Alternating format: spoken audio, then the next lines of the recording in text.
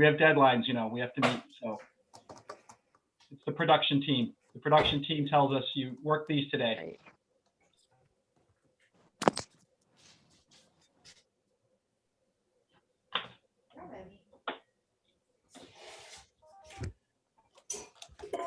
Hello. Hi. Good. Well, that's what I'm waiting to find out because we were having issues. Well, I just started the YouTube thing, but it's not the YouTube one. It's the live audio that we're having issues with, and I'm just waiting for them to call me back, and then I'll let you know. Rock and roll. Okay. Good to see you too. Bye. Oh, we are live, just so everyone knows. Okay, we are live. And Darlene, could you please promote myself and Senator Lucchini to host, please? Yep. Thank you. Okay, there's that. I had a message from Representative Dillingham. She's trying to get a link to be able to testify this morning. But she didn't have one. I'll send it to her in just a minute. Yeah, so the YouTube's going, but we're having live stream audio issues. So we're just waiting to see when that gets resolved.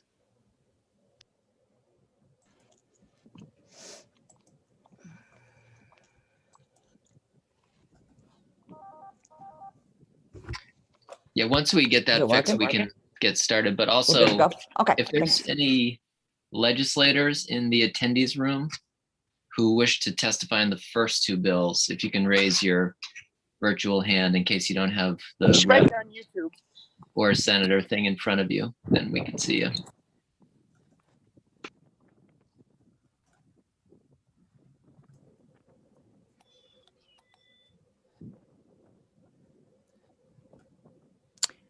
We're up and running. Thanks, Darlene. You're welcome.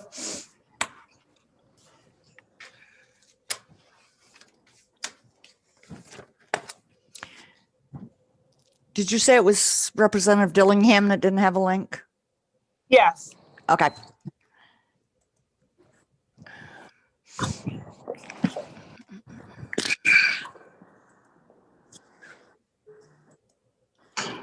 Oh, she says she has it now. Oh, she does? Okay, very good. Awesome. Oh, I need to go.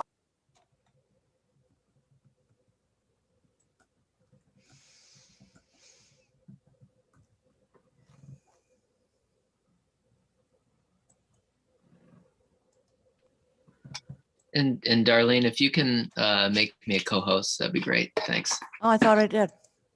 I don't think I can bring people in and out yet. Okay, let's try it again. Okay, thanks.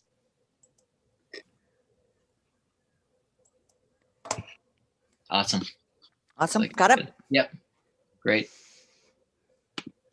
Okay, I think we're ready to get started. So good morning, everybody. Welcome to the Committee on Veterans and Legal Affairs. We're assembled electronically this morning for the purposes of inviting public comment on legislation pending before us. Before we get to the agenda today, we'll begin with committee introductions, and we'll start with House Chairman Chiazzo. Thank you, Mr. Chair. Good morning. Happy Friday. Chris Chiazzo, House District 28, beautiful West Scarborough, Maine. Senator Farron. Hey, good morning, Mr. Chair. My name is Senator Brad Farron, representing Senate District 3, which is the majority of Somerset County and the town of Rome and Kennebec County. Thank you. Okay, Representative McCrate. Good morning, everybody. I'm Jay McCrate, representing Harpswell, West Bath, and Northeast Brunswick in the House. Good morning. Okay, Senator Hickman. Good morning, everyone. I'm Craig Hickman. I represent Senate District 14, 11 towns in Southern Kennebec County, including my hometown of Winthrop. And it's very windy today here. Yeah, it is. Representative Riley. Representative Riley, I represent House District 34, which includes part of Westbrook, and it's very windy here at the State House. Representative Wood. Good morning. I'm Barb Wood, and I represent House District 38, which is the western end of the peninsula in Portland. Representative Tuttle. John Tuttle, District 18, part of Sanford, Mr. Chair. Thanks. Representative Corey. Good morning. I'm Patrick Corey. I represent House District 25, which is part of Wyndham. Representative Supika. Good morning. I'm Laura Supika, and I represent House District 126, a portion of Bangor. Okay. Representative Kinney. If you can hear us. Good morning, I'm Mary Ann Kinney. I represent House District 99 in Waldo County, Brooks, Burnham, Freedom, Jackson, Knox, Monroe, Thorndike, and Troy, and Unity. Great. Thanks. And my name is Louis Lucchini, and I represent most of Hancock County in the state Senate. With us today, we have our committee analyst, Sam Prower, as well as our committee clerk for the day, Darlene Semino. And Darlene, is the box that says Karen, is that the audio box? Yes, it is. Okay. Yeah. I don't know if you guys leave it there or if you leave it out in the attendees. I can bump it over to the attend. Oh, Oh, I can do maybe not. that. I can do it. Okay. Thanks. I don't Okay. think I can. Yep. Thank you. You're welcome. Okay, so before we get started with the hearings today, we'll go over a few pieces of information regarding the procedures for our electronic committee meetings. So first, this meeting is being live streamed on the committee's YouTube channel. This means that anyone who is a participant in the meeting via Zoom can be seen and also heard if their microphone is unmuted. And same goes for panelists as public testifiers. So whenever you're in the meeting, if you want to make sure your mic is muted so that we don't pick up any side conversations. People on the Zoom meeting waiting to testify cannot be seen or heard until they're called upon to speak. I'll announce the next several people who are going to be called upon to testify. We'll bring you into the meeting. Important to note that as we upgrade you into the panel, it may look like you're being dropped and you may lose sound for a couple of seconds, but just be patient and then you'll appear on our screen where you'll be able to unmute yourself and turn your camera on. Just as another reminder, the audio for this meeting is now being live streamed on the legislature's website, as it always is. And for those who've submitted written testimony, it'll be publicly posted on the legislature's website. Regarding the chat function of the Zoom meeting, this is for technical assistance only. It is not for conducting any substantive work. It's not a place for debate or discussion. It is solely for technical assistance. And a reminder to everyone that this is a public hearing. And if you would like to ask a clarifying question, please raise your virtual hand and we'll call on you. For the members of the public, again, a reminder that when called upon, please state your name, your place of residence, and the organization you represent, if any. Only remarks on the legislation pending before us are considered to be in order. Everything else is considered out of order. So the way we've broken up the hearings today to give people a chance to speak in groups and get the sponsors in and out, we're going to break up into two bill groups as was sent out to the IP list yesterday. So the first group will be the bills related to the marijuana rules, which is LD 13 and LD 1242. So with those, we'll begin with the sponsors, followed by any co-sponsors or legislators, and then we'll go to those who registered to testify in advance of the committee meeting today. And then we'll begin this, after that's completed, we'll go to the second group of bills, which is LD 1249, LD 1434, LD 1445, and LDs 1452. When we get to the second block, we'll start with the sponsors of those bills, followed by co-sponsors and legislators, and then members of the public who wish to testify.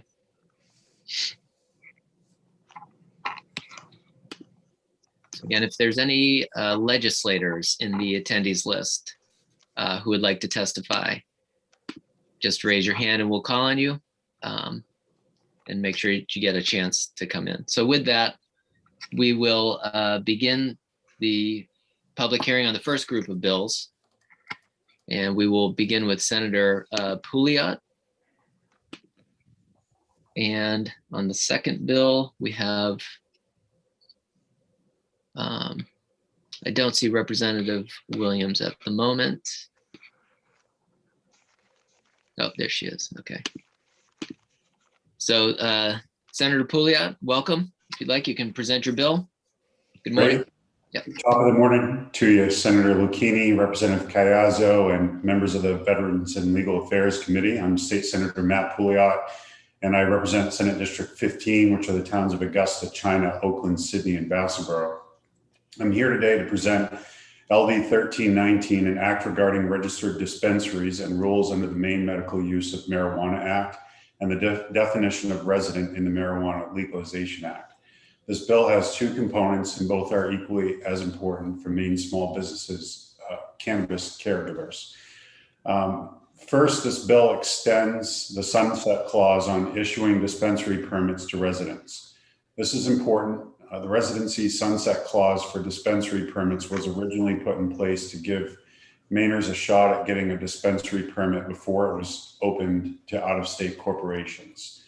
Those permits have not been given out, so it's vital that Mainers continue to have an opportunity at those coveted permits before out-of-state interests can monopolize the dispensary permits in Maine. Giving Mainers a shot is not just moral, but it makes economic sense. When Mainers own these businesses, all of the money stays here. The profit created by the business is reinvested and spent in the community. It's not whisked away to Wall Street or to shareholders. We're elected to serve our constituents, and sometimes that means advocating for local shops over corporations. The second part of this bill is a solution to a problem that's been identified by caregivers, patients, and legislators. Putting a moratorium on the current proposed rules of the Office of Marijuana Policy with the direction to complete an economic and patient access study will provide much needed data on some of the heavy-handed regulations set forth by this rules package.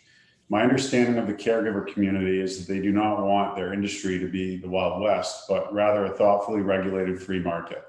OMP held a public hearing on the rule, and my understanding is that the vast majority of those who attended were opposed, save for a couple of lobbyists representing some large companies who stand to gain market share if the mom and pop shops are pushed out.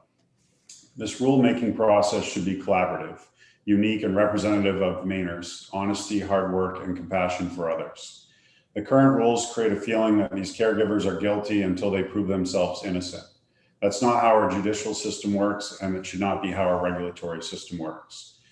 This bill buys our small businesses time to have a fair dispensary permit process and buys time to have a collaborative rulemaking process. I urge you to pass this bill as a prudent piece of legislation that provides data and time to create the regulatory environment that Maine small businesses deserve.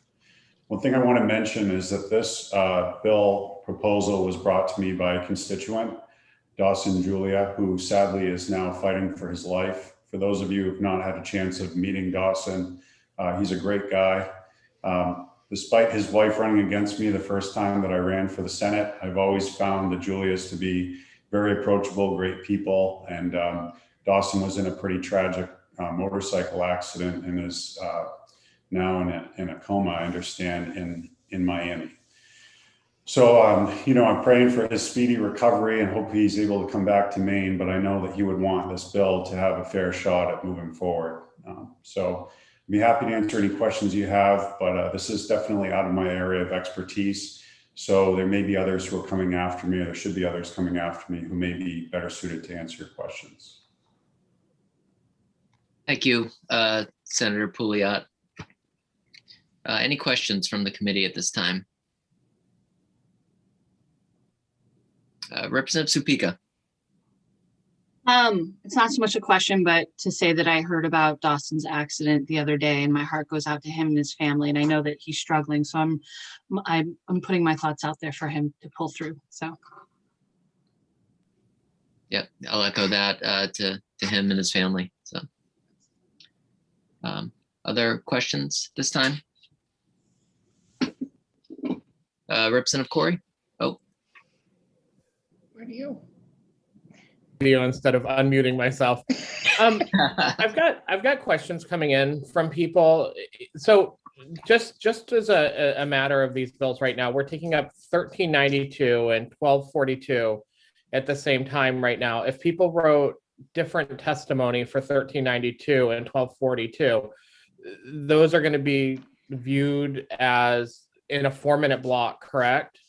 We have 1319 and 1242 are the two Yeah. bills that we're hearing this morning. Yeah. And so you can register to speak. If you've registered to speak on either of them, you Yeah. get, I mean, like we do with every joint hearing, you get 4 minutes to speak on either or both bills. So 4 minutes total. So just so people know, if they wrote two separate pieces of testimony, they're going to kind of have to combine those in some way when they speak, because we're not going to give them two swings, right? That's what I explained at the beginning and in an email yesterday to the IP list. You get one shot at each block. Yeah, So I got 12. that, but I'm like 4 I said, minutes. I'm getting hammered with questions. So Sure, no, and I would recommend people submit written testimony on each bill. That way, if somebody wants to go to the file and look it up later, that it'll be in each file's bill too. Totally. Okay. Yeah. Good enough. I just wanted to make Sorry. people abundantly clear and aware. Thank you. I got you. Yeah, thanks. Other questions at this time? All right, seeing none, thank you. Senator Pouliot.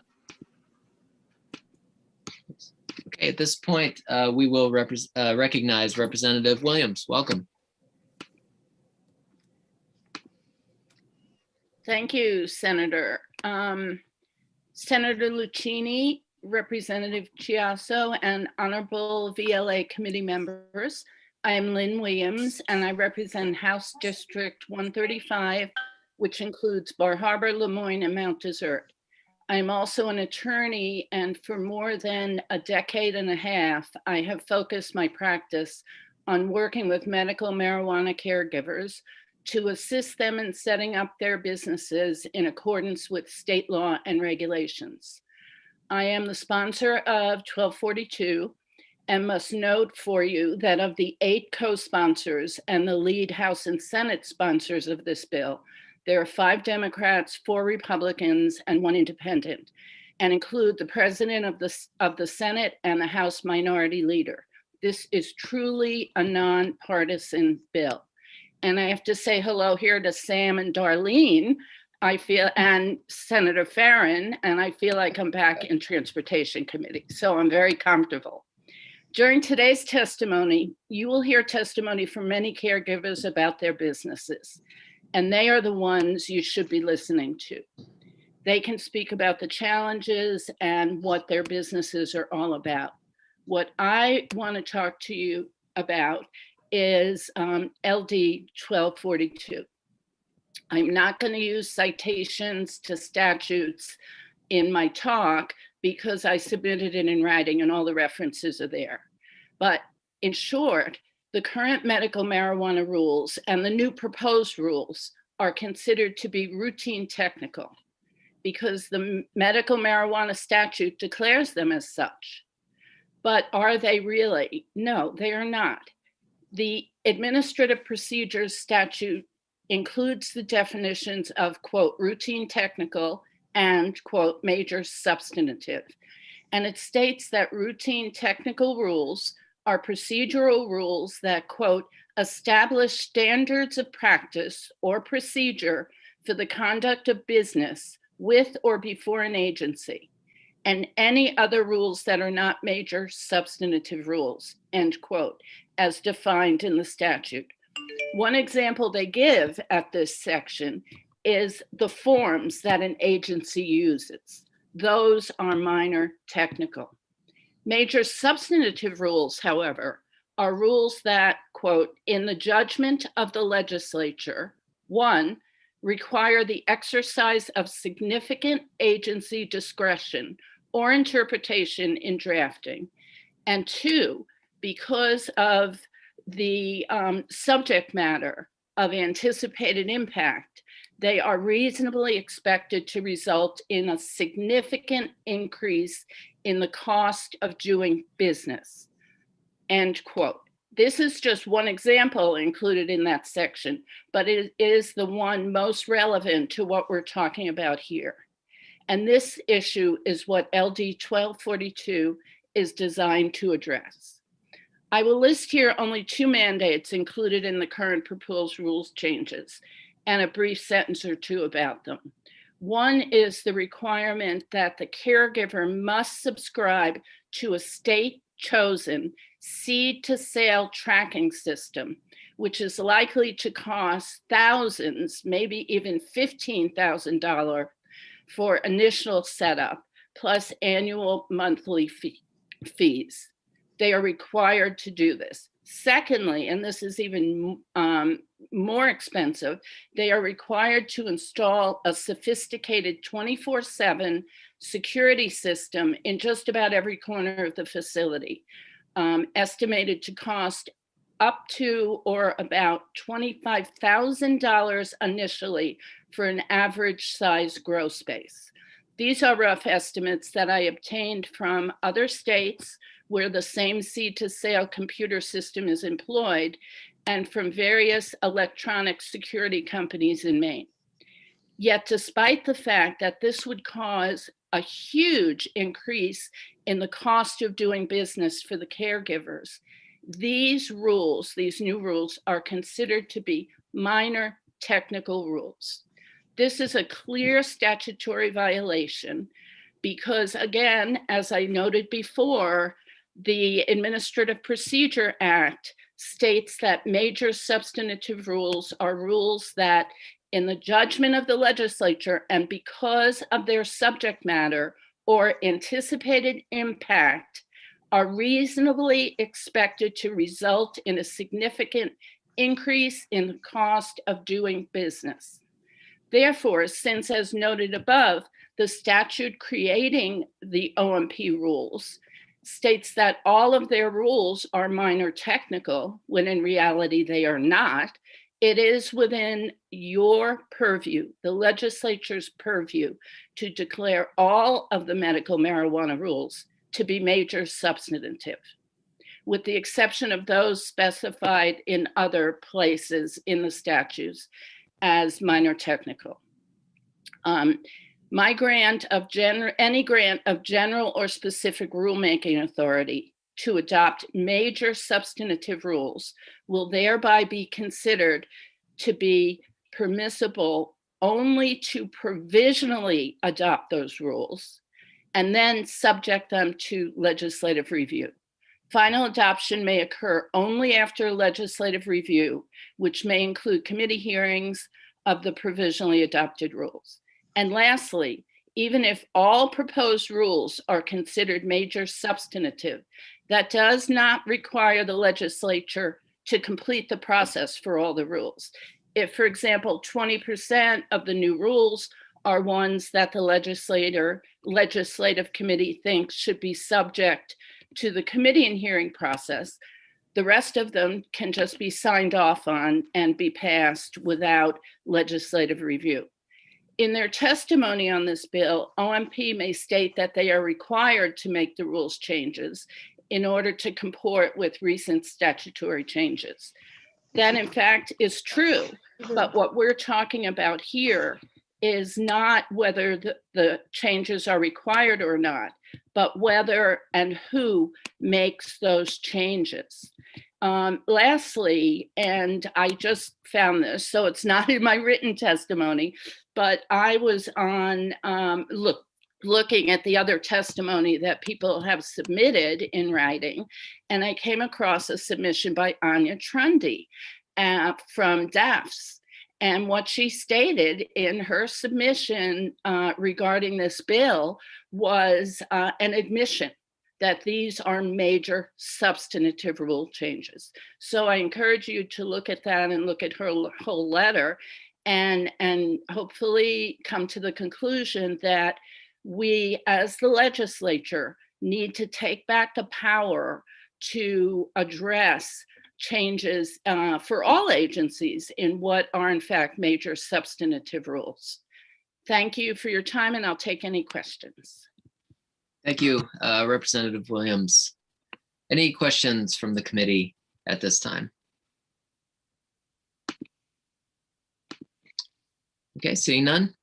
Thank you, Representative, for presenting the bill today. Thanks. Okay, next up, we will go to the legislators and co-sponsors of these bills, and we'll begin with Representative Dillingham. Welcome.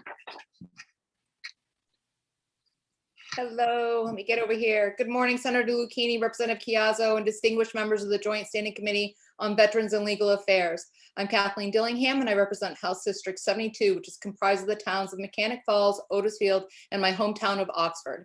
I come before you today in support of LD 1242, an act to ensure appropriate oversight of Maine's medical marijuana program.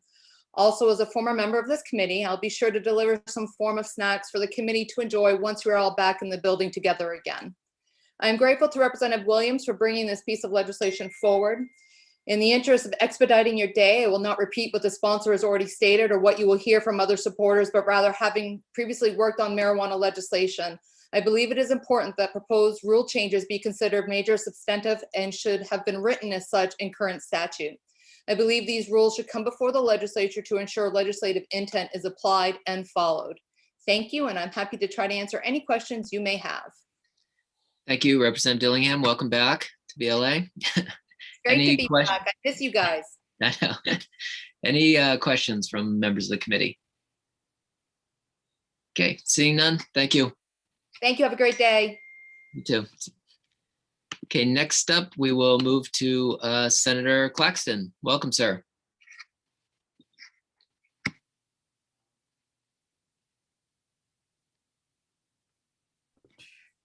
Good morning, Senator Lucchini and Representative Chiazzo, honorable members of the Committee on Veterans and Legal Affairs. My name is Ned Claxton, and I'm honored to represent the folks of Senate District 20, which includes Auburn, where I live, Minot, Mechanic Falls, Poland, and New Gloucester.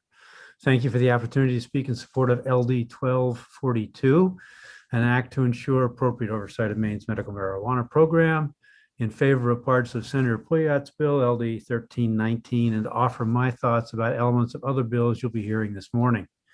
I apologize that my printed testimony is not available to the committee, but I wasn't until last night that I decided to testify and only just finished writing it this morning. My aide is working on getting it posted later today. My testimony is based on my experience on the Health and Human Services Committee last session and on my years of work in primary care as a family doc. I'm not here this morning to advocate for medical marijuana. I am here to advocate for a fair and open process for establishing rules and for equitable access to medical marijuana. I've always been a believer that the best solutions come from involvement of all those involved. This applies here. Last year, it was clear that the medical marijuana community did not feel that they had had a seat at the table when the then proposed rules were being developed. I'm not convinced that has changed in the last 2 years. To come up with reasonable rules, there needs to be a public process that includes input from those with medical marijuana cards and their providers. That is also why I support the requirement that rules changes should be considered major substantive and trigger a legislative hearing. If you are changing the rules for a whole industry, the interested members of the public should have a chance to have their voices heard. That is also why I support a moratorium on rules as is presented in LD 1319. To give stakeholders an opportunity to work together to craft rules that all parties can live with. The state-approved medical marijuana industry has been around since 1999. During that 2 decades time, patients, providers, and the state have all benefited from its presence. Many patients have felt better. Approximately 3,000 providers have been able to build relationships that benefit themselves and their patients, and the state has received substantial tax dollars in the process. During that time, there have been no reports of substantial harm to the public and no apparent need to protect Mainers from this product. In Health and Human Services last session, we heard from one patient who'd had a bad reaction to a batch she had purchased. Her solution? Find another provider. That's how this cottage industry should work, based on personal relationships with providers and trusting that market forces will direct users to better products and better providers. In HHS, we didn't hear about consumer problems and the need for protection. There was no indication of measurable increase in the use of emergency departments or hospitalizations related to medical marijuana. At the time, the then proposed rules to me seemed to be a solution in search of a problem. And as my medical partner of 30 years often said, the biggest cause of problems is solutions.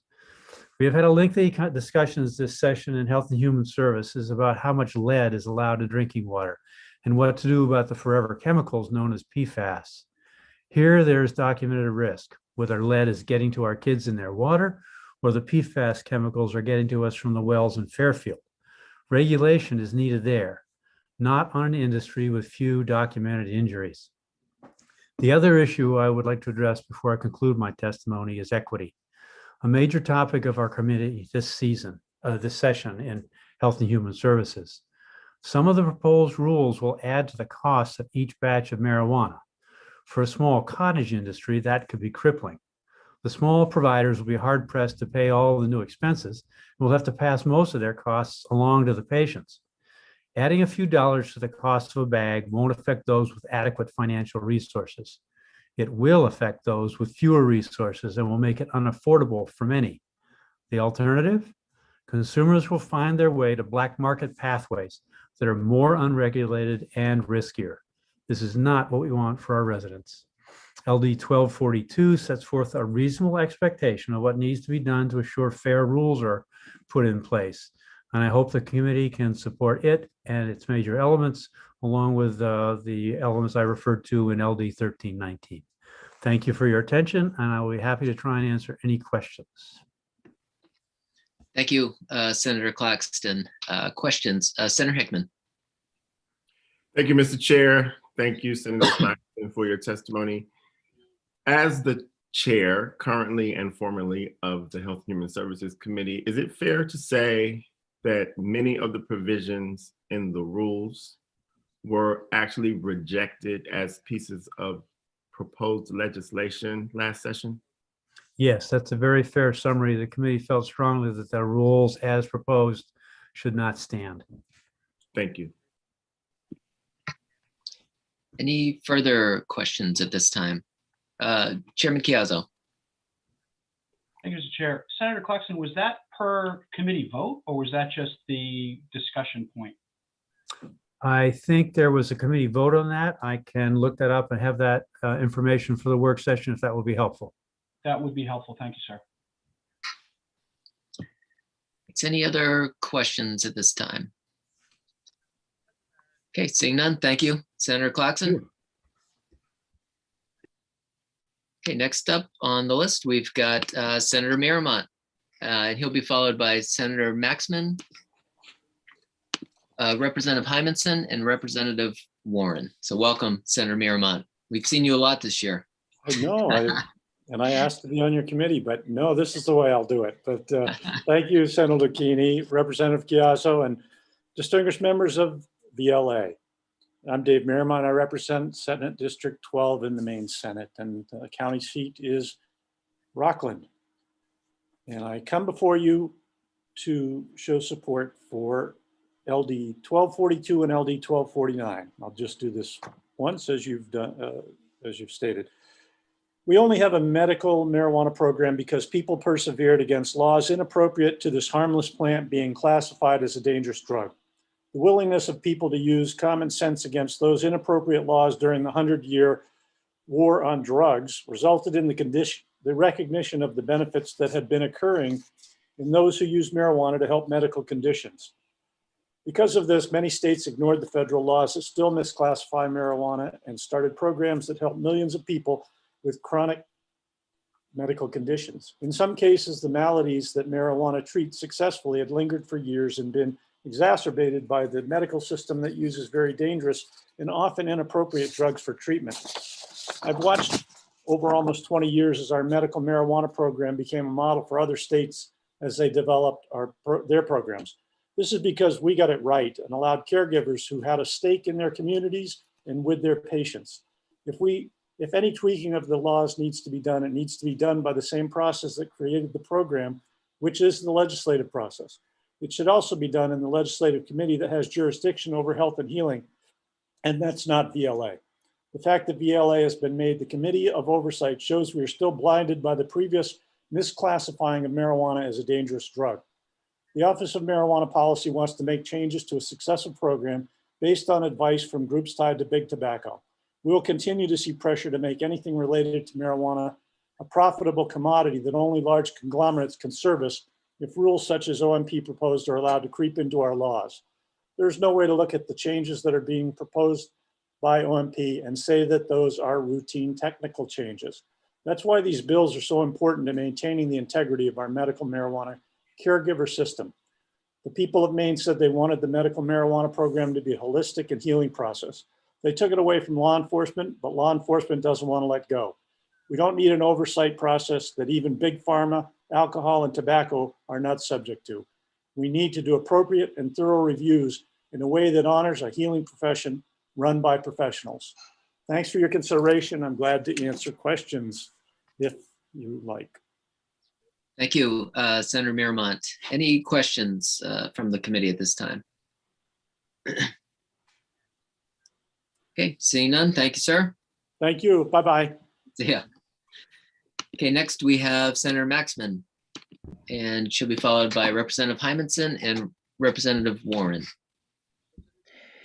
Thank you, Senator Lucchini, Representative Chiazzo, and honorable members of the Veterans and Legal Affairs Committee. My name is Chloe Maxman, and I represent Senate District 13, which is all of Lincoln County except for Dresden, plus Washington and Windsor, and I am here in support of LD 1242. I'm here on behalf of the caregivers who are genuinely worried about losing their livelihoods and their businesses because of the proposed OMP rules. Particularly Arlie Krause, I have worked with a lot, and you will hear from her later today. I encourage you to ask a lot of questions to understand her experience. I wanted to really highlight Section 1 of LD 1242, which would state that before adopting or amending rules governing the medical use of marijuana, the department must establish a process to include caregivers, registered caregivers, and patients and physicians and certified nurse practitioners. Maine citizens need to shape the rules for Maine people and not outside policy groups who are selling their products to Maine. The rules and associated programs presented by the OMP do not recognize the expert medical marijuana providers in the state and certainly do not acknowledge patient interest. The caregiver is the bridge between the patient and the clinician and has a vast knowledge gathered from a 22-year-old program. This is an important program in the health of over 65,000 Mainers. Why are we dismantling it by 1,000 cuts? We need to follow the precedent set by good agricultural practices, which are used with all agricultural production, and it is effective at keeping people safe. Good agricultural practices, or GAP as it's commonly called, is the same standard used at the hundreds of farms in the state of Maine and uses traceability as the standard for keeping consumers safe from foodborne illness and contaminants. Traceability is also used in the fishing and shellfish industries. It is rooted in data-driven science and repeatable results. GAP traceability is cost-effective and uses education and resources to help farmers maintain compliance without the risk of losing their farm, home, job, or future. Testing every cannabis product which is produced and sold is a poor alternative to GAP and is immensely expensive. This cost will be put directly onto consumers who are medical patients. Medical cannabis is expensive and requires significant upfront investment to just start a business. The continued production is still costly and labor intensive and includes extremely high energy costs. It's not a national best practice standard to test all marijuana products because there are no national best practice standards set in cannabis yet. There are experts here in Maine who have been building best practices, and they should be consulted with OMP. This is the emperor's new clothes. Maine is being sold a program which is not for Maine people. We don't need rules that require 24/7 security on our farms. There is no precedent for surveillance. Where is the data to suggest that there is an increase in crimes which require the security systems which are being requested in the rules?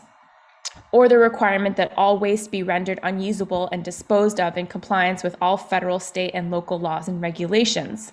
Where is compliance when marijuana is still federally illegal? I believe, based on the rule changes that the OMP has proposed, is a regulatory captured agency for corporate influence.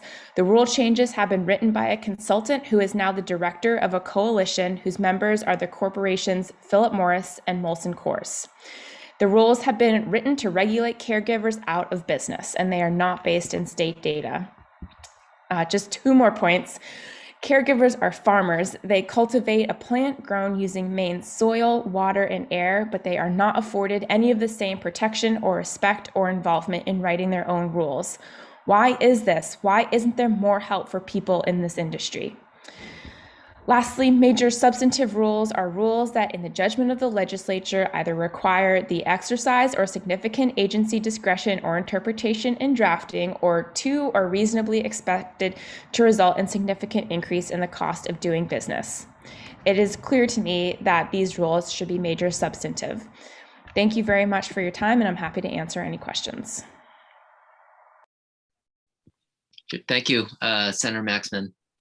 Senator Hickman. Thank you, Mr. Chair. Thank you, Senator Maxman, for being here and for your testimony today, especially on behalf of caregivers as farmers. I know that you are extremely a big advocate for our environment. Can you speak a little bit about how these rules may negatively impact the environment?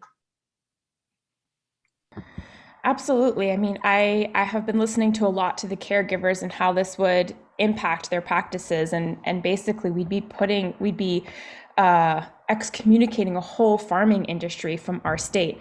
And I think that the care that these folks are putting into their work is the kind of resilient agriculture and economic models that we need in our state.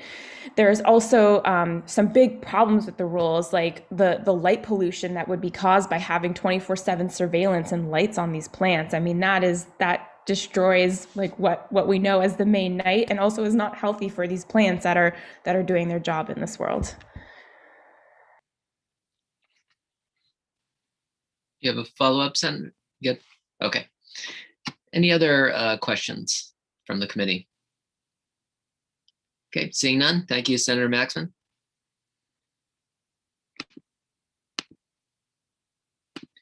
Okay, next we will recognize, I believe, Representative Hymanson. I believe I announced next. I can't remember. Welcome, Representative Hymanson. Good morning, committee. Senator Lucchini, Representative Chiazzo, members of the Joint Committee on Veterans and Legal Affairs. I'm Representative, Patty Hymanson, representing House District 4, parts of York, Sanford, Wells, and all of Ogunquit. I've worked as a board certified neurologist in the Seacoast community for over 25 years, and previously served as the House Chair of the Health and Human Services Committee in the 128th and 129th legislature. My service as chair coincided with significant changes to the state's medical marijuana program, which I'm happy to talk about and answer questions about process. And I appear before you to testify in opposition to LD 1242 and LD 13 regarding the issues in this testimony, and I offer you ballast. In 2018, the 128th legislature's HHS committee began considering a complete overhaul of the existing medical marijuana program. As a result of weeks of stakeholder meetings, subcommittee meetings, and meetings of the full HHS committee, the model for serving cannabis patients in Maine was fundamentally altered through LD 1539. Caregivers, individuals who register with the state to grow, manufacture, and sell marijuana to certified patients, became commercialized. They could now operate retail storefronts, serve an unlimited number of patients, wholesale products to other residents, and employ as many people as they wished. The HHS committee elected to make these changes with a clear understanding that 1, the adult use law was in the process of being amended. 2, access to cannabis would soon expand in a retail setting in Maine. And 3, these commercial opportunities were being provided to medical registrants with a clear understanding that they would become subject to a greater degree of regulatory oversight. We in HHS worked with the Marijuana Legalization Implementation, MLI Committee, to transfer oversight of the medical program to the state's Department of Administrative and Financial Services, DAFS. The HHS committee also introduced inventory tracking to the existing medical program. This requirement was being developed by the MLI Committee for the Adult Use Program, and we considered tracking an important oversight measure, particularly given the opportunity for medical marijuana to be transferred to the adult use program. We have already seen how inventory tracking can make information available on the amount, value, products, and pricing within the adult use program. Information on market performance, sales growth, and tax revenue estimates is valuable not only to policymakers, but to the compliance effort of regulators. Similar data in the medical program would be invaluable, particularly as program registrants tout its status as the largest agricultural commodity in Maine. During all of our deliberations, and this is important, to my recall, track and trace was accepted and not debated by any stakeholder at any time during the committee process. As a medical professional, I cannot stress enough the importance of similar packaging and labeling requirements. The proposed rulemaking would update regulations to require standardized labeling for all marijuana products. On your next visit to a pharmacy or grocery store, I encourage you to look more closely at the packaging and labeling of many consumer products. You might notice that popular pain relievers like Tylenol and Advil have very clear information on the potency of each dose and warning statements.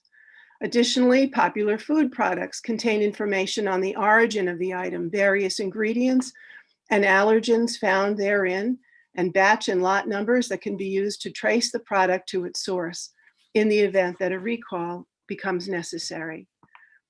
The Office of Marijuana Policy's rulemaking includes these important public health standards. This has been an important process that has solicited and received significant public input in two public hearings for the rules and comment section. Two is unusual. Usually it's just one. And it should not be delayed or abandoned. Individuals who have financially benefited from the passage of LD 1539 3 years ago made concessions in stakeholder meetings, and those concessions are now important to uphold. Rulemaking in the medical marijuana program has been routine technical since its inception at referendum in 2009.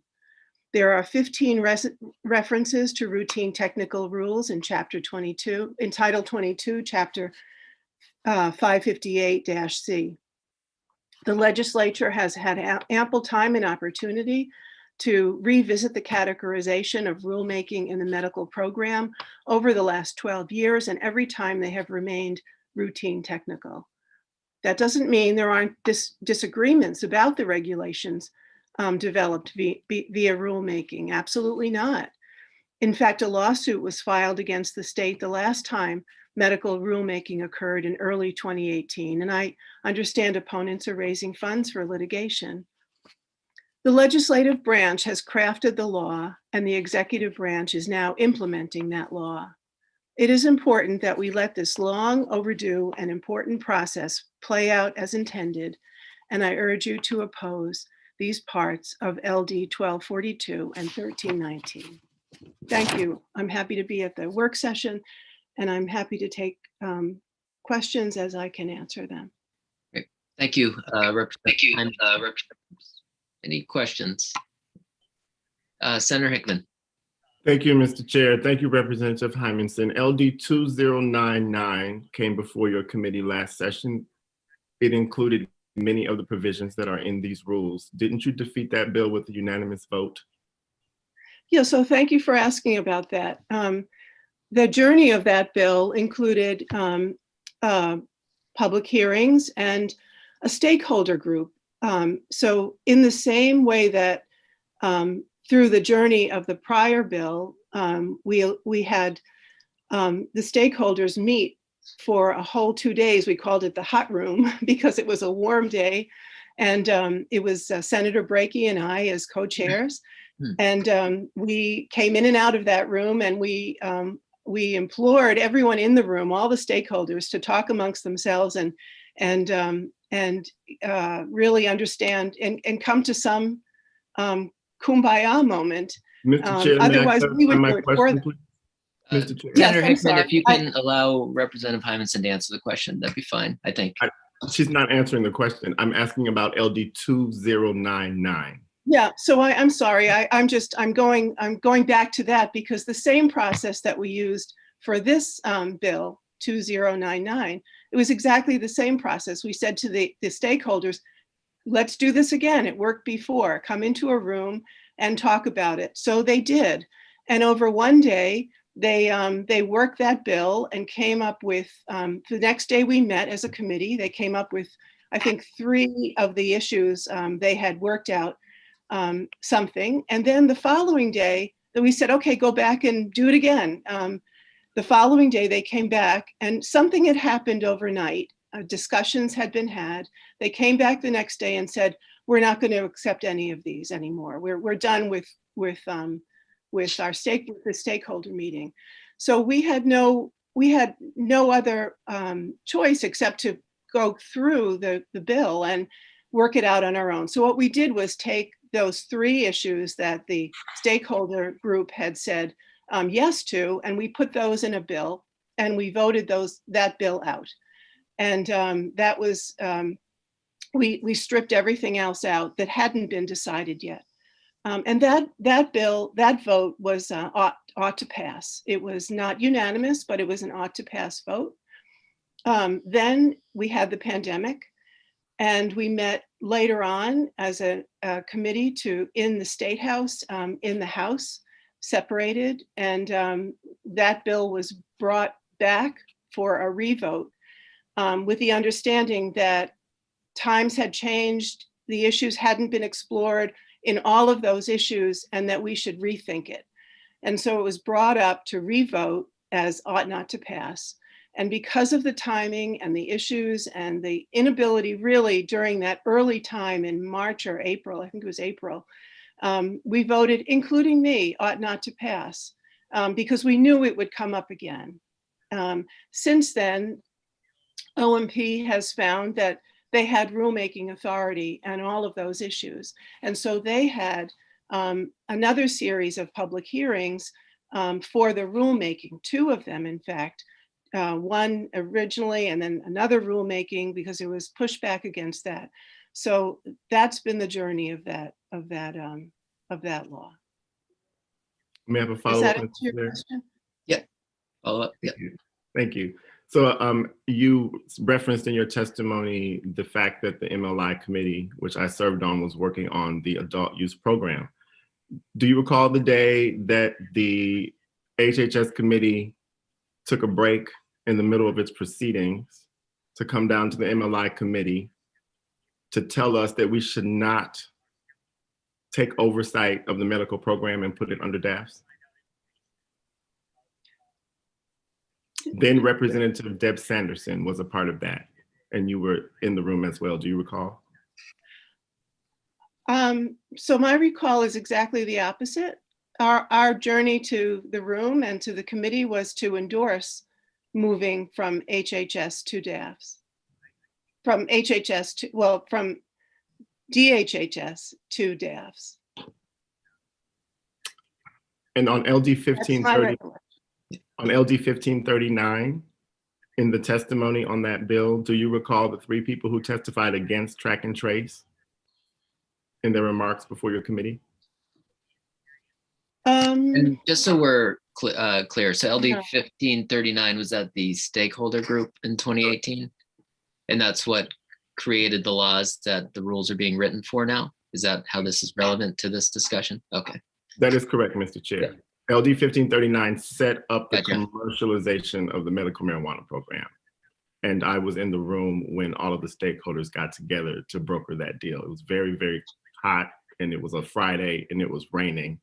And I do remember the testimony that came up on that bill, and 3 people did testify in opposition to track and trace. And I'm just wondering if the good representative remembers that.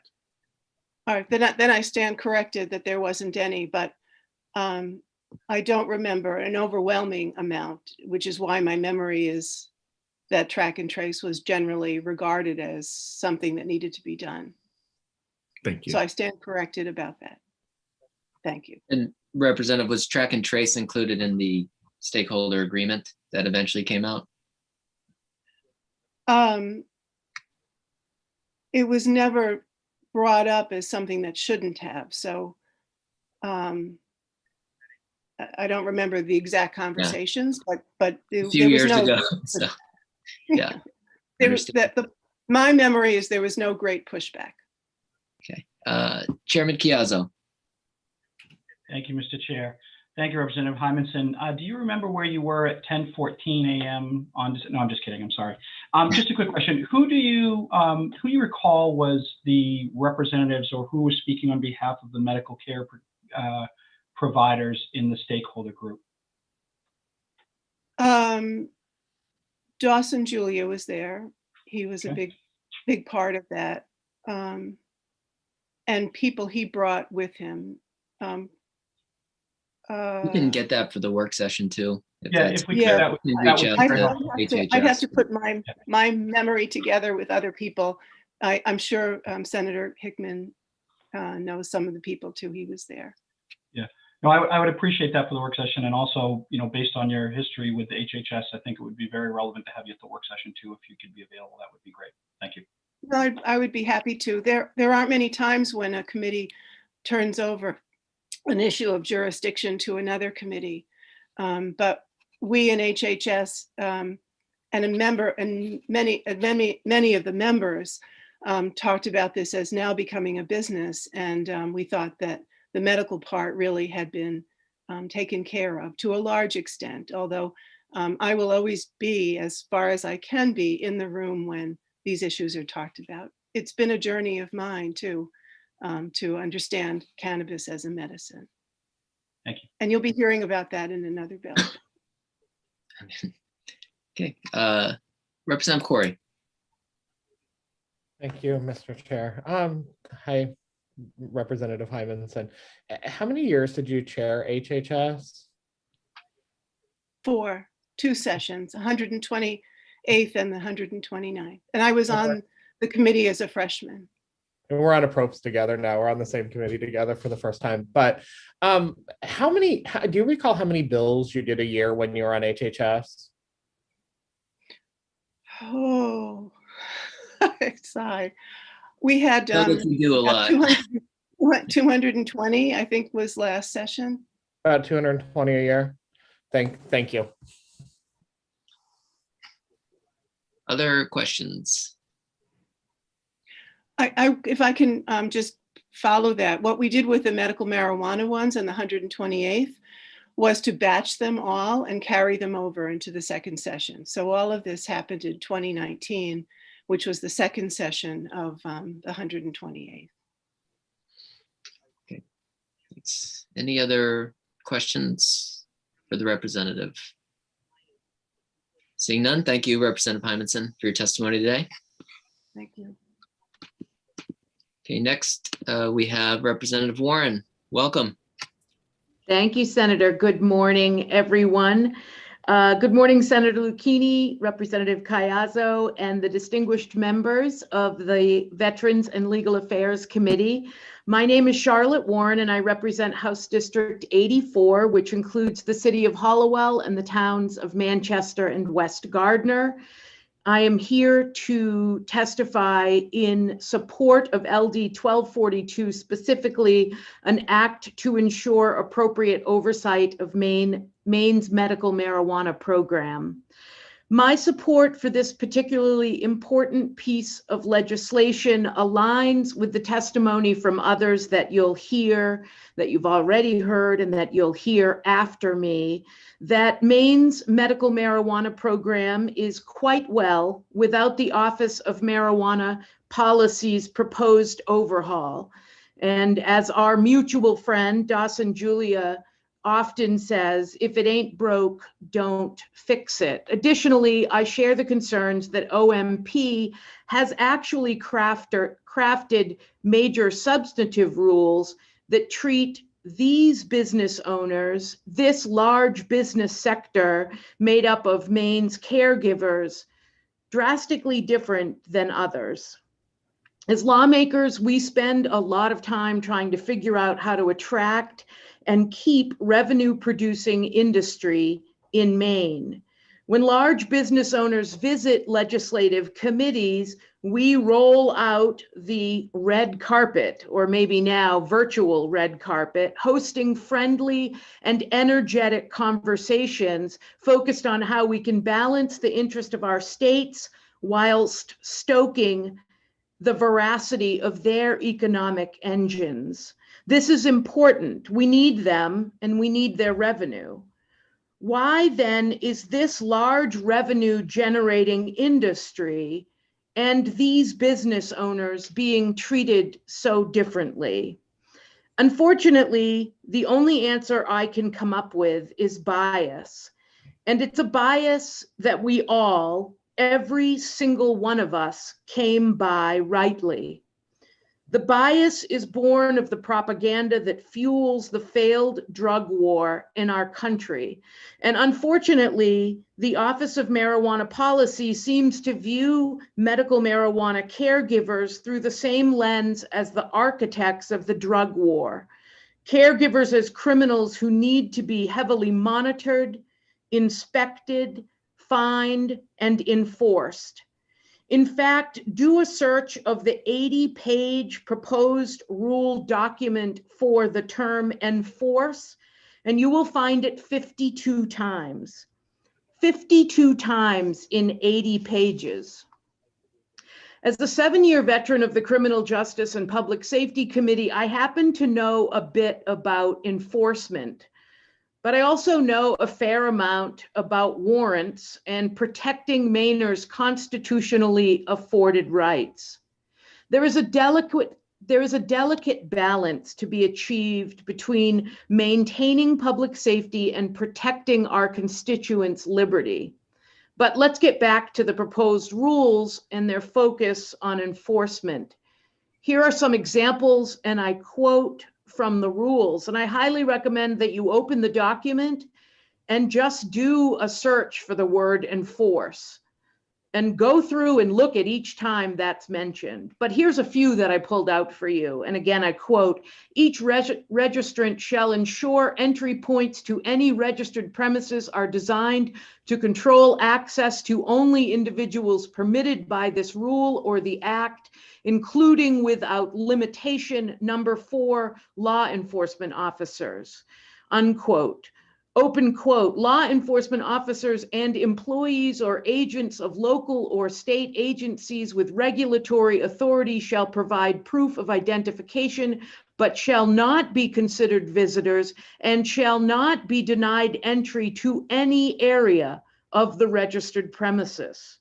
And I quote again, each home-based registered caregiver shall meet the following basic security requirements.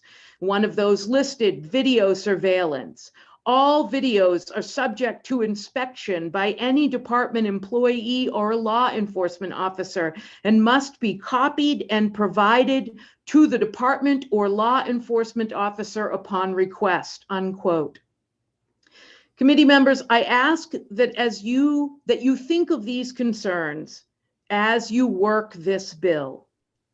And I ask that you remember that together last session, we, committees of this committee, along with the Criminal Justice and Public Safety Committee, we successfully beat back a proposal regarding the Maine Drug Enforcement Agency for cannabis enforcement. And let's continue the trend of moving Maine's marijuana industry away from the failed war on drugs, and let's treat the cannabis practitioners with the respect that they deserve. I thank you for the opportunity to present testimony today, and I'd be pleased to answer any of the questions that you have for me. Thank you. Thank you, Representative Warren. Representative McCray. Thank you, Mr. Chair, and thank you, Representative Warren.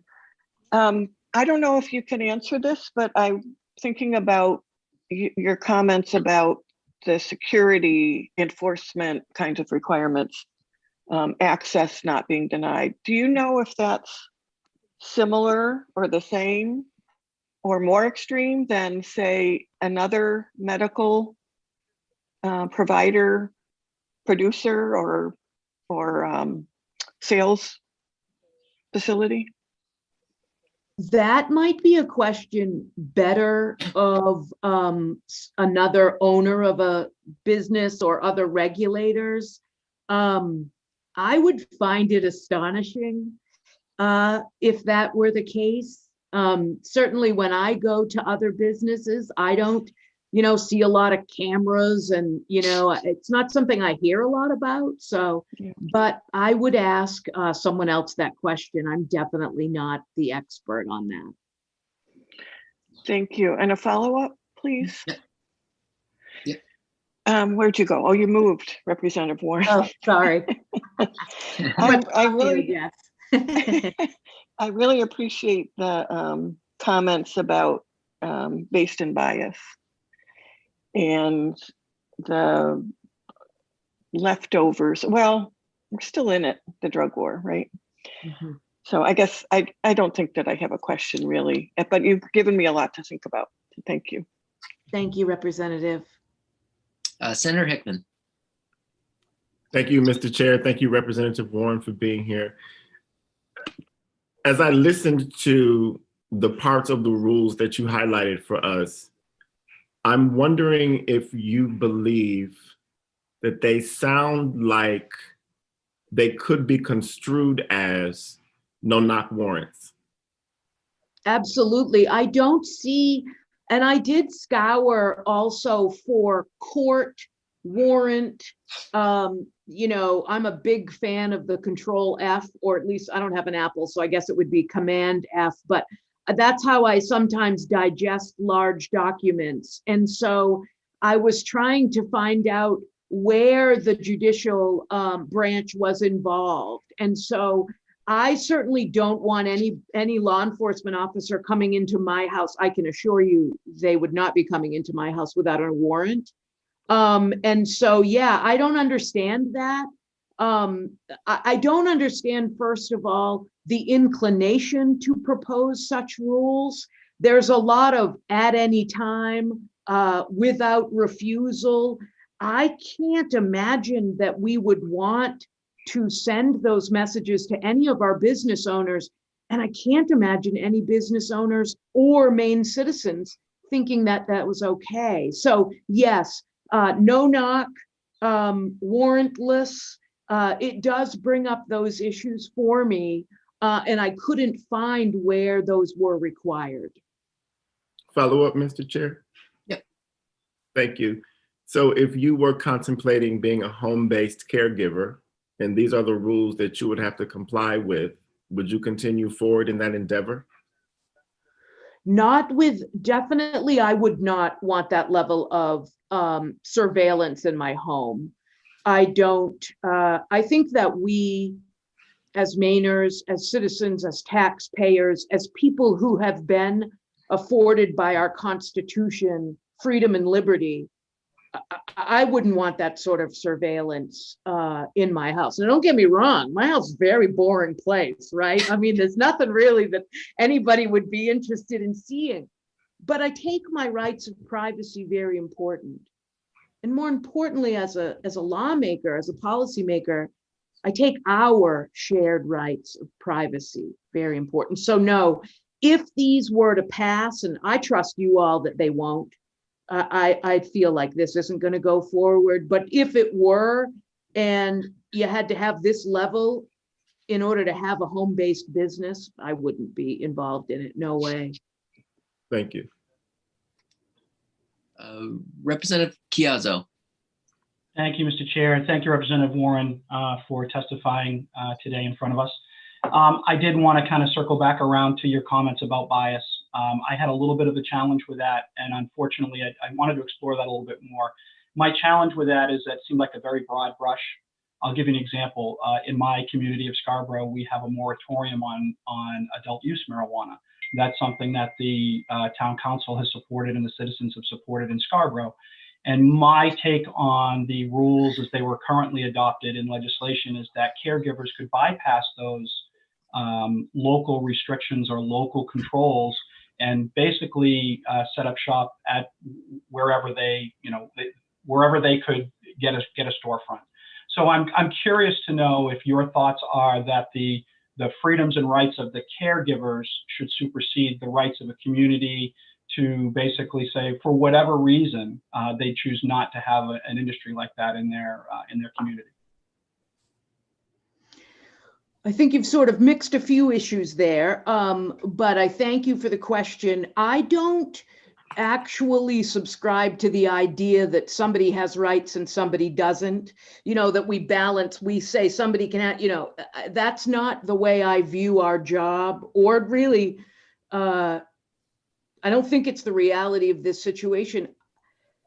As far as bias, I don't know how you could have been raised in our country without having an implicit bias against drug users. We have had that messaging our entire life. It doesn't make you a bad person. It's just the reality. And I don't really think that it's valid to doubt that there's a bias against people that use drugs. And I'm sorry if that sounds stern. I don't mean it to, but I think that we all understand that that is sort of how our policy has been crafted and created. And if you've been working on policies around, trying to reverse the effects of substance use disorder in Maine, you spend a lot of time talking about the war on drugs. And I think it takes a while to see it through a different lens. But I really meant the term bias not to offend anyone, but just sort of as a recognition of something that is happening and that's been happening for a long time in our country. Okay. Representative Corey. Thank you for being here today, Representative Warren. So I don't necessarily disagree that, we should have major substantive rulemaking for all of this stuff.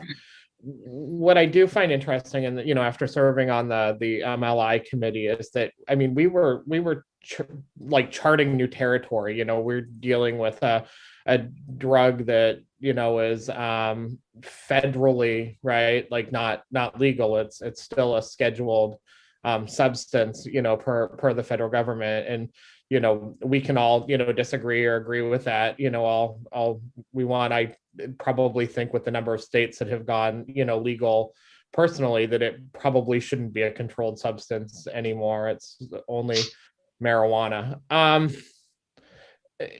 I think that my question sort of comes in it, and I think this is where it was really interesting serving on these committees, is that we're now setting up laws within the state for how we deal with, controlled substances.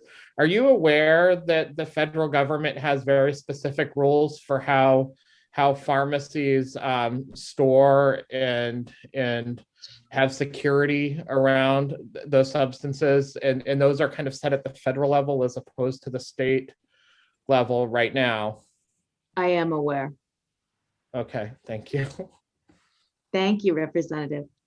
I did like you using the word whilst earlier. That was a tough one. Thank you. I was quite proud of myself when I was crafting that. I would have tripped all over that word. Representative Wood. Thank you, Mr. Chair. Representative Warren, good to see you. Good to see you. I don't know whether you're the right person, but this question's been kicking around in my head, and so I'm just going to ask it now. If you're not the right person, somebody else can jump in. But you brought up a lot of issues about the right to privacy and these being home businesses, and that struck a chord with me. I had a friend a few years ago who was a small caregiver with plants in his basement. And I'm thinking, you know, somebody can come in his house and say, hey, I want to go down in your basement and take a look at what you're doing. That does strike me as being something's not right there. He's no longer with us, so I can't talk to him about it. But I thought that I heard in a meeting recently that the rules as proposed did give some size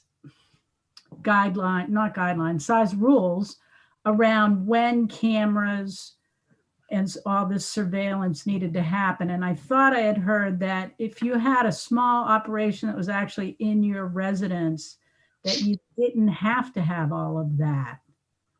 Do you know the answer to that question? I haven't had a chance yet to go through all the rules in detail. Thank you, Representative, for the question. Specifically, I did quote, each home-based registered caregiver shall meet the following basic security requirements. And one of those listed included video surveillance. Okay. All videos are subject to, and you heard, inspection by any department, employee, or law enforcement. Right. Must be copied and provided upon request. So I did specifically look to see if that was also home-based. And you bring up a good point, which is I don't think that anyone's asking for no regulation, right? Every industry in Maine has regulation, but there's a continuum there, and I think this one is pretty far on the end of that continuum. So, Representative Wood, we can inquire with OMP on that rule, but I don't believe they have any requirement for video surveillance inside of a caregiver's home. But we can get clarity for the work session. Yeah, I'm Yes. a little confused about that. Thank you. We'll get an answer for that. Did you have a follow-up? Sorry. Okay. Representative Riley. All right, thank you. Thank you, Representative Warren, for coming here today. You mentioned that they are not asking for no regulations, but there will have to be regulations. So what would be the ideal regulations? Like, what do you see as the ideal regulations? Thank you. That's a great question. I trust that this committee will work to figure that out. And I think that where you will do a great service and learn a lot is listen to the caregivers themselves. Listen to the people that are running the businesses, exactly as we would do with every other industry in Maine. Imagine overhauling the rules of fishing, lobstering, whatever, without inviting folks from the industry to the table to make those decisions. You all are going to do that. You're hosting this today. You're going to host work sessions where you're meeting with those business owners, with those caregivers. That's how you'll craft the proper regulations. So I trust this committee to do that work, and I think that's why it's important that it's in the hands of the legislature.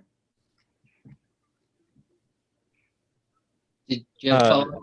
Yeah, so this is before my time serving as representative, but wasn't there already something that took place a couple sessions ago where the caregivers and OMP and I believe the dispensaries came together to put forward these guidelines?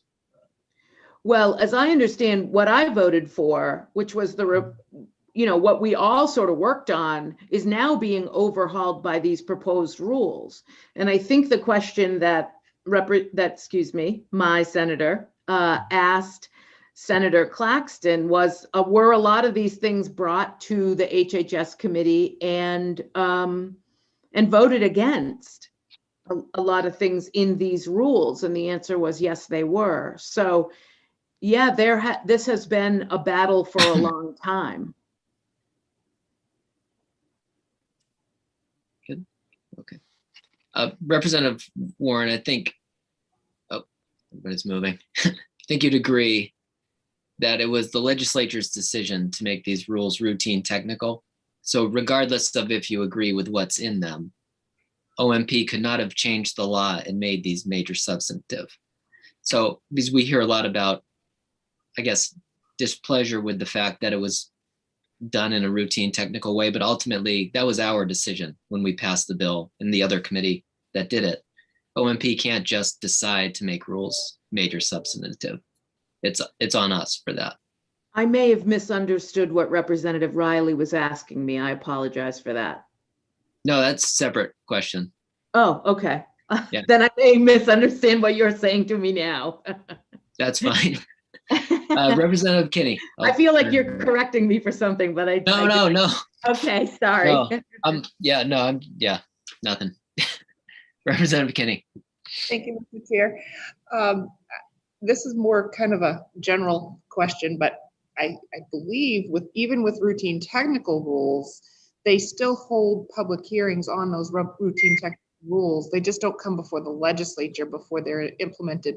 So I keep hearing over and over again that we're not letting them come to the table and have input. And I know in my industry, in the maple industry, we have a lot of routine technical rules that occur there, and the Department of Agriculture has their public hearing on those routine technical rules. It's just not having the legislative oversight, which, you know, I'm a co-sponsor of 1319. So obviously I have some concerns in how this is going, but I just want to point that out because it seems to keep being said that they don't have a seat at the table, but they can, those routine technical rules do have public hearings. They are put out there.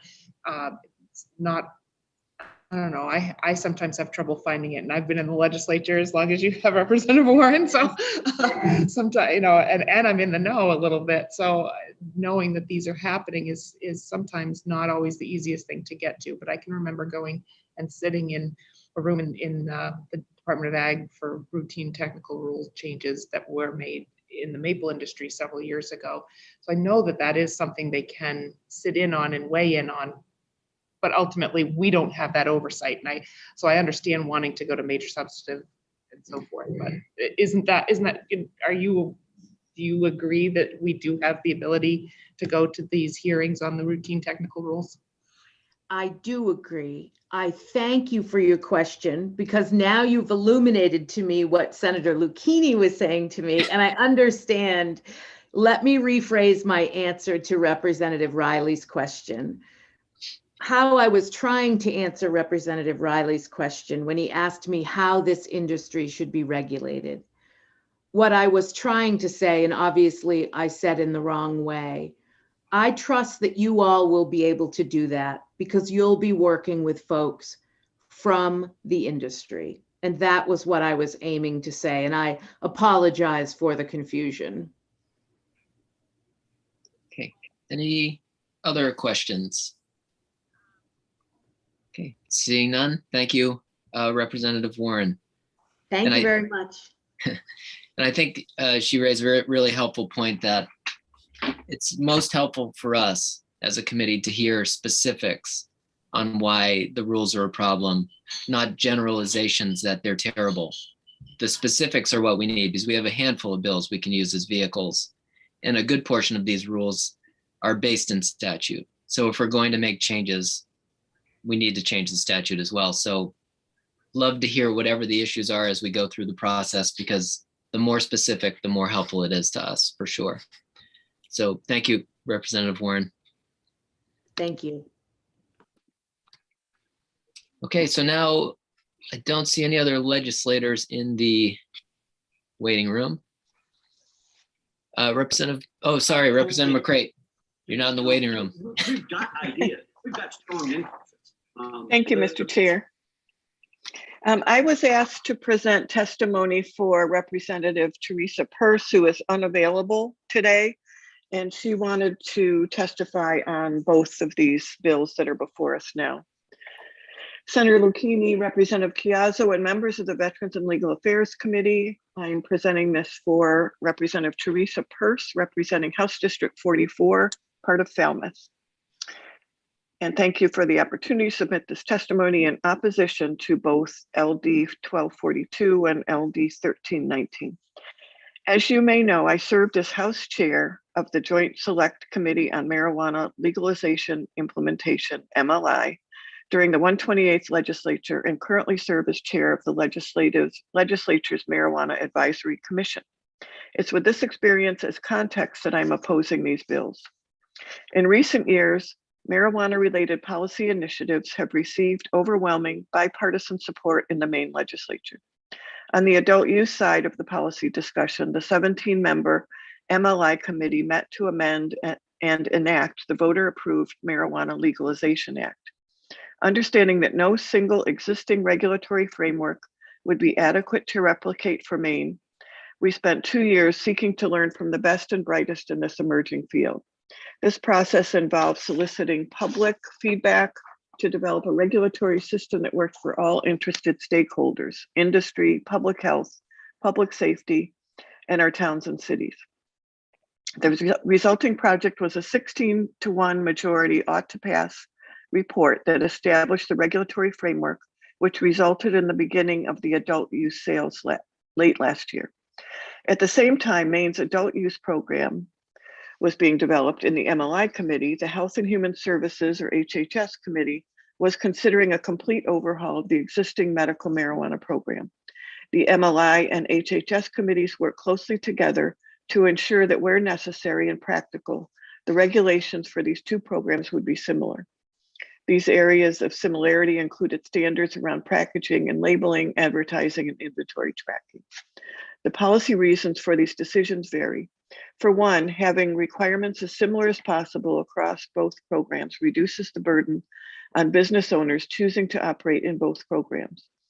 To consumers and/or patients choosing to avail themselves of Maine's laws on cannabis access, it ensures that they can make informed choices about the products they choose to consume from the regulated industry. These standards also aim to reduce the likelihood of accidental ingestions and limit minors from being exposed to advertisements related to a federally illegal product. Standardizing consumer and patient protections across both of the state's marijuana programs are common sense measures designed to protect public health. Inventory tracking will provide information on the size and volume of Maine's medical program, providing my colleagues and regulators at the Office of Marijuana Policy with critical data which will inform future policy decisions. To postpone these initiatives and more by further delaying rulemaking in the state's medical marijuana program would be a short-sighted policy decision. Finally, to repeal the inventory tracking requirement as LD 1242 proposes would be a step backward following the legislature's past decision to introduce this much needed accountability and transparency tool to the state's medical program. Our state's medical program has a long and positive history. We should continue to work to ensure that both programs, medical and adult use, are robust and aligned in appropriate ways while remaining separate programs. And again, this is Representative Peirce's testimony, and hopefully she could be at the work session to respond to any questions you may have. Thanks. Great. Thank you, Representative McCray, for presenting on her behalf. I'm sorry, I forgot. Okay, any other legislators? I'm not seeing any, so we'll move again to the public testimony portion. And we're going to go through people who have registered ahead of the public hearing to testify today. And just a reminder that to members of the public, when you come in, please state your name, your residence, and the organization you represent, if any. And comments will be limited to 4 minutes. And I guess just as we had said before, the more specific and helpful the comments can to the rules and why the need is to move to major substantive would be most helpful rather than generalities. So we'll begin with Alex Schmidt, followed by Alicia Melnick, Arlie Kraus, and Asher Putterman.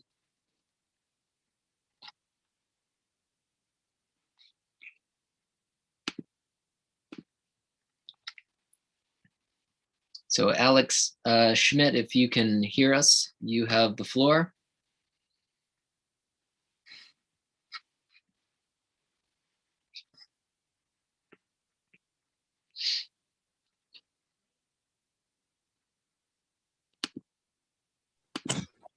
Sorry about that. Welcome. We can hear you, but we can't see you, which is fine if you're good with that. Yep, that's good. Okay. I was for this new rule here to have the OMP have better oversight on what their rulemaking Excuse me, is. can you start by saying your name, your residence, Oh, sorry. and the organization you represent, please?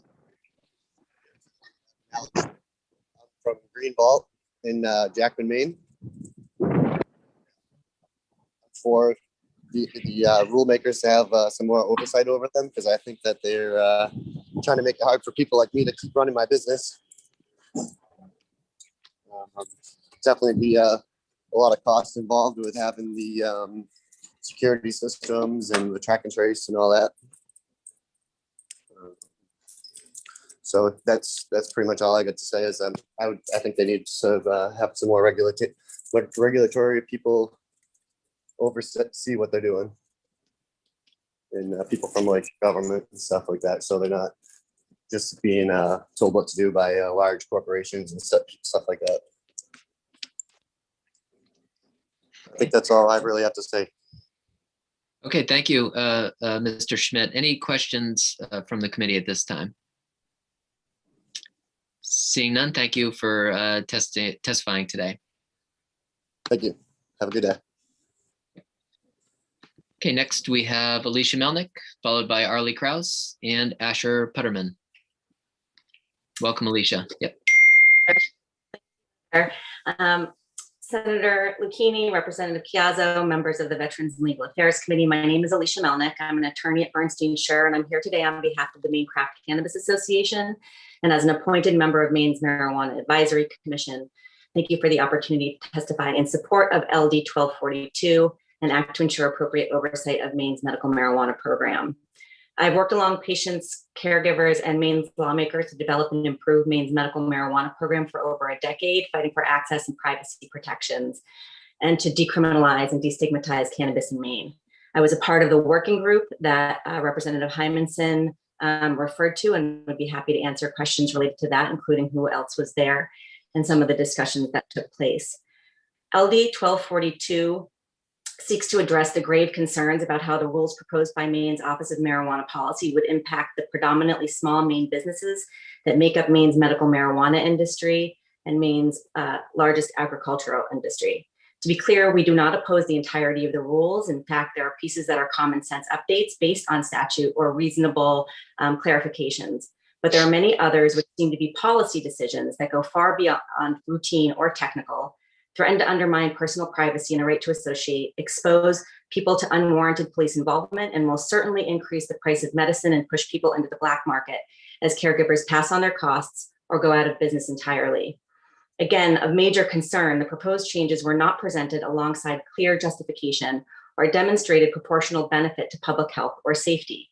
For example, it's unclear why it is necessary to create rules not mandated by statute, mandating 24/7 video surveillance, 30 days of data storage, expensive alarm systems, obtrusive perimeter lighting, and extensive additional packaging and labeling requirements.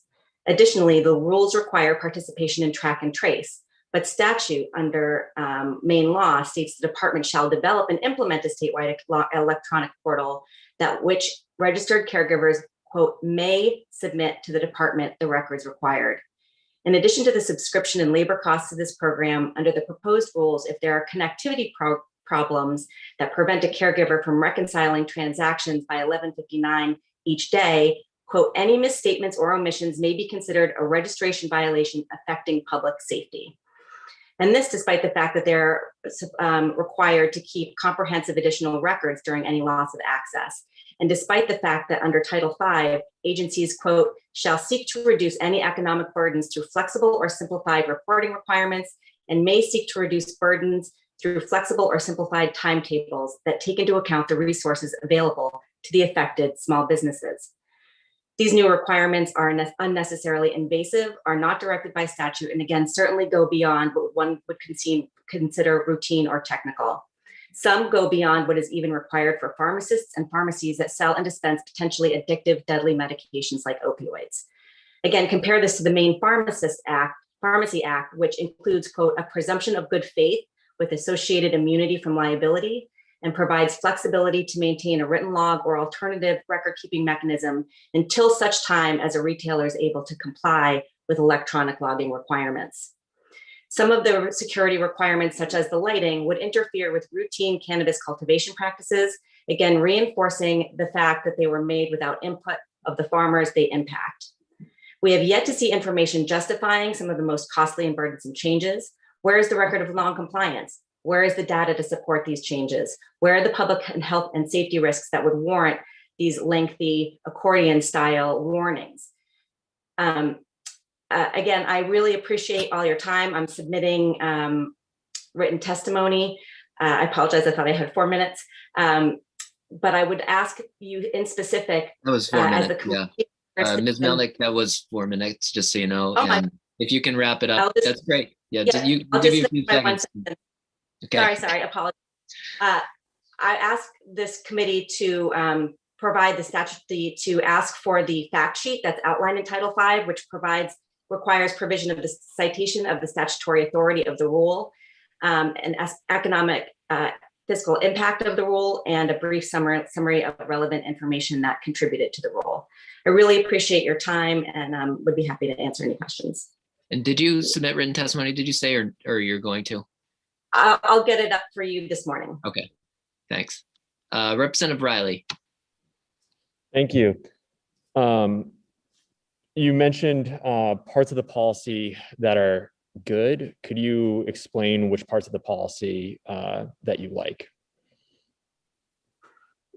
Well, I think there are just parts of it that are relatively innocuous clarifications of, for example, how one might record and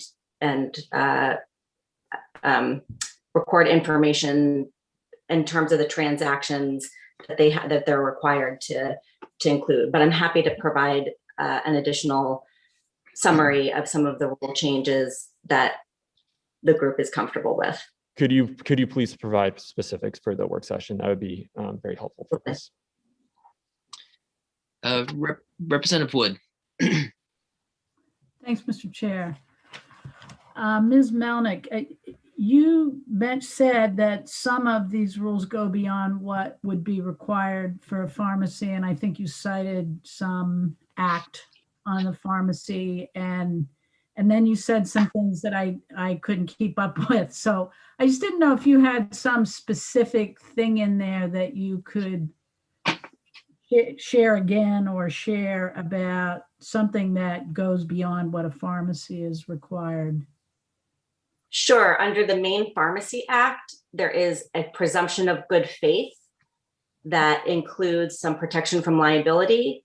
They also create some flexibility where they say that until such time as the retailer is able to comply with the electronic logging requirement, they are provided with some flexibility.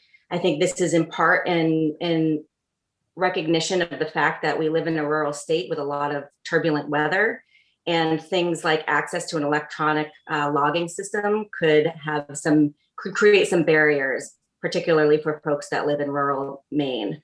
Under these rules, those sorts of delays could result in sanctions and potentially high fines.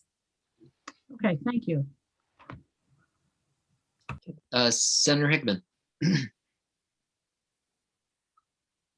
Thank you, Mr. Chair. Thank you, Ms. Melnick, for your testimony today. As you know, I'm a small business owner, and I'm constantly advocating for small businesses in the legislature. According to Title V, which is the rulemaking section of statute, the Administrative Procedures Act, Section 8052, subsection 5A, impact on small business, there is a phrase that says, in adopting rules, the agency shall seek to reduce any economic burdens through flexible or simplified reporting requirements. It goes on to say that prior to the adoption of a rule that may have an adverse impact on small businesses, the agency shall prepare an economic impact statement that includes the following: an identification of the types and the estimate of the number of small businesses subject to the rule, the projected reporting, record keeping, and other administrative costs required for compliance with the rule, a brief statement of the probable impact on affected small businesses, and a description of any less intrusive or less costly reasonable alternative methods of achieving the purposes of the proposed rule. Are you aware if any such study was published?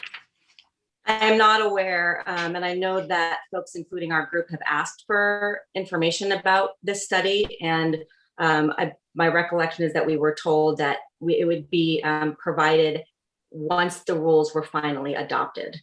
So I'm not sure how that can be helpful if that's not able to be understood or seen until after the fact.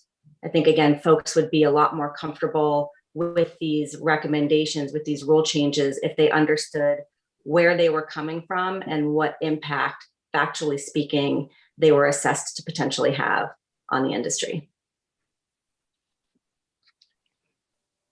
Thank you. Any other questions at this time? Seeing none, thank you, Ms. Melnick. Thank you.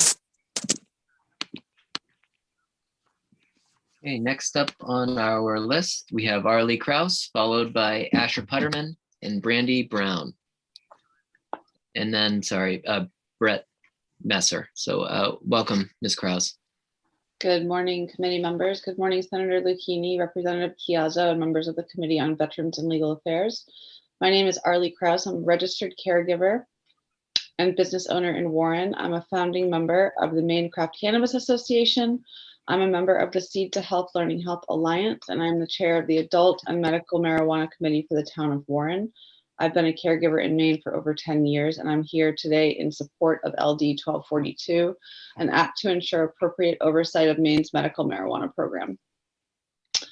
Although all of the bills for the medical marijuana program have been moved to this committee, I do find it inappropriate for all parties involved to be working on bills which are based in medicine and farming for a committee which has little to do with either topic. So I just wanted to put that out there, not as a slight to anyone, just purely for information for everyone. Based on several academically written economic impact studies for the Mid-Coast region of Maine, which show the value of supporting local economies, there is a wealth of data which demonstrates that a large proportion of revenue spent at locally owned businesses stays in the surrounding communities. The consequences are substantial from an economic vantage. As spending is captured by locally owned and expanding businesses, approximately $23 million more is added back into the local economy per year, as opposed to if the spending occurred at non-Maine businesses. This revenue created by local spending is equal to more than 500 jobs for the state. The pertinence of this statement is of primary relevance for encouraging, supporting, and preventing the corporate regulatory capture of Maine's medical marijuana market. The over 3,000 caregivers in Maine are local people.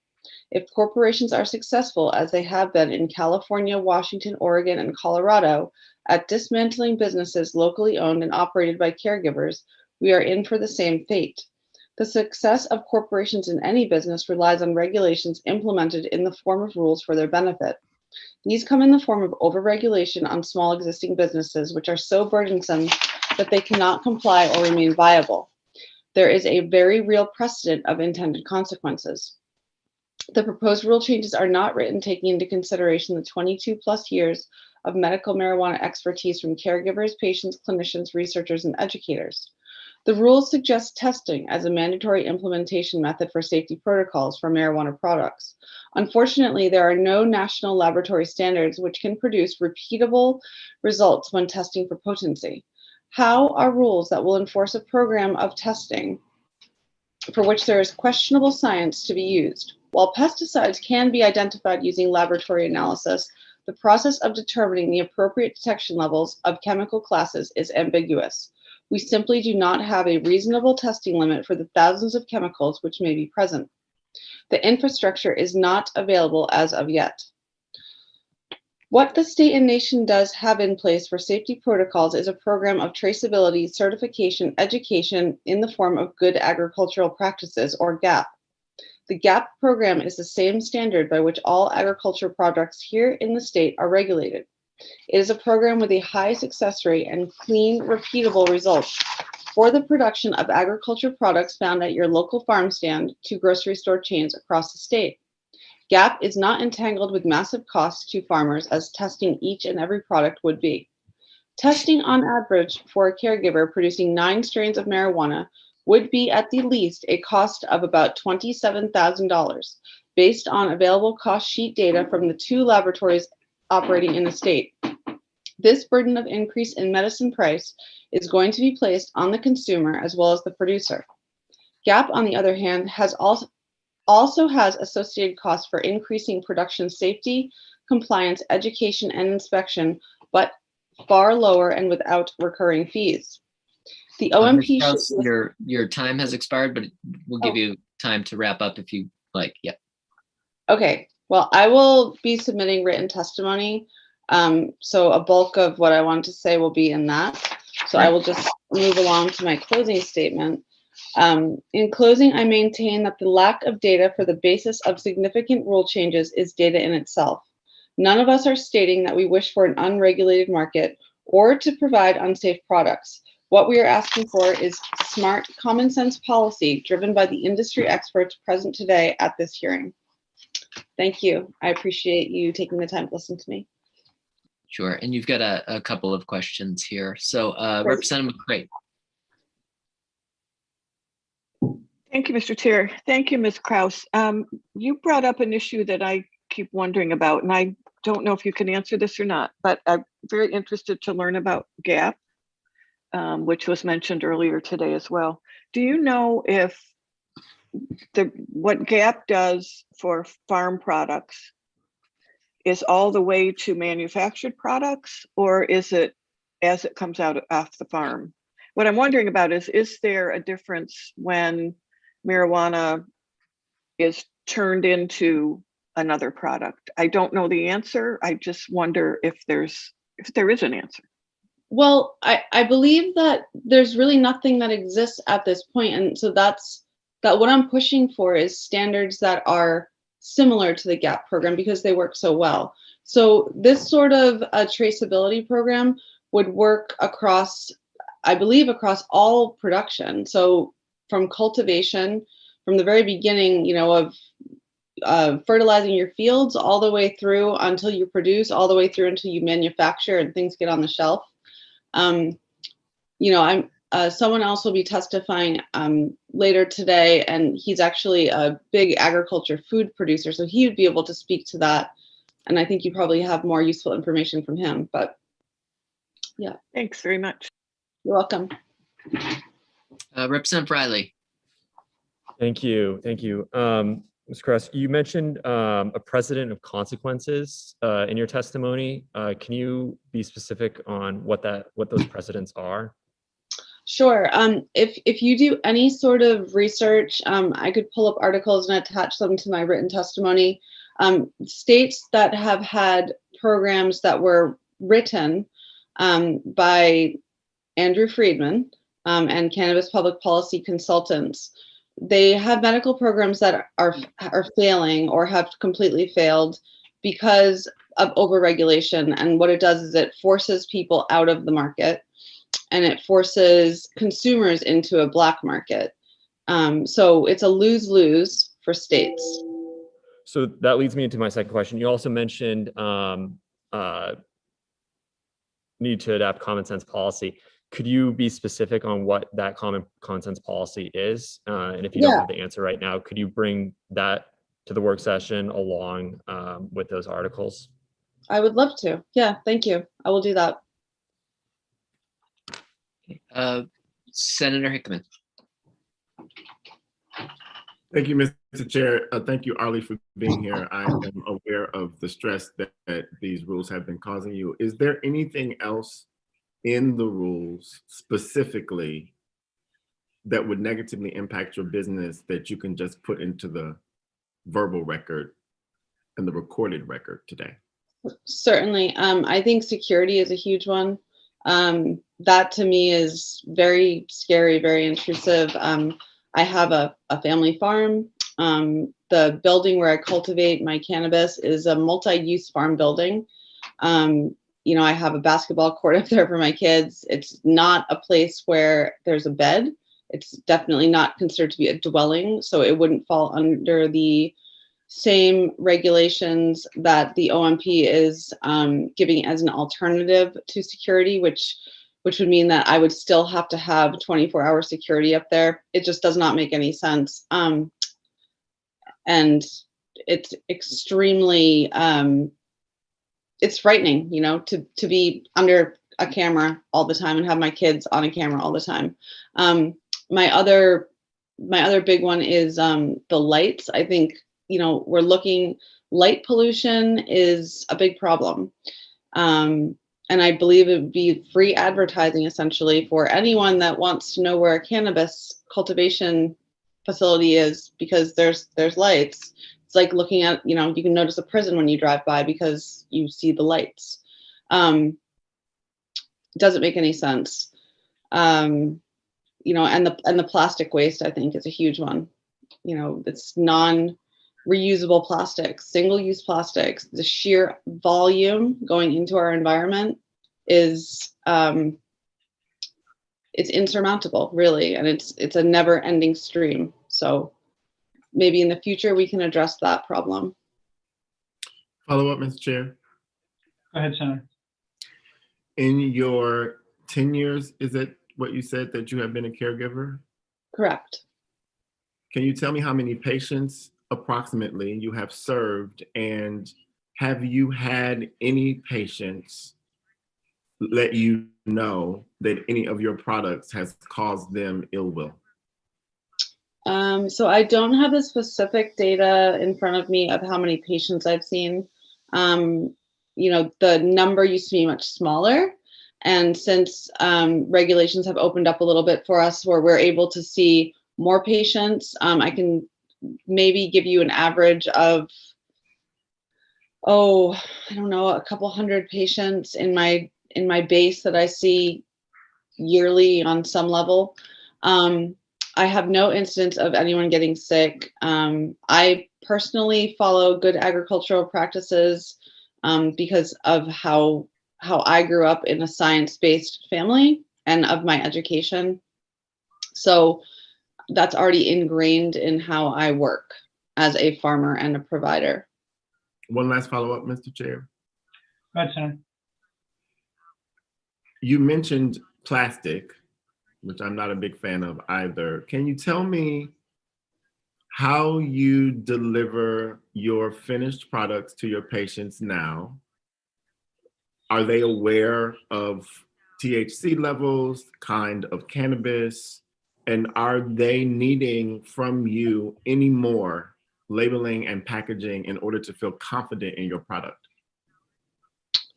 That's a great question. So my products are all tested for potency, although I can tell you that the potency varies from laboratory to laboratory where I have it tested. So I could drop off one sample at, you know, one lab, say Nelson or Nova or Proverdi when it was up in operation, and drop the exact same sample off at, you know, a competing lab, and I would have two different results from the exact same sample. That being said, you know, that is one issue, but in terms of packaging, my products are packaged in compostable bags, but you know, the majority of bags out there are Mylar, and to tell you the truth, I'm not really sure what compostable means for these bags because they do have a plastic strip on them. So, you know, who really knows? It could just be the label that is making me feel good. You know, the general way you see things being sold is there's either plastic pharmacy bottles, or there are single-use Mylar bags that cannot be recycled. They just go into a landfill for forever plastics, or they end up in the ocean. And the last question that could you ask me? Do your patients need more labeling information than they're currently receiving from you? I have not been asked of any other labeling information of my patients, no. So not that I'm aware of. Everyone seems quite satisfied. Thank you.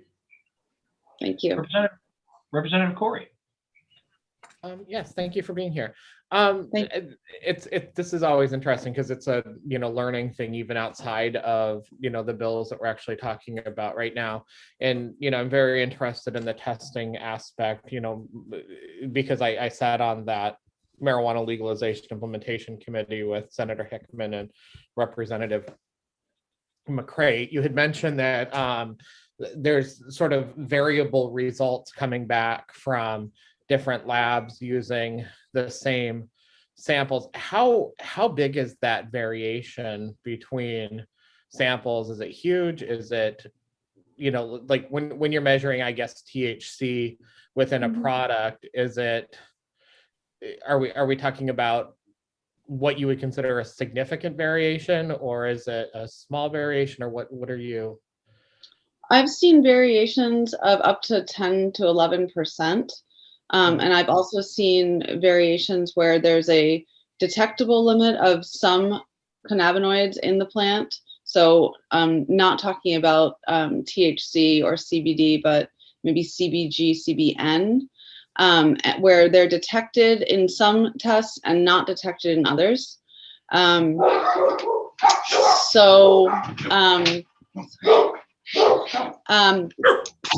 My dog is barking because your dog is barking right now. Maybe one of you could mute. Needless to say, yes, that's a significant variation. I mean, a 10% degree of difference is, I think, big. And then, like, in terms of with regard to mold testing, mold and is it fungus testing? Mycotoxins. Or pesticides and molds. Does that vary, or what's the with that? Well, yeah, that's another really interesting topic. So pesticides, so we don't really have a limit. When you look, and I'll have an expert in laboratory sciences speak to this, but with limits of detection for testing, you can't test to zero. We don't have a universal standard for where these pesticides have an acceptable limit. I mean, and it's a complicated thing to describe. So I really won't do it justice, but you would have, I believe there'll be some experts who actually work in laboratory sciences testifying today, and they would be able to give you a better understanding, comprehensive understanding of what that means. Mycotoxins and other pathogens don't fall in the same sort of difficult area of testing. Anyway. Okay, cool. No, I really appreciate it. It really, it's not going to change the way I feel about this bill, but I think it's something this committee needs to probably further understand. So thank you.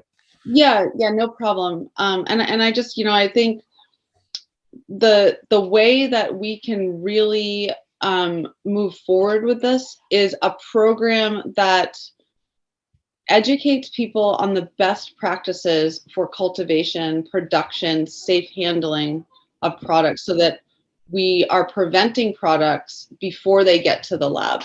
Because really, you don't want products going out that are contaminated or tainted. You want to have a preventative system in place that stops that before it happens, just like with food safety. Okay, thanks. Yes, you're welcome. Okay, thank you, Representative Corey. Any other questions for Ms. Kraus while we have her? Okay, seeing none, thank you, Ms. Kraus, for your testimony this morning. Up next, we have Asher Putterman, who will be followed by Brett Messer, and then Catherine Lewis. Mr. Putterman, when you're ready, sir, you can start. Hello, thank you all for your service to our state. My name is Asher Putterman. I'm a resident of Warren, Maine. I'm a patient and caregiver and full-time farmer. In addition to growing cannabis as one of our crops, we also produce cut flowers and vegetables for wholesale and retail markets. I'm a member of many of the organizations working to develop this industry based on available data and the needs of its participants. I worked with the Maine Craft Cannabis Association, who helped draft this bill. I worked in legislative work groups with MMCM, the Medical Marijuana Caregivers of Maine, who hand in hand with our legislature worked to craft 1539 and 238 that this program is now based on. I'm a member of the Maine Cannabis Coalition, which is one of the broadest representations of small businesses in this industry. At its inception, this group, headed by Dawson Julia, had to meet at the Civic Center due to the large amount of people involved and represented and whose voices needed to be heard. These groups together represent hundreds, if not thousands, of individual voices in these matters. For that reason, I support all the testimony from those groups that I listed. Since its inception, the Office of Marijuana Policy has never engaged in a fruitful dialogue with these groups. Aside from occasional conference calls that tend to go about the same way as our testimony for the rules went, we pour out our actual experiences and insights into this market, and OMP stares at us smugly, offering zero information, data, or insight, and then offers policy changes that are completely in opposition to everything we were saying. This position of OMP can be seen from the two sides of testimony on the proposed rules and their alignment with the largest businesses in the industry, usually represented by a couple of lawyers and maybe MCIA, a small group of ambitious and finance caregivers who seem to be making moves of consolidation similar to the large corporate producers who already are holding 5 of the 8 current dispensary licenses. Never before have I seen a body of regulators so poorly represent or even consider the opinions of the majority of its businesses and program participants. OMP's only goal through this process seems to be to eliminate the majority of businesses participating and to construct rules that only allowed large, highly capitalized businesses to participate. Meanwhile, we all sat here and over many days of testimony, listened to hours upon hours of testimony of experts, participants, patients, doctors, caregivers, all in opposition to the policies being offered by OMP. I'm not sure if this is a nefarious act or make some backdoor deal, or if this is just ignorance or cluelessness on the part of OMP, but the results are coming out the same every time. And these results are unraveling our democratic process. This seems to happen sometimes in government, and when this happens, when policy is being set by a small group of powerful influences and not benefiting the majority of those represented, we call on our legislators. It is you who are the gatekeepers of our democracy. You are all that stands between the people and the greed of big business. You are our elected representatives, and we the people are calling on you to step in and keep this process fair and equitable. I could speak to you about how these proposed rules are ridiculous, how lighting the perimeter of a fence around a light-sensitive plant like cannabis sativa will cause a female plant to produce male flowers, pollinating and ruining the crop. How these rules will drive cultivation indoors where the environmental burden will be on our children. How placing unnecessarily complex and financial burdens on small businesses will stifle innovation in an industry that is in its infancy. I could tell you about the industry in the states that have chosen to follow this playbook, written by these same consultants with corporate law degrees in place of agricultural experience. I could tell you how once thriving medical programs in these states collapsed and patients now struggle to find diversity and quality of product in money-hungry rec markets. But I'd rather we all just have a dialogue and build this together upon consensus and understanding based on data and facts. And the fact is there's no need to rush. All is working well currently. There's no crime wave, just a small middle class being lifted up. Let's do this slowly. Let's do this right. Let's call in experts. I've recently been working as a volunteer. Mr. Potterman, I'm sorry, Mr. Potterman, your time has expired. So if you could take the next couple seconds, just wrap up your comments, please. Thank you. I can wrap it up. Part of what I was trying to wrap up at the end is a response to Representative Lucchini asking for some details. So I tried to work that in. Couple seconds, if you would, please. Thank you. All right. I've been recently working as a volunteer with the Seed to Health Learning and Health Alliance, and that group alone is full of qualified and educated people eager to help us and OMP analyze data. Folks who have been working in public health with degrees and expertise in these areas, qualifications that seem to be lacking in the Office of Marijuana Policy. Personally, I just think regulating one of the largest industries in Maine is a big job and should be done slowly while including a lot of qualified experts working on this together. The data should be shared openly, and there should be a constant dialogue with businesses, caregivers, patients, and advocacy groups representing these people. When we were involved in the hemp program, cultivating exactly the same plant, cannabis sativa, the heads of that program were currently in dialogue with farmers. Gary regularly sent out questions and held informational meetings and then provided feedback. And then we found the department advocating for us on the national stage. This is what we need from our Office of Marijuana Policy, and it is not being offered. Hopefully 1242 will help to correct this, and I ask that you support it. In response to earlier question, Mr. Putterman, I'm gonna have to stop you there. I'm sorry. You're almost a minute fully over. So, and this question's for you as well. So, Representative Wood. Thanks, Mr. Chair. Mr. Putterman, I just wanted a point of definition. At the beginning, you mentioned an organization or an association called the MCIA, and said that there were small caregivers that were part of that organization that sounded like they had a different take on what was going on. But what does MCIA stand for? I believe it's the Maine Cannabis Industry Association.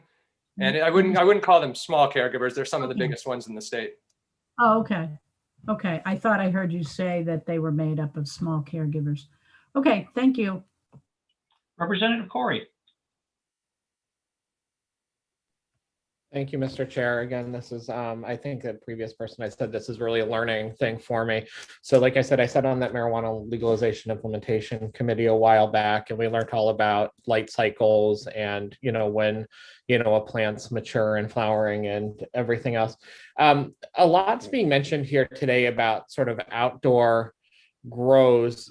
I've seen maybe one outdoor grow, since I've been, following this issue. I've been to a lot of indoor grows. Do you know what the approximate percentage is of sort of mixed light, which might be, a greenhouse where they're pulling shades on and off versus outdoor versus indoor grows are in the state of Maine?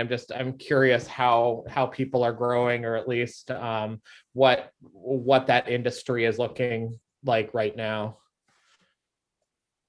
I think it's fairly mixed right now. I think a lot of the smaller folks start outdoors because an indoor grow room is quite expensive.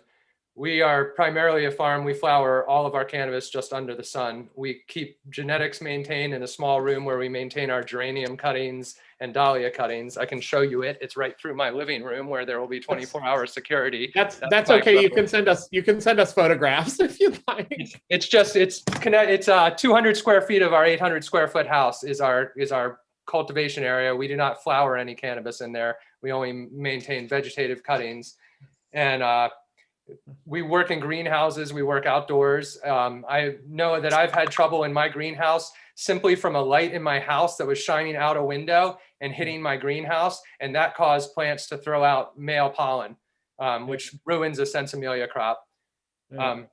I also can speak as a farmer to the question before from Representative McCrate about general agricultural practices. There's also a system called GHP, which is good handling practices, which would be more of the processors, a way for the processors to follow something like that, some kind of guidelines. How many crops are you able to get one year then? Are you getting one crop? We grew all winter in our greenhouses with no supplemental light, and we had quite successful crops. So year round. Year round. How many rotations is that? Do you? Probably 6. I'd say we pulled off this year. I mean, not doing back to back. Okay, great. Thank you. That answers a lot of questions. Senator Hickman. Thank you, Mr. Chair. Mr. Putterman, thank you for being here today. You mentioned in your testimony something about the rule hearing. Can you tell me, this committee, how the testimony for the rules went, in your opinion, since you did bring that up and this bill is really all about the rules? I thought there was a ton of great testimony. I didn't see in the changes made to the rules any of that really taken to heart. I saw some small changes, some good, some not so great, but all in all, the problem is still there. I mean, this is going to be an addition of tens of thousands of dollars to, personally, for us, we're only making tens of thousands of dollars growing this. And I mean, learning to grow outdoors in the state of Maine is really challenging. And we're trying to keep our practices like that because they're more environmentally responsible. And so we're having to do a lot of work for breeding and to get the desirable cultivars into a disease-resistant cultivar that can be grown in Maine, where there's high humidity, a lot of disease pressure and issues like that that we face with other crops. And so I personally am losing large chunks of my crops, learning and breeding and working and learning what's good and what's not good. And if I'm having to pay for plant tags every time, if I'm having to log all this information and pay for all of these plants as if they were just going to be a complete success, like some of the large commercial grows that only grow reliable, indoor strains, it's going to be a lot more burdensome from me because I'm not profiting from every plant I grow. Follow up, Mr. Chair. Senator Hickman. Thank you. And Mr. Putterman, can you also just let me know about how your patients deal with how you provide services to them? Are they satisfied? Do they need more labeling, information? Have they returned products? Have they been sick? I've never had any problems. I've never tested for any contaminants, and all of our cannabis was grown outdoors. We've never had mold or mildew tests come back positive. I've never lost a patient. They've all continued to work with us. Nobody has really requested any more information, except some have requested more medical information, and I've referred them to specialists like Dr. Sulak. Thank you. Okay, any other questions for Mr. Putterman? Seeing none, thank you, sir, for your testimony. Up next, we have Brett Messer. He'll be followed by Catherine Lewis and Jillian Schauer. Thank you. Good morning, Senator Lucchini, Representative Chiazzo, and esteemed members of the Veterans and Legal Affairs Committee. My name is Brett Messer. I'm a resident of Biddeford. I'm also the owner and general manager of Bridget Farm, located in Saco. I've been a patient for 12 years, a caregiver for 9 years, and a hemp producer for 2 years. I've served thousands of medical patients in Maine. I appreciate the opportunity to provide testimony today on these cannabis-related matters. Each and every year, alcohol kills tens of thousands of people across the country, including about 424 people here in Maine. Alcohol is responsible for 31% of all traffic fatalities in Maine. It is both addictive and destructive to one's body. Cannabis, meanwhile, has no related deaths in Maine. It is not physically addictive. In fact, it's used to treat addiction. And there is no risk of overdose. Yet given those abrupt facts that are easy to digest, we are constantly facing overregulation that is not based in fact or science. If you compare Maine's craft brewing industry to Maine's craft cannabis industry, the differences are quite startling. You find alcohol advertising everywhere. Alcohol is sold in just about every store, including in the presence of minors. Licensees are not subject to annual third-party audits or third-party testing requirements of their products before they're sold and consumed. If alcohol kills and cannabis does not, then why are we always facing additional regulations, guys in the veil of public health and safety? There's no data that supports this. If Americans for Safe Access rates Maine as the best state in the country for safe and affordable access to cannabis, then why do we face overregulation in the name of aligning with national best practices? It appears we are the best practices that should be followed nationwide. I need to address Representative Hymanson and some other comments that seem to have some factual inaccuracy. There's been clear and overwhelming objection to track and trace since the phrase came to be known. Additionally, she wants you to believe that cannabis requires track and trace because it poses the same risk as pharmaceutical drugs, when in fact, just like alcohol, pharmaceuticals kill people every year and cannabis does not. Some folks would like you to believe that we're operating in the Wild West and in an unregulated manner, when we are in fact one of Maine's most highly regulated industries. It was mentioned that municipalities would not have oversight like they do in adult use, but that's also not true. There's currently an opt-in clause in place. It's almost laughable that it's been suggested that caregivers have a seat at the table through the current rulemaking process. The OMP took testimony opposing these rules for 8 hours straight a few weeks ago, and they flat out ignored every bit of that testimony. LD 1242. Put plainly, this bill provides a solution to the nightmare of a draft rule that the Office of Marijuana Policy is trying to move forward with, in doing so threatening one of Maine's largest and fastest growing industries. Despite days of testimony over years of input sessions where nearly every single stakeholder has told the OMP and legislators, we do not want the medical and adult use programs combined or to even look the same. And what they've done is pulled the copy and paste scheme with the adult use rules. You cannot fix the failures of the adult use program by copying the rules over to the medical program. We understand there are regulatory issues with the adult use program. You will have many adult use license holders before you today speaking against LD 1242 because it's to their benefit. They want to see it become harder to do business in the medical program. The rollout of adult use has been extremely slow and painful. The OMP does not have a track record that indicates they could handle relicensing all 3,000 medical businesses in the manner they've suggested. But that's all part of the plan to mire the medical program in impossible regulations. In the years since adult use licensing began, there's been 586 provisional licenses granted, yet there's only 72 active licenses, barely 10% of the applicants. I know I'm wrapping up here. So simply put, the OMP does not represent the will of Maine citizens. The only voice being heard in that office is lobbyists of large out-of-state companies who seek to control the market with regulatory capture. Not only did the OMP not include caregivers and patients in this rulemaking process, the two largest stakeholders in the industry, but they are also attempting to completely sidestep the legislature with massive substantive rule changes that require legislative approval. So we just ask that you guys get involved.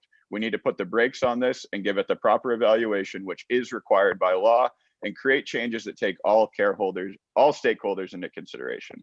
Thank you guys for your time. Thank you, Mr. Messer. Any questions from the committee? Representative McCrate. Thank you, Mr. Chair. And you moved. Thank you, Mr. Messer. These squares keep moving around. Welcome to my world. Yeah. Two things. One is I wanted to say thank you for bringing up the issue about medical and adult being combined, because I'm hearing that from a lot of people who've called me, but I hadn't heard it brought up here. If it was, I missed it. So I appreciate your highlighting that. The other is when you were talking about track and trace, did I understand you to say it where it's ending up is not what it could be or should be? And if so, what would you like to see, or what would be reasonable? So I think, as others have highlighted, the track and trace requirements just go above and beyond what is required in statute. You know, track and trace has been touted by certain folks as a way to increase regulatory compliance, to prevent black market diversion, and to increase folks paying their taxes. But there's no data that supports that actually does any of those things. But there is data that supports that it increases the cost to a small business owner, therefore increasing the direct cost of cannabis. We do have reporting mechanisms. You know, every month I'm required to report my sales to the Maine Revenue Service. I'm also required, just through traditional rules with Maine Revenue and IRS, to keep my business records logged. That includes all my wholesale transactions, all my retail transactions. We use a robust point of sale system, which tracks the patient's individual identification number with their transaction. And we just do that voluntarily in case we have any issues, because we're running our business to the best possible standard. But that doesn't mean that my business should be subject to massive fines if for some reason something goes wrong with some, you know, absolutely heinous track and trace system. Thank you, Representative McCrate. Senator Hickman. Thank you, Mr. Chair. Thank you, Mr. Messer, for bringing your testimony to us today. Just two brief questions. If you could comment first on patient satisfaction, dissatisfaction, any harm, and second, can you speak a little bit more about your view of regulatory capture specific to this industry or in general? Absolutely. Thank you for the question, Senator Hickman. So in terms of patient satisfaction, I think, you know, our 4.7 star out of 5-star rating on Weedmaps probably speaks to the fact that we are satisfying our patients to the highest possible degree. Also voted as one of the top dispensaries or storefront locations in Maine. Also, we've never had a reported illness or anything of that nature due to a product consumed that we have grown or produced.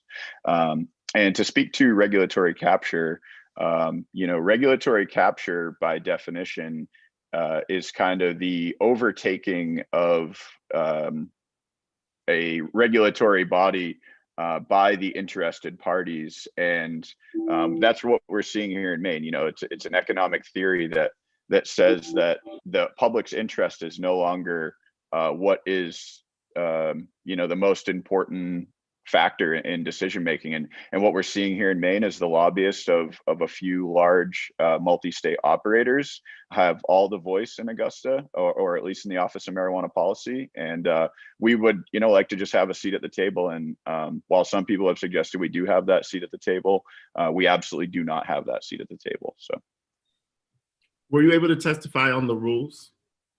Yes, I did provide testimony in the rules, and I did watch all 8 hours of testimony where hundreds of stakeholders like myself got up and told the OMP that these rules weren't going to work, and they just simply ignored us. Thank you. Any other questions for Mr. Messer? Okay, seeing none, thank you, sir, for your testimony. Thank you. Up next, we have Catherine Lewis, who will be followed by Jillian Schauer, and then Chandra Batra. So Ms. Lewis, when you are ready. Ms. Lewis, I'm sorry, you're muted. Good morning, members of the VLA committee. My name is Catherine Lewis. I'm the board chair for Medical Marijuana Caregivers of Maine Trade Association. I'm also a caregiver and store owner of Homegrown Healthcare. I've been involved in this industry since the 2009 initiative. My husband was a patient before that. We got involved because some of the rules did not make sense, and I worked with the ADAC group, the Affirmative Defense Action Committee, who developed LD 1296 back in 2010. I was one of the drafters of 1538 and 239, 1539, 238 here in my office with Representative Sanderson, Senator Brakey, Senator Hickman. They were all here and provided feedback during the initial drafting of those bills. And then that was brought to the committee where the stakeholders formed a group to go through it line item by line item and come to consensus. I will provide the written testimony on what I planned on saying, but in response to some of the things I've heard, I want to make sure that we correct a few things. One of the things I heard from Representative Hymanson was that there was no pushback on the track and trace. There absolutely has been pushback from the very beginning. And what we conceded on was that we would do tracking either manually or through a portal that we could manually enter the data that was needed. Very similar to the sales tax portal, where we can log in at our convenience by a certain deadline, manually enter the information in. We did not agree to the plant tags and the expensive monthly software. That was what was fought hard against, because most small caregivers cannot afford that. At our plant count limits that we currently have, most people can't afford it. It's just plain and simple. One of the concerns that we had was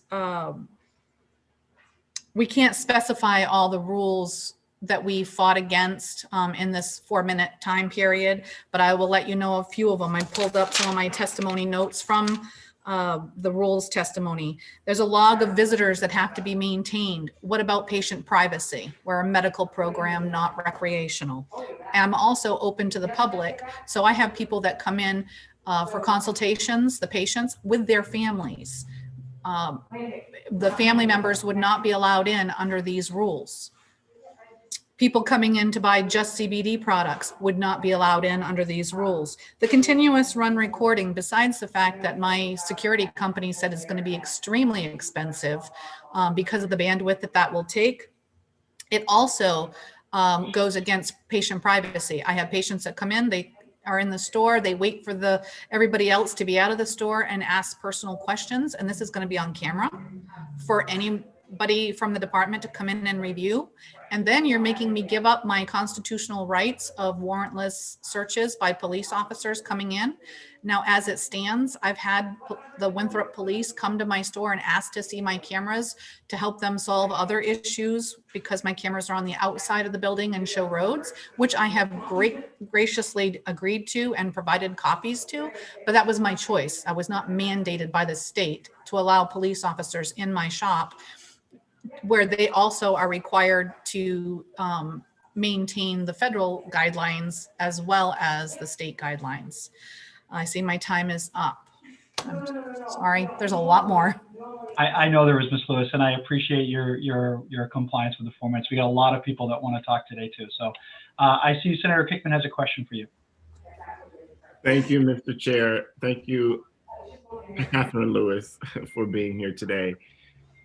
Can you let me know if maybe I don't have a good memory? I think I do, but maybe I don't. On the day that I will never forget because it was abrupt, when we called for the HHS committee to stop its work, to come down and ask the Marijuana Legalization Implementation Committee to do something. Can you remember what that was?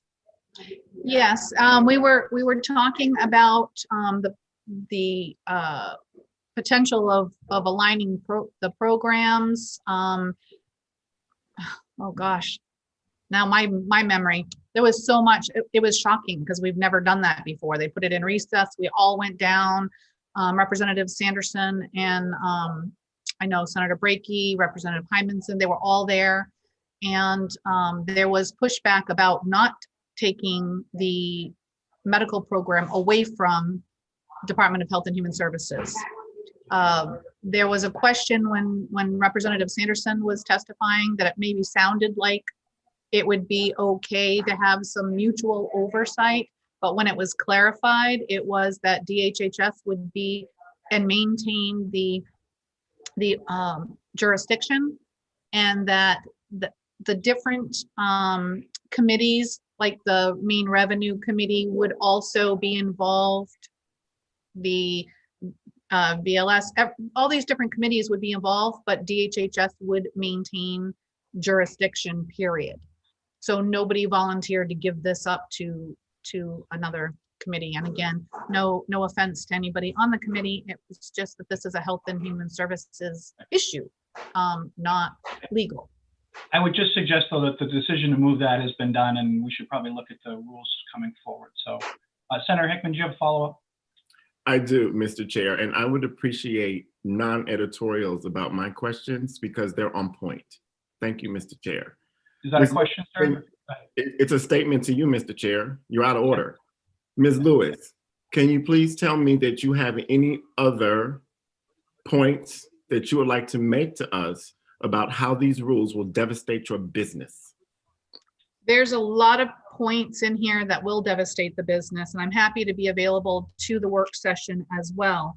But the plan of operation that they're requiring is, and the documentation that they're requiring, I'm currently looking at how I'm possibly going to be able to do this and maintain my business. I'm a family-run company. My husband runs a garden. I run the store.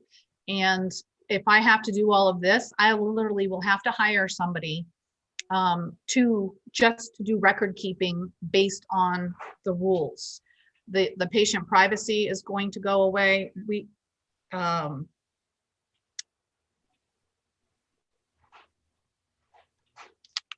The patients, I have primary care doctors that are reaching out to me concerned that in the potential rules, it says that patients that don't have a primary care physician are not able to participate through telemed, which is currently allowed under the Maine Health programs through the Nurses Alliance and the doctors. So those people would have reduced access to their medical cards to participate in the medical program the way that it's written. Business entities, they are limiting the business entities, so they're handcuffing the ability of us to be actual businesses and to have the limited taxing abilities that a normal business would have. Right now, my husband and my children are both members of my LLC for tax purposes and for estate planning. That would be removed from us, and I would literally have to tell my children that they're no longer part of the business. There's a lot of grandfathering issues. The new application process would be extremely overreaching. It's not needed. We've been in business for over 10 years as business entities without any information, any issues with the information that they already have. The state has not had to have all of the details that they're requiring to successfully run it. The patients have been sick. The labeling has evolved as needed. Patients who have concerns about labeling or testing have the opportunity to have things tested themselves or to pick a caregiver that has the protocol that they require. They don't have to shop at my store. They can go to somebody else's who does it the way that they want it.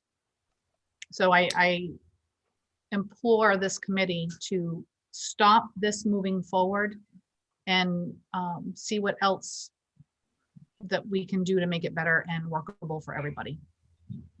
And have you ever had any patients return product, get ill, file a complaint against you in the course of all of the years you've done this work?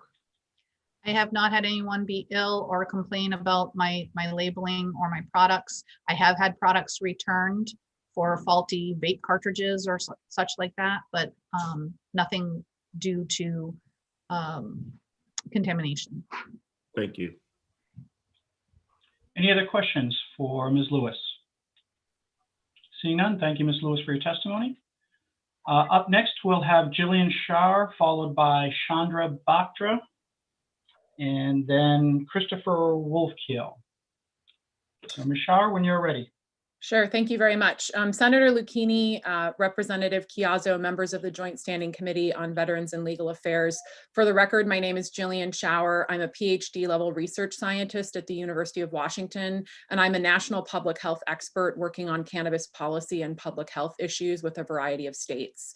My testimony today is my own and not necessarily representative of any of the opinions of the agencies or states with whom I work, and I feel obligated to mention that I have not consulted with the state of Maine on the development of either their medical or their non-medical cannabis programs. I'm here to speak in opposition to LD 1242 and LD 1319. Both are bills that I believe would undermine attempts to promote public health and safety in the medical cannabis marketplace in Maine.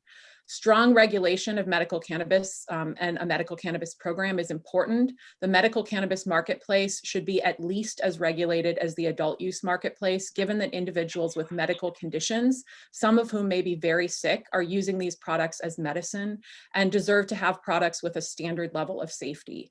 Substantial oversight and regulation exists for other medicines in this country, and we do not wait for other medicines to cause harm before instituting regulatory safeguards. Cannabis should not be an exception. All other comprehensive state medical cannabis programs regulate cannabis for public health and safety, requiring, for example, product testing across a range of contaminants, requiring specific product packaging and labeling, tracking products to avoid diversion and to make possible quick recall of products if ever needed for public health or safety reasons. I believe a poorly regulated or unregulated medical cannabis program poses a number of public health and safety concerns, including the potential presence of contaminated products, often unintentionally. These could include contaminants like mold, microbials, unsafe byproducts, and additives that can harm human health and may pose particular danger to patients with certain medical conditions. Products that are insufficiently labeled for a consumer to reasonably understand what they are consuming, how it may interact with other medicines, what potential risks and considerations of use might be, and the full list of ingredients, both active and inactive in the product. Products that may appeal to youth, which would include product types and forms that could appeal to youth, product packaging that could appeal to youth, or that could be confused with non-cannabis products. Products that could be accidentally or inadvertently consumed or overconsumed, including through accidental ingestion among children due to a lack of required child-proof packaging, and overconsumption among adults due to a lack of reasonable product serving sizes or demarcation of those serving sizes. products that could be diverted to the illicit market due to the lack of a track and trace system and due to unregulated plant counts, which could lead to excessive production in the state. And then finally, the inability to recall products in the case of a public health emergency, like we just saw in 2019 with the vaping lung injury outbreak, for example. Track and trace systems are particularly important to quickly identify products, ingredients, or additives that may be in question for a recall. Finally, I think it's important to note that even the strongest adult use cannabis regulations will mean little if a parallel, far less regulated medical marketplace exists. And when states have both adult use and medical use marketplaces for cannabis, it's imperative for public health and safety in the state that the major regulations across both of those programs are similar or the same, including those related to lab testing, packaging and labeling, and product tracking. An unregulated or insufficiently regulated medical cannabis market can pose unintended harms to the patients. And I'm not suggesting that any of the caregivers, dispensaries, producers testifying here today or in the state would ever knowingly put a product on the shelf that would harm a patient, but regulation is important to be able to detect components that can cause unintentional harm. And so I believe that passage of LD 1242 and 1319 would undermine these regulations that are intended to safeguard public health and safety, and I urge you to vote against both of those. Thanks for your time and consideration, and I'm happy to take questions. Thank you, Ms. Shower. Representative Corey. Excuse me, Dr. Shower, my apologies. No worries.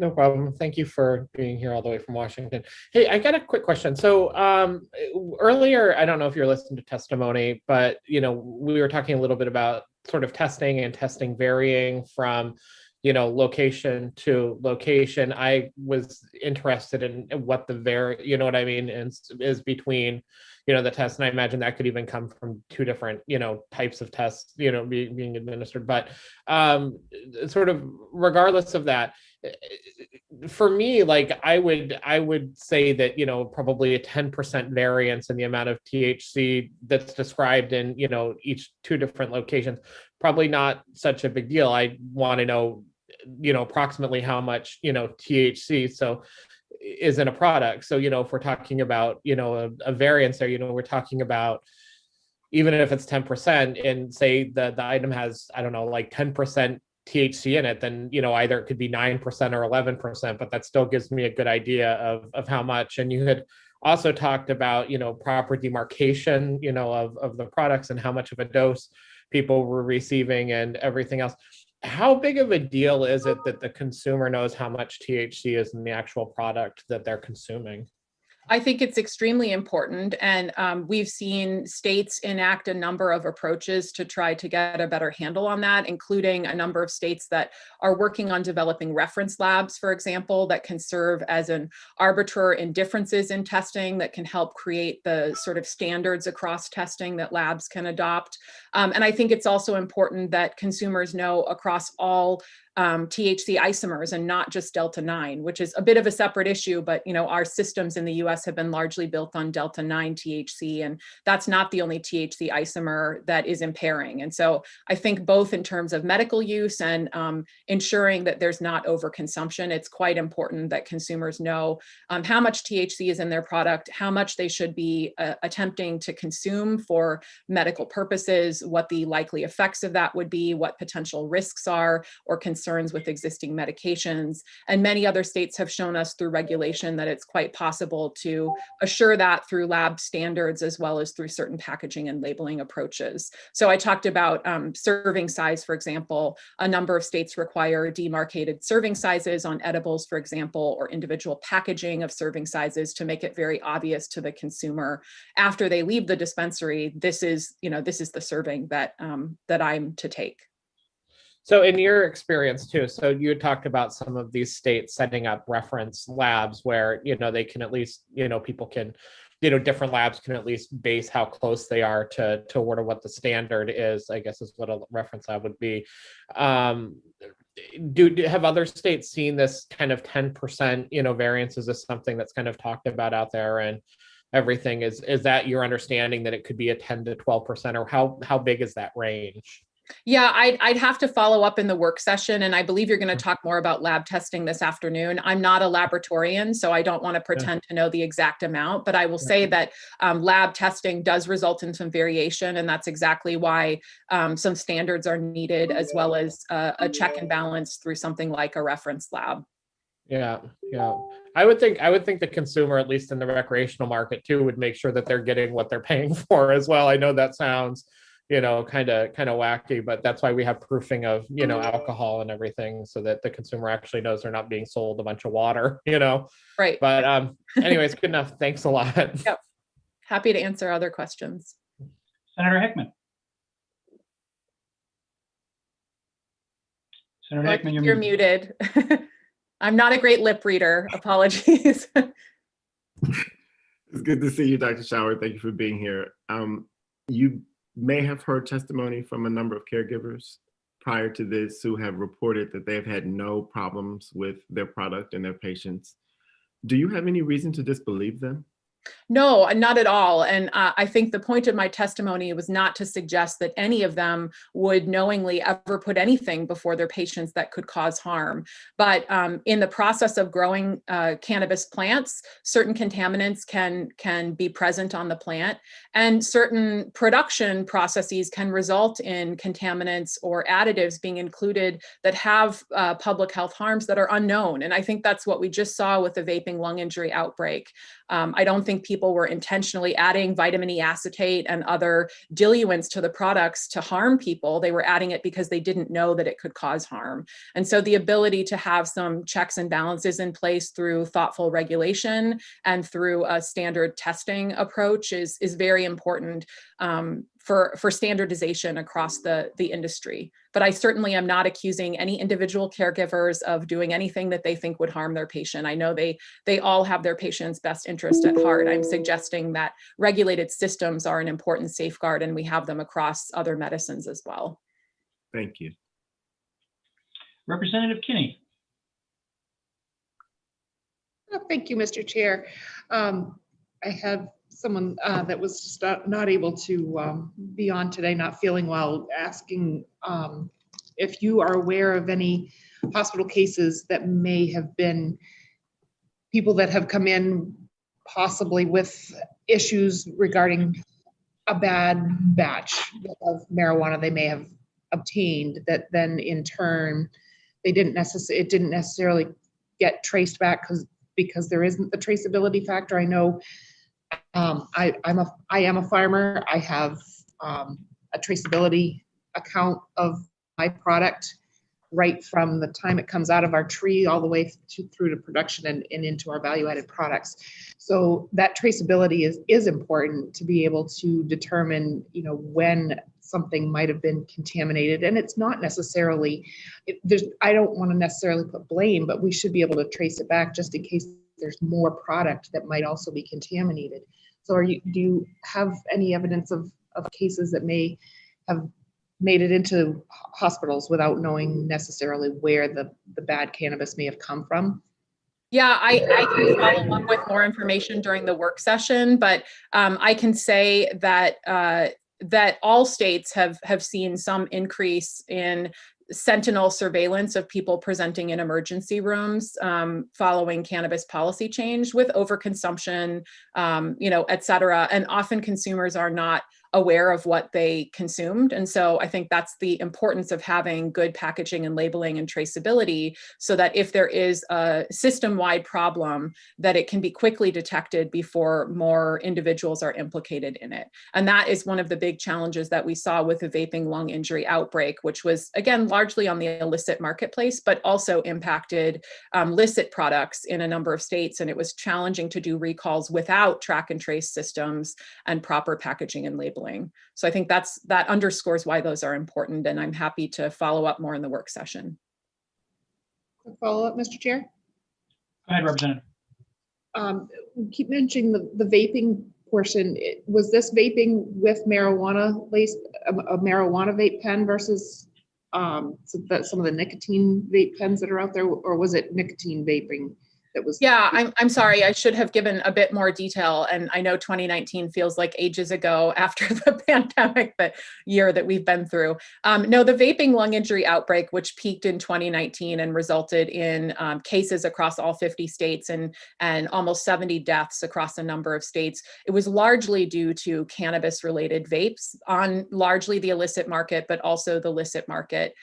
Some nicotine products were implicated in some states, and they determined that vitamin E acetate as an additive to cannabis vapes was one of the culprits, but not the only one. And they have left it a bit unresolved. There may have been other contaminants. But again, that outbreak was born out of a lack of regulation, largely illicit product that had been diverted from states and had components that were not being tested for, that were not safe for human health. Thank you, Representative Kinney. Any more questions for Dr. Schauer?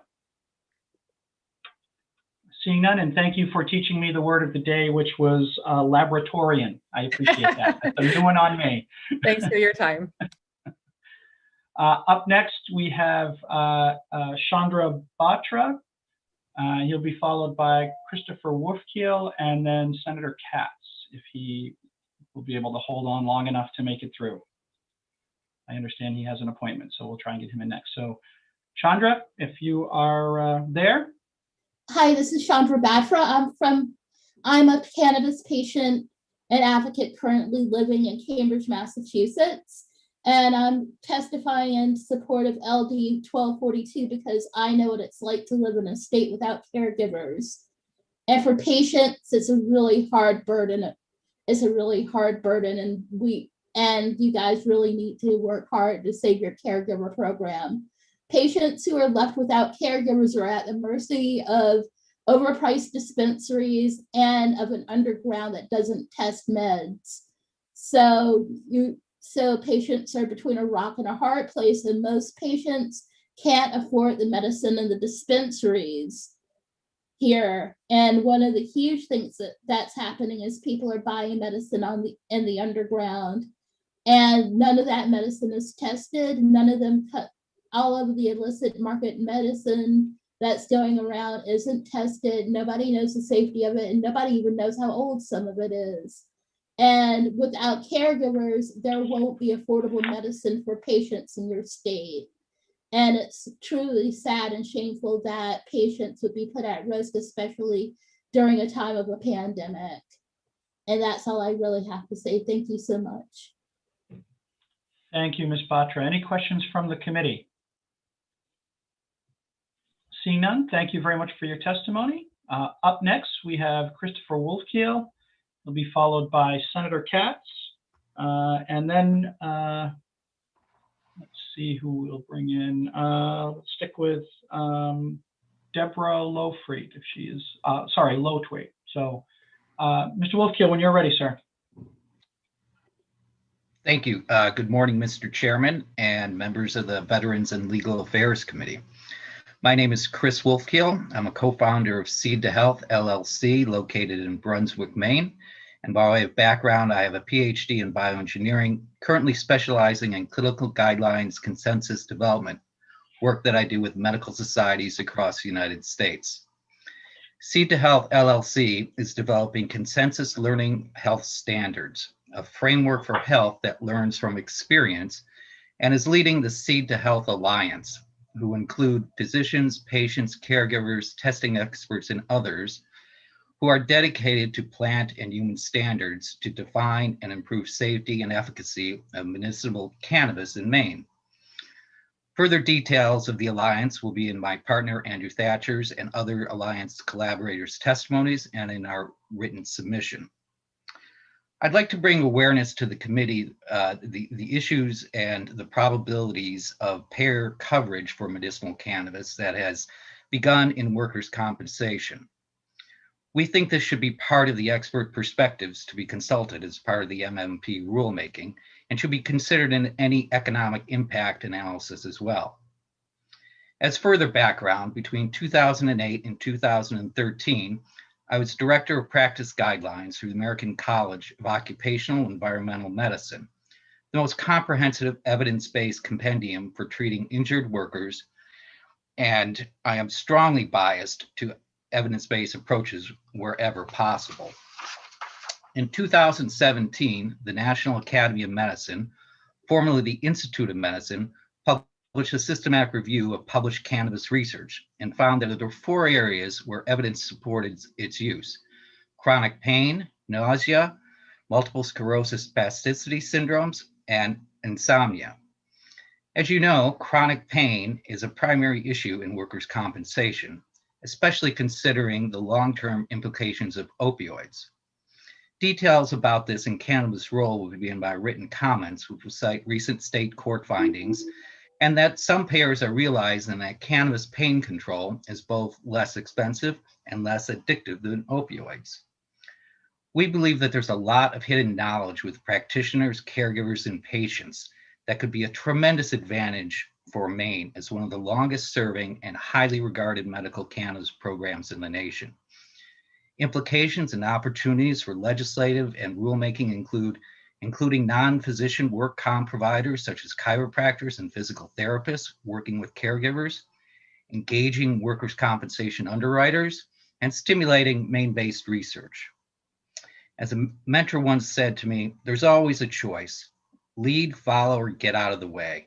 And when it comes to the Maine medical marijuana program, we decided to launch our work in Maine because we see it as Maine's unique opportunity to lead.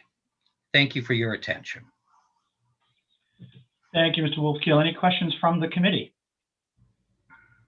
Seeing none, thank you, sir, for your testimony this morning. My pleasure. Up Thank next, you. we have Senator Roger Katz. Senator, thank you for your patience, and hopefully we get you in the deadline. We do. Thank you very much, Senator Lucchini and Representative Ciazzo. I hope I'm not butchering your name, sir. And distinguished members of the Committee on Veteran and Legal Affairs. My name is Roger. It's actually Kate's. And for 4 terms, I had the honor of representing Augusta in the state Senate. And I had the privilege of serving with many of you on this committee. And it's nice to see some old friends again. One of the most memorable parts of my time here was my service on the Marijuana Legalization Implementation Committee, which I co-chaired with Representative Teresa Peirce. Both Representative Hickman and Representative Corey were on that committee, and I learned a great deal from both of them. All of our work was done against the backdrop of the existing medical program. Toward the end of our work, the legislature made some significant changes to the medical program through LD 1539. Teresa and I worked along with other members of the committee, with members of the Health and Human Services Committee, on the bill that came forth late in the session. The next thing I'm going to say, I think, is very important. Most of us believe that even though continuation of the separate medical marijuana program was important, the regulatory scheme for both should be housed in the same place. The second policy consideration, critical to most of us, was this: that the kinds of standards for seed to sale tracking and for public health and safety protection should be the same in both systems. A seed to sale tracking system was an absolute no-brainer for us on the Marijuana Legalization Implementation Committee. And I don't recall, frankly, much debate about it. Being able to trace this regulated product is important for a number of reasons. First, if there are any contamination or other public health problems, we need to know where the stuff came from. Also, if we're going to be able to effectively tax the product, we need to be able to track its production and sale in a systematic way. And third, one of the reasons to legalize marijuana in the first place was to stop diversion of illegally grown and produced marijuana into the black or gray market. All of these goals, product safety, appropriate taxation, and discouraging diversion, all of them really cannot be effectively done without a seed to sale tracking system. We had battles on many issues in the committee, but that wasn't one of them. Exactly the same policy considerations, I think, apply within the medical system, and for the same reasons. Was the medical marijuana community happy about these changes in LD 1539? Many of them were not. But in return, medical providers were given considerably more leeway to commercialize their operations, to wholesale their plants, to harvest in harvested marijuana, open up brick and mortar storefronts, sell to an unlimited number of qualifying patients, hire an unlimited number of employees, and organize as businesses. So now we move to rulemaking. I think Eric Gunderson's shop is now attempting to promulgate rules just as the legislature directed him to do so.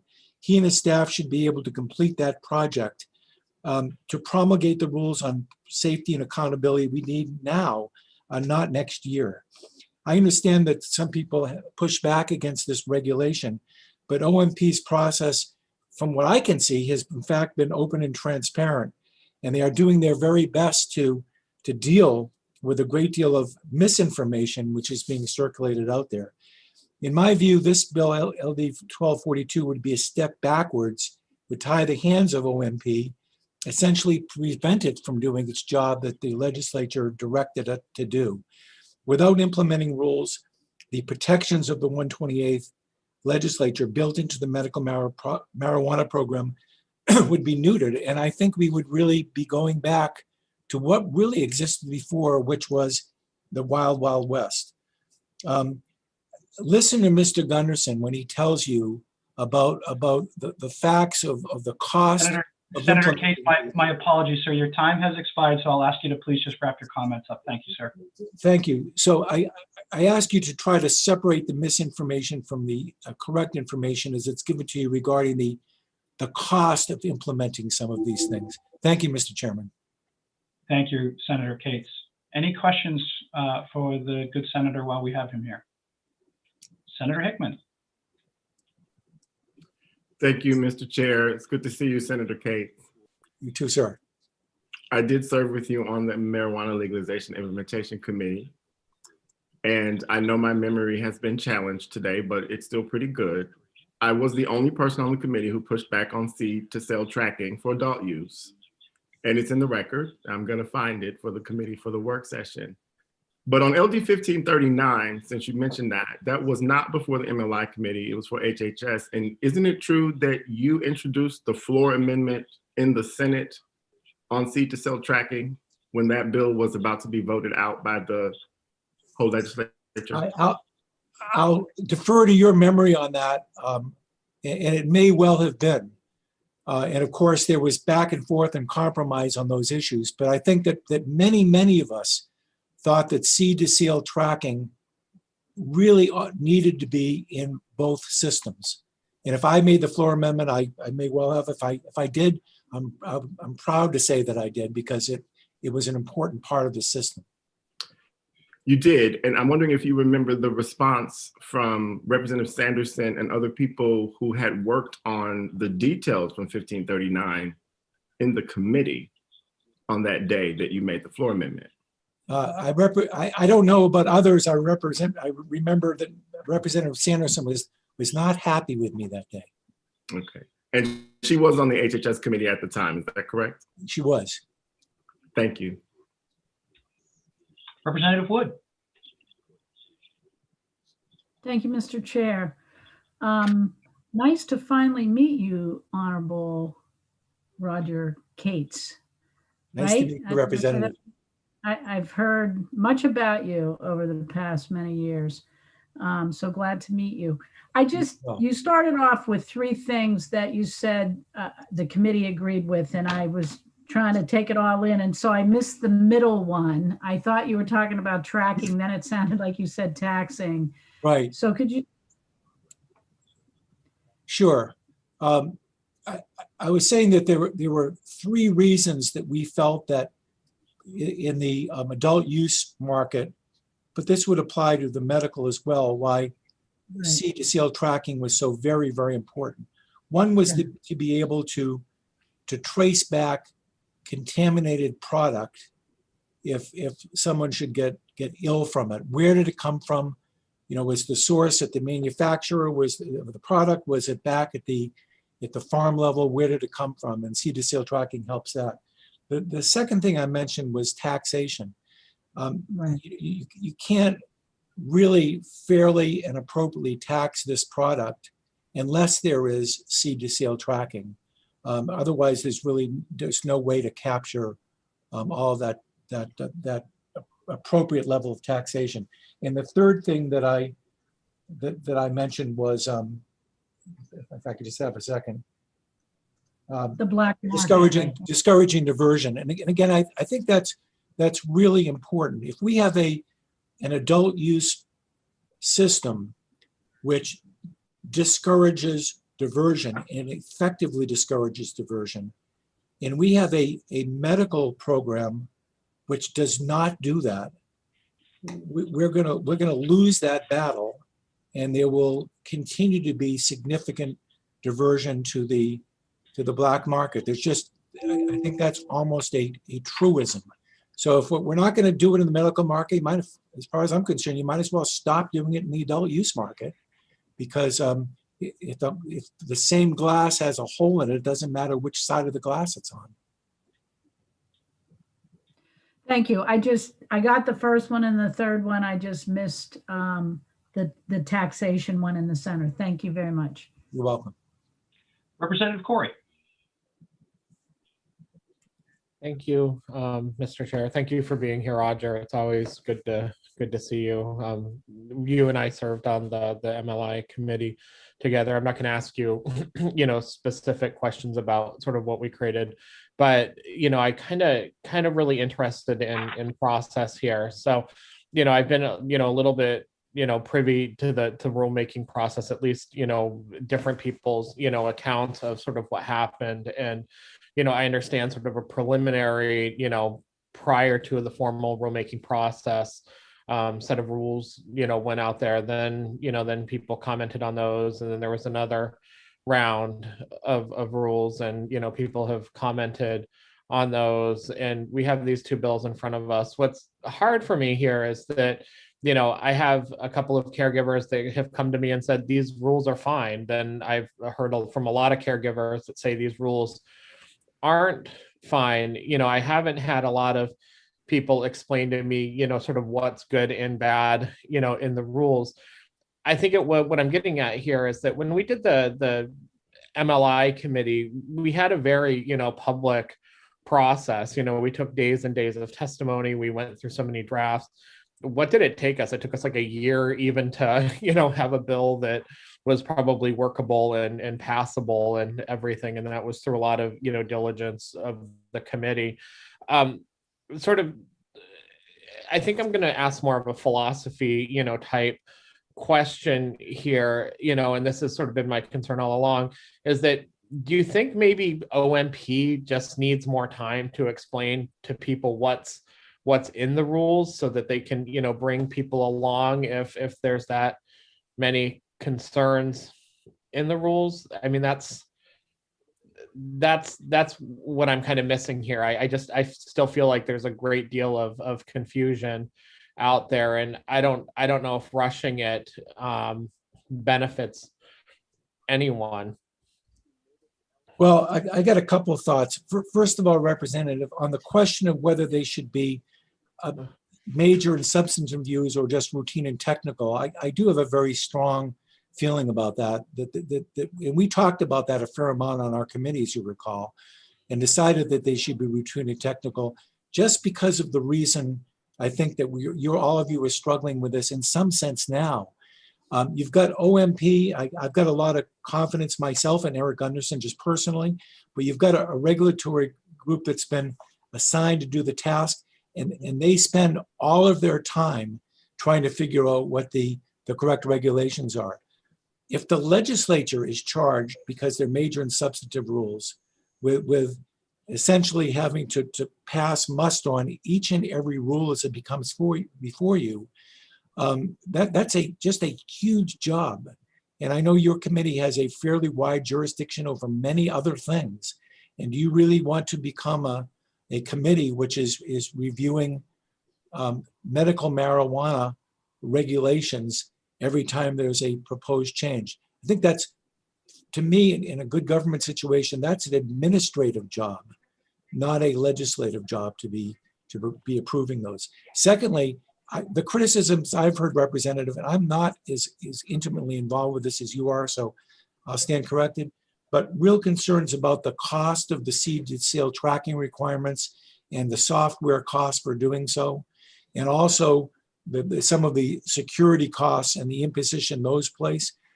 My impression is there's a fair amount of misinformation out there, which you ought to be able to fairly quickly resolve. How much does the Seeds to Sale software cost? My understanding is it's very modest. Maybe I'm wrong, but you guys can, I'm sure, figure that out quickly. And in terms of how much the security requirements impose on people, the OMP took a tremendous amount of testimony on that. I doubt that they just turned a blind eye to that testimony as they developed their rules.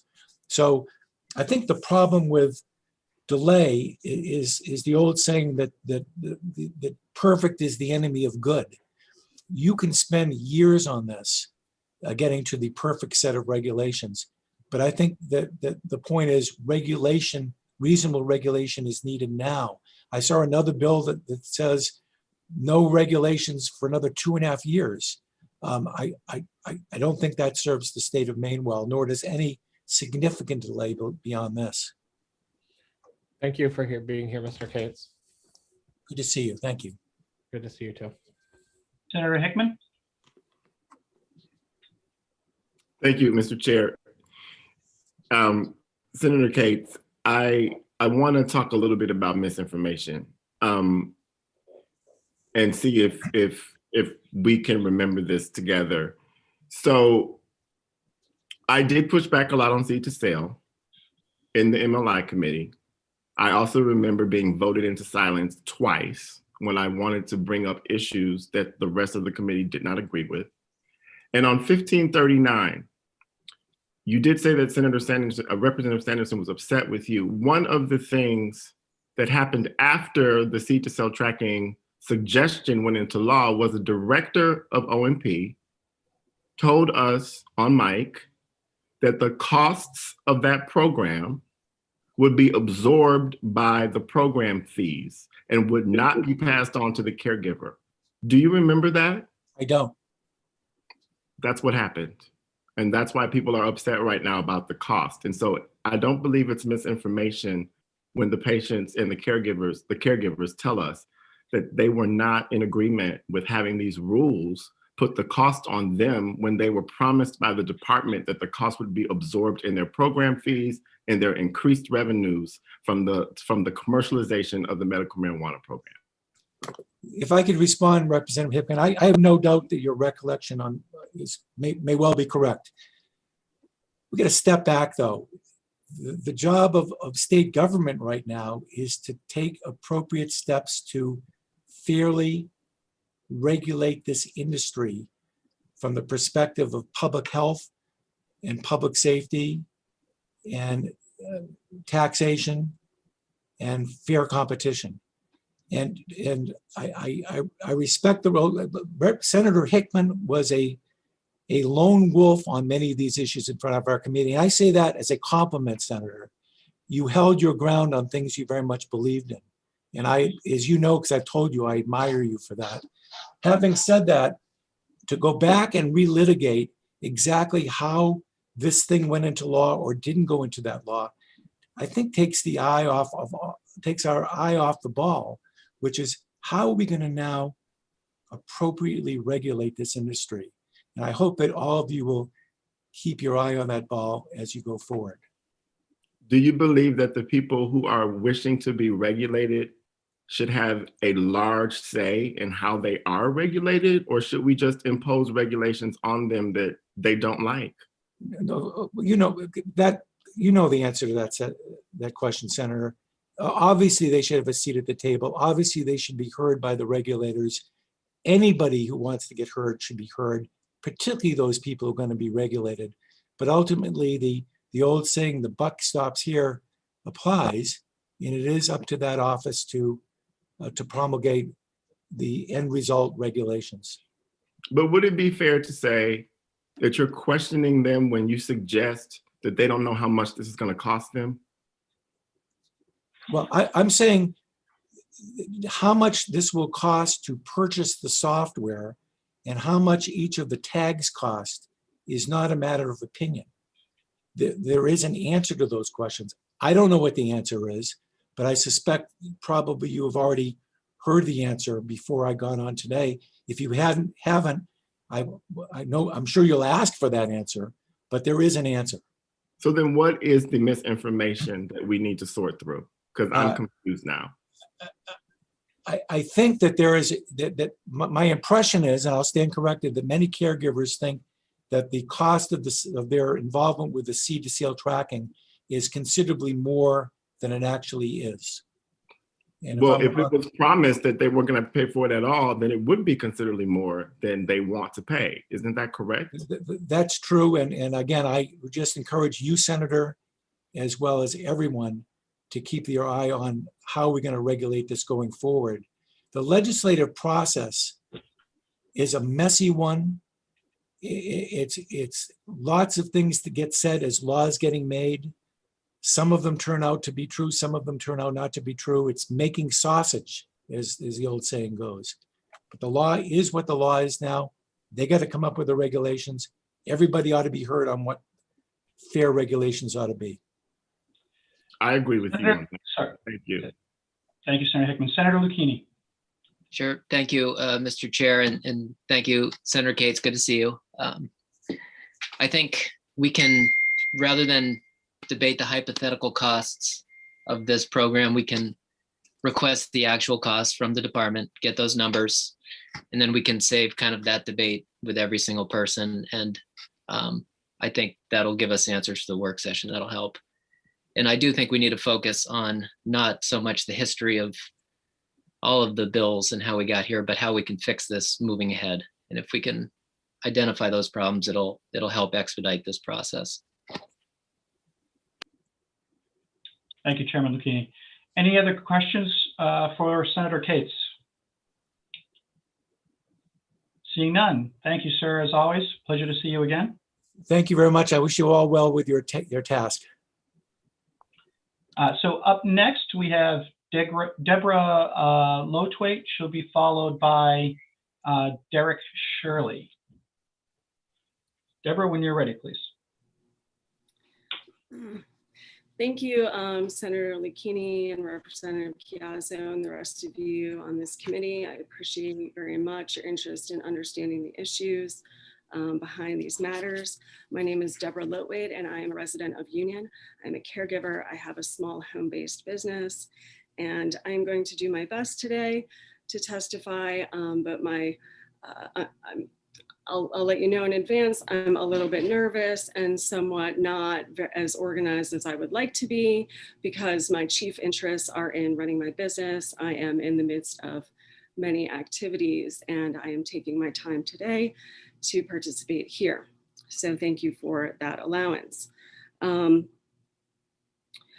want to start out by thanking Representative Warren for bringing some issues to light earlier and speaking as a legislator on behalf of the caregivers in a way that I don't think caregivers have yet been heard. The ability to provide a testimony today, as I have done in the past, written and live, is by no means the same as a seat at the table. This is a right that I have as a person in the public and as a stakeholder, and it is actually quite disruptive, as I said, to the operation of my small business. It costs me my time, and it is not the same as having appropriate caregiver representation at a conference table, having literal deliberations about how we're all going to move forward. And so taking a cue from Representative Warren and what she was saying about the bias, I'll take that a little step further and note that in the proposed rules, the word criminal is used 35 times. And so if this is not a red flag as to the lens that the OMP is viewing the industry that they have to regulate, then I do not know what is. And so it is quite an adversarial relationship. And we are, treated in a way where we're presumed guilty until we prove ourselves to be innocent. Real quick, I brought up some regulations regarding breweries. One of 2 buildings that I can see from my physical location is my neighbor's rural brewery, where he has on-site consumption as well as manufacturing. He does not have to have a criminal records check ever, nor do his employees, and he has only ever been inspected by the liquor board at his request. So quite some differences there. So also, I believe it is very important to speak to the elephant in the room that LD 1539 is an active law that we are all subject to right now. So regardless of the status of rules and if they're here and how we abide by the law, the fact that we all have to abide by the law in the here and now and that we are doing our best to do so seems to be ignored. And so there's been an incredibly wonderful, I think, relationship that I've had with the inspection process and with the department in just calling up and getting questions answered. A really good example about how the program helps us to be in better compliance is the matter of having approved and regulated scales that are checked, thank you, by the Department of Agriculture. This is something that we didn't really know we had to do until it became brought to attention. And now everyone is doing it and everyone is happy to comply in order to be a participant in the program. So I don't have a lot of time, but I want to speak to the seed to sale and also say that we are right now required to, by law, track from seed to sale, regardless of the existence of a software program. Thank you. I know my time is up. I'll wrap up. Regardless of the existence of a costly program, we have to do that work anyway. So if something should occur where tracking needs to occur, it can be done now. It should be able to be effectively done now, regardless of that program. Please, as a committee, consider not just the cost of the fees and the tags for this proposed software, but also the amount of labor time that is involved, because we are largely small businesses and we don't have the manpower. Catherine Lewis brought up earlier that she would have to hire an entire individual. And so if you're talking about full-time salary for a year, that is a huge cost that cannot be discounted. Thank you, Ms. Lotwait. If you can just briefly summarize, you're well over the 4 minutes. Yeah, okay. So I am very much in favor of LD 1242 as well as, you know, and to some degree the 1319. I think that the OMP has rubbed elbows a little bit with regulators in other states and talked to very costly, expensive consultants. We are not building a program from the ground up. The OMP is not doing that. They have been charged with regulating a program that is already in existence. It seems that they're quite ignorant to the fact that there's already a quite well-functioning homegrown industry that is happening right now. And so it is my belief that this bill will sort of put them in their place and subject them to the proper oversight that they can do their job correctly and fairly, and not you know, try to institute rules that are in violation of the statute and also bypass other statutes by not doing these economic impact statements, which they have on the record of saying they would complete after they finalize the rules. So it'll be lovely to learn that I'm going to go out of business after they have determined that I'm going to go out of business.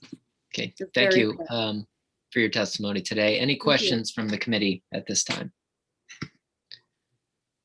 Okay, seeing none, thank you for testifying today. Thank you all. Okay, next up, I believe we have Derek Shirley. I don't know if we have a few of you on the list. There you are. Okay, welcome, sir.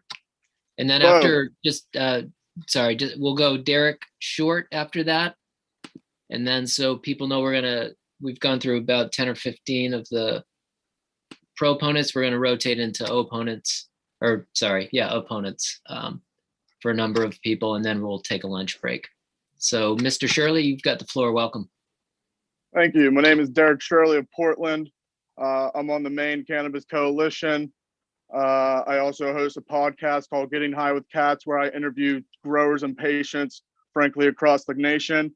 I'm a proud felon for 4 ounces of cannabis, and most importantly, I am a patient. We guys need your help on the VLA. You guys want an example? I'll give you one real quick. So in the OMP rules, they state how you can have certain things as logos, animals, fruit, people, etc. There's two examples where they don't even follow their own rules. High North in South Portland has a giant moose in front of their building, which is really a slap in the face. And then on top of that, now there's another company. There is the Blue Paw has come out with a new THC drink that has a paw print on it, which they are not enforcing that. And then on the counterwary where they're not, is they're coming after local caregivers. I have examples of that as well. Now the issue with seed to sale isn't law. There's no law in any part of this country that seed to sale is law. A compliance officer costs $60K per year. So we're not complaining about maybe the bills and for the tags and things, yes, are expensive, but the issue is literally that plus hiring a whole other person to do their job. And that's why it is a no-brainer for this, because it is a no-brainer because you're not using your brain. You guys need to sit down and actually bring people to the table that understand this situation and what's going on. And that's that's plain and simple. You guys don't sit there and talk. Do any of you guys smoke? Honestly, do any of you guys smoke? You guys have anything what's going on? This is your time to provide testimony and not ask questions. I hear you, sir. I hear you. And I'm a patient. You guys keep on saying, oh, where's the patients? I'm right here. And I'm telling you, they are coming to destroy us. They literally have here, eliminate remote Zoom, seed to sale tracking software, allow police officer to enter homes at any time, require expensive cameras as we already talked about, alarm system, FBI checks. Why do we need fingerprints when it's federally illegal? Like what? You authorized over 2,000 caregivers working in their homes. You require logbooks and restrict visits to certified patient and caregivers who are working through their homes. Allow for the inspections when the owner aren't even present. These are all in the rules that are coming OMP. We need your guys' help. I'm not trying to be aggressive. I'm saying help us, please help us and step in, because this is out of control. It's not just in cannabis. We are seeing it all over. We're seeing it in the lobster companies, and we're seeing it in the windmills. It's not just cannabis. They're coming for Maine as a whole. We need your help. That's all I have. Thank you for your testimony. Any questions from the committee at this time? Okay, seeing none, thank you. And it probably would help to just remind people that this committee hasn't voted for anything yet. So characterizing what you guys are doing probably isn't helping anybody's cause at this point. We just need to identify the issues within the laws, and then we can try to resolve them. So we'll move on to the next person on the list. We've got Derek Short, and then we're going to rotate into the opposition for a period of time, and that will be Alex McMahon. So Mr. Short, you've got the floor. Welcome. Hi, my name is Derek Short. I'm from Benton. I'd like to thank Senator Lucchini and Representative Piazza and the honorable members of the VLA for taking the time to hear this. I'm a father of a pediatric patient. He has severe autism. The medical marijuana community has helped him tremendously. Dawson Julia was a big part of the process of getting my son healthy again. The actual pharmaceutical industry was not able to help him, but the medical marijuana community has. The rules that have come down from the OMP, I know they're from written by a company from Colorado that helped take out the medical marijuana program in Washington State. They're also, those are the people that wrote our rules in Maine or helped write the rules in Maine. And they also own the seed to sale tracking company that they're trying to push on us. So there's a definite tie to the rules in the seed to sale. But we have pediatric patients that fled from Washington State to come to Maine because of what happened to Washington. And now that company's here writing the same rules to try to take out the grassroots of this community, which I think is very unfortunate. We need to resist the corporate structure agenda. The moratorium would give some time, some breathing room. I understand that the VLA has not voted on anything. I understand this is the OMP's rules, and I understand the VLA is the only one that can right this ship. And I do appreciate your time, and I'll take any questions you have. Thanks. Great. Thank you, Mr. Short. Any questions from committee members at this time? Okay, seeing none, thank you for your testimony. Okay, next we'll rotate into the those who registered in opposition. I realize sometimes it's a little confusing on the button, so if it's not exactly on the registration link, if it's not your category, we'll let you continue to testify anyway. It is a bit confusing going through the portal. So we'll start with Alex McMahon, followed by Anya Trundy and Denny St. Pierre. So welcome, Mr. McMahon. Hello, Senator Lucchini, Representative Chiazzo, and esteemed members of the committee. My name is Alex McMahon. I live in Lewiston, Maine. I'm with Medco, and I'm also on the legislative committee of MCIA, which is the Maine Cannabis Industry Association. I appreciate y'all's time today. I know that there's been a lot of discussion on the cannabis bills, and there's been a lot on your plate. It is very important to the industry, so we appreciate you taking the time to figure out all the details. LD 1319 is a bill that would enact a cap on the number of dispensary licenses. This is a trend that the state is already heading away from. Portland just lifted their cap on retail licenses, and the state already intentionally lifted the cap on dispensary licenses. To reinstate the cap, albeit at a slightly higher number, would be regressive and would serve no purpose. The only companies that would benefit would be those holding the current 8 dispensary licenses. The caregivers and the patients would be the ones who would suffer. Many caregiver businesses are potentially better suited to convert to the dispensary model once the licenses become available, and would be unreasonably blocked from being able to do so. Any business that meets the criteria for becoming a dispensary should be allowed to do so. If these businesses are hindered from becoming or from making the business choices that would be best for them, the patient is the one who ultimately suffers. This bill and the opposition of the bill assumes that all caregivers who have been operating for many years now are still small operations, which many actually have been able to grow our businesses and need a dispensary license to be able to continue to do so. The argument against out-of-state businesses monopolizing the dispensary market is actually only valid if this bill passes. If the bill does not pass, there is no cap, and therefore anybody who would like to compete would be able to compete. The other portion of the bill that doesn't really make sense is the prohibition of rulemaking until, sorry, I lost my camera, until 2023.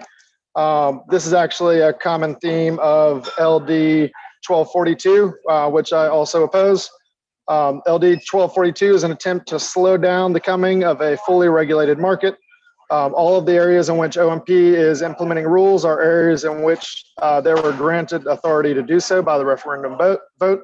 The rules are routine technical, and the efforts to reclassify the changes as major substantive, combined with the efforts to revert the rules back to 2018, are driven on resistance to change and resistance to a regulated market. A regulated market is necessary in Maine, if but for the sole purpose of reducing youth use. To roll the rules back would first wash all the work that's been done over the past 3 years, which has been progress. And it would be nice to some extent to be able to operate in a less regulated market. However, that's not the direction that the state has chosen to go in. I would actually invite any of you to come to my store and to see how Metric works and how Track and Trace works. I know there are other members of MCI who would invite you to see how Metric runs in the cultivation side of things. It's actually extremely simple. It's hardly time consuming at all. It does not require an additional person on staff. The fee monthly is $40, and then you have to pay for the tags, which at most $100. So it's at most $200 a month. The security provisions are reasonable, with it being reduced from 45 to 30 days. You actually accomplish that with an off the shelf security system. I realize my time is up. I'll wrap it up real fast. I know there was a question by Representative McCrate about GAP and where the regulation of products goes once it leaves the farms. So the FDA actually sets those guidelines, and then it's up to states to adopt those guidelines, which is currently done by the Department of Agriculture, Conservation, and Forestry. They're doing a great job. I actually own a restaurant. I'm here now, and I'm Serve Safe Manager certified. We, for example, if we choose to sell shellfish, we have to keep the tags for shellfish for 90 days after we sell them in case there's a foodborne illness outbreak. Wrapping it up in one more sentence. Yeah, you can wrap it up. That'd be great. And you do Yes, have a sir. question coming, so. Yes, sir. Some of the caregivers would prefer to not have rules, but our program does need rules. Thank you. Okay, thank you, Mr. McMahon. Representative Wood. Thank you, Mr. Chair. Mr. McMahon, I just missed at the beginning. What is your business? Are you a caregiver or? Yes, ma'am. So I'm with the Healing Community Medco. And we have, in lieu of all the rules that are coming on, we have actually fully implemented a software system that will integrate with Metric when we choose to convert to adult use, if we choose to do so. So yes, ma'am. We're currently operating in the medical market. And where are you located? Lewiston. Lewiston. Okay, thank you. Yes, ma'am. Yes, ma'am. Representative Corey.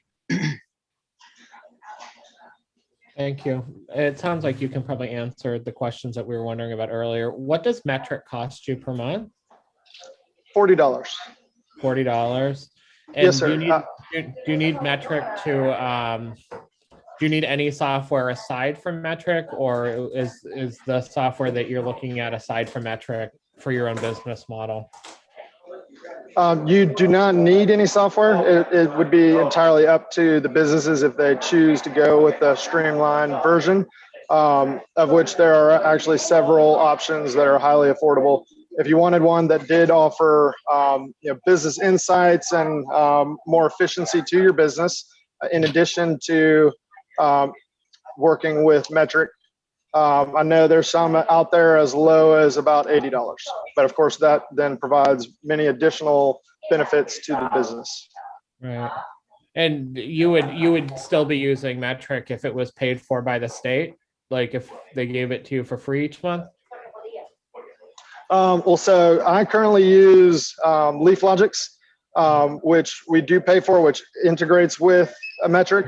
I would, well, I've clearly made the choice to not use Metric as a standalone, mainly because I choose to prioritize business reporting and business insights, and that's why I choose to pay a little bit more to have those insights. Okay, thank you for explaining at least the monthly cost of Metric. Thank you. Yes, sir. Thank you for the question. Any other questions at this time? Senator Hickman. Thank you, Mr. Chair. Thank you, Mr. McMahon, for being here. I'm going to try to talk loud because I know that there's noise in the background. You don't use Metric as a standalone. Have you personally in your business had any trouble with it going down or not working correctly? No, not yet. Now I have heard stories of that being the case. So I believe it is a factor, as with any software system, but personally I haven't had to deal with it yet. Thank you. Yes, sir. Thank you. Okay, any other questions? Okay, seeing none, thank you, Mr. McMahon. Thanks.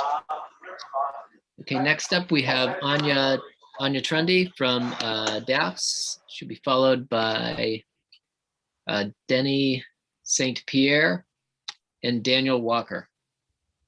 So Good afternoon. Yep.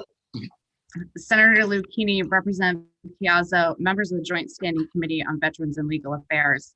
I am Anya Trundy, Director of Legislative and Strategic Operations for the Department of Administrative and Financial Services, frequently referred to as DAFS, and I am before you today to provide testimony on behalf of the Office of the Commissioner in opposition to LDs 1242 and 1319, two bills that would upend years of negotiation, research, effort, and compromise by the legislature, medical marijuana stakeholders, and the Office of Marijuana Policy.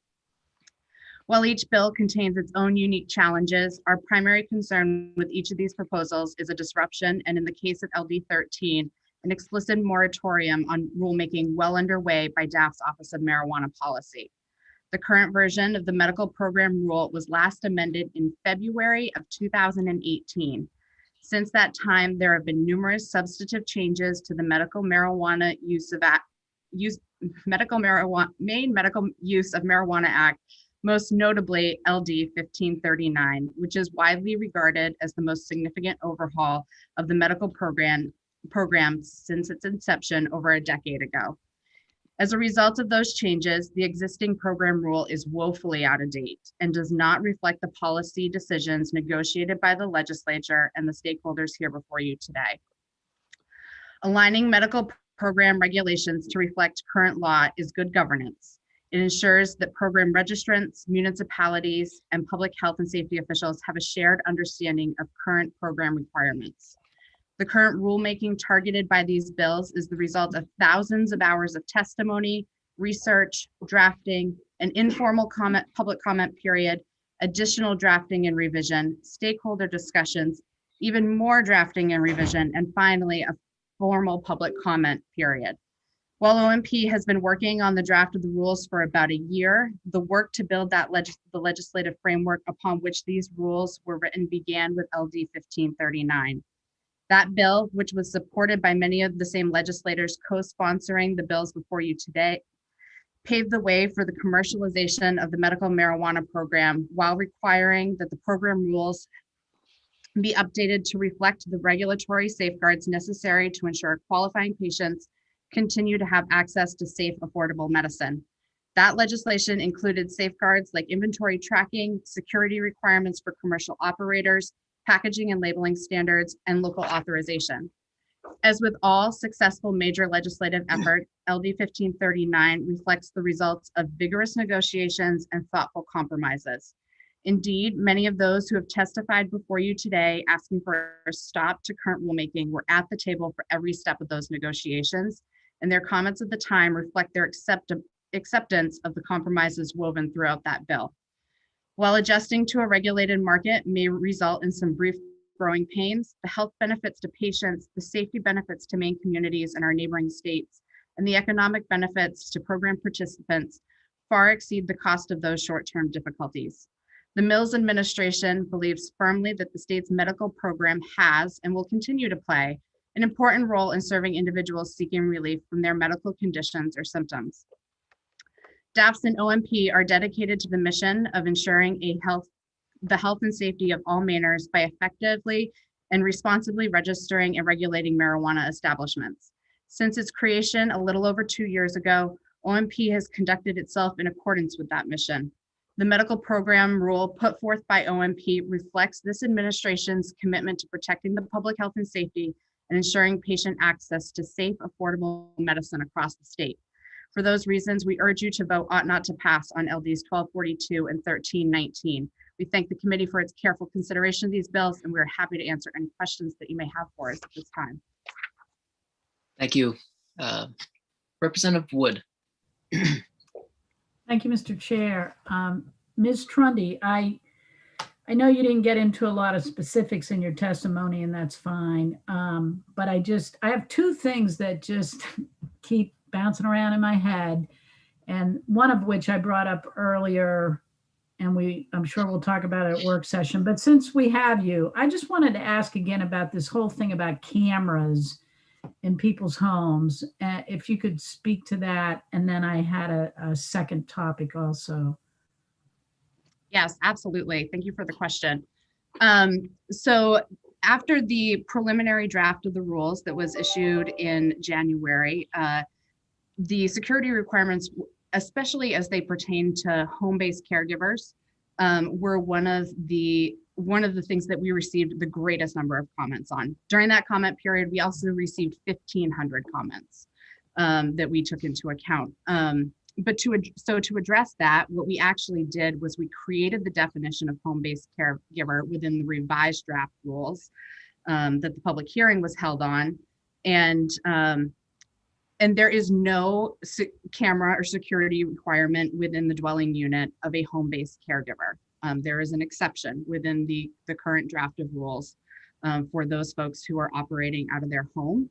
And I will also say, if it continues to be a concern extending to other areas of their property, such as barns or fields, we are also willing, in revisions to the rule, to consider further exceptions for home-based caregivers.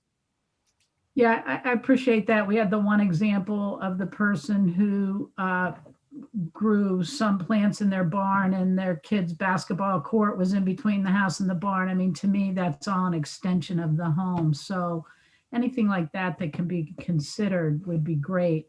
Mr. Chair, if I could ask on one other topic. And that's about the number of dispensaries. I just feel like since I got on this committee, I keep hearing different things. First, I was told there were only 8 dispensary licensed, then I was told there wasn't.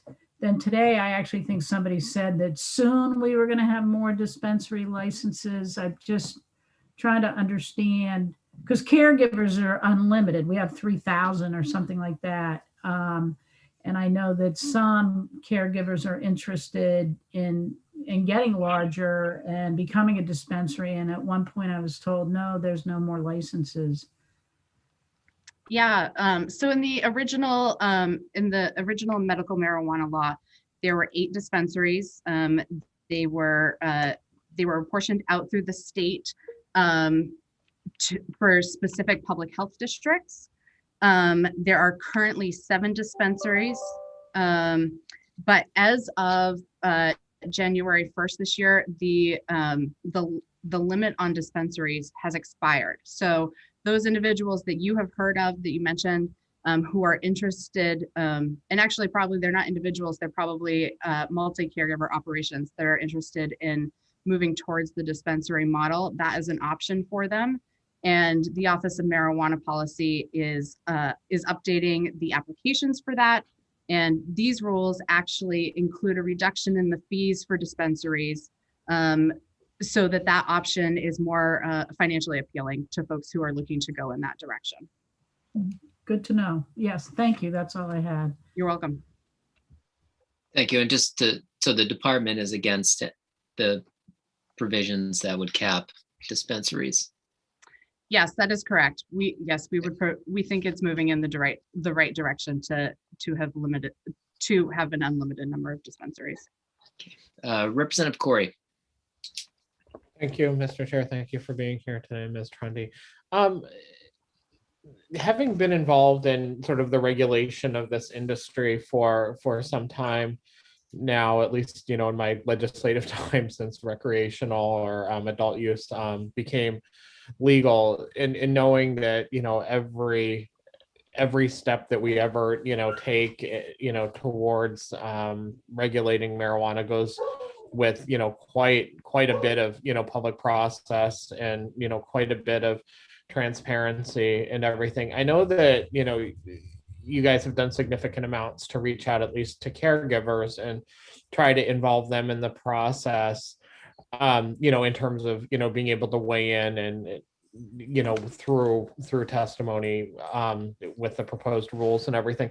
What kind of reach out have you done to the end consumer, the patient that's out there, and everything about the rules? Like, I feel like, the patients are really kind of a necessary, part of that. And does the department even have a way to get in touch with patients, or are these people even known to the department, or are you even by statute even really allowed to contact them or anything like that? So I'm wondering what kind of, PR, has been done with patients with regard to rulemaking? So I will say, with regard to stakeholder engagement in general, OMP has been meeting with stakeholders of both programs since day one of our inception 2 years ago. And we've gone, in our whole rulemaking process, we did this with the adult use rules. We're doing it now with the medical marijuana rules, even though they are routine technical.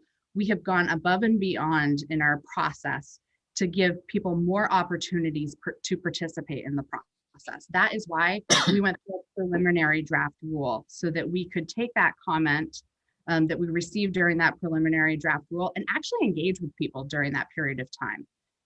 When we enter the MAPA process, it gets more formalized, but during that period of time, we can be really conversant with the folks who offer comment. And a lot of those comments came from caregivers, but a lot of them also came from patients.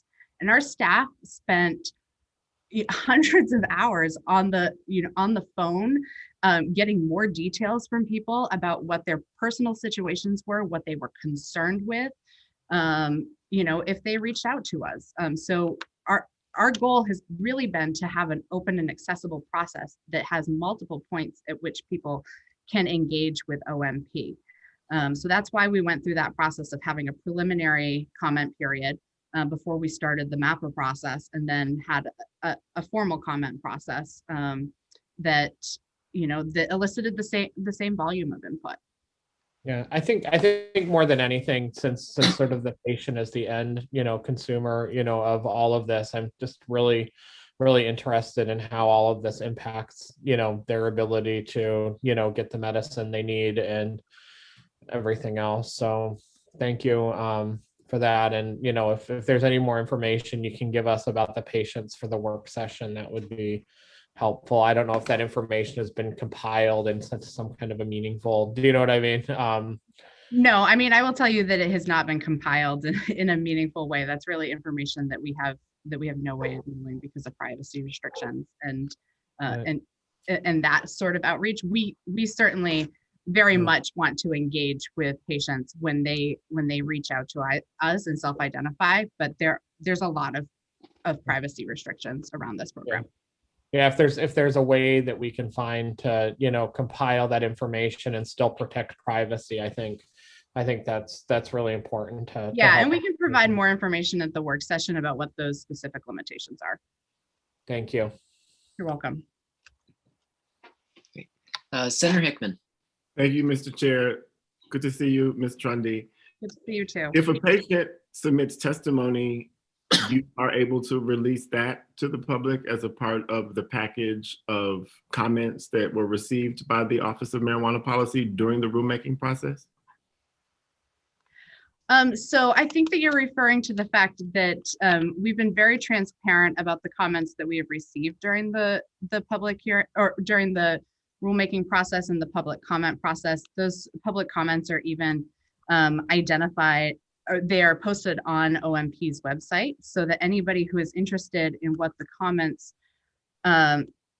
or in what the body of comments that have been received by OMPR and how OMP took those comments into account, they can go on OMP's website and view that information. We would not ID individuals as patients. In that, we strip all of the any information that would have in which they would have identified themselves as patients in the comments. Is it possible then for the work session that you could present the 1,500 comments in some format so that we can see what you received as feedback in the rulemaking process? Because I'm not sure that we have that information from the website. I guess that's my question. Then I have a second question. I mean, I think maybe it's best that what we do is we get you the information that is, or connect you with the information that is on the website currently, so that you have the opportunity to go through it yourselves. But that information shows what the comments were and whether those comments were accepted by OMP, accepted in part, or not accepted. So all 1,500 comments are available on your website? all of the substantive comments are available on the website. How do you define substantive? They're all there, actually. I'm Okay. sorry, I've been correct. And then my second question is, if the law says prior to the adoption of a proposed rule that may have an adverse impact on small businesses, the agency shall prepare an economic impact statement. Why did you not, prior to adoption of the rules, provide that economic impact statement? The rules have not been adopted yet, and we fully intend to provide the small business impact statement before the final adoption of the rules. And perhaps what would be helpful is if you could give us a timeline exactly of where you are in the rulemaking process for the work session. Sure. And just so everybody on the committee will know exactly where it is in the process. Do you want me to respond to that right now, Senator? What's that? Well, I was just saying that would be helpful for the work session, but I think Senator Hickman has a follow-up as well. Yeah. No, I'm good. Okay. I believe that if that impact statement is going to be done prior to the adoption, that's fine. I just wanted to know when that was going to be made available to the public, because the small businesses are severely impacted in their minds. And I think that it would be nice to know how the department sees that, because that's what the statute requires. Yes, absolutely. And just to kind of respond to Senator Lucchini's question a little bit, the public comment has closed on the formal rulemaking or on the public comment period. But at this point in time, OMP has kind of pressed pause because these bills are in front of the legislature. So we have not finally adopted anything yet. And we are indeed taking all of that comment that we received during the second round, which also was in excess of 1,500 comments and included 8 hours of public hearing testimony. We're taking it into account, and we are still in the process of updating the rule based on those comments. Okay. And just to, I guess, follow up on Senator Hickman's question. So the department is planning to do an economic impact statement or yes. Release. Small business impact statement, yes. Okay. Representative Chiazzo. Thank you, Mr. Chair, and thank you, Ms. Trundy, for being here this afternoon now. I know there's been a lot of questions around the cost of metric, and I know we've heard from a couple of providers, if you will, what their costs are. I assume that the department also has some idea of cost. So for the work session, if you could, let us know what you guys have seen for those. Yes, costs, and I can also respond to that right now. The cost of metric is $40 per month. And then there are tag fees that are associated. The cost is 45 cents per plant tag and 25 cents per package tag. We would estimate, based on a routine grow cycle or somebody who is possibly growing based on canopy, that the average monthly cost is going to be somewhere between $60 and $80 a month for metric. And as the gentleman who testified prior to me was saying, there are API programs out there to integrate metric with some of your other business software, but those are certainly not required. And there are folks who are operating very large operations. They're on metric and they are not using those other integrated software.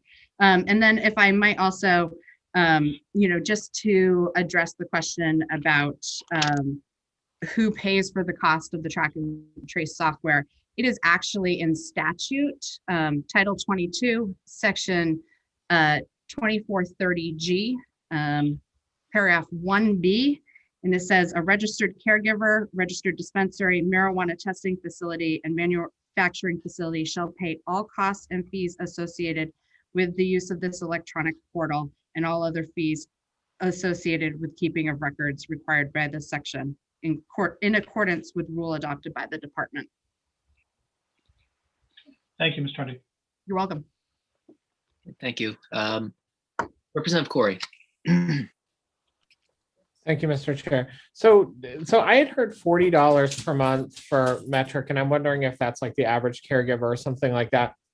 You had mentioned based on canopy space, that it's more like 60 to 80. Is that 60 to 80 with the tags?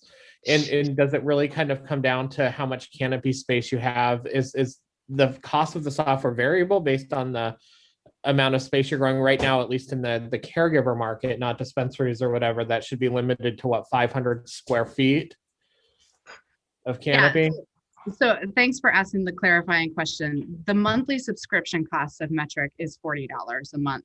And then when I say $65 to $80 a month, that's an estimate of what the cost would be, taking into account the tags that the average caregiver may have during that period of time.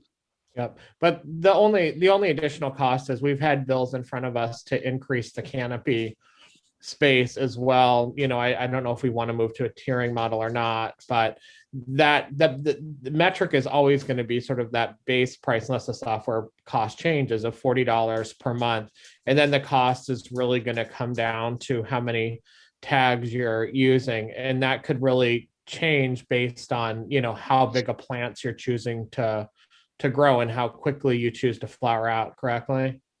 Yes, that would be based upon your business decisions. Okay, thanks a lot. Yeah, and information related to that would be helpful for the work session as well. Senator Hickman. Thank you, Mr. Chair. Ms. Trunley, that language that you read in Title 22, do you know if that was included in Title 22 as part of the Senate floor amendment introduced by Senator Cates on LD 1539 in the 129th legislature? I am not sure. That's legislative history that I was not present for, but I'm sure we can try to get an answer for you for the work session. That'd be great. There are definitely folks in the office who were present for it. Thank you. Can you cite that again? Just I wasn't writing fast enough. Was it 2430?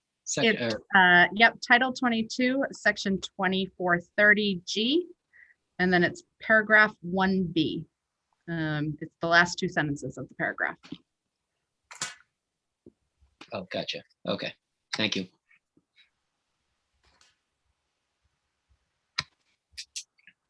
Yeah, it looks like it was, oh, okay, interesting. PL 29 or 2019, anyway. Any other questions? Senator, did you have a follow-up or was that from before? Senator Hick, did you have a question? Okay, yeah. Any other questions? Okay, seeing none, thank you, Ms. Trundy, and I'm sure we'll see you in the work session. Yeah. Okay, next on our list, we have Denny St. Pierre, followed by Daniel Walker.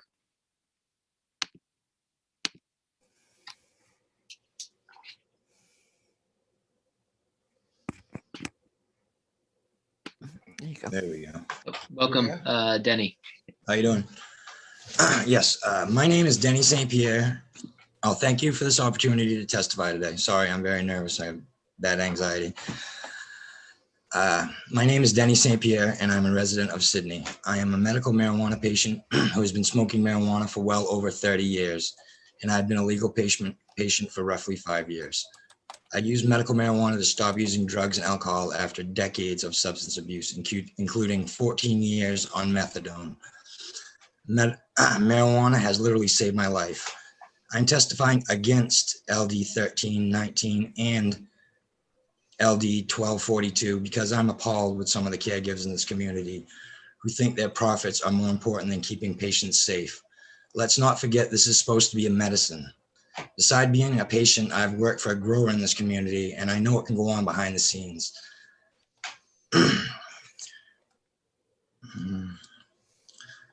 Things like powdery, even something as simple as powdery mildew can cause a severe allergic reaction, and powdery mildew is one of the least toxic things that may be in your marijuana. Other stuff that could be in your marijuana, like Eagle 20, just all kinds of stuff that no one's talking about. I think testing is very, very important, just for patient safety and, well, just for instance, firsthand, we bought CBD we thought it was CBD from someone, and it turned out to be concentrated THC from my girlfriend's mom. And my girlfriend's mom ended up in the psych ward in the hospital for a long time. So testing is very important. Labeling too is very important, because this bottle we got didn't have a label on it. It was just in a black bottle, and it came from a reputable caregiver that was supposed to, you know, be a friend that was giving us a deal. And it just, I don't know, that's it. Thank you for letting me testify today. Yeah, thank you, Mr. St. Pierre, for testifying and sharing your story. Any questions? Seeing none, thank you for being here today. Thank you. Okay, next up we have Daniel Walker. He'll be followed by, I think we already heard from Jillian, is that right, Mr. Chairman? Okay, then he'll be followed by Mark Crockett and Matthew Bayless. Welcome, Mr. Walker. Thank you. Can you hear me? Am I in? Yep, Okay. You're in. Senator Lucchini, Representative Piazza, members of the VLA committee. My name is Dan Walker. I am with Freddie Flaherty. I'm chair of our government affairs group and also our cannabis business practice group. I serve on the Marijuana Advisory Commission. I also served on the LD 1539 stakeholders group and also last session's stakeholders group. I've been involved in these issues for over a decade and working with many of these folks. I represent Wellness Connection of Maine, which operates a retail store in South Portland and 3 medical marijuana dispensaries, a cultivation facility, manufacturing facility as well. We also represent, my practice represents folks in all aspects of this industry, both on the adult use side and the medical side. Both LDs 1242 and 1319 would block implementation of the existing law that is in statute and a compromise that has been on the books for the last 3 years, over 3 years. These were a result, as you've heard, of reforms that we all carefully worked on in 2018 and reforms to the Medical Marijuana Act. These created really great relationships between all the members of the medical marijuana community. And this would undo years of work by OMP on these regulations. This compromise at the time commercialized the caregivers. It created unlimited patient counts, no more conditions, caregiver storefronts. It allowed the dispensaries to become for-profit. But there was a trade-off, and that was if folks were going to be commercialized, if folks were going to really open up their businesses, they're going to have to be regulated, much like the dispensaries are.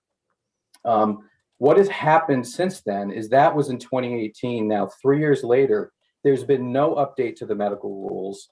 There's confusion out there with a statute that is different than the rules.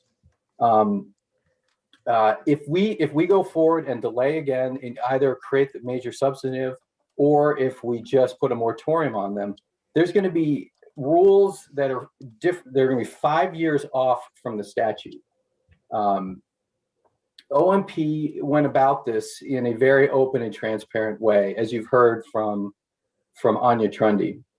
There were early meetings, there was early drafts, and everybody got to take part in the process. We've also heard some things up from last Mr. Walker, if you can quickly wrap up, your 4 minutes has expired. Oh, really? Yeah, sorry, our clock screen had to leave for a minute, so yeah. I felt like it was more like two minutes. Okay. Okay, so let me just hit the high points then. This would unnecessarily limit OMP's ability to do its job. It would eliminate the seed to sale tracking requirement that was part of the agreement. As you've heard, the statute calls for participants to pay these costs. The medical cannabis rules have always been routine technical. Nothing has changed along the way. This is simply it's not an agency using its discretion. It's an agency simply adopting what's in statute right now. And I just want to make one last point. I apologize. This idea of limiting the number of dispensaries going forward is crazy because we have a whole lot of clients that would like to become dispensaries now. And it's the necessary growth of a caregiver to allow them to grow their business and to become a dispensary. So that is a very ironic piece to this, that there would be a limit to the growth of dispensaries. Thank you. Okay. Thank you, Mr. Walker. Representative Corey. Thank you for being here today, Mr. Walker. You had mentioned the compromise that had come out of the MLI committee, you know, part of that allowing the dispensaries to operate as for-profit organizations. My recollection is that the other side of that compromise was that the caregivers would get sort of early, you know, entry, you know, into the market, meaning that it would only be for main established businesses. And I know that your law firm filed suit on that with the Attorney General's office. Is that how you recollected as well, that that was a part of the compromise that happened? No, that's not my recollection. So my recollection, so the compromise I was talking about was a debate that was going on in the HHS committee, which was on the other end of the building, right? Then the MLI committee. We were running back and forth over those years trying to cover both committees. So this negotiation was going on in the HHS. MLI that was a different thing that was going on. So the for-profit piece that was in the HHS committee. You know, we never, as far as who should participate, our position from the beginning was that the medical participants should have an advantage going forward in the adult use marketplace, and it should not be based on residency, and it should have everything to do with you being a participant. Residency, as we know now, it's been confirmed in the courts, is unconstitutional. So we never supported that. But your recollection, at least, was there was a lot of compromises going on that second floor of the Cross building during that time, especially between the two committees. Yeah, it was very confusing because there was two committees, one meeting on adult use, one meeting on HHS. The stakeholders group I'm talking about, though, was entirely within reforms to the medical program. And on the medical program, that very much was, you know, residency continued. Right. With regard to Mr. Walker, I think, we do want to avoid just rehashing the history and try to look at the parts that are relevant to this bill. So Representative Corey, go ahead. No, that's fine. Thank you. I'm not going to rehash history. I'm just going to say there was a lot of compromise that happened in that building. Thank you. Sure. Just trying to apply it fairly to everybody. Any other questions for Mr. Walker? Okay, seeing none, thank you for your testimony. Next up, we have Mark Crockett, if he's available, followed by Matthew Bayless and Hannah King. So Mr. Crockett, if you can hear us, you have the floor. Can you hear me? Yep, we can hear you, but we can't see your screen. If you're good with that, it's totally fine. Okay. Yep, welcome. Thank you. Thank you, Chairman Lucchini, Chairman Chiazzo, members of the Joint Committee of Veterans and Legal Affairs. I'm not sure why you can't see me, but it's probably a good thing. My name is Mark Crockett, and I'm a lifetime Maine resident and a licensed Maine caregiver that's been licensed for nearly a decade. And I think there's an issue here that really needs to be addressed, and it's about facts. And it's a lot of digging, but there's a few sayings that I live by. And one is that it is the absence of facts that frightens people, the gap you open into which they pour their fears, fantasies, and desires. But I've learned from spending 10 years in Augusta as one of the biggest lobbyists in the state of Maine, and now one of the biggest caregivers / adult use operators, that facts are like cows. If you look them in the face long enough, they generally run away. So I'm going to present facts. The question is whether we're going to live with them and whether we're going to actually listen to them. One of the most important things is history. Almost 2 decades ago, a medical marijuana industry was created, of which residents of Maine were completely left out. Big corporations bought the licenses and took over the industry. And so for years, the residents of Maine fought. We fought with every penny we made. We took giant risks. I have a background in law enforcement, so there was a fair amount of risk there. I started with a small amount of money and built this business. But after that time frame, LD 1539 was our victory. We worked with Dan Walker, actually fought with Dan Walker for years, and we were tough. We really were. We almost decimated the dispensary model in the state of Maine until we finally were allowed to have more than one employee. In fact, we're allowed unlimited employees. We were allowed only 5 patients and had to rotate patients. We're allowed unlimited patients. And we had to sell in back alleys and across fast food restaurant tables. And now we're allowed our own stores and went from 30 plants to 500-foot canopy. What I want to make clear here is we are not a cottage industry anymore. Are there people that actually testify and talk about being a cottage industry? I suspect there are.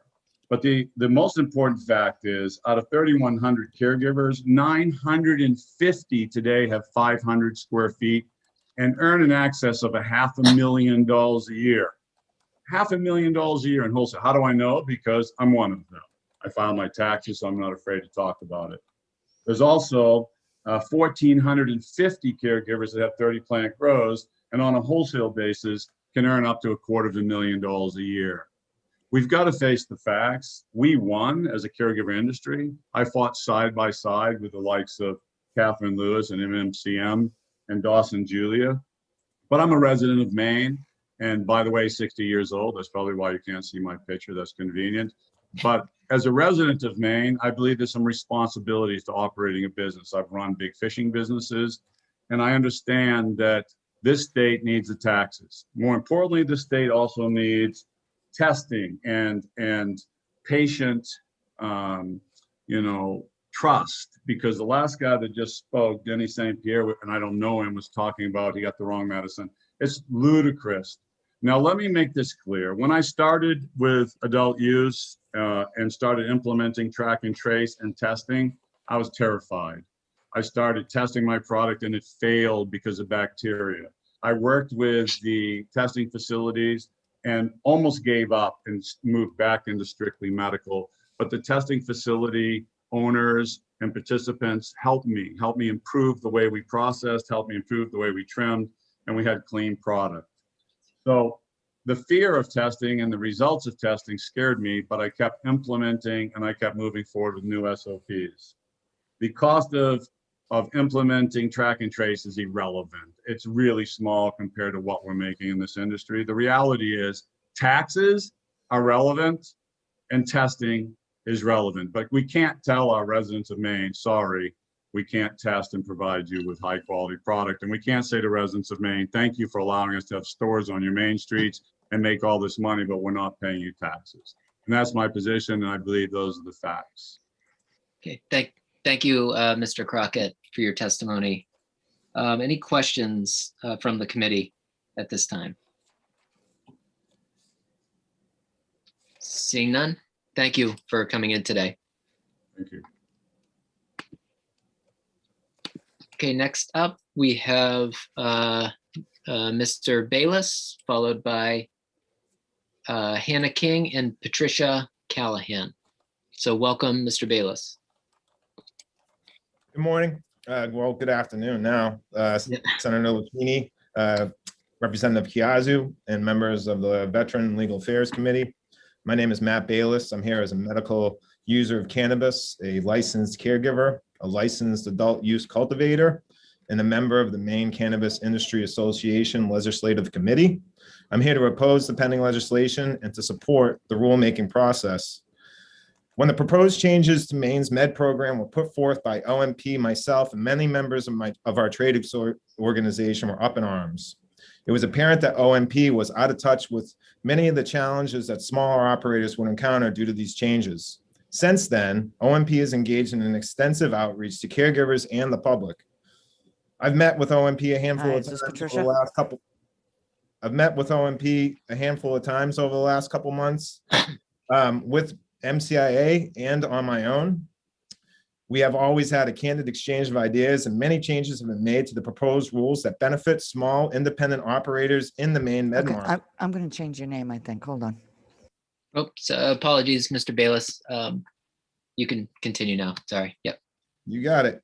Yeah. I'll start back a little bit. We have always had a candid exchange of ideas, and many changes have been made to the proposed rules that benefit small independent operators in the Maine med market. I am in favor of continuing open, honest, and mature dialogue with OMP during this process. I respectfully disagree that a 2-year moratorium or a 3-year rollback is the right solution to protect small businesses and patients.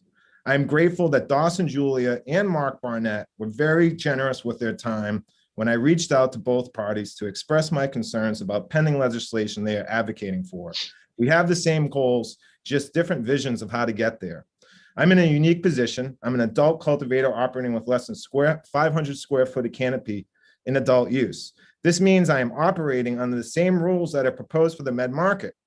Metric track and trace is cumbersome and costly for small operators. The monthly fees are reasonable, but the upkeep of data input drives up labor costs substantially. I'm sorry DAPS didn't outline that a few minutes ago. Cameras and hard drive space that are required are ridiculously expensive.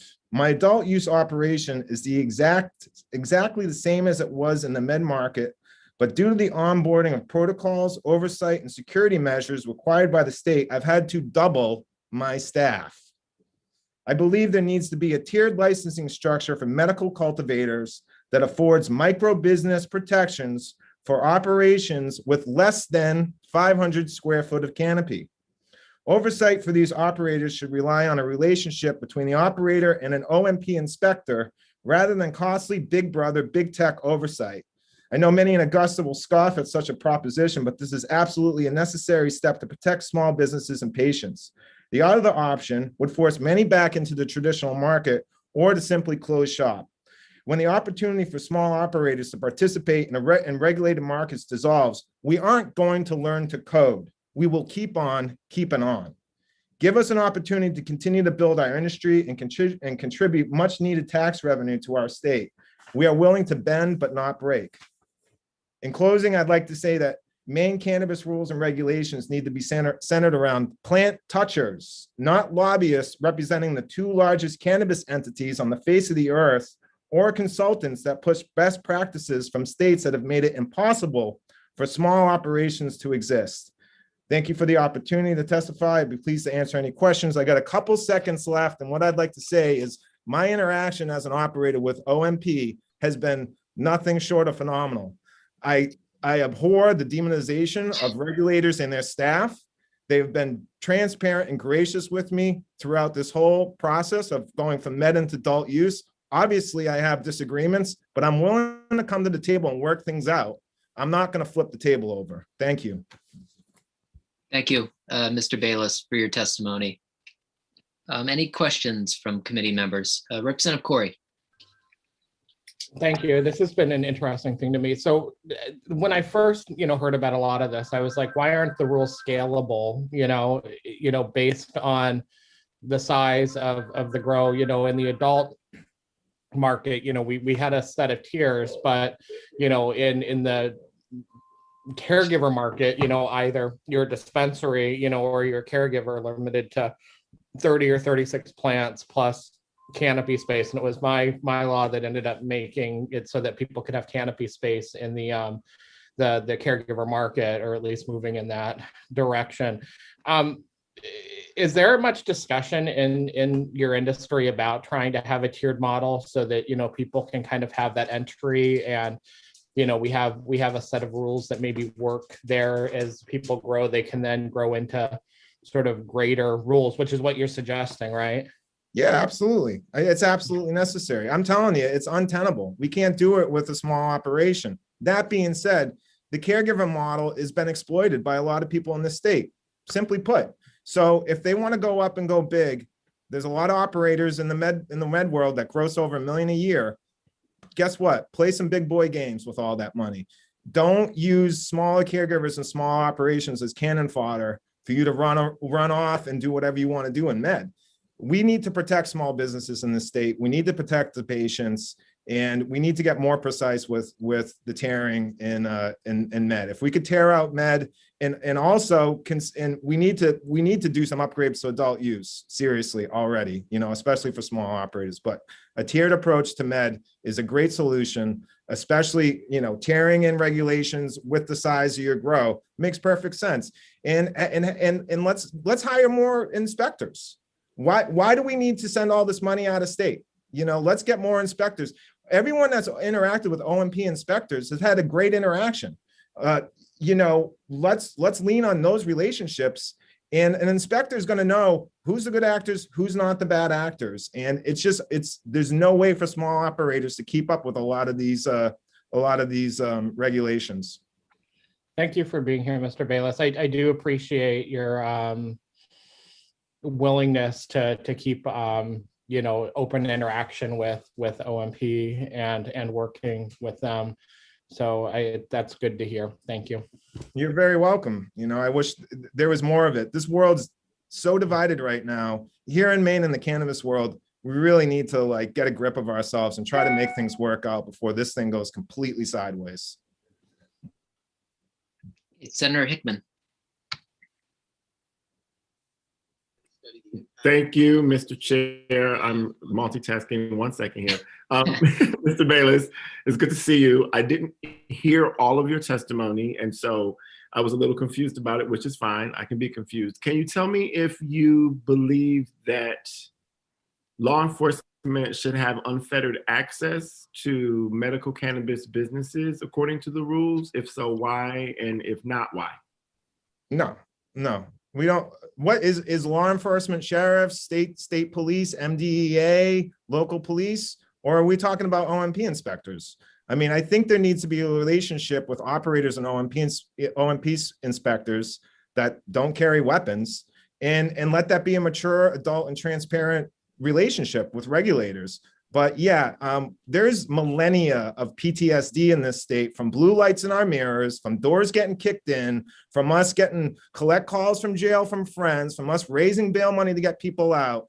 The stigma of cannabis prohibition still follows us into regulated markets. And that is unacceptable because we pay licensing fees, we pay the taxes, we're willing to come to the table and work things out. Don't treat us like criminals. Thank you.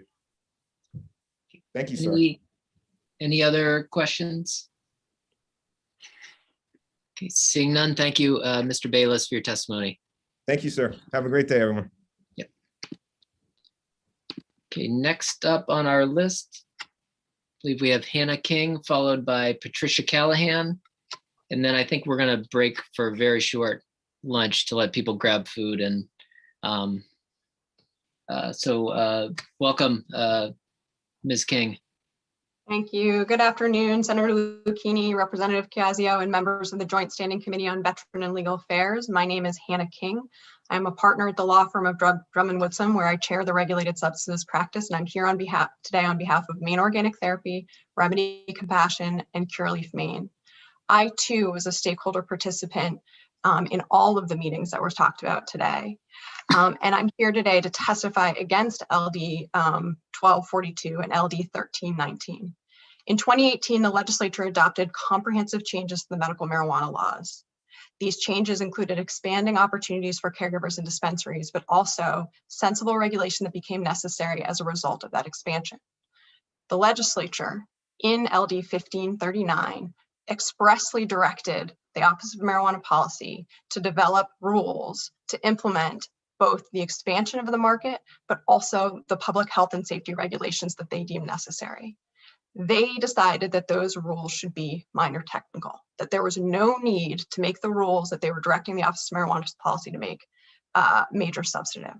The efforts to further delay such rules by stakeholders who participated in the 2018 process and accepted these regulations in exchange for opportunities to grow their business is disingenuous and unfair. It is also bad public policy, as these pending rules contain important protections for consumers and municipalities. Further, it is critical that regulators have flexibility to respond to public health concerns. I want you to consider the following scenario. You pass either of these bills and the regulators discover in June that a certain type of vape cartridge is leaking lead into the distillate that is sold by medical marijuana caregivers and smoked by medical marijuana patients, and it's hurting people. Under these bills, the only way to take any action to protect people would be through legislative participation. Because Maine is a part-time legislature, that process could not even begin until January 2022. For a better part of the year, medical marijuana companies could sell a product that the state knew was hurting patients with impunity.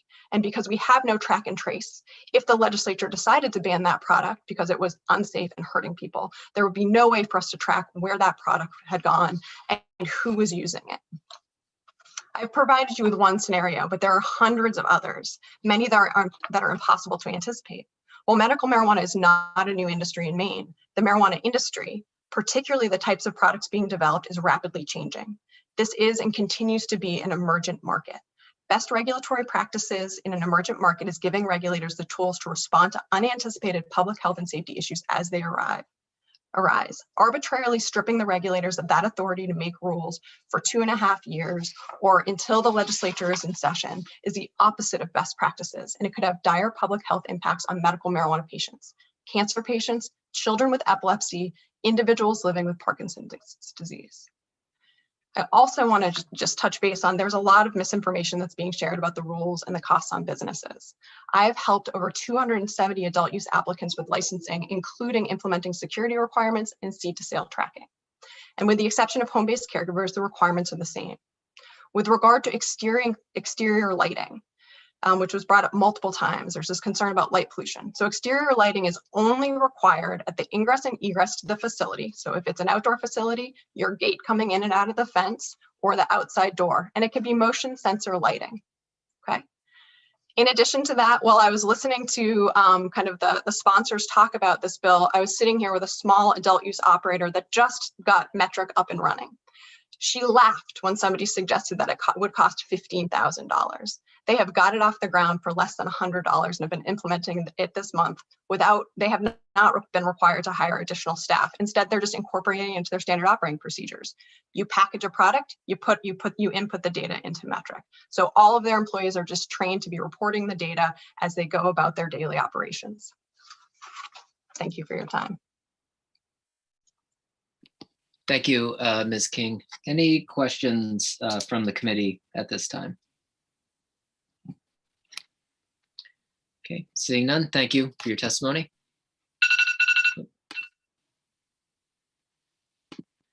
Okay, next up, we have Patricia Callahan, and then we will recess for a quick break. So welcome, Patricia.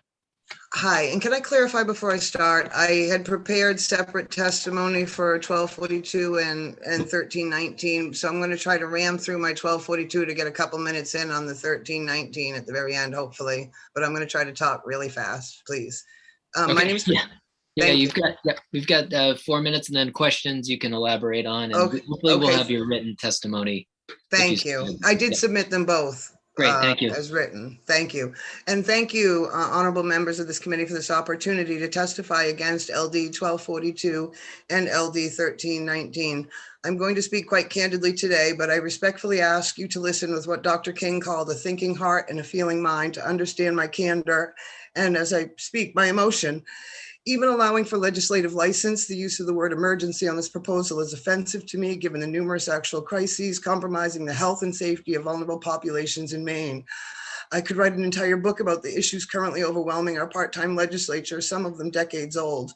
To illuminate my point, last March, my geriatric brain-injured mother had to be psychiatrically hospitalized for 9 days due to toxic levels of THC.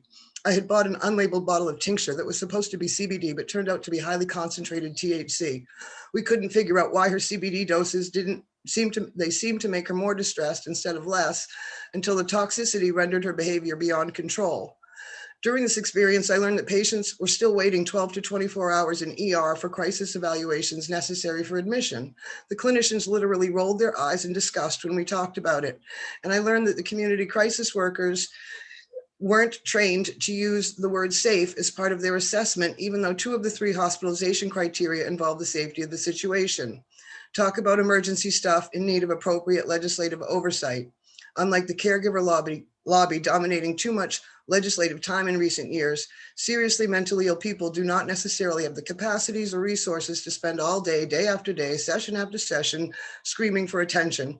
That's one of the reasons we're referred to as a vulnerable population, and one of the reasons my peers have been waiting for over 2 decades for functional services. On the list of emergencies facing this committee, veterans are among those impacted by Maine's broken health and human services system.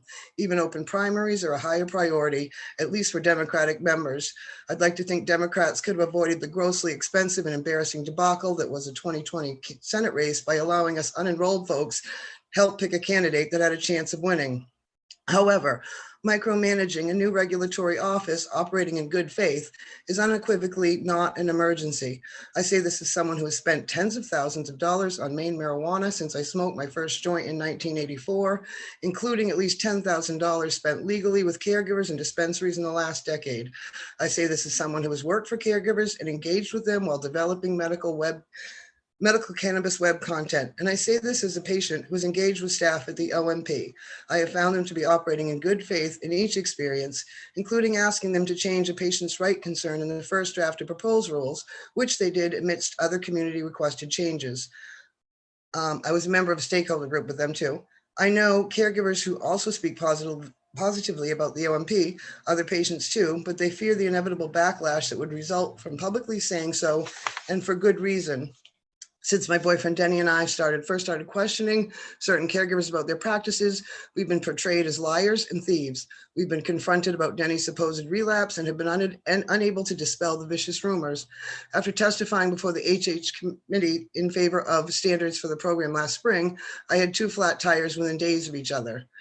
There are amazing caregivers with high standards for their businesses and their products, and you've heard from some today. But there are also caregivers who want regulations with as many loopholes as possible to enable either unethical behavior or, frankly, bad business models that are doomed to fail. LD 1242 caters to the latter, and more importantly, makes a mockery of all the genuine emergencies within the legislature's purview. As for 1319, my testimony basically asked for a critical analysis of it. And from a critical analysis, the global message for me was that, its sponsors don't have a lot of faith in this institution itself, because this office was created less than 3 years ago. And they're sort of asking to micromanage what they've already asked these folks to do. As far as asking for a delay, to me, there should be assurances of safety and assurances, justifications, saying we know people are safe, so we know we can afford to delay this. I don't see any of those justifications in there, and there just isn't data to support it that I'm aware of. I myself as a patient have had experiences where I bought contaminated product, where I bought an unlabeled product that poisoned my mother. I've bought mislabeled product, and I take my medication seriously. So each one of those incidents is a problem for my treatment of my condition that day. This Ms. is Callahan, your time has expired. If you can very quickly wrap it up, but you also have a question. I've already submitted it all as written testimony, and I'm happy to answer any questions or be of assistance in any way to this committee. And I'm grateful that you folks are overseeing this program, frankly. Thank you for your testimony today. Representative Chiazzo. Thank you, Mr. Chair. Thank you, Ms. Callahan, for your testimony this afternoon. You mentioned that, I wanted to circle back around. Initially, you talked about the experience with, I think it was you said your geriatric mother or mother-in-law. Yes. Did you report that mislabeling to the provider that you got the product from? Yes, I did. Was there any reporting at the hospital or the treatment facility that asked you where it came from and tracking and things like that? Okay. Yes. Okay. So I guess this would be more of a question, I guess, maybe for Sam, the analyst. I'm wondering if there are any mechanisms of reporting instances from emergency rooms or hospitals where we can identify that. I've heard from providers, certainly, and I'm not questioning that their statements that they're just not hearing back from patients. But if that is happening, I'm wondering how or where we're capturing that info. So. Question for the analyst would be, if there is a mechanism right now, a reporting mechanism with healthcare facilities to track that? And if so, how would we come across that data? So thank you, Ms. Callahan, for your testimony. I appreciate it. Great, and we can ask for that for the work session. Any other questions for Ms. Callahan? Seeing none, thank you for your testimony. Thank you again for your generosity with your time today. Thank you. Okay, so I think we're going to take a brief break to let committee members grab a bite to eat, get up and stretch. So we're going to break just until 2 o'clock. And when we come back, obviously people can feel free to eat and just, if you want to shut off your camera as we continue going through this block of bills and then on to the next block. But just so that the sponsors, I don't know if there's any sponsors for the future bills are in. Actually, I think Representative McCrate may be filling in for a few. We still probably have 25 to 30 more on this block. So we'll break for lunch, finish up this block, then we'll go into the second block. And Representative Corey, did you have a question? Yeah, I was just going to ask you how many, sorry, I'm not showing up. I was just going to ask you how many more people we had left to testify on this bill before breaking for lunch, and you answered that. So I turned off my little hand. Thank you. Gotcha. It's like 37. Yeah, right around there, yeah. Great.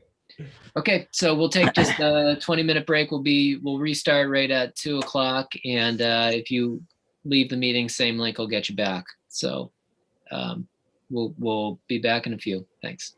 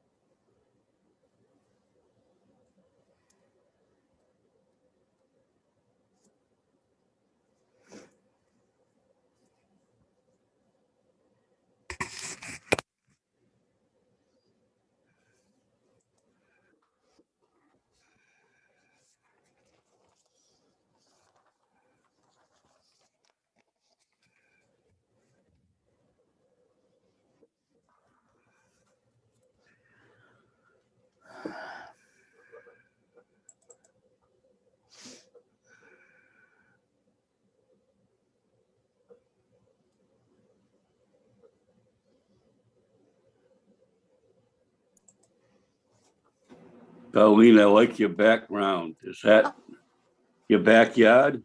I wish. No, it's my daughter's backyard though. And we did climb up the mountain to get to that. And I Yeah, took where- the picture. And then we Where was it? picked Colorado. Colorado. Oh, yeah. Yeah, yeah. She's living out in Colorado. So then we picked a whole bunch of flowers and made her a wedding bouquet out of them. They're all wildflowers. So it was beautiful. Well, I think Senator Lucchini ran a few marathons up there, right, Louis? In Colorado? Whoa. Colorado, huh? Didn't spend much time there. All right, well, I went on a not little- yet. Not Not yet. yet, Louis. Beautiful out there. So she lived, at the time, she lived on top of Hoosier Pass, down in a little, went to the top, and then you went down a little bit. And I was fine. The oxygen wasn't bothering me. I walked over this little dirt pile and I got on the top and couldn't breathe.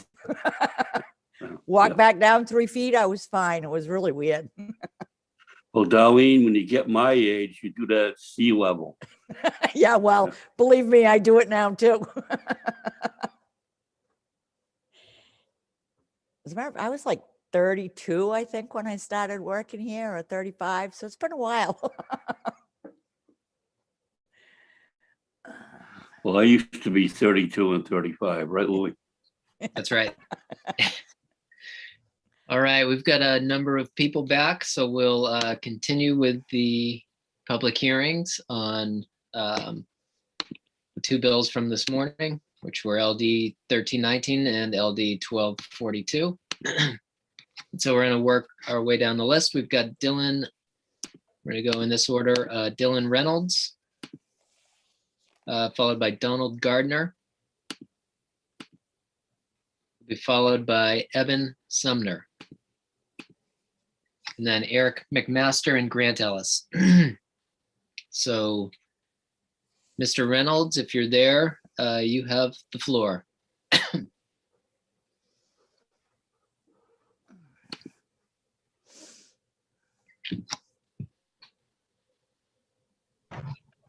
Hey, am I there? Yeah, Hello? we can hear you. We can't see you, but that's fine if you're good All with that. right, here we go. You see There you me? go. Yep. All Welcome. right, welcome. How are you guys doing today? So I'm a cannabis caregiver based out of Naples. I'm here, so I'm a new caregiver. I saved up for 6 years to have the money. I'm signed into a multi-year lease, and these laws will 100%, these proposed bills, I'm not going to be able to compete against. So I am for LD 1319. And I think as caregivers being, I believe it's about 76% of the medical program is independent caregivers. I personally have a 300 square foot micro grow. And so all this just brought over regulation is something, that I cannot compete with. And so this, I lose sleep over this at night. So yeah, all I'm really going to say is that I'm 100% for the moratorium. And I think that's going to give people that are locked into multi-year leases like myself. And I know I definitely don't make $250,000 a year. I barely turned a profit at this minute. So I think what that's going to do is at least allow us to have a word and have some sort of a say in these rules as, a caregiver to have a spot on the board, I think is very important. And then it's like, with these new regulations, like the only thing out of all of this that I knew I was going to have to deal with was track and trace. And so I modeled my business after all this, and I made my, investment with my life savings, and I expected track and trace, and I think I am for testing. I think that's not necessarily a bad thing. I think we just need time, and we need a voice at the table. We need someone that's representing the independent small caregivers. And then with, with the LD 1242, these, if someone came into your business and said, okay, hey, we're making minor rule changes, but it's going to cost you $100,000 or $50,000. For me, that's major. That is extremely major. That's something I'm not going to be able to compete with.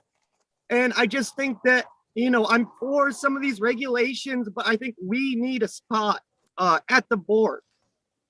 We need someone advocating for us, because if we've seen anything, OMP hires people like, that it's conflicts of interest, people like Hannah King or, these people that are writing these laws, these Philip Morris lawyers, like someone else said, we need someone that's actually touching the plants, that's been in our place on these, giving us a voice, because it's just, so yeah, that's about it.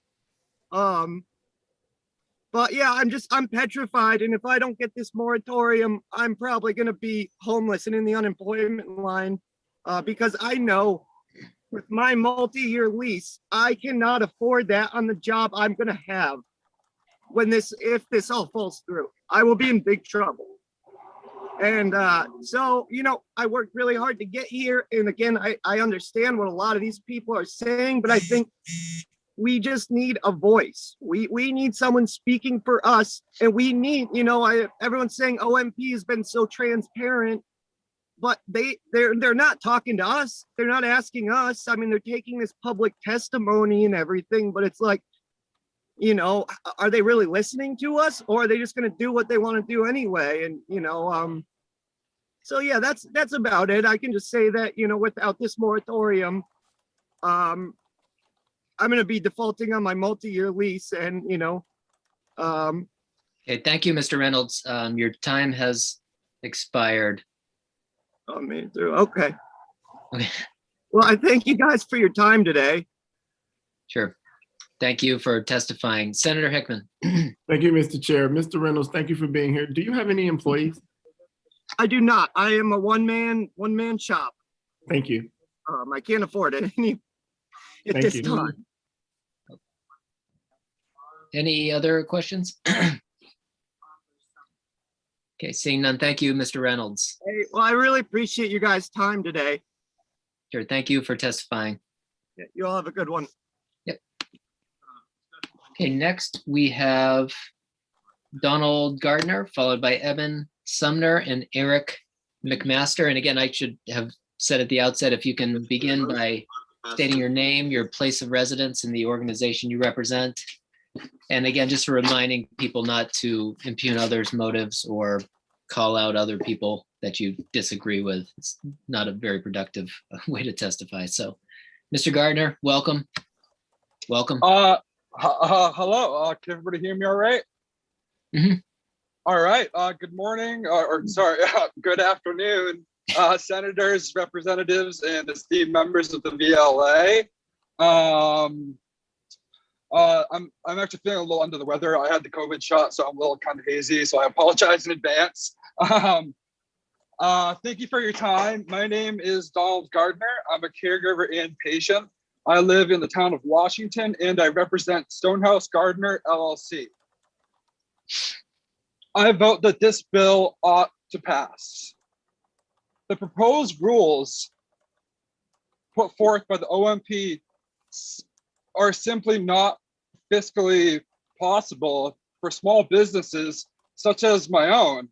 The rule proposals would, I hate to say it, I know you guys want facts, but it's like, it would bankrupt my business, and it's things like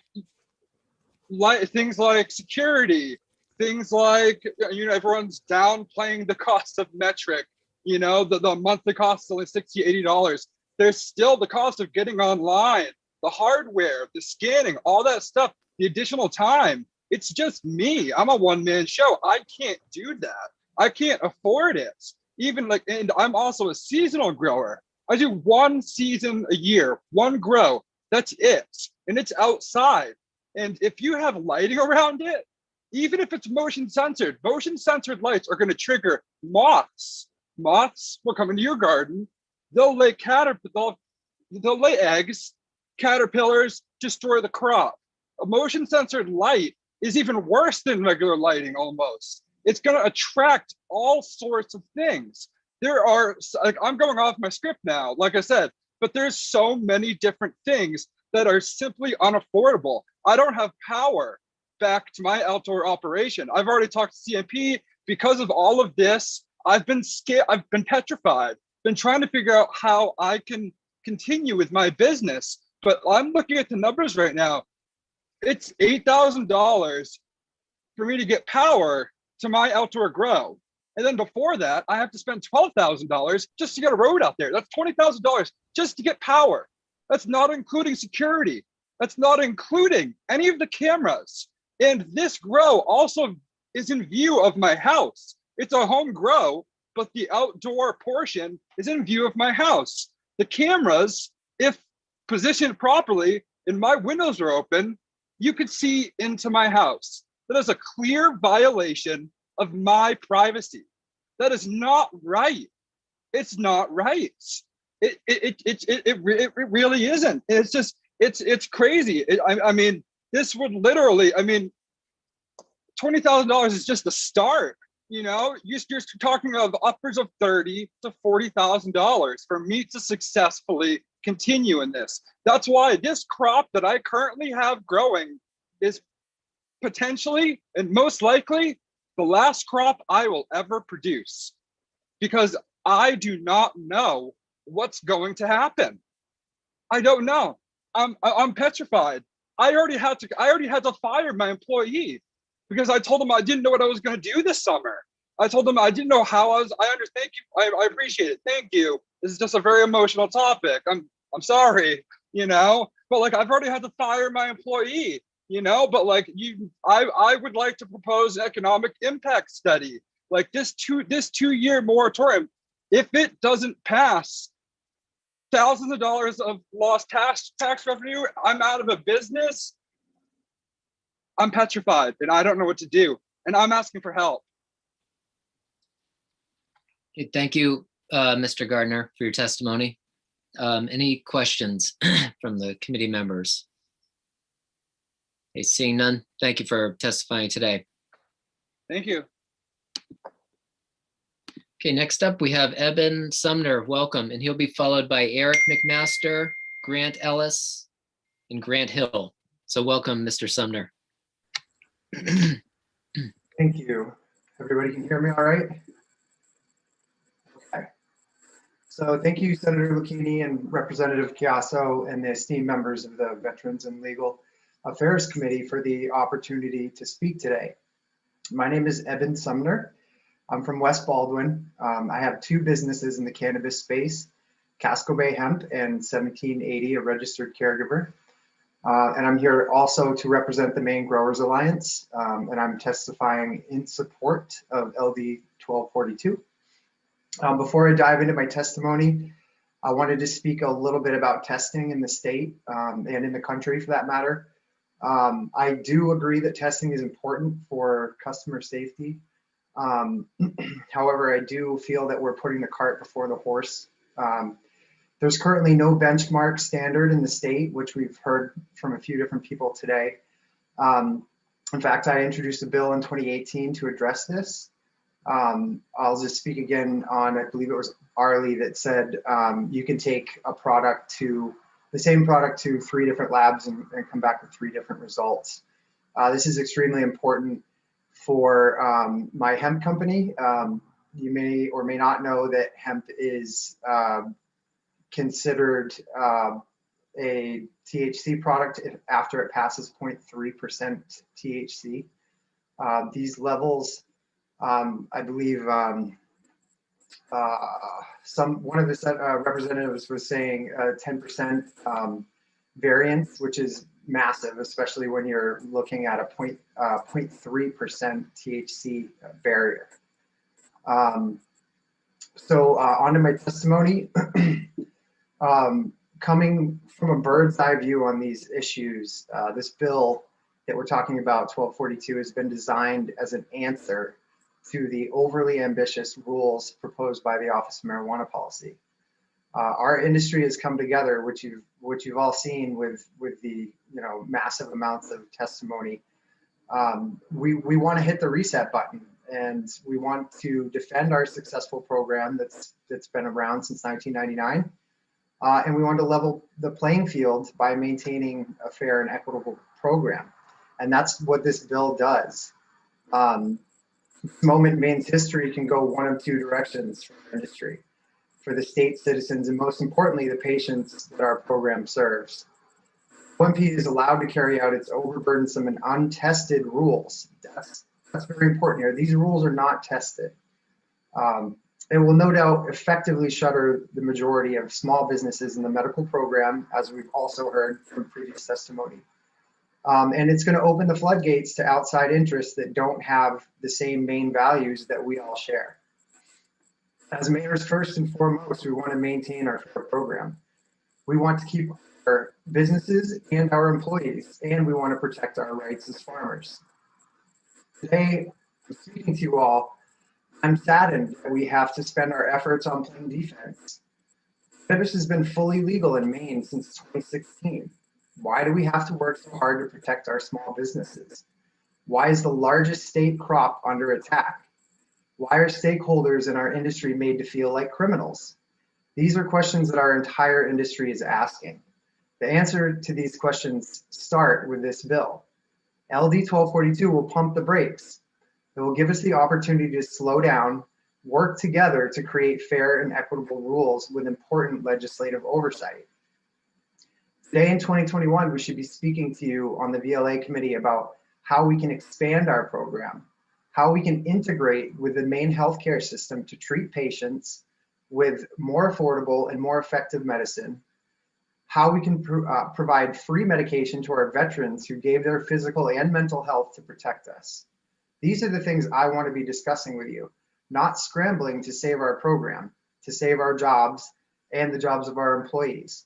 Mr. Sumner, your time has expired, but if you can wrap it up quickly. Sure. Yes, thank you.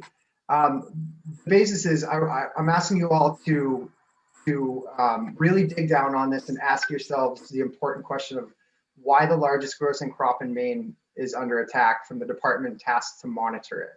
Why are we here as an accumulative group to ask for fairness, to ask for you to protect our businesses and to protect our patients?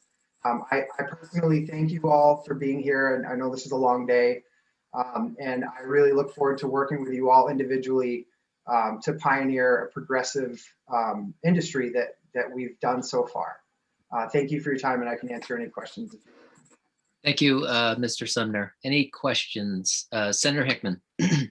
Thank you, Mr. Chair. Thank you, Mr. Sumner, for your testimony. Are you in regular contact with the Office of Marijuana Policy, as we have heard other caregivers are? I have never been contacted by the Office of Marijuana Policy. Have you ever contacted them?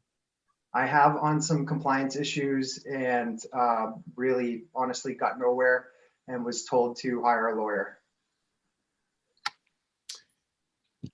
Any other questions? I have one more follow-up, Mr. Chair, if I may. Sure. Thank you. That answer just kind of made me stop for a second. Can you speak about regulatory capture from your experience? Yes, so regulatory capture is basically an industry being over-regulated really to close things down using regulation. And basically what happens in that is once those regulations are passed, these businesses close, and then there's room made for outside interests, generally speaking, that have, in this case, helped write the rules that will close these businesses. Have you seen that in any other industry in Maine?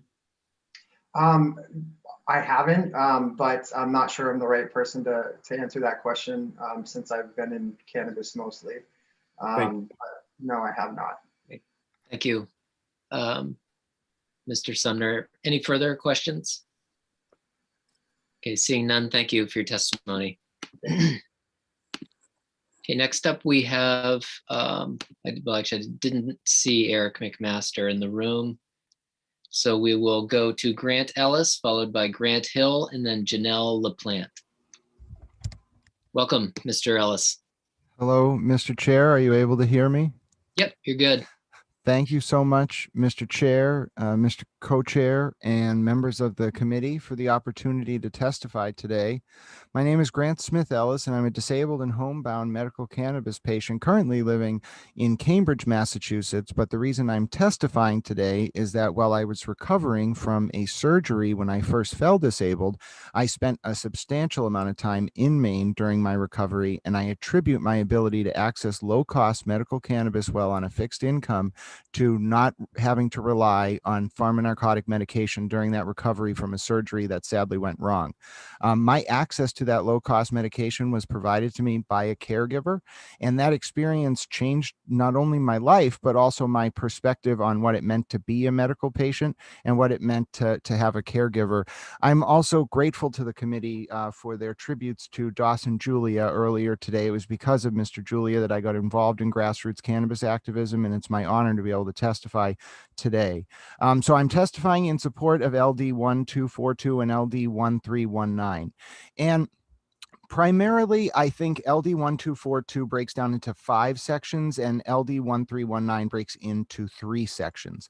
I think LD 1242 can accomplish what is at the heart of LD 1319, and it can do so in a way that does not facilitate an effective 2-year moratorium, but at the same time restarts the current rulemaking process, which has been the source of so much consternation among stakeholders. And one of my favorite films is Citizen Kane.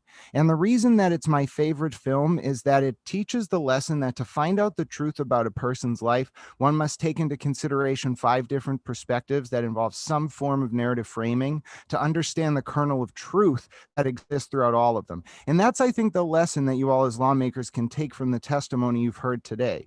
You've heard people in favor of this. You've heard people opposed. You've heard people saying 2 different contradictory things about the same rulemaking process, but somewhere in those varying perspectives and those multitude of opinions lies a kernel of truth. And I think that kernel of truth is something that Senator Hickman has hit on time and time and time again throughout today's hearing, which is regulatory capture. The rulemaking process, while it has some benefits in the final rulemaking and it has some detriments, the rulemaking process itself is what is the problem. And I heard mentioned earlier the Maine Administrative Procedure Act, and I'd like to reference Title 5, Part 18, Chapter 375, Section 8063 of the Maine Administrative Procedures Act, which says that every rule proposed by an agency must contain a fiscal impact note at the end of the rule, and that the note must be placed on the rule prior to any public hearing.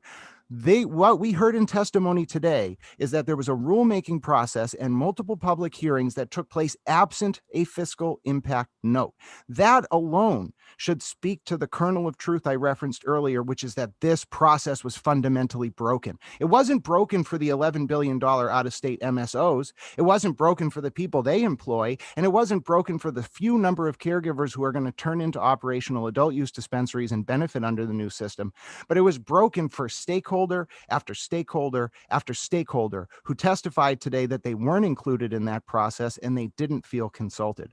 And so you don't need to proceed to a 2-year moratorium, in my opinion, but LD 1242 will at least let the legislature make it clear to OMP that the process cannot just be fair for the biggest companies in the state. It needs to be fair for the smallest ones as well. And that can only happen when stakeholders feel they've been consulted, not alienated. Thank you for the time, Mr. Chair. I'm happy to answer any questions. Thank you, Mr. Ellis, for your testimony. Any questions from the committee? Okay, seeing none, thank you for being here today. Okay, next up we have Grant Hill. Welcome. Thank you for having me. As was said, my name is Grant Hill. I'm coming to you from South Portland, and I speak on behalf of the Save Maine Medical Initiative, which I founded with my friend Tim McNeil, who cannot join us today, unfortunately. Senator Lucchini, Chairman Caiazzo, honorable members of the Veterans and Legal Affairs Committee, thank you for the opportunity to testify before you today on LD 1242. I urge you to vote ought to pass on this bill. I've spent the last 3 to 4 months following the release of the initial OMP rule set, traveling our state, hearing the stories of some of the many caregivers who have spoken to and will speak to you here today. as well as many who were unable to join us today simply due to the expense that putting their time in today would cost their small businesses. This said, I come before you not to focus on statute, as there are many who have come before me and will come after who are more qualified to do so. Instead, I will focus on three things. First, it is important to note that the OMP, and I say this in candor based on the conversations which I have had and have understood from caregivers, has no intention of bolstering or supporting the ongoing development and growth of our currently flourishing medical program. The current statement is supported by claims made in conversation with an OMP representative. In a conversation with a caregiver pursuing a recreational license, an OMP officer stated confidently that they, the department, could not wait for the medical program to go away and relieve them of the quote headache. I keep this business owner's identity and confidence for fear of regulatory retribution from the department. This point illustrates a truth which is crystal clear to anyone who is paying close attention to these issues, that the community which maintains this economy does not support the forthcoming OMP rule set because it is designed in opposition to their own growth and success. Second, to parrot Charlotte Warren from the beginning of this session, we support intelligent regulation of a free market. Listen to the industry and bring them to the table as you have done, not just today, but also in the future meetings. The Save Maine Medical Initiative has garnered 2,846 signatures, half of which you can see here today, of which in support of the statement, which I'll now read. We, the undersigned, present this petition in opposition of the forthcoming proposed rules put forth by the Office of Marijuana Policy in order to protect the Maine medical marijuana program from the rule set, which creates an unnecessary and unjustified intensity of regulation, which will damage the Maine economy and will significantly impair patient access to therapeutic cannabis, which places an undue burden on small business and will close down thriving caregiver businesses employing thousands of Mainers, all while placing our citizens' health and well-being in jeopardy.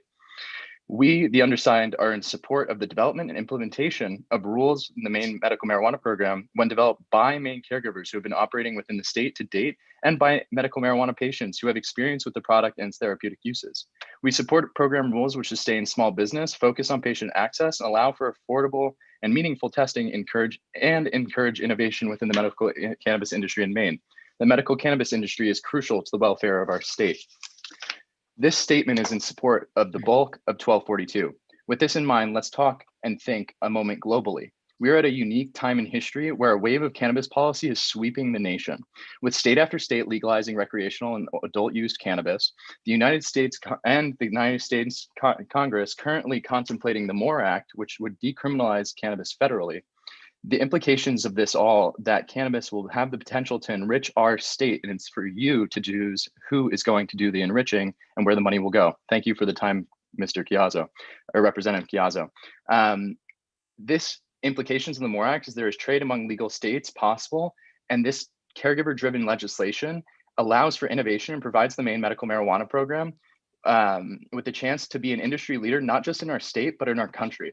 Many now look at California and Colorado as the gold standard or best practice, but the reality is more bleak. According to the financial analysis carried out by the members of the Santin Capital Partners, it roughly costs around $500,000 to procure $50,000 in profit in that state. LD 1242 would stop this dynamic, and I know my time is up. I simply will place my closing statement and allow you to move on. This dynamic, which I call false expansion investment, we plead you not to allow this market to be dominated by venture capitalist money that bolster false brands. And it is important you focus on those who have spent long days, their blood, tears, and sweat to bolster this $250 million industry of revenue, and understand that those people represent 76.5% of the market, and the dispensaries which have their lobbyists pushing this only represent, I would imagine, close to 8 to 12%. Listen to your fellow Mainers and support equitable and free markets. Thank you for your time. Thank you for your testimony today, Mr. Hill. Any questions from the committee? Senator Hickman. Thank you, Mr. Chair. Mr. Hill, I unfortunately missed the beginning of your testimony. Can you just tell me who you are and if you represent anyone and where you're from? I just missed it. Yeah, absolutely. So my name is Grant Hill from South Portland, and well, I grew up in Connecticut, now live in South Portland. Came specifically to the state for the medical program based on how it treats my specific ailments, which result from ulcerative colitis, anxiety, depression, and PTSD. And I am representing Save Maine Medical. Thank you. You're welcome. Any further questions? Seeing none, thank you, Mr. Hill, for your testimony. Thank you, Senator Lucchini. And thank you everyone else for your time. Okay, next up on the list, we have Janelle LaPlante, followed by Ryan Begin and Joanne Davis. So welcome, Ms. LaPlante. Thank you. Good afternoon, Senator Lucchini, representatives members of the Veterans and Legal Affairs Committee. Sorry about that little feedback. Yep, sorry. Yep, go ahead. My name is Janelle LaPlante. I'm a resident of Portland, Maine. I own and operate a small caregiver business with my husband for 5 years. And by small, I mean under 300 square feet. I also own and operate a medical cannabis extraction and process manufacturing facility. I'm here today because I believe LD 1242 ought to pass, as it provides the best alternative solution to OMP's proposed rules. The future of Maine's most valuable crop and one of the state's largest industries is in jeopardy. Maine's current medical cannabis market is arguably the most competitive in the country, providing patients with access to high quality and affordable medicine from their choice of supplier. LD 1242 blocks OMP's proposed rules, which would reduce small caregiver businesses and thus patient choice and access. OMP inadvertently creates a class war with their proposed rules where mainly multi-state corporate operations and large caregiver operations will survive and thrive. In November of 2020, we welcomed OMP and their consulting team into our facility as they were going around doing health system checks, as they like to call it. We presented to them our concerns regarding the industry, which mainly consisted of corporate takeover by regulatory capture, discrepancies between municipal and state regulations, as well as the 100% wholesale issue, which has been an issue for quite some time now. Their main question to us was, so why aren't you going adult use? All you need are cameras. The reactions towards our comments clearly indicated to me that there was very little regard for our actual true concerns regarding the state of our industry that we work in. Their only interest seemed to be the health of the recreational program, and it's highly unfortunate to see the medical program take a back seat by the LMP. And this is coming from, I've tested everything from the beginning of whenever we started. We started it with tested labs, then we went to Nelson Analytical, then Proverde, and now since they closed down, we go to Nova. So I've literally tested absolutely everything in our facility as a caregiver from the time that we started, and I am definitely not for mandatory testing. I think it should be a selective, elective thing. And patients who choose to have products that are tested can then have their choice as far as that goes. Maine isn't like Colorado, Washington, Oregon, or California. If anything, we're a lot more like Alaska. So a copy and paste rule from other states by OMP and their consulting groups doesn't really benefit Maine patients nor Maine small business. I'd also like to mention how they've talked a lot about traceability.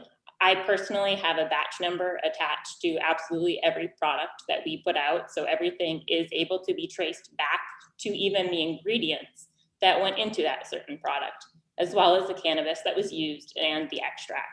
LD 1242 ends a lot of the double talk I have personally experienced with OMP and opens the door for rules based upon data. Thank you for your time. Thank you. Any questions? Representative Chiazzo.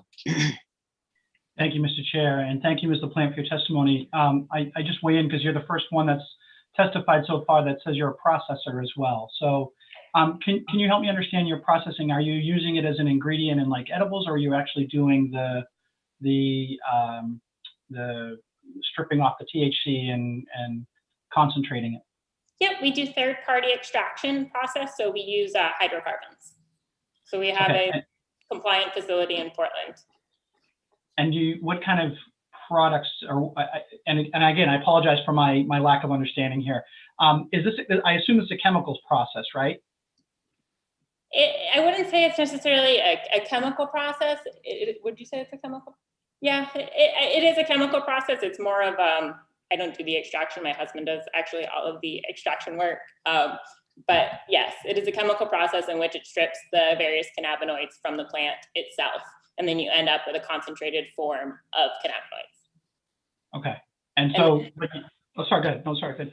And then from there, you can go ahead and have that specific extract tested. You can have it tested for either cannabinoid profile. You can have it tested for residual solvents. You can have it tested for heavy metals, pesticides, what have you. And then from there, based upon the results that you get, you can formulate products as far as whatever kind of dosage or potency you're aiming for. Okay, and the only reason I ask is because we were talking about, we've heard some discussion about using best farming practices, which to me makes sense if you're growing the product and harvesting it.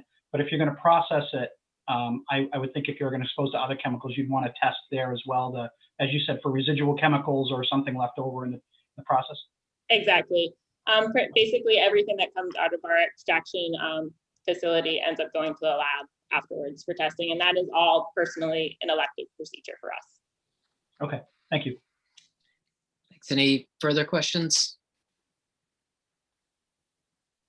Okay, seeing none, thank you for your testimony, Ms. LaPlante. Okay, next up we have Joanne Davis. I don't see Mr. Begin. So Joanne, if you can hear us, you have the floor, and you'll be followed by Jared Bornstein and Jeffrey Spear.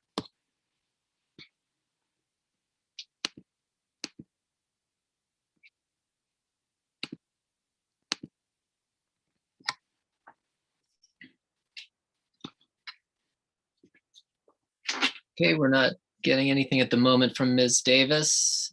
So Jared Bornstein, if you'd like to kick it off, the floor is yours. Welcome. Thank you, Senator Lucchini, Representative Chiazzo, and esteemed members of the Veterans and Legal Affairs Committee. My name is Jared Bornstein. I live in Wayne, and I also represent the Maine Cannabis Coalition.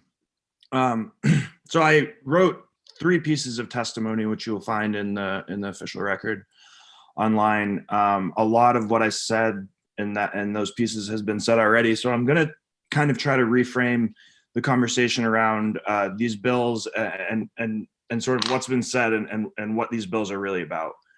So 1242 would allow you to have this discussion that we're having currently, with teeth, basically, because a lot of what's happened in this public hearing is debating rules as to whether this rule is good or this rule is bad. You've asked for specific examples of these rules. I have 4 points here written down that came off the top of my head, but this discussion that's been had isn't really relevant to the bill because you haven't voted on 1242, which would give you power to oversee that rule. So I think that this public hearing in itself and the concern that's been placed by the committee as well as the people testifying is validation that you should vote ought to pass on 1242, just because everybody's clearly interested.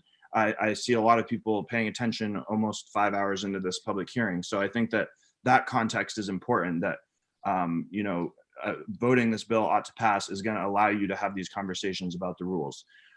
In regards to 1319, one thing that hasn't really gotten much airtime is that the moratorium on the rules is not just a pause without a reason. The reason for the pause is to conduct economic and patient access studies about the rules, right? So there's 80 pages of rules, and I'd be lying if I said that I've read them, as thoroughly as some of my clients, because there's so much stuff in there, and I think that it's really important to better understand what's in that rules package and what the outcomes of it are than has been done. And I do want to talk about the public hearing and a lot of what sort of the opposition to these bills has said as well. The caregivers have been given a seat at the table. They're kind of refuting that narrative. And if that's the truth, then why are all the caregivers here saying that it's not the truth? I mean,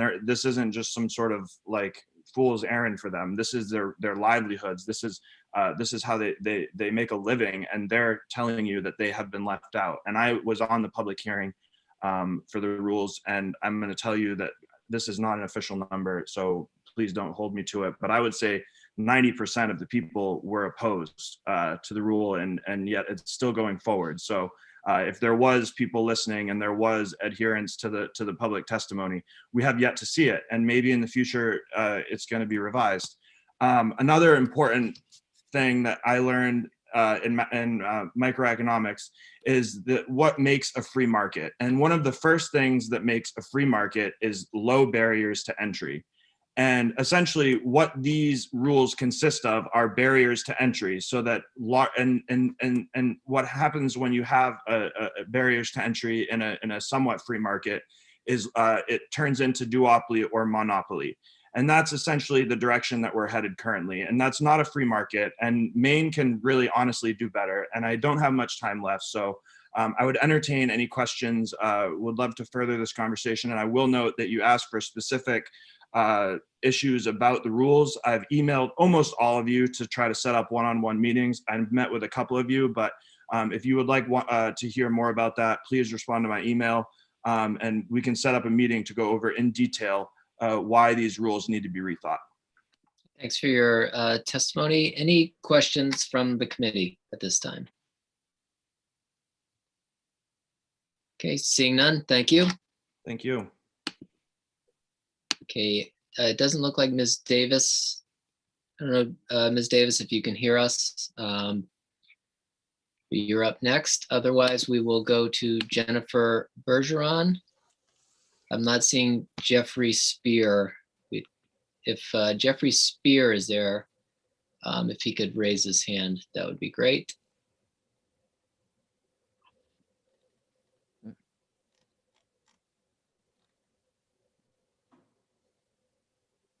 Looks like we have Mr. McMaster, who we called on a while back, is now in the room. So we'll bring Mr. McMaster in for to speak later. But first, we'll go with Ms. Bergeron. Welcome. Thank you. I had muted. I thought somebody else was going to go before me. Thank you, Senator Lucchini, Representative Chiazzo, members of the VLA committee. I have written some stuff down because a lot of times I feel like I'm under the clock and I want to make sure I get a few things pointed out here. So I believe that the OMP has shown a disregard for the fact that they are making major substantive rule changes. The state of Maine has recently been caught in an embarrassing situation where they had to drop the plan to remove the Kennebec River dams, realizing only after beginning the process that they didn't have the authority to follow through with that plan. And I think we're in the same situation with OMP. So in my opinion, in the discussions, it's not just my opinion, discussions I've had with a legal representative, that we're heading down the same road. So you've heard mention of OMP not attaching a fiscal impact statement. So that would be the impact to municipalities. And also they're supposed to have a financial impact study, which tells the impact of these rule changes on anybody who has 20 employees or less. And in the statute where those things are listed, it doesn't say that they may or that they can have these things attached. It says they must attach them prior to public testimony. So here we know that wasn't part of what they've done. They never attached anything. They're saying now, oh, well, you know what? After we implement the rules, then we'll attach it. Well, that's too late. It's too little too late. Nobody had the chance to digest that information. And here, the language doesn't say that they can put it on after. It says it must be there prior to public testimony. So I don't understand why we're even going forward.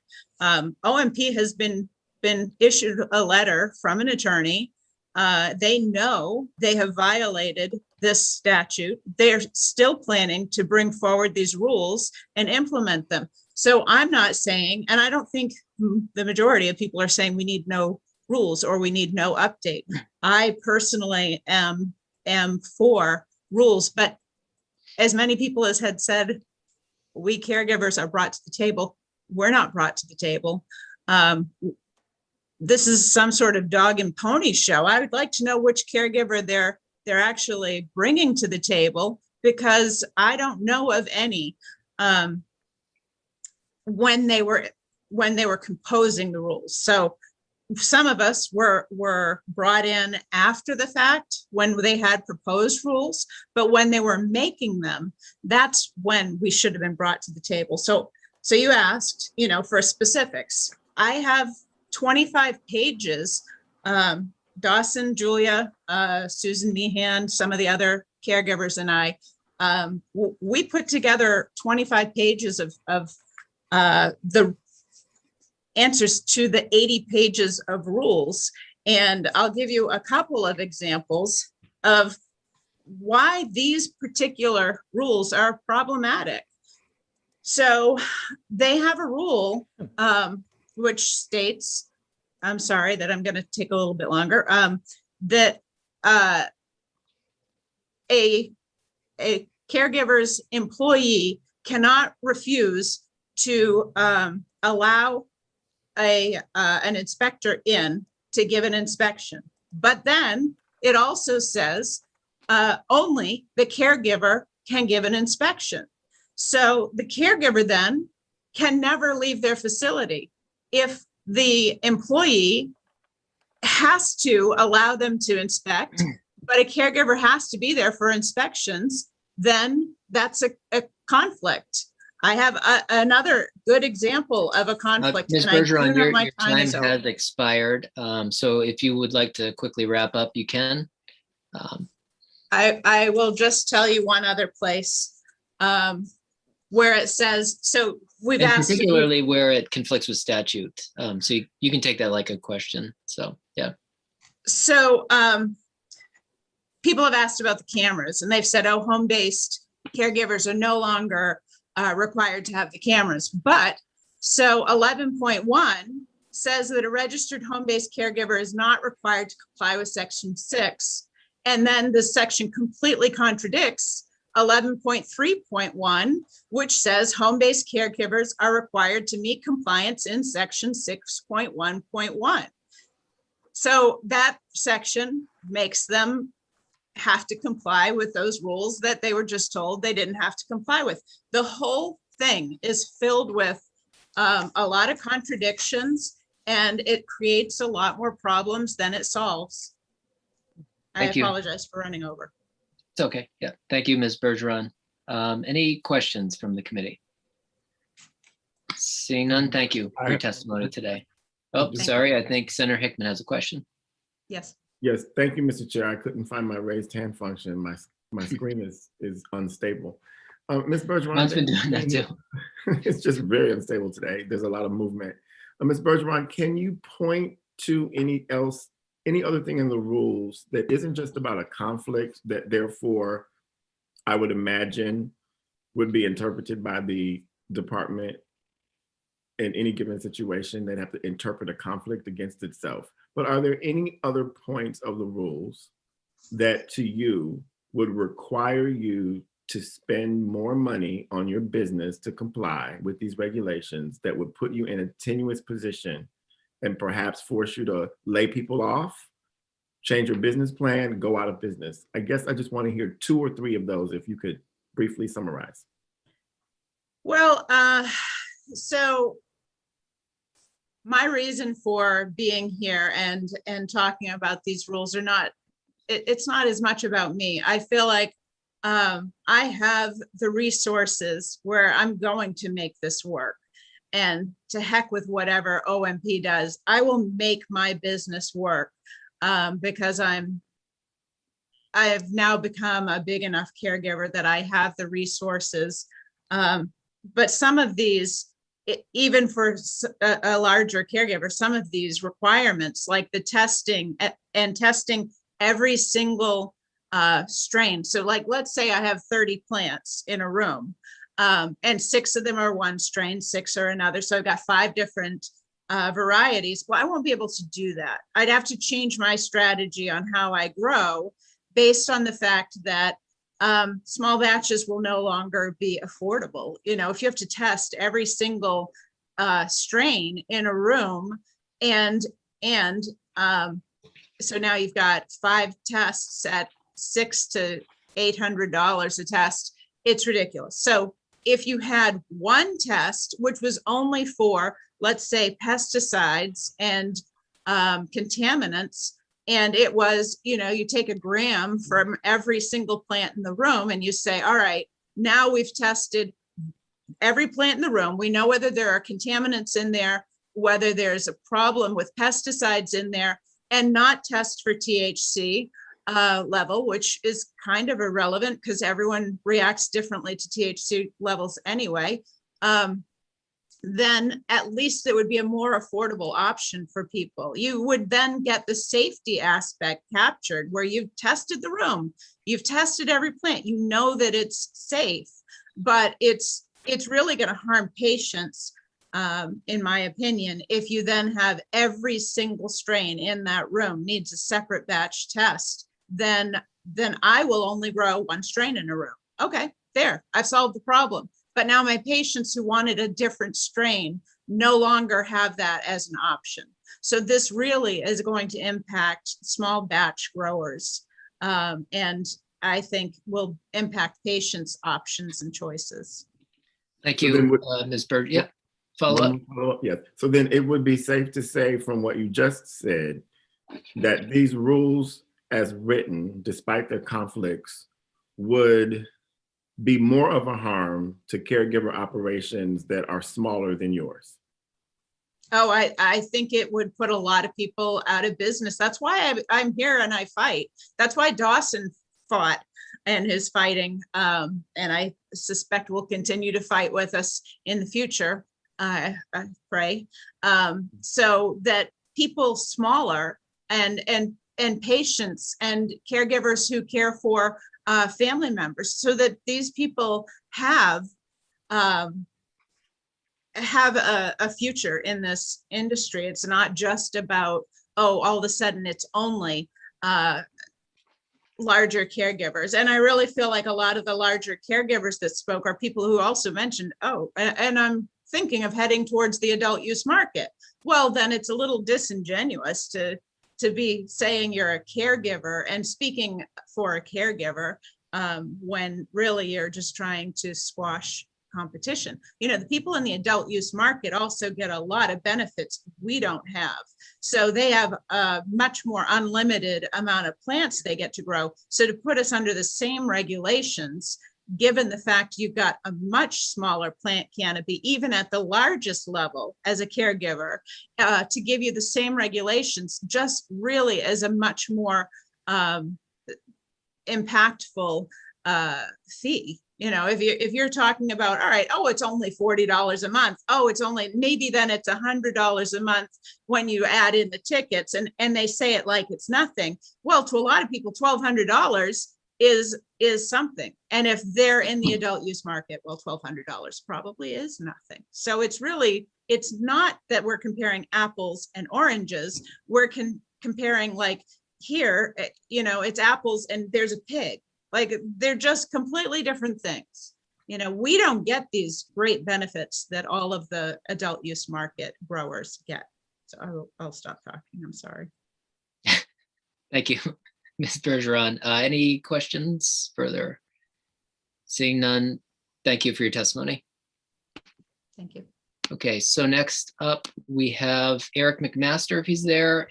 And I saw that Arlie Kress had the hand up. I don't know if somebody else is there, but we obviously can't have people testify twice. So if Jeff Spear is in the room and can raise his hand, if he is, that would be great. Yep.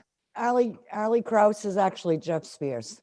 Oh, okay. Gotcha. I had a feeling that might be the case. Yeah, we've been having issues. Oh, sorry. Yeah. No, okay, no, so we'll with start you, but with us. No, there's a lot of tech stuff. We'll start with Eric McMaster, then we'll go over to was it Jeff Spear? Yes. Yeah, okay, thank you. I'll rename it. Yeah. Okay, thank you, everybody. Thank you, Senator Lucchini and Representative Chiazzo and the rest of the members of the VLA committee. Thank you for having us today. Again, my name is Eric McMaster. I am a caregiver and a cultivator. I am at True Blooms Wellness in Farmingdale, and I live in Brunswick. I am going to say today that I am in favor of LD 1242. And I want to say that, you know, I've been listening a little bit today and to a lot of different folks and a lot of perspective. And in some ways I want to, you know, you guys have definitely touched a few spots for us that I think to help clear things up as far as securities and some of the oversight. And really, I think what it comes down to is I should tell you this. I've got 20 years. I'm a dental professional. I've been in the dental industry for 20 years. And earlier in this conversation, there was the title is really about the oversight of this committee, right, for OMP.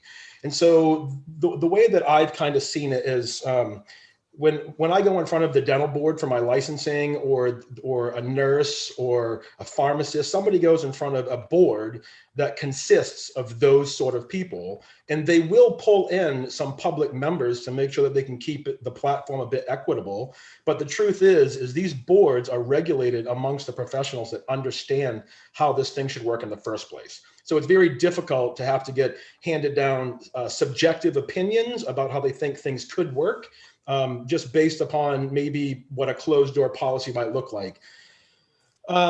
So it just becomes very difficult to know that we're answering to folks that don't work. And and at one point last year, some of us, including myself, I self-nominated to OMP to be part of that caregiver or public figure to get on that board to help offer some insight and some opinion about the way that this program works. And as you can imagine, I think the general person, the general caregiver, was completely overlooked. And I never heard back from anybody, as probably some of my other cohorts. Some of the things that I wanted to talk about was that, earlier there was a mention about, the war on drugs and things like this. And, you got to understand that, again, being 20 years in the dental community, I see a lot of medical histories. And when I read down through them, I'll back up 3 years ago, I was at the Maine Dental Hygiene Board meeting, and I was asked to come and present to the board, to the hygiene community, about this medical cannabis thing, because they're so interested in knowing how this thing's going to work and benefit with the rest of what they see going on. I sit with so many dentists and hygienists, and now we get to talk with other MDs and other professionals, and they're really understanding how this thing works. I get that it's not in their Western textbook about cannabis, but we can find a lot of information scientifically across, across the world, I should say. Some things that and only because I want to say that I'm in favor of this bill passing is because, based upon some of that subjective opinion that I feel coming, I just feel like, let's hold this thing up. We can't just drive these rules through. Some of them I agree, and some of maybe I could say that I'm a bit of a neutral stance in some places, but I want to talk a little bit, about track and trace specifically, which has been a hot topic today. I've always been a big fan of regulation. And so I think that track and trace has a place, but I don't think that it's the way that it's supposed to be right now. Someone asked also about cameras.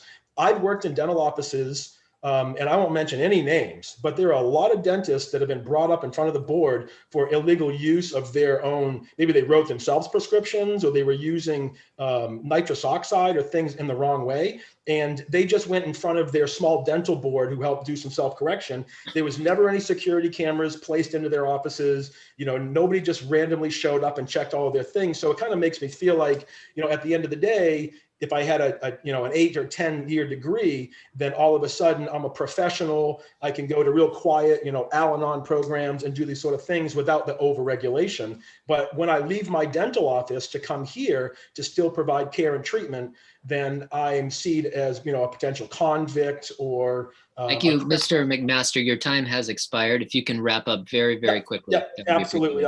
I'm getting right down to it. I do apologize.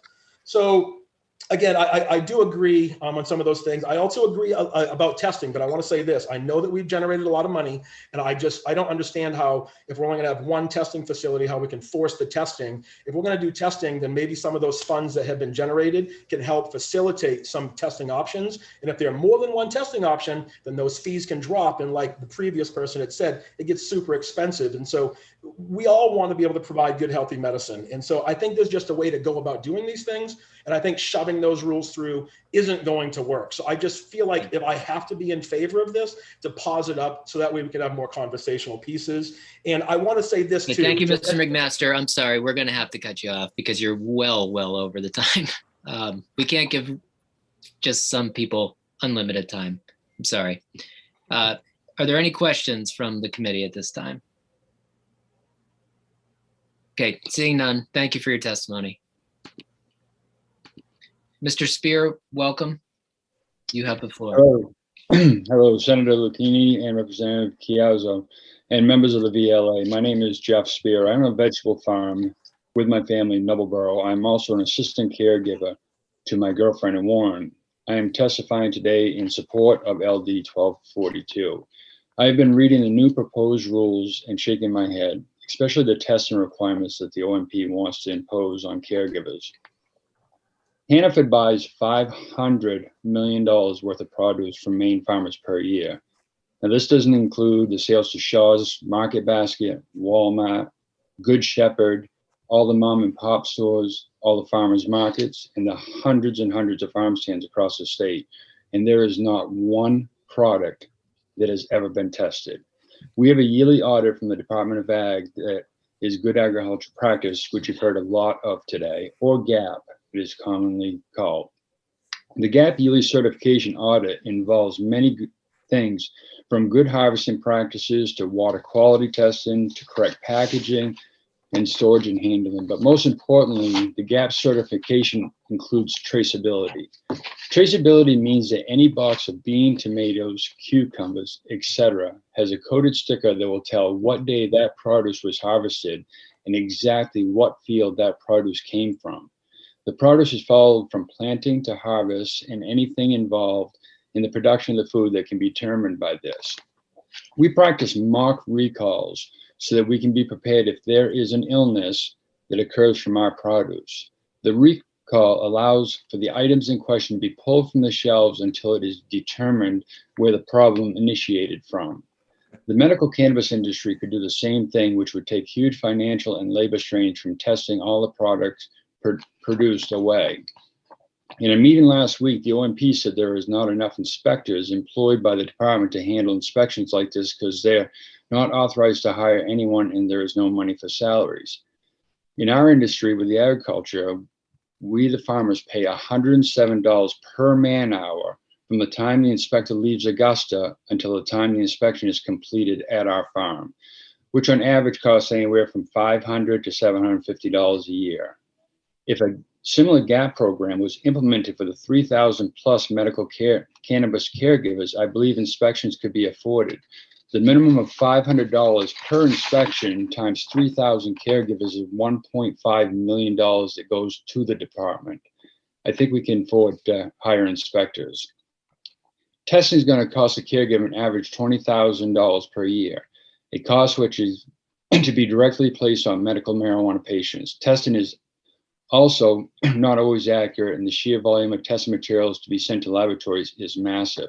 Why not put a program in place which has already proven track records and will generate revenue for the state instead of taking revenue away?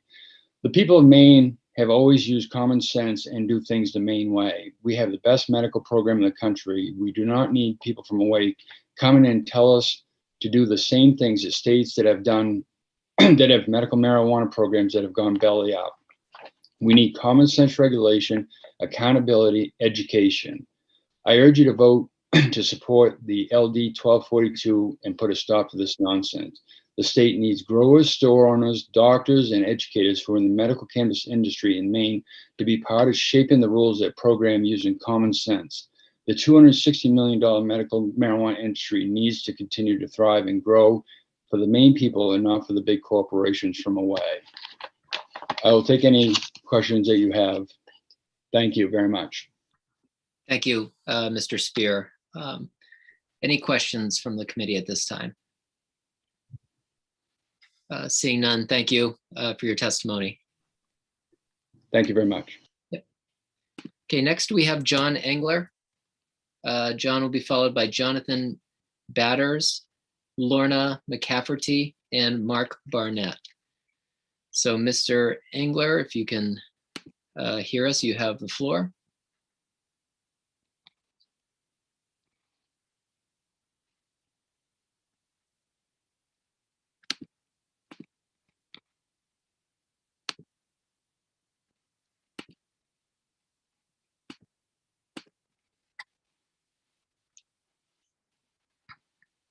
Okay, I'm not hearing anything from Mr. Engler. So Lorna McCafferty, if you are there, we'll go to you and then circle back to Mr. Engler if he's able to get a signal. So Lorna,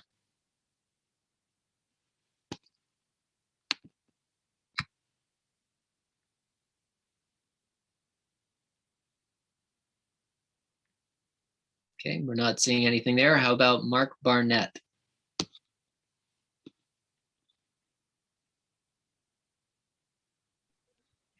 Oh, there we go. We got one. 1 out of 3. Got a rash of disappearances. Welcome. Thank you. My name is Mark Barnett, resident of Auburn, Maine, own a medical cannabis retail store in Portland, Clare Grounds, and the executive chair of the Maine Cannabis Association. I have a background in studying highly regulated industries, experience with Fortune 500 company in public utility and private infrastructure, finance and policy, as well as a combined nearly 2 decades of experience with cannabis as a user, caregiver, guide for patients dealing with terminal diseases, as a policy analyst, and now as a medical retailer. I had a whole different speech prepared. I'm sorry if I'm rushing, but I feel like I just need to respond to some elements of testimony and perhaps committee questions from earlier today, as I was also present for some of the hearings and the conversations that have been alluded to. Never in my recollection has this community said, despite some of the protestations of multi-state operator lobbyists, that we don't want any rules, that there are no problems to fix. What the community has repeatedly said, and what we think is being ignored over and over again, is our expert suggestions or any actual data basis for what is being done and a justification of that. By the OMP's own admission, when they began this rulemaking process, which I think this bill highlights is based on the Policy and Procedures Act, Administrative Procedures Act, do actually constitute major substantive rulemaking.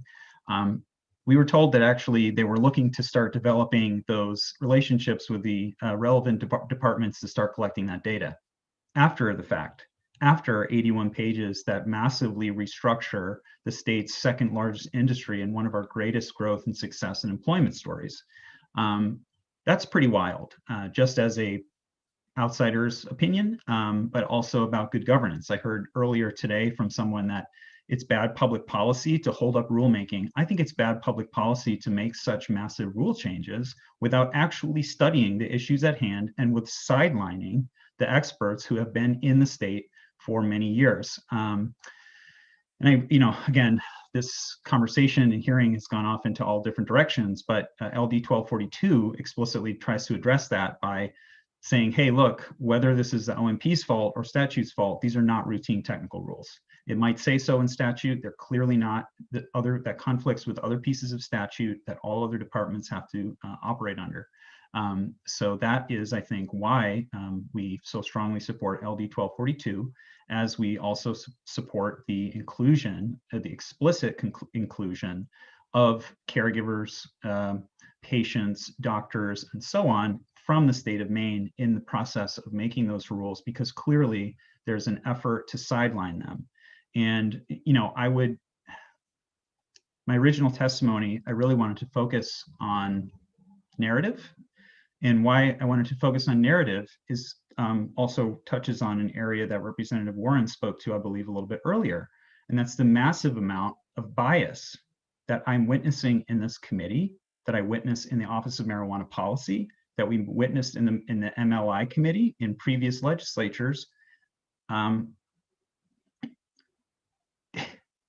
Caregivers have been, since 2016 in particular, when the referendum passed and adult use cannabis seemed on the horizon, have been relentlessly demonized and criminalized and referred to as actors who variously poison their patients, don't pay taxes, dodge town rules, create huge problems for municipalities without contributing to those communities. Those are lies. Those are outright lies. And I think what we have seen, and I was very distressed to hear Senator Cates refer to how we needed a track and trace system in order to have taxes, to compel taxes. This caregivers registered $260 million worth of taxable sales in 2020 because they finally had a tax reporting code under which to report. Those are not tax dodgers. Those are people who have no classification due to their Schedule I nature of their business. Mr. Barnett, your time has expired. If you can wrap it up in 5 to 10 seconds, that would be great. Sure thing, absolutely. I just wanted to say that we're asking the legislature to get involved because I think we have to look at the situation holistically, understanding that there has been this relentless attack on the caregiver and this otherization of the caregiver as a way of excusing the policy decisions that we disagree with the department and the certain other participants on this call, most of whom are going into the adult use industry, are based in statute. We actually dispute that in a number of cases. Thank you, Mr. Barnett, for your testimony. We are going to have to limit time. And I certainly don't, have never heard anybody on this committee characterize the caregiver population in the way that you said earlier. So I just want to be very clear about that. So any questions from the committee at this time? Seeing none, thank you for your testimony. So next on the list, we have Mr. Engler or McCafferty. I do not, okay, we'll go to Paul McCarrier. If you're there, Paul, you have the floor. Hello, everybody. Sir. Thank you very much. If I could just make sure I get my papers together before we start my time, if you don't mind. We jumped you a little early because the other two aren't here, so. Excellent. All right. Mr. McCarrier will be followed, I'll give you a little more time, by Samantha Brown and Stephen Misolati. So, Paul, you got the floor.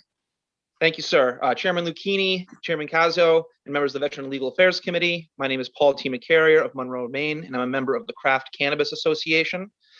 I operate a cultivation facility, a retail store, a product manufacturing facility in Waldo County. I have 9 employees, 8 of which live in Waldo County, all of which have graduated from either Belfast Area High School or Mount View High School. One has spent most of his juvenile and adult life incarcerated, but now has repaid all of his restitution, completed his probation, and has his own truck and has a beautiful baby girl. This is the medical marijuana program that has offered me the chance to offer these locals good paying jobs where they grew up and so they can be close to their families. My concern is with these rule changes that are coming is that they are major and substantive in the sense that they are changing the way that business has been done for the past 3 years. Patients and dispensaries have been operating since 2018 very well, and they have not been, excuse me, my dogs are distracting me, have been operating under these rules since 2018. And right now there is no data to support the facts of a lot of these rules which are suggested. I'll get into the specifics. I've also emailed you my testimony, so it should be there in your inboxes, and I've emailed it to the clerk.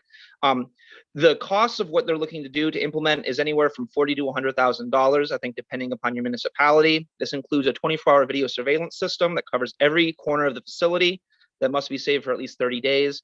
I spent $30,000 to cover my kitchen, my retail store, and my cultivation facility through Seacoast Security. Now, granted, that is probably a little more expensive than doing it yourself, but it is done by Seacoast Security in my effort to be compliant with whatever the state is going to be looking at. The second part is metric, when we're talking about the metric system and how much it costs with the tags. It's not only the monthly cost, but we're talking about hundreds of dollars a week just in tags. And we're not talking about plant tags, but we're talking about individual packages. So if someone comes in and wants to buy a gram of cannabis, that is going to be 25 cents added to the cost. You times that by 1,000, that's $250. So if you're selling 1,000 units a week of any sort of items or items in total, that's an additional $250 a week. The second part is about having a point of sale system that's going to interface with Metric, because Metric is not very user friendly.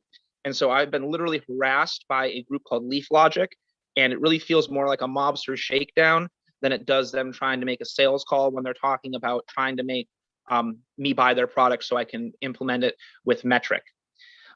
Third, we're talking about the idea to comply with these rules is that it's taken a 2-day harvest that turns into a 5-day harvest with an additional 30 to 50 hours of staff time that takes these staff away from other duties also. And so that is quite a significant cost when we're talking about increased labor costs. And in fact, right now that there is a labor shortage in the state and it's difficult to find people who want to work. When we're talking about the track and trace system also, as I mentioned in my testimony, there's a disparity in internet here in rural Maine. And so according to Broadband Now, Maine is 43rd with broadband access across the nation. It lagged behind other states in reliability, and it is also expensive. Even in Belfast, Maine, where my retail store is located, we often lose internet through Spectrum at least once a week, and at often 12-hour times of more. We're talking about in the rules, they will require you to draft an operating plan, which I have no problem with. I am drafting those right now, but I don't see why the department would need to have that information, or why they would need that to approve somebody who's already been operating. The other problem is that there is no metric to determine whether your operating plan will be complete and approved or denied by the department. So that's a problem when we're talking about the fact that the department is already having issues turning around applications for the adult use program. So with this additional information they're requesting from caregivers, how do we expect them to do that for 3,000 caregivers and turn these applications around in the 30 days that's required according to statute? We've already touched upon the outdoor lighting. That would make outdoor cultivation basically impossible. And finally, we're talking about the fact that a lot of these costs will be passed over to patients. And when these will be passed on to patients, the patients will go to the illicit market because they can already get it there anyway. One thing I want to address when we're talking Your about— time has expired, but you do have a couple of questions, which will give you a little more time to speak. So why don't we go ahead with Representative Corey? Can you hear me? Oh, sorry. Yeah, I wasn't sure if I was muted there. Yeah. No, thank you, Mr. Sorry. Chair. Haven't seen you for a while, Mr. McCarrier. Hey, how you doing?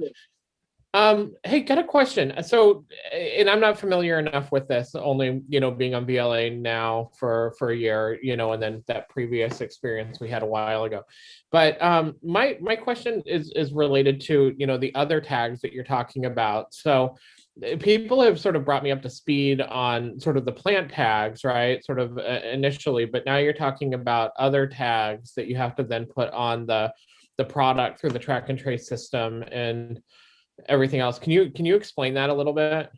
Sure. So from the best of my understanding, every product's going to have a tag on it from the metric system that costs about $0.25 a piece. So if we're talking about someone buying a pre-rolled joint, they'll buy a pre-rolled joint that comes in a tube. It'll have one of those tags on it. And I believe that's for their inventory control system. That'll cost $0.25. Now, the actual plastic packaging costs about $0.01. So you're talking about that's how much difference in price there is. And if we're talking about the idea of this being for tracking public safety, most people will discard the packaging as soon as they can actually take the product out of it. So even the child-resistant Mylar bags that I use to package my flour and edibles and oils in, oftentimes people transfer that to their own glass jar or other container. Does that answer your question? That does a little bit. It's funny. My wife with the dog food bags at home, whenever she buys a bag of dog food, she always clips the cereal and the lot and everything else and throws it in the giant bin just so that she can always keep track of, what lot and everything else the dog food came from. But not saying we're talking about dog food here, but I think we do the same thing with our tripe for our Trevorans because the tripe batches are different because obviously it's cow stomachs, so not all cow stomachs are the same. Yep, thank you. Senator Hickman.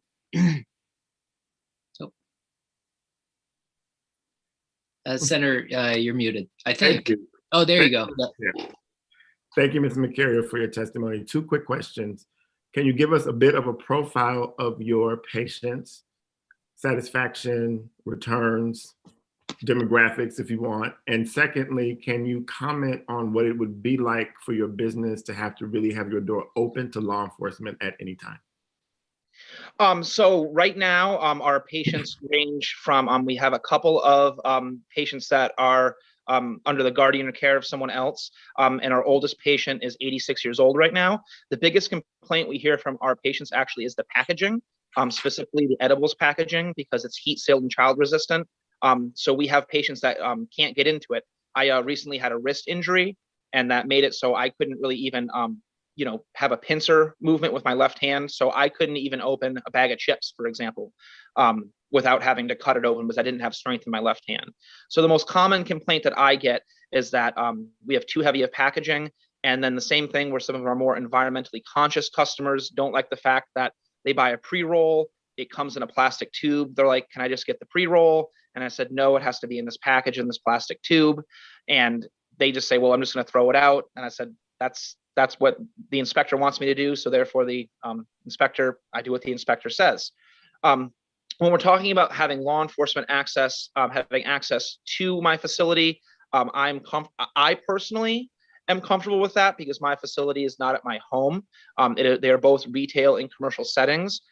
We have had law enforcement come over and request access to our security camera footage before for unrelated incidents to there's a gas station, 24-hour gas station across the street. So for an unrelated incident over there, and also for an incident where someone was casing other dispensaries and they were concerned for the safety there. So I was easily able just to tell them to bring a flash drive over. I gave them the footage that was needed. And there you go.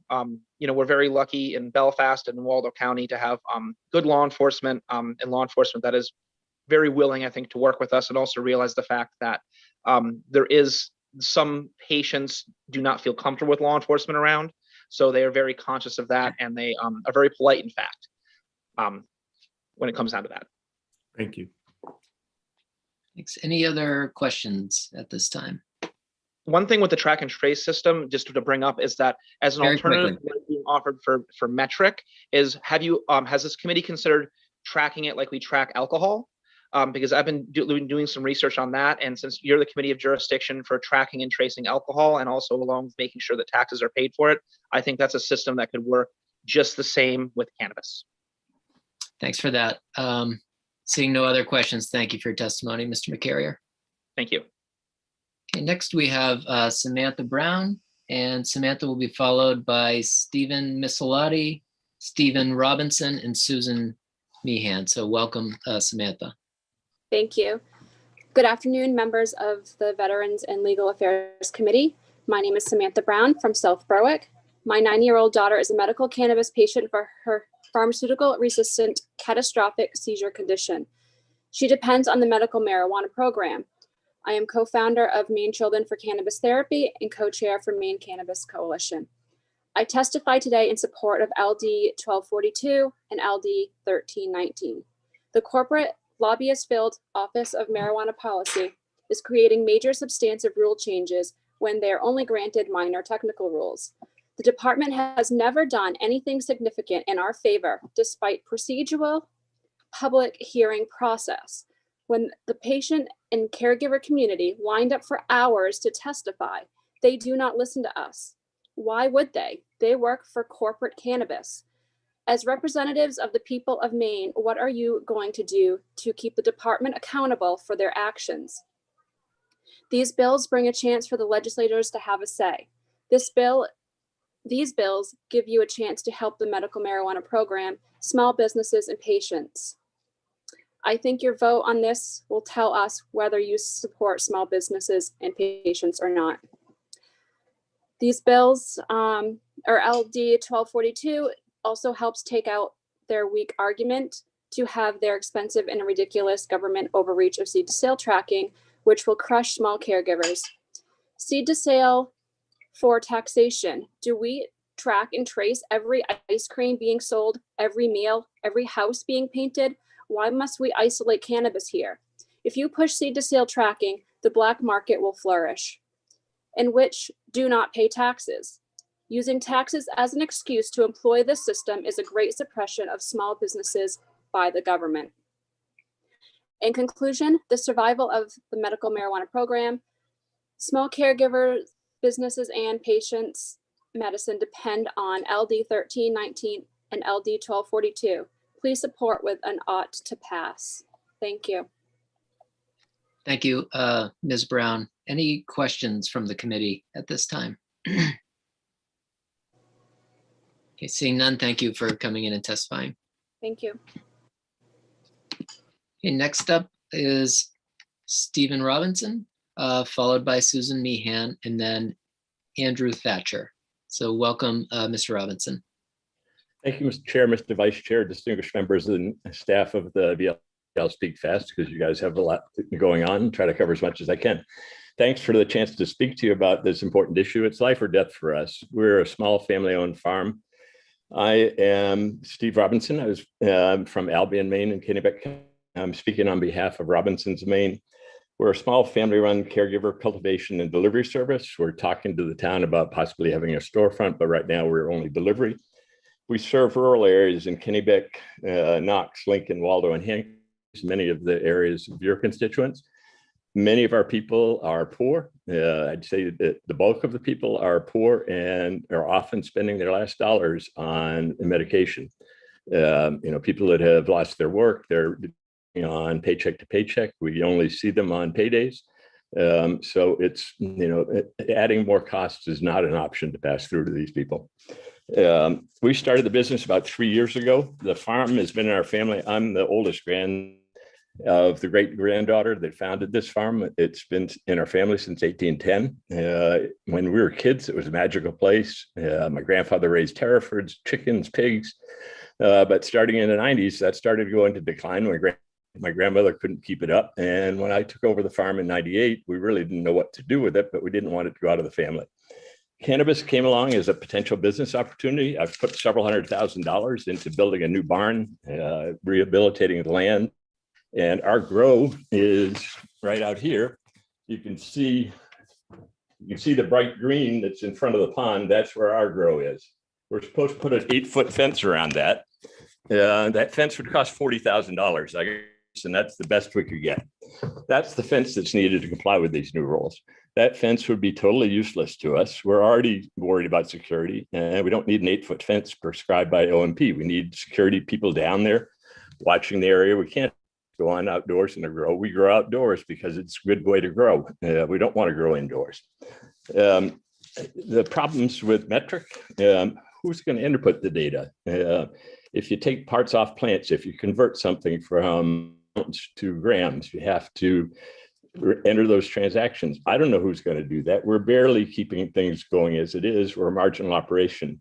If the security rules go into effect, if the metric rules go into effect, we're going to close down. Albion have a lot of new businesses, doesn't have a lot of jobs. We've started hiring people here. We are serving people. We have over 40 5-star reviews on Weed Maps. Customers complain right away if there's a complaint. Wait around. And we don't have any complaints. We haven't had any problems. We've served about 150 people so far. Most of them are repeats.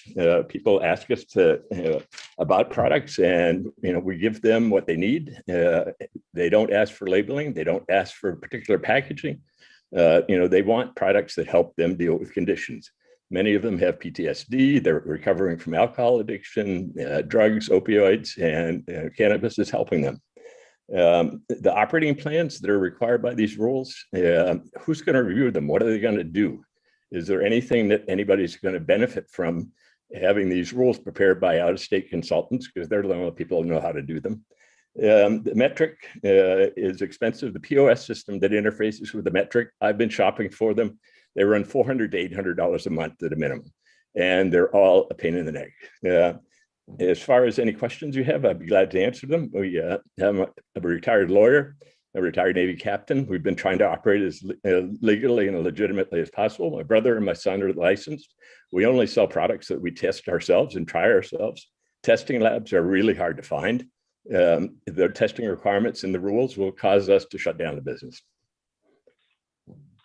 Thank you, Captain Robinson. We appreciate your testimony. Any questions from the committee? Senator Hickman. Thank you, Mr. Chair. Mr. Robinson, thank you for your service. And I'm glad you were able to save your farm with cannabis. The fence, $40,000. Right. What is the square foot area of your grow? 3/4 of an acre. Thank you. We have 60 plants. We don't, the canopy growth rule for 500 square feet doesn't really work for outdoors. That's good for indoors, but outdoors we plant plants far apart to keep them from getting mildew. And so we have 3/4 of an acre for 2 grows, 30 plants each. So there's no exception in the rules for an outdoor grow at all. Thank you. Our grow is 1,000 feet from the road, so we'd have to run power lines down there to comply with the rules to have online all of the time. The power line is an addition. That's another $20,000 to run the power down there. So just the fence was $40,000. The security would be about $100,000 altogether. Whole family stuck in Rob's truck. Okay. Thank you, Mr. Robinson. Sorry, thank you, Ms. Meehan, for me yourself. Thank you, Mr. Robinson. Representative Wood. Thanks, Mr. Chair. Mr. Robinson, I just want to follow up. That was a beautiful shot at your windows. So what we're looking at, the green out there, is 30 plants. That's what you said, 30 plants at a time, and you do 2 grows a year? No, there's 2. My brother and my son both have licenses, so we have 60 altogether. And the green right now, that's just cover crop, but that's where the grow is. And you can see it, we're right on 202. We built a big red barn, so the red barn's easy to see. And if you look past the barn down the hill, you can see over the top of any fence we build. You could build a fence 100 feet tall and you're gonna be able to see over the top of it. So the fence won't do us any good. It will just, as one of the earlier speakers said, it'll be an advertisement for robbers. This is the place to come. We see drones flying overhead at night here. People, there are bandits out there scouting us, and we know that, and we're not gonna let them steal our stuff. We don't need OMP to tell us, don't let them steal your stuff. I just wanted to verify how many plants would grow in that space that we were looking at. So you're saying that would be 60. Yeah, 2 grows for 30 plant licenses. Thank you. And that's about what it takes to be viable from what I can see. Yeah, I don't know, we're not making any money. I don't know, whoever is making $500,000 a year, I'd like to be in that business because we're just barely making it. And I'm funding a lot of this, through loans to my son and my brother. Yeah, there ain't $500,000 sitting around on the table waiting for us. We're delivering to people in trailers, in dirt roads, in the backwoods, Maine. They're not spending $300 at a time like people are at dispensaries in Portland. Thank you, Representative Wood. Any other questions for Captain Robinson? Seeing none, thank you, sir, for your testimony. Up next, we have Susan Meehan. So Meehan, sorry. Whenever you're ready, Susan, the floor is yours. I'll start the clock for you. Good afternoon, Chairperson Senator Lucchini, Chairperson Chiazzo, and members of the Veterans and Legal Affairs Committee. Thank you for hosting this hearing. I am in favor of LD 1242 and LD 1319. Thank you, Representative Williams and Senator Pouliot and other sponsors. My name is Susan Meehan from Sweden, Maine, and I represent United Cannabis Patients and Caregivers of Maine, DBA, Maine Cannabis Coalition, of which I am chairperson in my friend and colleague Dawson Julia's absence. I hope I can do him justice. I am also a caregiver focused on providing safe, affordable, custom formulated tinctures, which will be labeled beverages by OMP draft rules and require a bottling license, to pediatric patients across Maine. For the record, I test all my formulations and have large binders of labs dating back to 2013 when there were no labs in Maine and Rhode Island was the closest cannabis lab. I can talk more about that on 1445 later. We strongly support LD 1242 and LD 1319 as clear and effective measure to protect Maine's medical marijuana program. The draft rules published by OMP are clearly major substantive in nature by definition in Maine's Title V, having enormous fiscal impact upon thousands of small businesses in Maine in the marijuana industry and in ancillary industries we support. This is not about your opinion nor mine, but a point of law. Rules that have significant fiscal impact specifically upon small businesses under 20 employees are substantive per Title V.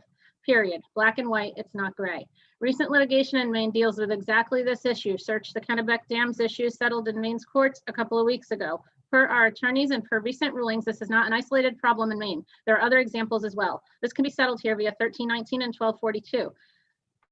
These are laws long written into Maine statute, and any department making rules in our state ought to have done their due diligence and read Title V. Please take us under your wing. We, the stakeholders, the Maine citizens in this program, need your help via LD 1242 and 1319. We, your constituents, need real seats at the table. Caregivers have long been allowed to expand patient numbers and employees, but still they are limited to very small 500 square footage. What square footage do dispensaries use? Add 2 zeros at least. Tantamount to GM pesticide-laced massive farms versus mom and pop's farms. If we were brought to the table, OMP would have followed Title V and completed the attached and required fiscal impact study. I'm the daughter of a police officer and an Air Force officer, and I am no criminal. The perception laden through 25 plus mentions of law enforcement and criminal activity in OMP rules is abhorrent. When I speak about LD 1319, I have to speak of my friend and colleague, the man laying in a hospital bed who caught this problem, who took this problem to heart last year in my living room when we founded the Cannabis Coalition. Last year, when we first started discussing the next legislative season, Dawson Julia discovered this issue in Maine statute and started investigating. Dawson noted that the department has not followed through with the intent and purpose of Maine Title 22, Chapter 558C, Paragraph 2428A. When the state issued the initial 8 dispensary license, there were several Maine citizens who wanted a dispensary license, but did not win one of the coveted 8. Per statute, the department was mandated to issue 6 additional licenses. A, in this paragraph reads, quote, the department shall issue 6 dispensary registration certificates to applicants the department determines meets all the criteria of the rule. Shall. I personally know some who are in that room, in that field, yet have no license. Why not? Since inception, the state has conveniently not accepted applications for a dispensary. No application accepted, no more dispensaries. It's interesting that now that the Maine's first laws are expiring, OMP is working on an application process. The bill also asks the legislature to extend the residency clause in Title 28 to 2025. This residency requirement of adult use Chapter 28 were enacted by People's Referendum in 2016. Adult use finally came to sales in 2020. Since inception of sales was delayed 4 years in program administration, this would only be fair.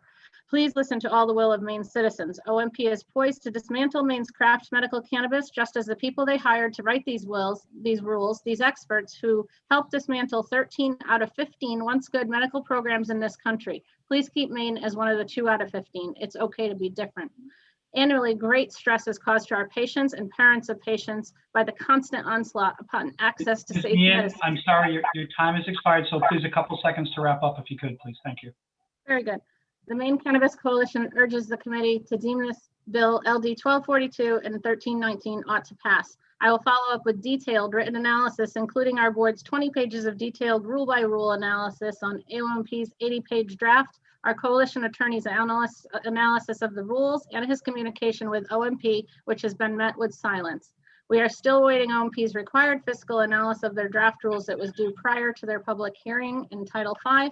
I'm happy to answer any questions, work with the work sessions, and anything to protect and grow and preserve the best medical marijuana program in this country.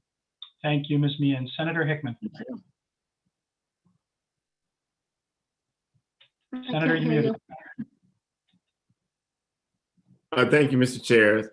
Thank you, Ms. Meehan, for being here today under the enormous grief you must be feeling. Thank you. You're welcome.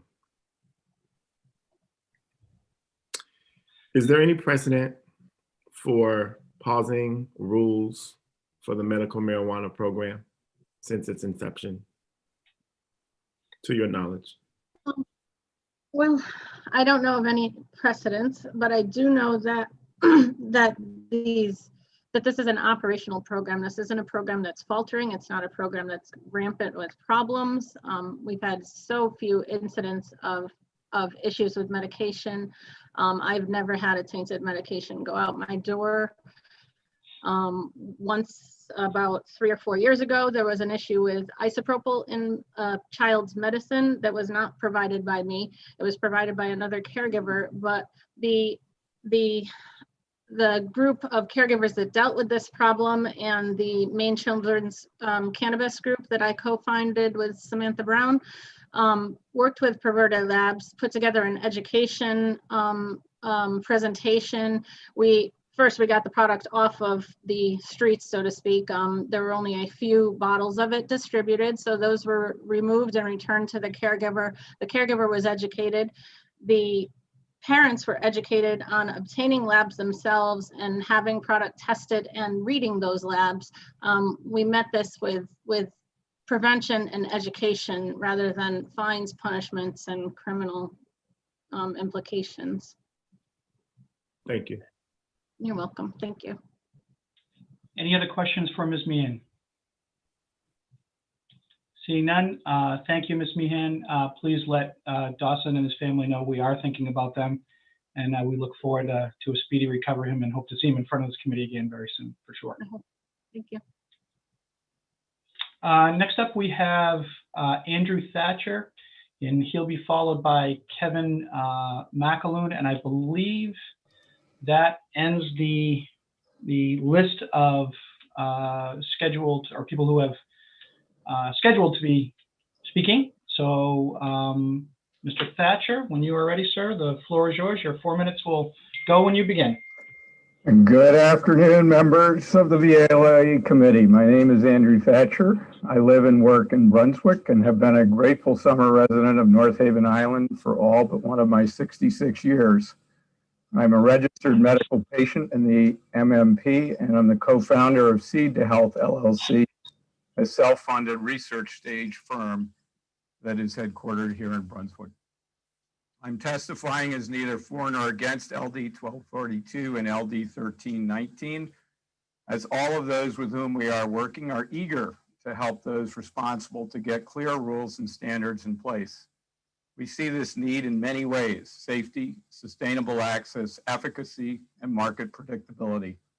But we very much support the common objectives within these bills to develop an understanding of their impacts, economic, health, innovation, and otherwise, and to develop this understanding with and among those directly in the market, or as we think of it, markets, an agricultural market and a health market, if you will. In collaboration with many Mainers as well as experts from across the country, we are developing consensus standards and supporting resources for something we call learning health. Simply stated, learning health is a different way for understanding and advancing our own health, and in so doing, creating the possibilities for understanding what collectively we might learn together for the benefit of others. In short, learning health learns safely, usefully, and verifiably from experience. The tagline we use is learning what works together and what doesn't. So why am I testifying here today? Nearly 5 years ago, we began synthesizing and harmonizing standards of learning health by using medicinal cannabis as the initial learning health therapeutic catalyst in our work. I began reading and rereading both rules and laws relating to the medical use market and the adult use market here in Maine and in other states. I attended local town meetings and hearings at the State House, both pre and post COVID-19. And now, with regard to OMP's rules, we have gleaned over 400 suggestions and comments from experts with whom we are now working through a volunteer alliance that you've heard mentioned today, we call Seed to Health Learning Health Alliance. Soon we hope to share this thinking with OMP after figuring out how to present it usefully within the MMP rules framework. And most recently, I listened to and transcribed the 80+ testimonials that took nearly 7.5 hours to hear in response to OMP's rules. Of note, missing among those voices is the medical provider, not one. And of those who did attend, very few seemed in favor of the rules as proposed. Instead, they are asking for data. They're wondering in this era of COVID-19 why we are rushing to adopt rules before understanding their costs and benefits. More than once, we hear people asking, what are we trying to fix? Today's hearing is illuminating many of those points with which we concur, included labeling and testing, but at a rate that coincides with ability and capacity. In closing, I will submit more about our work and thinking in my written testimonial. You also will receive by Wednesday, written testimony from many of my colleagues in Seed to Health, Learning Health Alliance. Thank you. They are sharing expert perspectives spanning testing, safety, health research, health communications, and medical practice with plant medicines. This is an opportunity for Maine to lead. One thinks here of Dirigo. We hope you see that ours are not requests to kick the can down the road of new rulemaking. Rather, we stand at the ready to help you and any others guide Maine towards leadership in defining better health and healthcare, both within medicinal cannabis on its own and as well as an integrative component within disease and injury prevention. Thank you very much. And I'm awfully glad to be at the end of what has been a tough challenge for you all. And my colleague Mac is following. Thank you, Mr. Thatcher, for your testimony. And Senator Hickman. Thank you, Mr. Chair. Thank you, Mr. Thatcher, for your testimony. Are you and your colleague working with Dr. John Wojtowicz? We are. Dr. John Wojtowicz I've been working with him for over 2 years now. And can you tell me what concerns you most about the lack of medical providers in the drafting of these rules? Well, John will be writing his own testimony. I think the concerns that we have come under the world of access. And John will address specifically in his written testimony different facets that OMP seems to be incorporating in medical practice that arguably fall outside of where OMP might be able either to enforce or seek compliance. And John will illuminate a number of other issues that will create undue cost and lead to perhaps a restriction of access and inappropriate medical patient provider relationships. Thank you. Thank you. Oh, sorry. Any further questions? Okay, seeing none, thank you, Mr. Thatcher, for your testimony. You are most welcome. Good luck. Thanks. Okay, next up we have Kevin McAloon. And Kevin, you are the final person who is registered to testify. So you get the last word, sir. Hold on. I am honored. I sat through this whole thing since 9 a.m. like the rest of you. Senator Lucchini, Representative Kaiser, and esteemed members of the Veterans and Legal Affairs Committee, thank you for allowing me to testify before the committee. My name is Kevin McAloon, and I'm a resident of Kennebunk and registered both as a medical patient and a licensed caregiver in the Maine cannabis program. Just as a side note, I don't have a grow. I specialize in manufacturing. So my company, Canutix LLC, has been manufacturing formulations for patients since 2013. We have quality control and quality assurance processes in place in our workflow to implement a clean supply chain for all of our product lines. This includes third-party testing for contamination and potency for every lot of medicines we produce. I am also a volunteer with Andrew Thatcher as a Seed to Health Learning Health Alliance member, where I'm working with others on shaping standards, practices, and someday soon services to support something we call learning health. I'm bringing to this group the perspectives of a medical cannabis manufacturer. LD 1242 asserts that there should be proper oversight of the medical cannabis program, which I agree. As with LD 1319, the bill calls for deeper understanding of the cannabis medical program, whether in conjunction with a well-considered economic impact assessment and or the thoughtful engagement of those in the MMP, which I strongly support. Perhaps the most important insight I can share today is that when it comes to medical cannabis, patients lead the way. This reality and the lessons we are learning together with our patients are not reflected in the MMP rules as proposed by the OMP. Perhaps most importantly, the cost of implementing the proposed rules cannot be sustained by many patients who will be asked to pay them because we'll move those costs directly to the patient. The absence of the medical providers in the development of these rules is also a serious oversight, as Andrew just mentioned. These providers and their patients work routinely with me and other caregivers to understand the medical within the Maine's robust medical cannabis program. I have firsthand experience with patients in how cannabis oils, not smoking, we don't sell inhalable products. Cannabis oils allow them to reach their healthcare aspirations.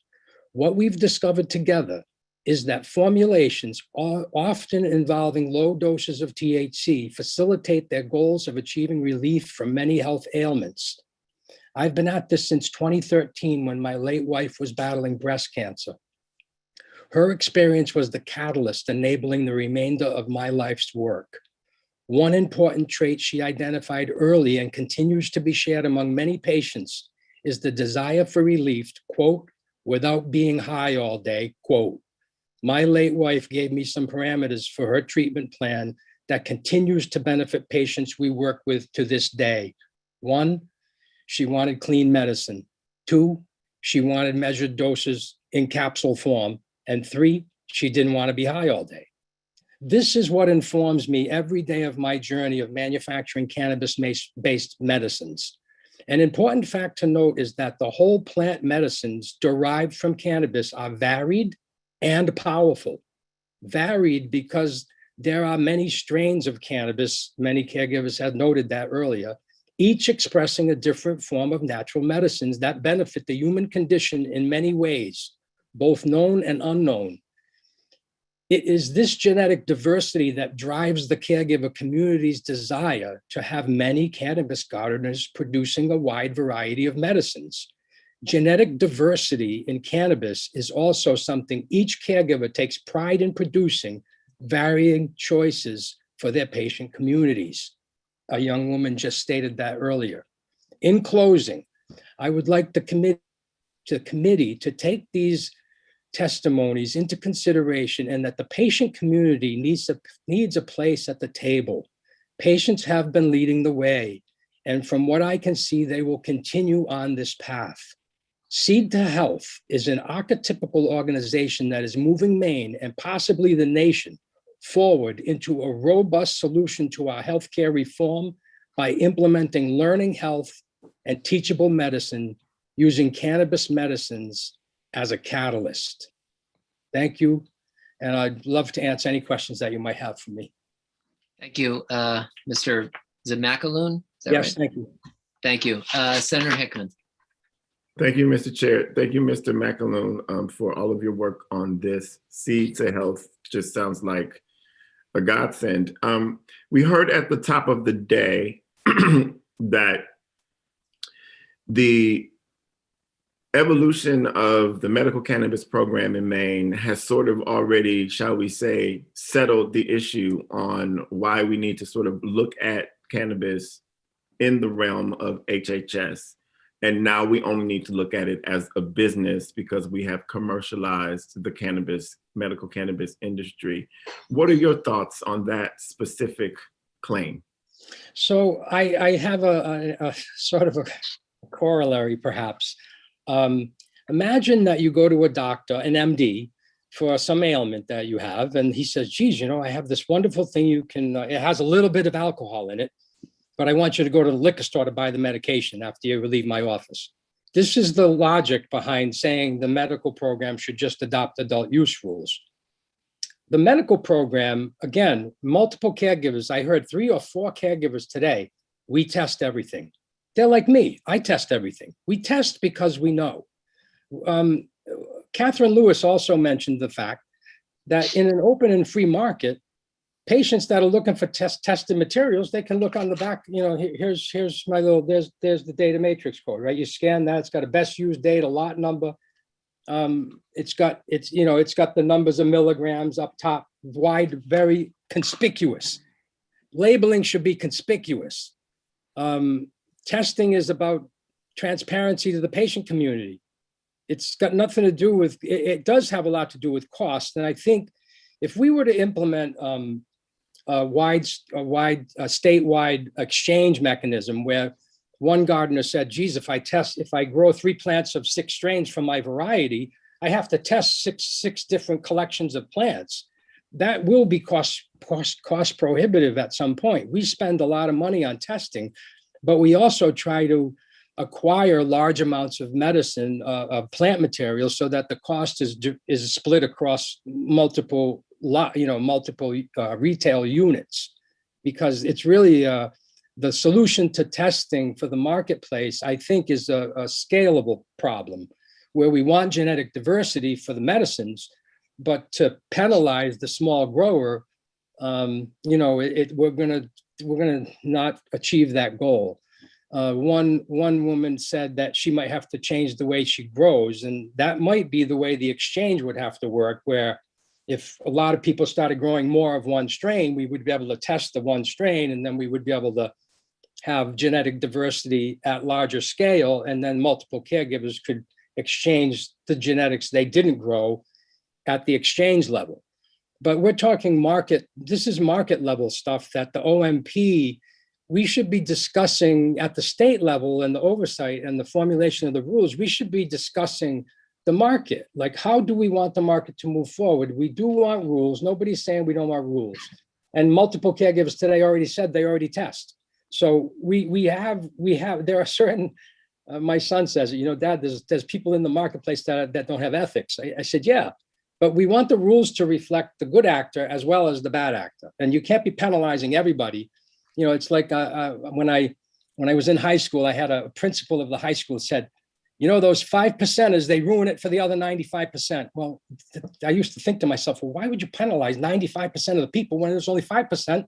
Get better at finding out who the 5% are. Don't penalize the rest of us.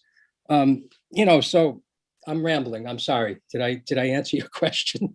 You've got another question from Representative Corey.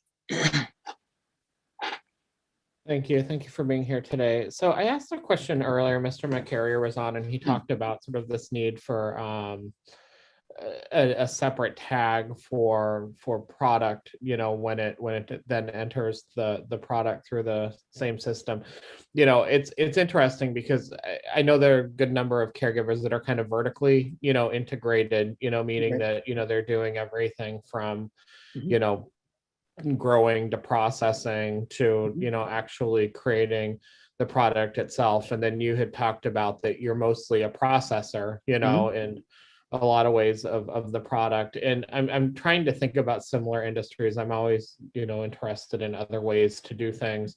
But, you know, it seems to me that, you know, if a product, you know, has or not a product, but a crop, you know what has some kind of a tag, you know, as it goes into, you know, the manufacturing process. And then so long as it's coming from a certain company, you know, that there's other ways to, you know, track that product back to that original, you know, grow and everything, as opposed to putting another separate, you know what I mean, specific tag, you know, to that plant on it. I mean, that's typical, you know, record keeping within, you know, the producer type market, right? Yes. Somebody mentioned the, you know, the GAP or the farming practices, and in manufacturing, there's something called GMP or CGMP, current good manufacturing processes, right? It's a federal framework. If we look at the code for federal regulations, there are two codes that are of primary importance to me as a manufacturer. CFR 21, which tells me that I'm either a pharmaceutical manufacturer, a nutraceutical manufacturer, or a supplement manufacturer. So I choose to say I'm a nutraceutical manufacturer because we derive whole plant medicine. So we're not trying to isolate and isomerize like the fear mongering about like, oh, everything needs to be tested because of all the bad things that could happen. This is true, but this is why I test. But the point is that not everybody's a manufacturer. If we look at the, I'm sorry, I sort of, my caboose just fell off the tracks there. Did I answer your question? A little bit, yeah. I mean, I'm just, you know, I'm interested in how seed to, you know, sale actually, you know, works in this case, and once it enters that production phase, whether or not, you know, there are other ways to track it back outside of adding, you know, an additional tag that's specific to that plant. You just put my caboose back on the tracks. Thank you. The Code for Federal Regulations informs a pharmaceutical company, this is how you track lot numbers. This is how you do recalls. So the framework's already in place. We just need to apply it. Another thing that is crazy about the testing protocols in Maine is that someone in the political class said that it's going to be 0. We're going to test for 0. And all the testing labs are saying, well, we can't test for 0. Well, if you look at CFR Code for Federal Regulations 180 is the one that tells us what kind of residues of all the different pesticides, how the CFR 180 tells us, hey, for this pesticide, here's what's safe. Instead, we've got these cockamamie rules saying you got to have 0 of all these contaminants. If they put the rules on the food produce, right, that they're putting on cannabis in Maine, you'd walk into the produce section, it'd be empty, completely empty. So, I mean, it's just insane, but we're going to get there. But it's important that we work together to make that happen. I'll tell you what, though, we don't want to be handling that kind of stuff through major substantive rulemaking. Like, we're not scientists sitting here on the committee and stuff like that. So that's why I think the legislature's job, really, I'm not assigning you homework or anything, but I think the legislature's job is to say, let's engage the right people that know what's going on so that we can inform the OMP how to put these rules in place. whether that's a statutory change or what, I don't know how you're going to go about that. But the point is that we need to develop the cannabis medical market. We don't need to crush it under the adult use rules, because the joke about the doctor telling you to go to the liquor store to get your medicine is the same logic of saying, oh, you want some THC? Well, I'll tell you one thing, my 3 milligram THC, this one right here, they won't sell this in an adult use place because you won't get baked enough. It's all about people getting baked on the adult use side. And we don't do that with people. People come to me almost, I would say the closest I get to, I don't care about getting high is, I don't mind if I get high, but the vast majority of people say, I don't want to be high. So we manufacture low dose formulations, and what patients have discovered is that you have a threshold under which you don't get stoned. So you might be a 7 milligram THC person, whereas you might be a 20 milligram THC person. You take 17 milligrams, you won't get stoned. If you were a 7 milligram, you took a 5 milligram, you won't get stoned, but you get therapy from it. So the therapeutic action of cannabis medicines, right? When I look at it, I look at it as a whole plant extract. The whole plant medicine is what makes cannabis medicine, not the derivations and the isolates. That's the way Big Pharma is going to try to go. Isolate THC. They already have that. They've had Marinol and Dronabinol for years and years and years. And people who try it versus a whole plant medicine, these isolates aren't as effective. That's because the whole plant, Mother Nature, has already put this medicine together for us. We just need to baby it out. We need to help Mother Nature deliver it to the human being. And we have an endocannabinoid system. We have receptors for cannabis medicine. This is not something that is foreign to the human body. So it's exciting. We're at the beginning of a new era, really, in medicine. And I think Andrew's mentioned to me this idea of learning health is part of the edict from the ONC in Washington, D.C. The ONC, the Office of National Coordinator, right? Just real quick, like I think you're over answering. Okay, I'm sorry. I have a tendency to right now. I didn't want to have the chairs do that and everything, but it's definitely going to be a long day. I just have one more quick question, if that's okay by the chair. Yeah. Go for it. Especially, there's been a lot of talk that certainly nobody wants to give their patients bad medicine or anything like that, but if that were to happen, can you describe like the kind of insurance and everything else that producers are carrying in order to protect the patients? Are you guys required to carry insurance to protect patients, or how does all that work? Well, the market really moved me that way, right? I was trying to market because I market as a caregiver, I can market to other caregivers. So I market my capsules, my low dose formulations to a lot of caregiver shops. So one of my caregiver shops told me, they said, do you have product liability insurance? And I said, no, I don't. But, he said, well, when you get it, call me back. So I knew this particular caregiver had a sizable clientele. So I called up an insurance company. I said, what is it going to take me to get product liability insurance? So I went ahead and got general liability and product liability. So I have that for Canutix products.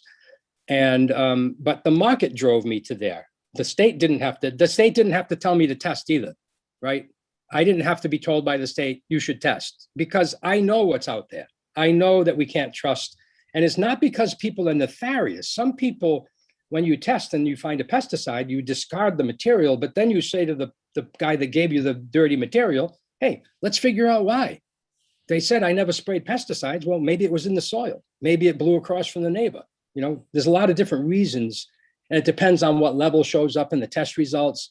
But the point is that we have root cause analysis. We look towards helping develop the marketplace to be a healthy market with good quality products. And I think what's happening is caregivers are learning about that. We had 4 or 5 caregivers today that said they tested products, right? So I'm not the only person that's doing this. This is common sense. And I think what would be good is if the government takes a little bit of common sense and engages the community. The patients need a place at the table. The caregivers already have kind of muscled their way in. They bellied up to the bar and elbowed their way in to get to the bar, and now they're at the table. but the patients need to be there too, because the patients inform us. The patients have informed me over the last 7 years how to make the medicine better for them. So that's how Okay, I'm sorry. I had that insurance question and just, I'm good. Thank you. I know, thank you. I'm sorry, I lied. I said I would be brief, but I didn't. It's an interesting conversation, but it extends way beyond with these two bills too. So we've got to keep it on the tracks a little bit. Yes, thank you very much for your time, and I appreciate sir. you being able to give you some input. No, thank you for your expertise on this. So we appreciate it. You're welcome. Okay, so that concludes the registrants for the first block of bills. So with that, I'll close the public hearing on LD 1319 and LD 1242. So now we have the second group of bills, which we will break up into four, or we have four bills in this second group. And we'll begin by recognizing all of the sponsors. And then we will move to co-sponsors and then public testimony. And again, given the hour, if we can keep the questions strictly to clarifying questions that will help us answer or help us inform our votes on this stuff as we get to work session, and really keep it to the content of the bill, that would help expedite this for certain. So with that, I will open the public hearing on LD 1249, an act regarding the testing and safety of marijuana and marijuana products, as well as the LD 1434, an act regarding controlled entry areas within the retail marijuana stores. Then LD 1445, an act to require the testing of marijuana for medical use. And LD 1452, an act to amend the law regarding the advertising and marketing of adult use marijuana. So we'll begin with Representative Perry, as he's got a couple of bills. So welcome, sir. If you can present your two bills, that would be great. Thank you, Senator. It's a pleasure to be here to introduce my two bills in front of your committee. I have some very lengthy testimony I'd like to read to you on both of them. No, I'm kidding. I'll get right to the point.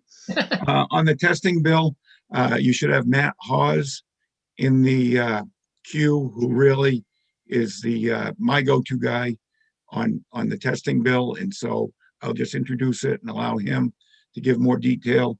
On the controlled entry, we have a number of stores here in Bangor. I went and visited one of them when it first opened, and I couldn't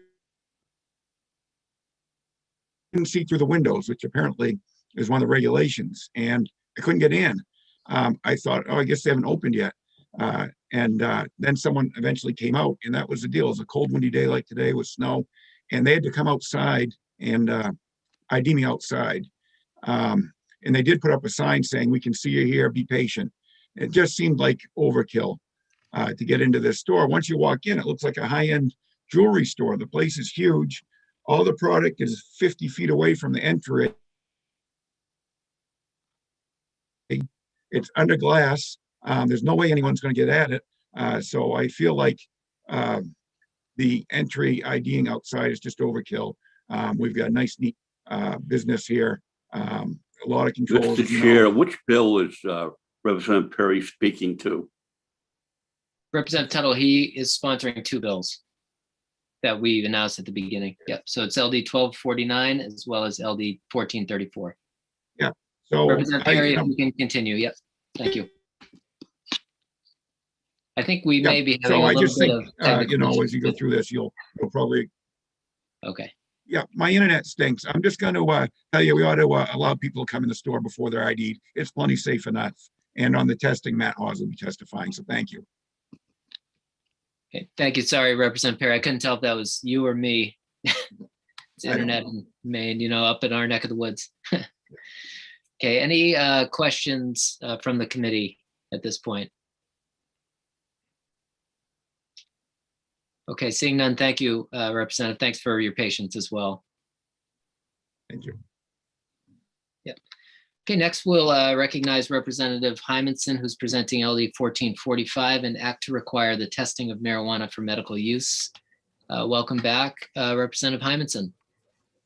Thank you. I've been with you all day. It's why I love democracy, really, hearing the entire for, against, neither for nor against, everybody coming up, having their moment. And I appreciate your patience and your listening to it. Go democracy. Good afternoon, Senator Lucchini, Representative Chiazzo, members of VLA. Again, I'm Representative Patty Hymanson. I represent parts of 4 communities in York County. And I come before you today to introduce LD 1445, an act to require the testing of marijuana for medical use. As you may know, I worked as a neurologist in the Seacoast community for over 25 years and previously served as the House Chair of the Health and Human Services Committee during the 128th and 129th legislature. My service as chair coincided with significant changes to the state's medical marijuana program. If my experience as a medical professional has taught me anything, it's the importance of acting ethically and being forthright with the patients that have trusted me with their medical care. This is already signed on. Can you give this computer? Sorry, I can take care of that. Oops, sorry. Yep. Okay. Sorry. Yep. That's all right. This involves doing everything reasonable within my power to diagnose a condition, recommend an appropriate course of treatment, and work with my patients to monitor their progress in response to that treatment plan. These doctor-patient interactions can sometimes involve sharing harsh, difficult truths. One such truth is that all patients relying on the main medical use of marijuana program should be aware that the current state law requires higher standards for testing of adult use or recreational marijuana than the medical marijuana they currently use to treat their conditions and ailments. I readily admit that it took me some time to get to a position where I could view marijuana as a medicine. My evolution on this topic is reflected in the important changes to the medical program that were supported by the HHS committee during my time as chair and ultimately by the legislature. Despite this important progress to grow the medical program and improve patient access, more work remains to be done. Introducing mandatory testing for medical marijuana may be one of the most important steps the Maine legislature can take to reinforce our commitment to protecting the public's health and safety. It is a commitment that is shared by the Office of Marijuana Policy, and I appreciate their willingness to work with me on this vital initiative. I fully understand that medical marijuana is not a traditional pharmaceutical product, which would normally be subject to stringent clinical studies and approvals by federal regulators. I remain concerned, however, that something that is being billed as a medicine can be provided to patients with little or no information on the contents. While the packaging and labeling standards currently being developed are an important part of this, so too is ensuring that medical marijuana is free of harmful contaminants. This is made even more pressing by the fact that these products are intended for individuals who are, by their very definition, medical patients with a condition or conditions that may benefit from being treated with medical cannabis. For example, marijuana can and does become contaminated with harmful molds and mildews. Many dangerous pesticides, such as the fungicide Eagle 20, myclobutanil,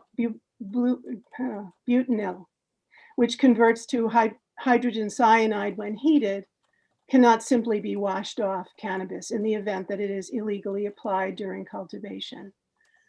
The production of concentrates and edibles can result in residual solvents remaining in the finished product or the introduction of yeasts. The notion of the Hippocratic Oath pledge to first do no harm is known widely throughout our society. The introduction of mandatory testing of medical marijuana is an important measure to ensure that we as policymakers who serve the citizens of our state take necessary steps to limit the possible harm that may be done to patients choosing to treat their ailments with medical cannabis. I thank you for your consideration of LD 1445, and I respectfully ask for your support of this proposal. I would be happy to answer any questions you may have, and I'll make myself available at the work session when one is scheduled. Thank you for your attention and your consideration. Thank you, Representative Hymanson. Any questions from the committee? Seeing none, thank you for hanging in there with us today. It's been a long one so far, but we're getting, I think we're over the hump, at least I hope. Thank you. Up next, we have LD, let me see, which one was that? That was Representative Madigan's bill, who I think Representative McCrate will be pinch hitting for. So Representative McCrate, when you are ready. Thank you, Mr. Chair. Yes, Representative Madigan was unavailable and asked me to introduce her bill. She says, "Good morning." She is Colleen Madigan, representing part of Oakland and part of Waterville, here to introduce LD 1452, an act to amend the law regarding advertising and marketing of adult use marijuana. This bill is very simple. It comes out of concerns that I have heard from small business owners in my area. Small business owners in the adult use or medical marijuana industry have challenges that perhaps other small business owners in our state do not. This bill gets at one of them. When naming a business and marketing it, they have the added concern of having that naming and marketing strategy being more closely scrutinized. This is understandable in many ways. We don't want minors having access to a substance intended only for adults. This bill just provides a transparent and clear pathway for small business owners and the state regulatory bodies to go through this process of advertising and marketing. Small business owners will have a clear manner in which they can appeal any decision. This seems to me to be a more fair method of addressing the concerns of these small business owners while also providing for the protection and safety of all Mainers. That ends Representative Madigan's testimony. Thank you, Representative McCrate. I would assume we'll save questions for Representative Madigan at the work session if we need them. That concludes the bill sponsor's presentations. I don't see any other legislators in the attendee room, so we'll start. Sorry, Representative McCrate. Thank you, Mr. Chair. I was also asked to present testimony in support for Representative Pierce, who was still unable to be here. She is testifying in support of LD 1445, an act to require the testing of marijuana for medical use. Again, this is from Representative Teresa Pierce. As you may know, I served as House Chair of the Joint Select Committee on Marijuana Legalization Implementation, or MLI, during the 128th, and currently serve as Chair of the Legislature's Marijuana Advisory Commission. The MLI and Health and Human Services Committees work closely together to ensure that where necessary and practical, the regulations for these two programs would be similar. Title 28B, Section 606, for example, directs the coordination of medical and adult use testing and program rules. Currently, the Office of Marijuana Policy mandates testing in the adult use program for 5 categories or types. They are filth and foreign materials, dangerous molds and mildews, harmful microbes, THC potency, homogeneity, and cannabinoid profiles, water activity, and moisture content. Starting June 1, 2021, other harmful chemicals, metals, including cadmium, lead, arsenic, and mercury will be added to the testing regime, with the plan to bring residual solvents and pesticides online by the conclusion of 2021. When I talk to my colleagues in other states which are considering legalization or establishing a testing program, they are often shocked to learn that the standards in Maine's adult use program are far more robust than the longstanding medical cannabis program. And if you think about it, the shock is entirely understandable.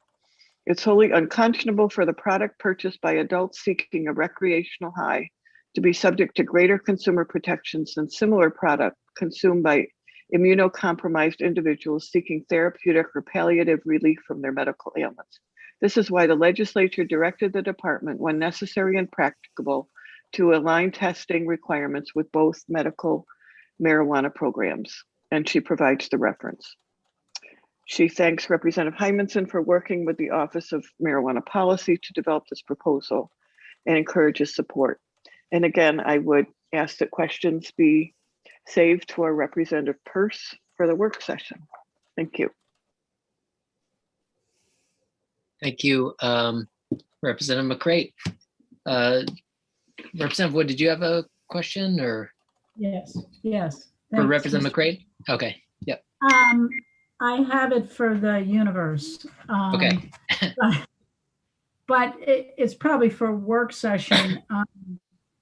But in Representative Peirce's testimony, she references that she's the chair of the Marijuana Advisory Committee. And I know or commission, I'm sorry, that's gotten mentioned a few times today, and I've actually gone online to try to take a closer look on what that commission is supposed to be doing and what the membership of that commission is, because a lot of caregivers were saying, you know, they need a seat. And I'm still very confused, and it's probably my newness. I didn't know if in the work session we could just spend a little time reviewing that commission. I mean, I'm looking at members of the commission that are Senator Justin Chenette, Senator Dana Dow. I mean, people that aren't here anymore. And what exactly is their role compared to OMP? So if we could do that. Sure. So the Marijuana Advisory Commission is different probably than unless Representative Peirce is also on that. I know she was the House chair of the Marijuana Legalization Implementation Committee. She's chair of this also. Is she also? Okay, this is one where they have just made some new appointments. So it has changed, but they have very rarely met and have not really advised on a whole lot. Representative Corey probably has a better answer than I do, but then we should get into the public hearing. Yeah. Yeah. So I'm just going to say, so there is new membership on the commission. I sat on the commission the last time around, and the commission only meets when we're not actually in session.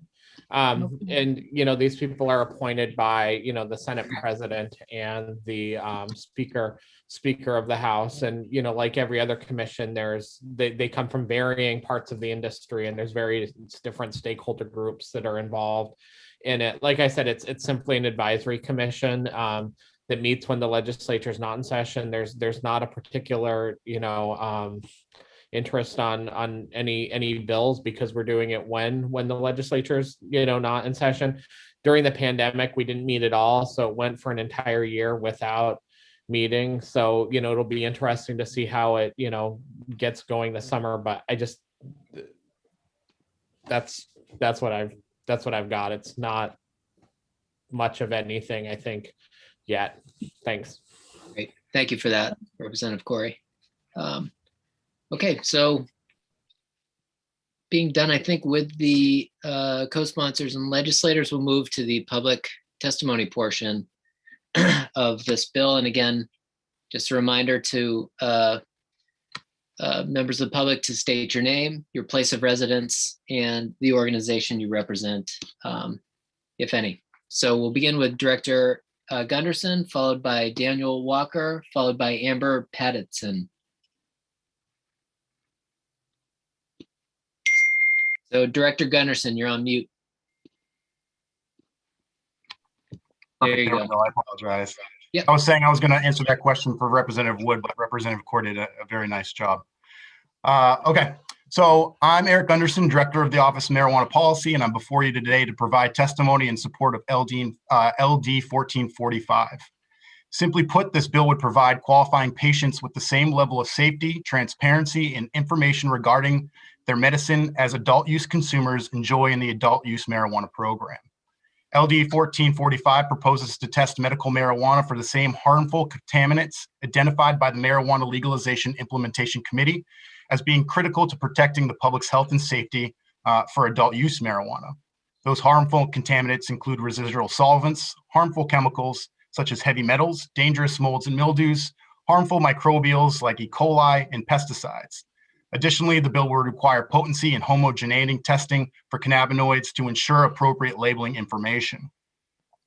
The language in this bill mirrors the mandatory testing provisions within the Marijuana Legalization Act.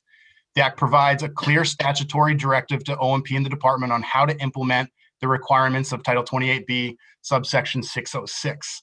This section of law directs our department to, quote, ensure that when necessary and practicable, the regulations of the testing of adult use marijuana and adult use marijuana products is consistent with the regulations of testing of marijuana and marijuana products under the Maine Medical Use of Marijuana Act. We know many of our medical program registrants are voluntarily testing their harvested marijuana for some or all of the harmful contaminants listed in this bill. As a regulator committed to protecting the public's health and safety, this is a practice we fully support. We commend those that go above and beyond the current program standards and hope you will hear from some of them today. Our office supports mandatory testing in the medical program because it prevents potentially dangerous marijuana and marijuana products from making it into the hands of qualifying patients and provides those same patients with the critical information regarding the contents of the medicine that they use. These aspects and more are crucial when one considers that the inventory available in adult use or recreational retail stores is subject to a greater degree of analysis and scrutiny, which may be sold to a qualifying patient in the medical program. While we are enthusiastic in support of this legislation, there is one issue we ask you to consider and address by amendment if you deem necessary. The commercialization of the medical program has brought the need for greater transparency and safeguard aimed at protecting public health and safety. However, there's still a number of caregivers who are providing small specialized batches of harvested marijuana to particular patients, specifically formulated to address each patient's specific needs. We expect that you'll hear from these small caregivers today, and we hope that you'll have, we're hopeful that the committee can determine whether to require harvested marijuana cultivated and manufactured by these caregivers to be subject to the same mandatory testing before being transferred to a qualifying patient. For the past 2 years, our office has heard from these caregivers, some who compound specific formulas at a moment's notice to address the critical needs of their very ill patients, and we have discussed with them the impact of mandatory testing would have on their ability to serve their patients. As we worked with the bill sponsor to address the overall need for mandatory testing within the medical program, we've struggled to determine how to define the smaller subset of caregivers and qualifying patients for whom the time and cost of running a full panel of mandatory testing might outweigh the benefits.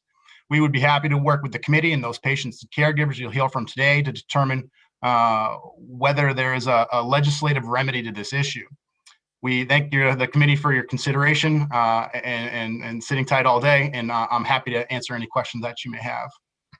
Thanks, Director. I think that'd be helpful for the work session if you can get us some estimates on cost of testing. Obviously, you don't need to say it on the spot, but some cost estimates for complying with the rules. We can certainly bring that with us. Cool, thanks.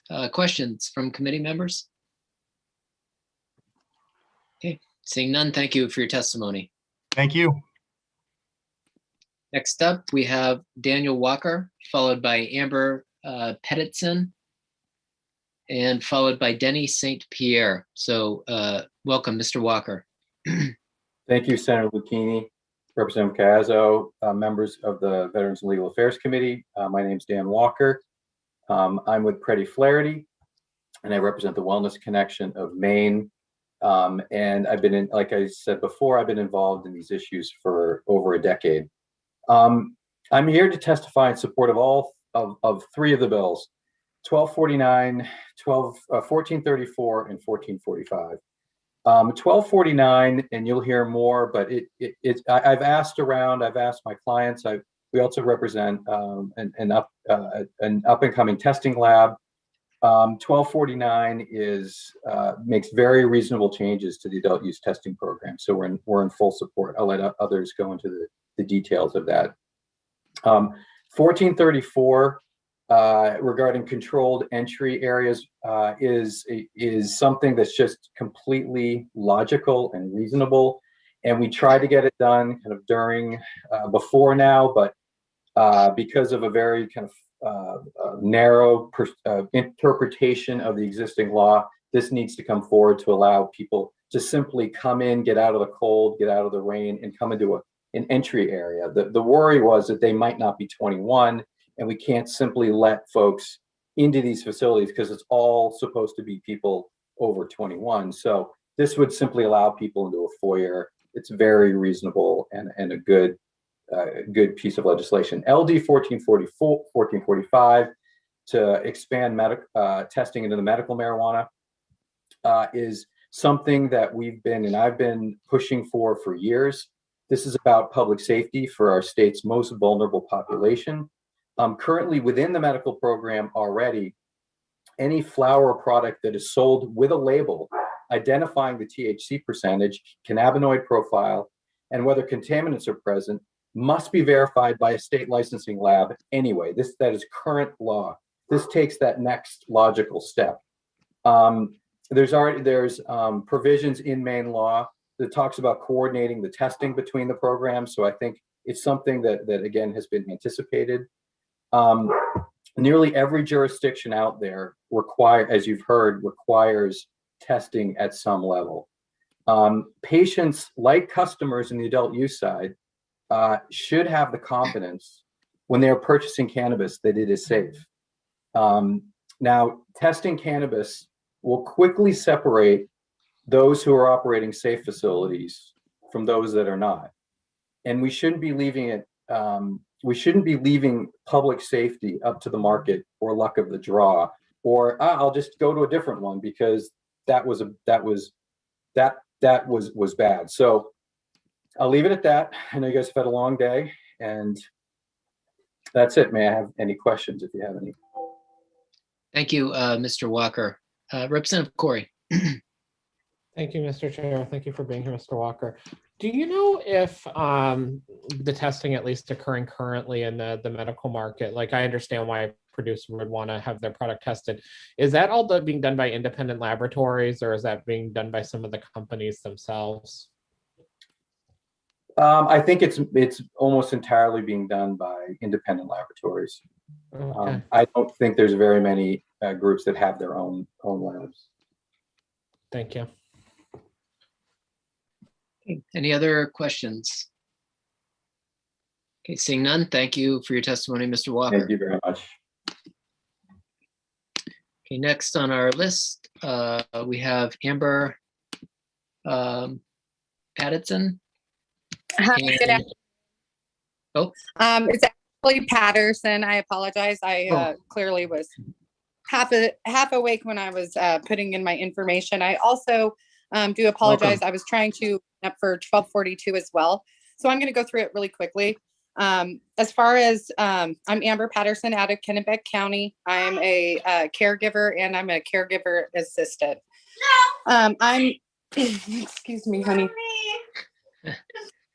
Okay, let me see.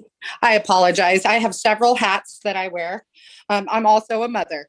So I'm against 1445 due to a lack of infrastructure. 100% I believe that we need testing across the board. However, with only having one licensed lab in place currently, the bottlenecking with over 3,000 caregivers plus dispensaries plus adult use is not only unrealistic, it's unfeasible. It's not going to happen. It's going to cause such a backup that there will not be product on shelves. And I don't know if you guys remember when the governor of Nevada had to declare a state of emergency due to cannabis running off the shelves within the first week. It all does come back down to lab testing. So until we have infrastructure in place, I would say that we need to step back. In 2013, Wellness Connection had tested positive for several pesticides. They were then allowed to sell their products as long as it was properly labeled. And I would suggest that in this situation right now, that we make sure that we are marking all products as whether they're tested or untested. And that way the consumer does have a knowledge on where their product stands. As far as LD 1242, I don't believe that it is about caregivers not being regulated. I think that this is about the way OMP has read the law. Unfortunately, the majority of the changes are black and white. They are major substantive changes. This is clear and it needs to be addressed. I personally am open to having mature discussions regarding the regulation. As caregivers, if we were against regulation in the first place, we would be on the black market. We would not be tax-paying citizens that vote for you guys. So I think that we need to really step back, slow down our process. I know that when OMP was first given the task, they were given a lot of urgency, and there is not a lot of urgency here. We need to be doing it right and not doing it fast. So once again, they they had said that we did have a seat at the table. And I think that we did have a seat, but I don't think that we had a voice. And I think that it's mandatory that our voices are heard. I shouldn't have to come in front of you guys on such a regular basis. Like I said, I have many hats. My daughter would much rather benefit from me being with her than me talking to the government all day. So I don't know how else to explain it to her, but she's frustrated with the situation as well. So my company right now, we definitely implement our own security. We implement our own inventory. We do our own labeling, and we are out there testing our own products. Municipalities are overseeing us. I know that my husband's shop, the fire department, has a lockbox with a key. They have 24/7 access to my store. OMP has the ability to come in at any point, and that's something that we have to remember. Real quick, I just want to say that, you know, the caregivers that are giving testimony in support of OMP having these regulatory privileges, I would say they would not have had the ability to build their businesses had these been in place then. And that at this point, they're just taking advantage of what they already were given and trying to hold the rest of the caregivers down. I think that it's unfair practice. And that's about all I have to say. Thank you. Thank you for your testimony, Ms. Patterson. Representative Riley. Thank you, Senator Lucchini. Thank you, Amber, for coming for us today. Thank you. You said we need the right infrastructure. Can you explain further what you mean by that? So for right now, we don't have enough labs in place. We don't have licensing for the labs in place. And so what we're doing is we're kind of saying, hey, we want you guys to adhere to these rules, but we don't have a standard of practice, and we don't have anybody who can actually maintain 3,000 plus caregivers coming through their lab. If we had several labs put in place, we would be able to affordably get tests on everything without having month-long waits. You know, right now we have the one that's licensed and then a couple that are waiting for their licenses to go through. But it's still, you know, you're talking about 3 labs compared to 3,000 caregivers, several adult use companies, and the 8 dispensaries. We need to get the infrastructure for the laboratory testing in place before we can mandate testing. You all set, Representative Riley, or? Yeah, I'm good. Okay, thanks. Thanks, Senator Hickman.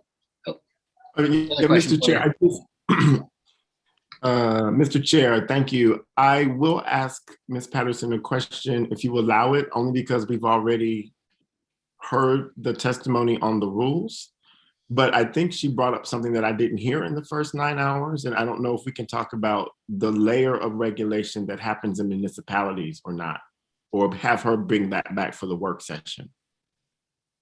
I think we just lost her. So maybe it looks like she may have just disconnected. She's not in the attendees. Yep, okay, that's fine. Yeah. Thank you. Yeah, I don't see her in the attendees list. Okay. No. Okay. So next up, I guess we'll go to Denny St. Pierre, and Denny will be followed by Hannah King and Joel Pepin. So welcome, Mr. St. Pierre. Hello again. Thank you for this opportunity to testify today. My name is Denny St. Pierre, and I live in Sydney, and I am a patient. As I said earlier, I'm a medical marijuana patient who has smoked marijuana for over 30 years, and I've been a legal patient for roughly 5 years.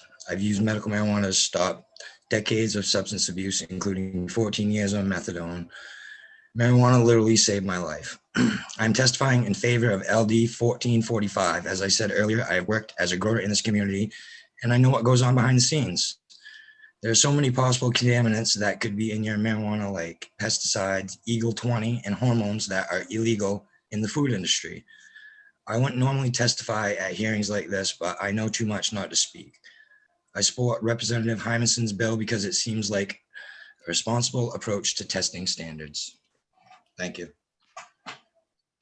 Thank you, Mr. St. Pierre, for your testimony. Any questions for Mr. St. Pierre this time? Senator Hickman. Oh, is that okay? All right. Seeing none. Thank you, Ms. St. Pierre, Mr. St. Pierre. Yep. And I see we do have Ms. Patterson back, and if I believe we have an information request for the work session from Senator Hickman. So, okay. Yeah. Thank you. Thank you, Mr. Chair. I appreciate the latitude. Ms. Patterson, we've already heard testimony on the rules, and so I don't want to go down that road here. Right. But can you please, for the work session, or submit to us in writing how municipal regulation, that layer works? Definitely. You did mention that, and so I want the committee, and me too, to understand that layer of regulation, whether there's more costs and how that works. Okay, I will definitely get it together. Thank you. Thank you. Great. Thank you, Mr. Chair. Yeah. Thank you. Yeah. Thank you, And Mr. Chair. I definitely appreciate it. Sorry for my absence, this lovely internet. Have a good day. I know how it goes. Yeah. Thank you. Bye. Okay, next we have Hannah King, followed by Joel Pepin, and then Mark Barnett. So welcome. Good afternoon, Senator Lucchini, Representative Casio, members of the Joint Standing Committee on Veteran and Legal Affairs. My name is Hannah King. I am an attorney with Drummond Woodsum. I'm here today on behalf of Maine Organic Therapy, Remedy Compassion, and Cureleaf Maine to testify in support of LD 1445. Medical marijuana is intended to be accessed by Maine's most vulnerable citizens: cancer patients, people living with Parkinson's, children with epilepsy. If you use marijuana recreationally in Maine, the law requires that your marijuana be tested to ensure it's free of heavy metals, residual solvents, toxics and harmful chemicals, molds, mildews, E. coli. If you are a patient accessing medical marijuana, you're on your own. Your only options as a patient are to have your medicine tested yourself, paying for testing out of your own pocket after you've already purchased the product, or risk using marijuana that could be harmful to your already compromised health. This is unacceptable. And I encourage you to vote to pass on LD 1445 to ensure that medical marijuana patients have access to safe medicine. It's my understanding that at least one testing lab is going to test today. There are actually 2 licensed labs in the state, and we're on track to have 5 licensed labs operating by December of this year. The 2 labs themselves, Nova Analytics will testify to you today, have the capacity to serve the entire adult use market as well as the medical market. For years, the opposition to testing has been, we don't have the infrastructure.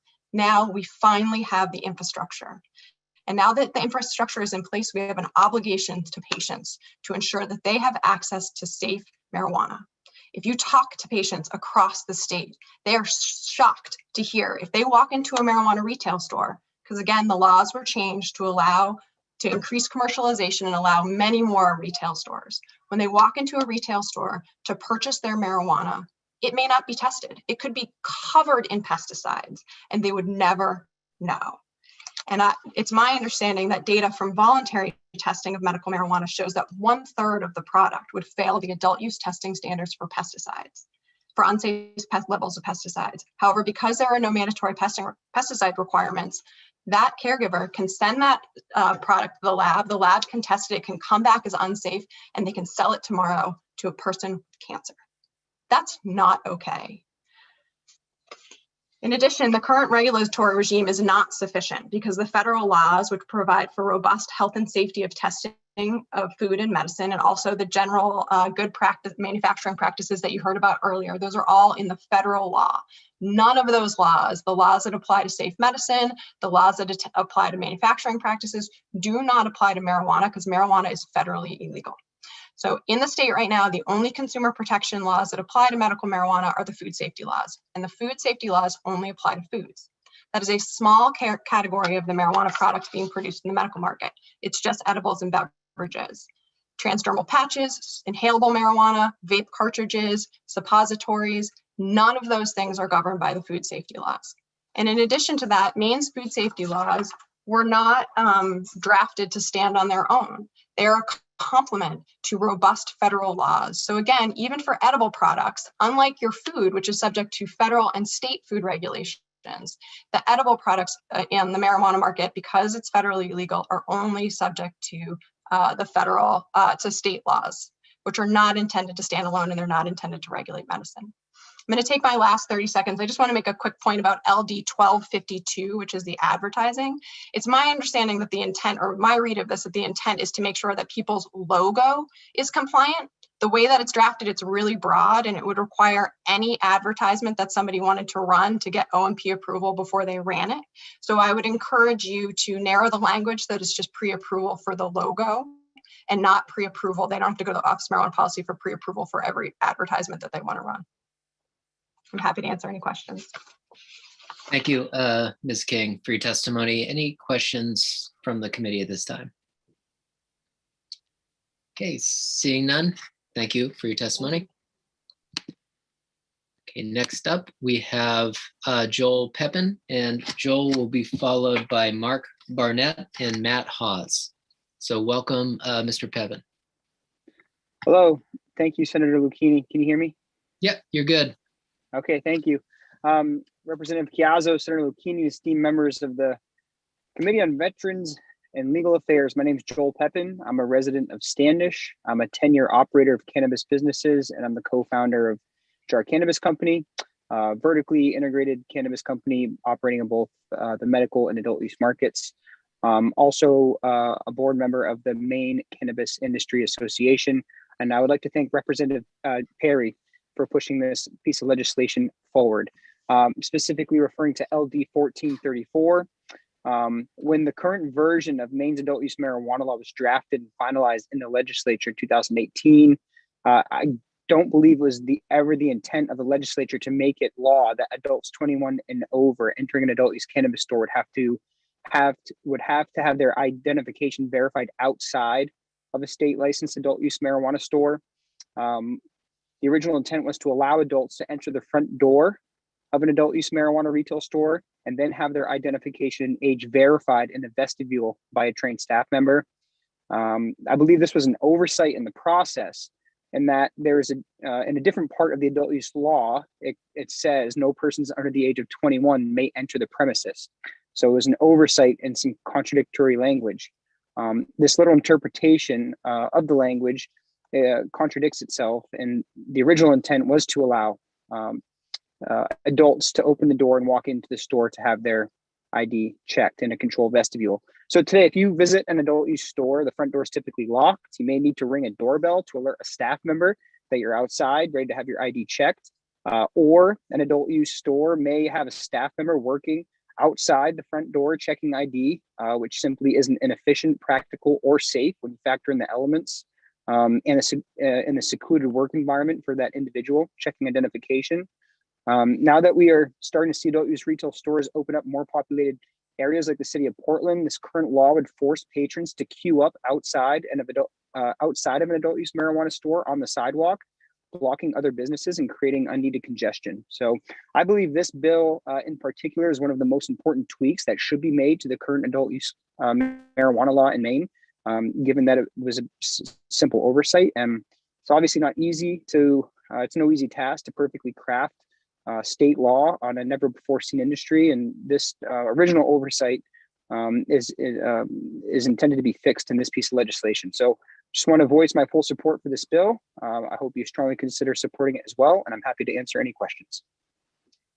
Thank you, Mr. Pepin. Any questions from the committee at this time?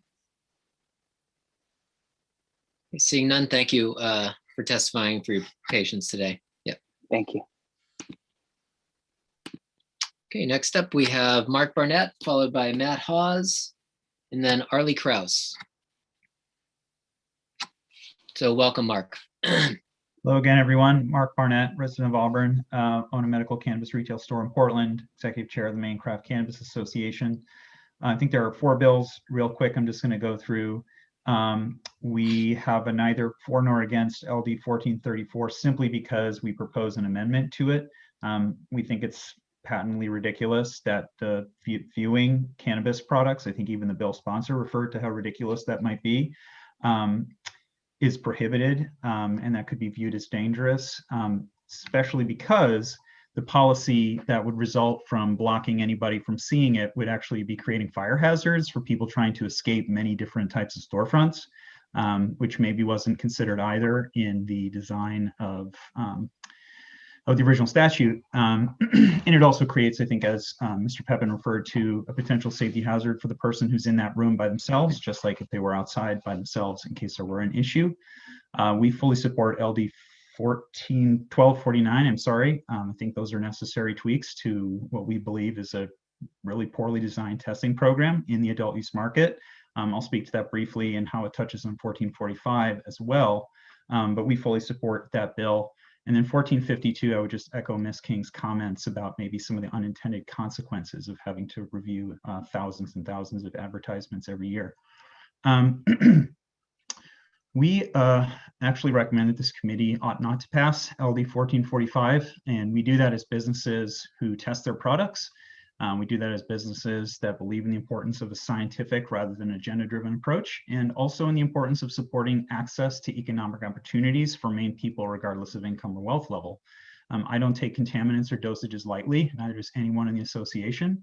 I think there's rational ways to increase testing of cannabis products and the standards of purity in the medical market. We actually heard a lot of discussion of that earlier in the first half of testimony, but this is not it. This is a page from the corporate industrial manufacturing playbook that's being foisted on our state without any real critical analysis, just because it was incorporated into the MLI process in the adult use market, which we believe was a mistake, is not the justification or a data point that should support its use in the medical program. We're pushing policies designed to suit massive consumer packaged goods businesses, firms like Philip Morris, Curaleaf, Molson Coors, pharmaceutical companies, chemical manufacturers. We have to question, why are we not involving the state in the role of safety inspector? Why are we not supporting academic or commercial sphere to establish data-driven solutions as suggested by members of the Seed to Health group earlier today? And why do we do not very much to enforce the systems of oversight and compliance we already have that could be addressing many of these issues? I just wonder why we're creating a whole new private for-profit industry that only helps to cement a wildly over-regulated supply chain. The answer is corporate profit. The rationale behind marijuana industry mandatory testing is deeply corrupt, I believe, and the data used to justify these policies is often non-existent, poorly examined and defined, as you heard earlier comment from specialists in this area today.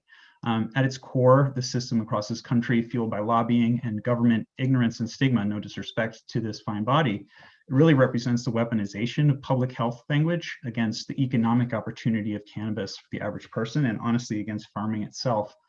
Mandatory for-profit testing is at the heart of the industrial conglomerate strategy to keep small batch craft products, and particularly sun-grown cannabis, out of legal markets. Someone mentioned earlier that Maine has a zero level standard that they'll be introducing in the adult use market. That essentially means you can't grow cannabis outside. We don't use anything approaching these standards, thank you, Mr. Chair, in any other business or any other thing that we put into our bodies every single day. You know, we've heard a lot of appeals to fear, a lot of appeals to, oh my God, think about all the terrible things. Now listen, we're not at all discounting a medical patient's experience. That's been negative.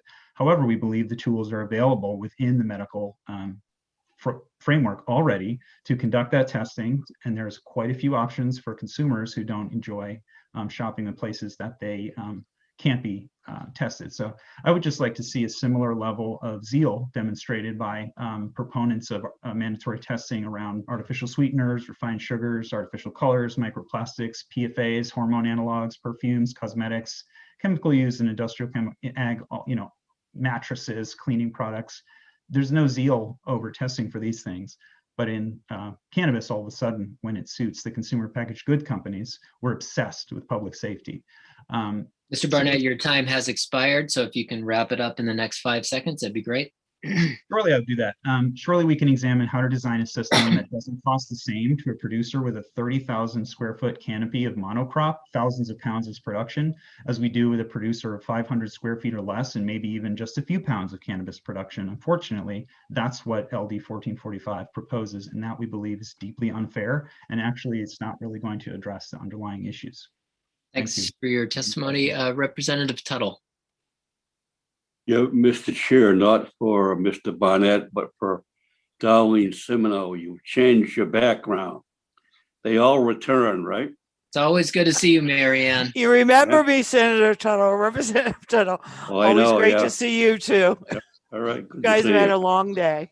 Thank Yeah, you for your well, help today, Marianne. No problem. I was Painful. wondering Painful. what Yeah. committee I was in if I was back in approps. Right. I too much confusion, right, Representative Corey? We've gone VLA, transportation, now approps. So. Yeah. Okay. Clearly takes a village. Right. Right. Any questions for Mr. Barnett before we let him go? All right, seeing none, thank you for your testimony. So next up, we have Matt Hawes. Matt will be followed by Harley Kraus, who I don't see in the room, and then Asher Putterman. So welcome, Mr. Hawes. Thank you kindly. Representative Chiazzo, Senator Lucchini, esteemed members of the Committee on Veteran Legal Affairs. My name is Matt Hawes. I'm a resident of Bath. I'm a 20-year operator of legal cannabis businesses, the founder of Novel Beverage Co., a licensed adult use marijuana products manufacturing company, and a director of the Maine Cannabis Industry Association. I am here to testify in favor of all 1249 and 1434. I'll focus on LD 1249.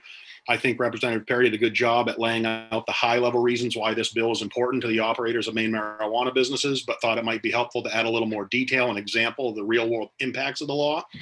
I understand the rationale for testing marijuana.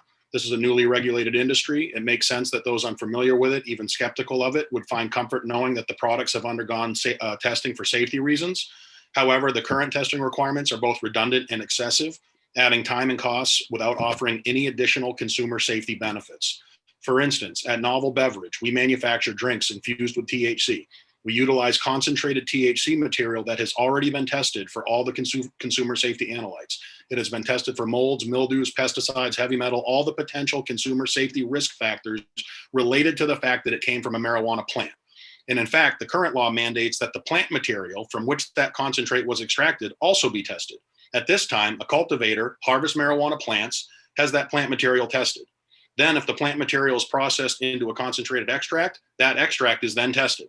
After that, if that concentrated extract is used to make an edible or other derivative product, that derivative product must be tested again.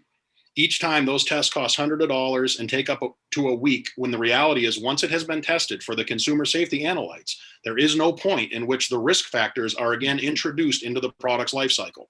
In fact, the Department of Agriculture inspector assigned to our facility pointed out that if we were making a drink that did not contain THC, neither the finished drink nor any of its ingredients would have mandatory retesting required ever, not even once, even though we are regulated by the same agency and must follow all the same standards of any regular beverage bottling plant. After a marijuana material has been tested once for the consumer safety analytes, it does not need to be tested again. There is no advantage to consumer safety, and it should be left also to the licensed marijuana business operators to decide at what point in the product life cycle this testing should occur. Provided that it happens prior to being offered to sale to a consumer, all of the consumer safety benefits will be fully realized. Further, I'd like to reiterate Representative Perry's thoughts that this might be an appropriate bill to include other testing-related legislative amendments that have been suggested in this session. Specifically, please consider the changes to the percentage basis to a set milligram THC variance in the current labeling regulations. Given low-dose THC products are becoming more and more common, which I think is a good thing, percentage variances are not realistic. If you're dosing a product at 2 or 3 milligrams, 10% of that results in 2 or 3 10,000ths of a gram, which is just simply not realistic to have that level of dosing accuracy, and it's not even demanded of the pharmaceutical industry. And then also on the other side of that, where the variance is not allowed over 10 milligrams in the current law or regulations, which I don't think is a realistic solution, and it leads to operators to not even try to target 10. So I think it's disingenuous to the consumer at the end of the day. And we're talking about variances of 1/10 of a milligram here. So that's 1,000th of a gram. It's like a fraction of a human hair. So they're imperceptible differences. I also want to add that if you are considering any track and trace thoughts, just remember that we've proven, US CDC has proven that regulations work, checking IDs works. I'm a cannabis business operator and a father, and I just wanted to let you know that track and trace is the best tool that regulators have to prevent diversion. And anytime that we can have people checking IDs on the medical or the adult use side, it keeps it out of the hands of kids, and I'm all in support of that. So I thank you kindly for your time, for your consideration. Happy to answer any questions. Thank you, Mr. Hawes, for your testimony. Representative Corey. Good to see you, Mr. Hawes. I just got 2 quick questions. So track and trace, is that different than seed to sale? We had a lot of seed to sale talk earlier. And yeah, same thing. Yep, same thing. Okay. So the other question I have is, with regard to sort of yeast and fungus and stuff like that, is all of that viewable by the naked eye, by the grower? Does the grower, actually know that that's there? Is that really something that you only detect through testing? I mean, I know there's certain things like powdery mildew and stuff like that becomes pretty obvious, especially in my garden late in the season. But, it comes down to thresholds. So, there's mold, mildew, and yeast in the air all the time. And that's why food processors of packaged goods pasteurize them, because there's just yeast in the air. So if any yeast gets into any product with any sugar at all, it can ferment. So it leads to alcohol in the product. It also will lead to off-gassing, which can cause the container to explode due to pressure. Yeah. Somebody was telling me that yeast can be eliminated from the product through extraction. Yeah, well, it can deactivate it, right? So, temperature, pressures, things like that can deactivate a yeast. That's essentially what pasteurization does. It doesn't necessarily get rid of the yeast, but it deactivates it. Yeah. Okay. Thank you. Always a pleasure. Likewise. Thank you. Senator Hickman. Thank you, Mr. Chair. Good to see you, Mr. Hawes. It's been a while. Likewise. Glad to see you back. Thank you. You said that you want to see IDs to make sure that children don't have access to cannabis in both the adult use and the medical use. Are you saying that children shouldn't be able to be treated with medical marijuana? Pardon me. That's not what my intention was. My intention is that we have finally seen, after these years of regulated markets, some evidence that regulated markets are leading to a decrease in use amongst young people. And I'm talking about the recreational use, right? So I just generally support efforts to have regulated markets. And in my experience, having systems for tracking inventories, well regulated and unregulated markets kind of coexist. We're still in this kind of funny space where they both exist at the same time. And during this time, they're finding statistically, and the US CDC finally put a report out on October 4th of 2019 to demonstrate that these efforts towards regulation are leading to reduction in use amongst youth. So just for me as a parent, like in a marijuana business operator, anything I can do to participate in regulatory efforts that can be largely add to the prevention of diversion, I'm in big support of that. If for the work session, can you please, if you may already be familiar with it, so I don't want to assume that you're not, but can you give, if you are, you can say today. If not, I would like to know your thoughts on tracking and tracing cannabis products like alcohol. I'd be wide open to a discussion on that. I would welcome that. I'm not that familiar. Maybe you and I can do it offline. I'd love to. Okay. All right, thank you. Beautiful, thank you. Any other questions at this time? Okay, seeing none, thank you, Mr. Hawes, for your testimony today. Good to see you. Appreciate you all. Yep. Okay, next up, we have Arlie Kraus, followed by Asher Putterman and Catherine Lewis. So welcome back, Ms. Kraus. Hi, thank you for having me yet again. I'm here to testify today in opposition of LD 1445, an act to require the testing of marijuana for medical use. Senator Lucchini, Representative Chiazzo, and members of the Committee on Veterans and Legal Affairs. My name is Arlie Kraus. I'm a registered cannabis caregiver, farmer, and business owner in Warren. I'm a founding member of Maine Craft Cannabis Association. I'm a member of Seed to Health Learning Health Alliance, and I am the chair of the Adult and Medical Marijuana Committee for the town of Warren. I have been a caregiver in Maine for over 10 years. According to multiple published peer-reviewed academic studies, currently no universal standards for laboratory testing protocols of cannabis are in existence. Results of testing for pharmacologically active compounds have a wide array of results which are non-repeatable. Systematic differences in cannabinoid content from a single sample group have been reported by multiple laboratories in numerous peer-reviewed scientific studies. Before any testing can be implemented, standardized laboratory methodologies must be created. How can accurate data be extrapolated from inaccurate testing? Testing as a mandatory implementation method for safety protocols of marijuana products is nonsensical due to the lack of empirical evidence for repeatable data. Unfortunately, there is no national laboratory standards which can be used to produce repeatable results when testing for potency. How are rules that will enforce a program of testing be in place for which there is questionable science used? While pesticides can be identified using laboratory analysis, the process of determining the appropriate detection levels of chemical classes is ambiguous. We simply do not have a reasonable testing limit for the chemicals which may be present. As my colleague, Mr. McClune, stated in earlier testimony today, the infrastructure is not yet available. This level of testing and accuracy is not acceptable for any other medicine, food, or ingested product. That being said, the penalties for a test result, which may present as having contamination from pesticides, are grossly inflated. Firstly, to impose penalties for participants using a system built on inaccurate science does not make sense. And secondly, there should be a process in place to create a workable and reasonable limit for contaminants and to isolate where the contamination has occurred. I feel the process of industry mandatory testing is corrupt. The cost of testing is excessively high and it is riddled with errors. For example, testing 9 distinct strains would incur costs of at least $27,000 per year.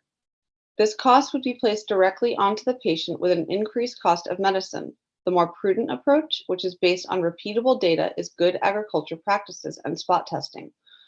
Along with several industry experts and colleagues, one of whom is on the board of pesticide control and an agriculture extension professor, there is a very large consensus of experts here in the state who believe traceability and some testing is the most prudent alternative. Not only does traceability offer multiple levels of safety through education and best practices, but traceability also works. I have discussed using the GAP program as a model for alternatives to testing all products with the Office of Marijuana Policy, and I was told that there are not enough employees or money to pay the salaries for inspections, nor do they have the authority to hire anyone. The variation of test results between laboratories and the cost and burden of testing all products must be contested. The OMP should be assisted in the crafting of empirically evidence-based rules. The results of a successful and safe marijuana program in Maine can be observed with the current medical program.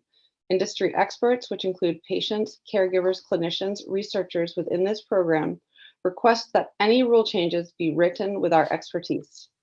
I maintain that the lack of data for significant rule changes is data in itself. Thank you. Thank you, Ms. Kraus, for your testimony. Any questions from the committee at this time? Seeing none, thank you for being here and your patience today. Thank you. Okay, next up we have Asher Putterman, followed by Catherine Lewis, and then Christopher Alto Mare. So welcome, Asher. Thank you all. Thank you all for your service and your time here. It's been a long day. I wanted to echo Mr. Hawes and Ms. Kraus, who spoke more eloquently than I can about testing.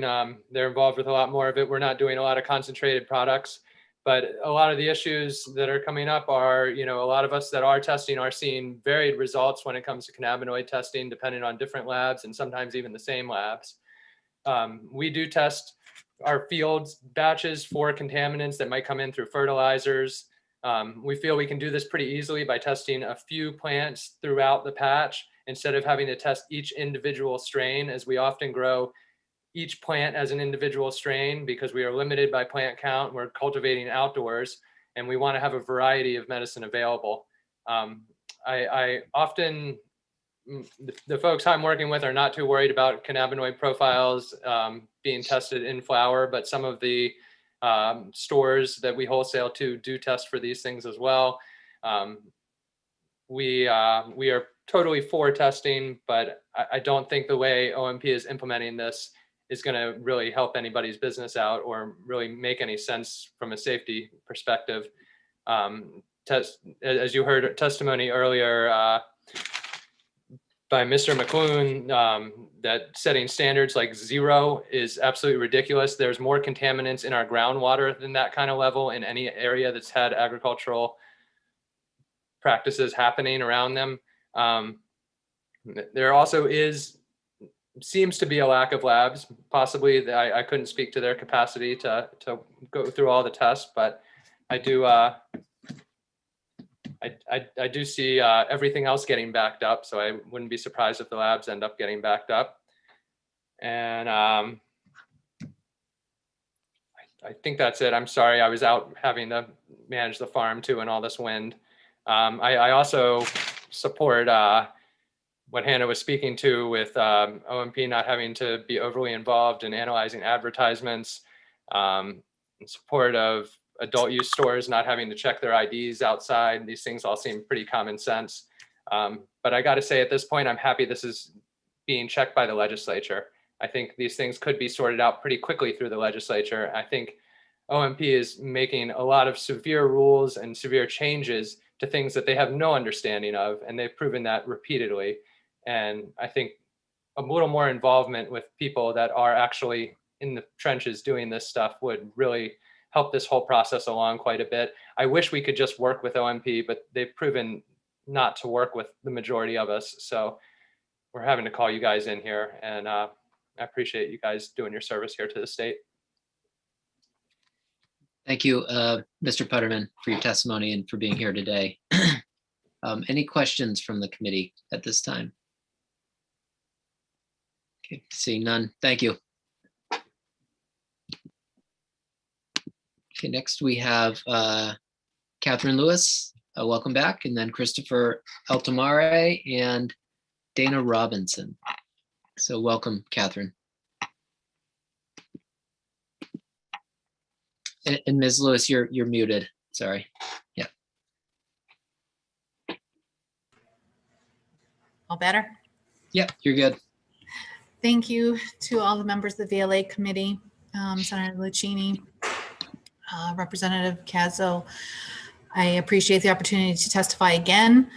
However, most of what I was going to say has been said. I want to just clarify a couple of stances that Medical Marijuana Caregivers of Maine. We have had discussions about the testing bill, and the concerns that we have. I don't know if in the history, anybody is aware that 3 of the dispensaries were in the newspaper for having pesticides in their products. The state made a concession with them and allowed them to continue selling the product. All they had to do was make a statement and label that, or a sign in the store that said that their product had failed pesticide testing, and they were still allowed to sell it. I don't agree with that. I think that is wrong. That, you know, my husband had cancer, and to have pesticides that cause more cancer in his product would be horrible.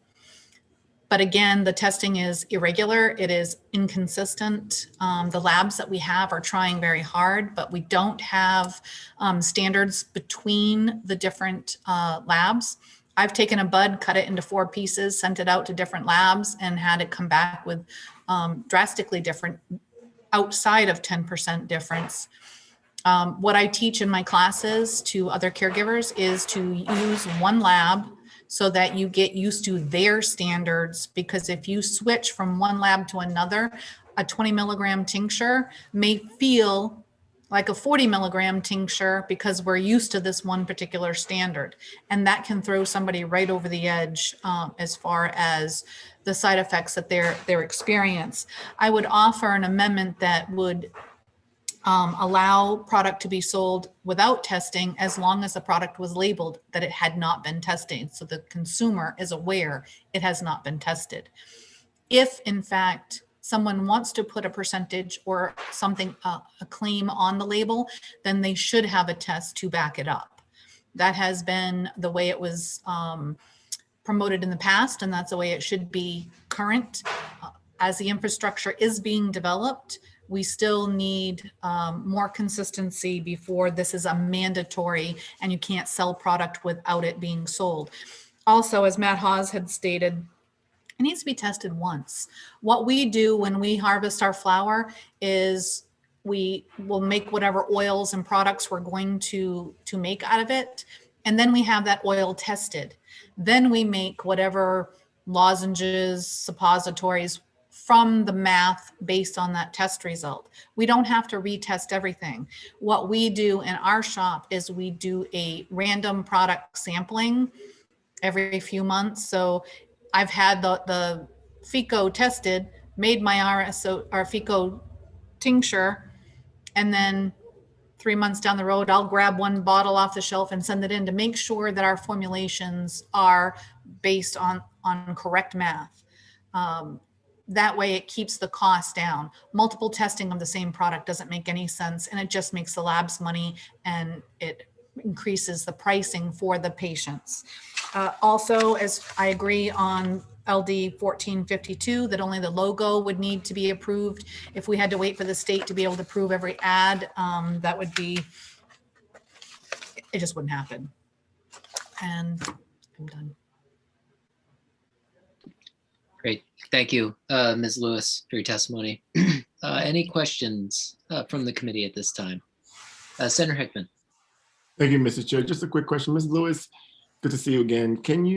What is the solution, if there is one, to the different test results that come back from the different labs? Do the labs need to have some oversight that keeps them to a particular standard? I mean, what's the solution? Unfortunately, yes. We're looking at, labs have their own proprietary methods and standards because there's nothing national to go by.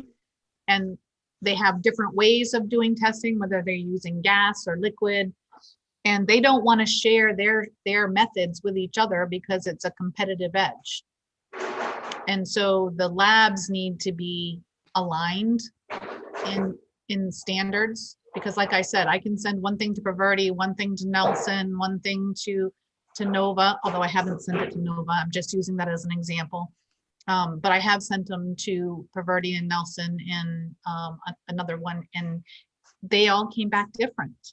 So if you're doing a 5 or 10 milligram dose product and you have something that's 10% or greater difference, the patient is going to feel that difference. So it's imperative that we get some sort of standards before we enforce that everybody has to use it. Thank you. Representative Corey. Thank you, Mr. Chair. I kind of have a question about this. An earlier person on the last bill had brought up the idea of having, something called a reference laboratory. And for, like my wife is a scientist. She works for a company that creates, testing, not this kind of testing, like stuff, in the animal industry, like the companion animal industry. But anyways, they have a reference lab, but that reference lab is in Massachusetts. You had mentioned several, like laboratories that you've tested through. Are all of those main laboratories? Yes. Yes. So and then this kind of gets into a bigger question, and this is what I'm trying to figure out is, okay, if we do have variations, right, in test results, based on different ways people are testing, and I completely, sort of understand that, but, a reference lab is really there to, make sure that people are within a certain, variation of sort of what the standard would be. I'm trying to figure out if there's enough of a business here to actually, have a reference, lab that all of these other different labs would be using to come up with some kind of, synchronized result. I imagine that, we're closer to that because of adult use, only because, people are going to be, testing in that industry, and that certainly benefits, the medical industry in some ways. But has there been much talk about, having a reference lab? And then the second question there would be, are you even allowed to ship your stuff out of state? You can't because of federal law, right? Correct. Okay. My understanding is that the state of Maine actually procured testing equipment way back when the program first started. I'm not sure if it was with the revenue from the beginning of the program, but it was never established or set up because of the federal guidelines. Had something to do with the Maine police, but there is no reason why the state of Maine could not have a reference lab itself. There's enough money in the programs to use that, and it would be a lot more cost effective if we had a reference lab, and we've discussed this for years. So 100%, and I believe it should be the state of Maine that has that. Has the industry ever discussed creating a reference lab? Like, there's a lot of industry members. There's obviously money. Do you know what I mean? Floating around out there. A lot of us like to have our own. There's different. I order home kits just for quick reference when other caregivers bring in products that they would like my store to sell, and I have just some. I have no idea how accurate and everything they really are, but it gives me something to go by. And I'm like, no, we're going to take a sample and we're going to send it out to an actual lab, because you don't know.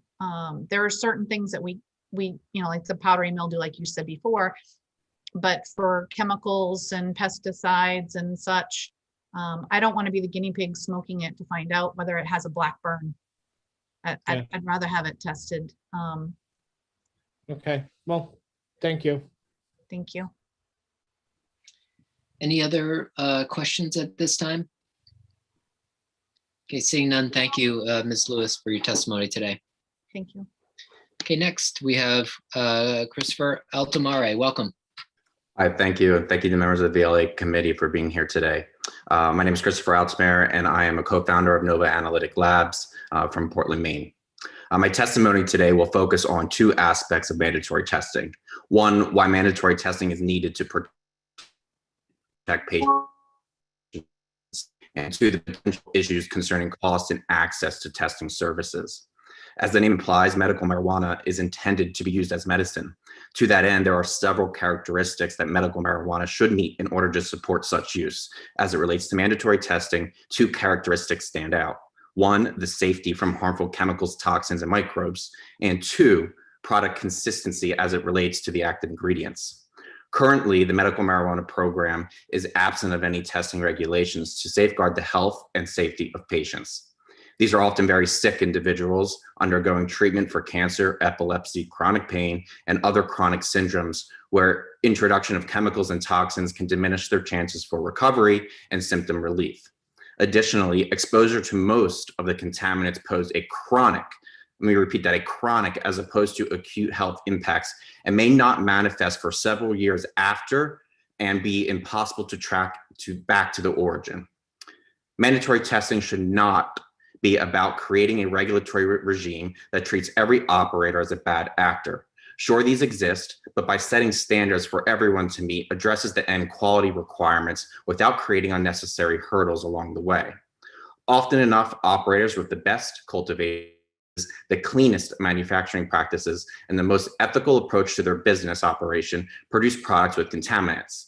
There is no ill intent. There is simply an unknown factor that introduces contamination without the operator's knowledge. I've seen this happen numerous times, but I've also helped those operators track down the source of contamination and address it.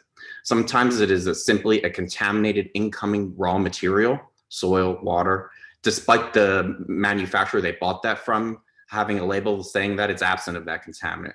Or perhaps someone has sprayed pesticides outside of a facility that gets internalized, is migrated its way and concentrated in the plants. These things happen. We're looking at parts per billion and parts per million levels of these contaminants, which can have a chronic health impact. And that's very hard to visualize. You can't see that with a naked eye. You have to test for that. And that's where mandatory testing and safety standards come in. In our lab, we test currently for a very small list of 8 pesticides, the most notorious being mycobutanol or Eagle 20. That converts to cyanide and a variety of microbial contaminants that we also test for. The facts are this: of what is voluntarily submitted for testing, over 48% of those batch samples as of 9 o'clock this morning have failed for pesticide analysis. Approximately 20% of them fail for microbial contaminants. Let me repeat that: 48%, it's about half of the samples are failing for pesticides, and about a fifth or 20% are failing for microbial contamination. The pesticide contamination statistics are troublesome, keeping in mind that those testing for pesticides do so voluntarily. These tend to be operators who are buying, asked to process, or sell a product they acquire from a third party. Those that are knowingly using pesticides are obviously not testing for these contaminants. And we also have to keep in mind that the positivity rate is related to only those 8 that I mentioned before. Regarding variation, this was a major issue in the past, but has improved dramatically over the last several years. Unfortunately, the comparisons that you may have heard earlier were discussed on a single bud or a small sample size. This is actually because the samples are different. That's why they come back with different results, because the plant grows very non-homogeneous. It's not the same from side to side. Skipping ahead here, but I want to address capacity and access. Our lab alone and the other licensed laboratory I know could handle the entire adult use volume, and with the labs coming online, the entire medical volume.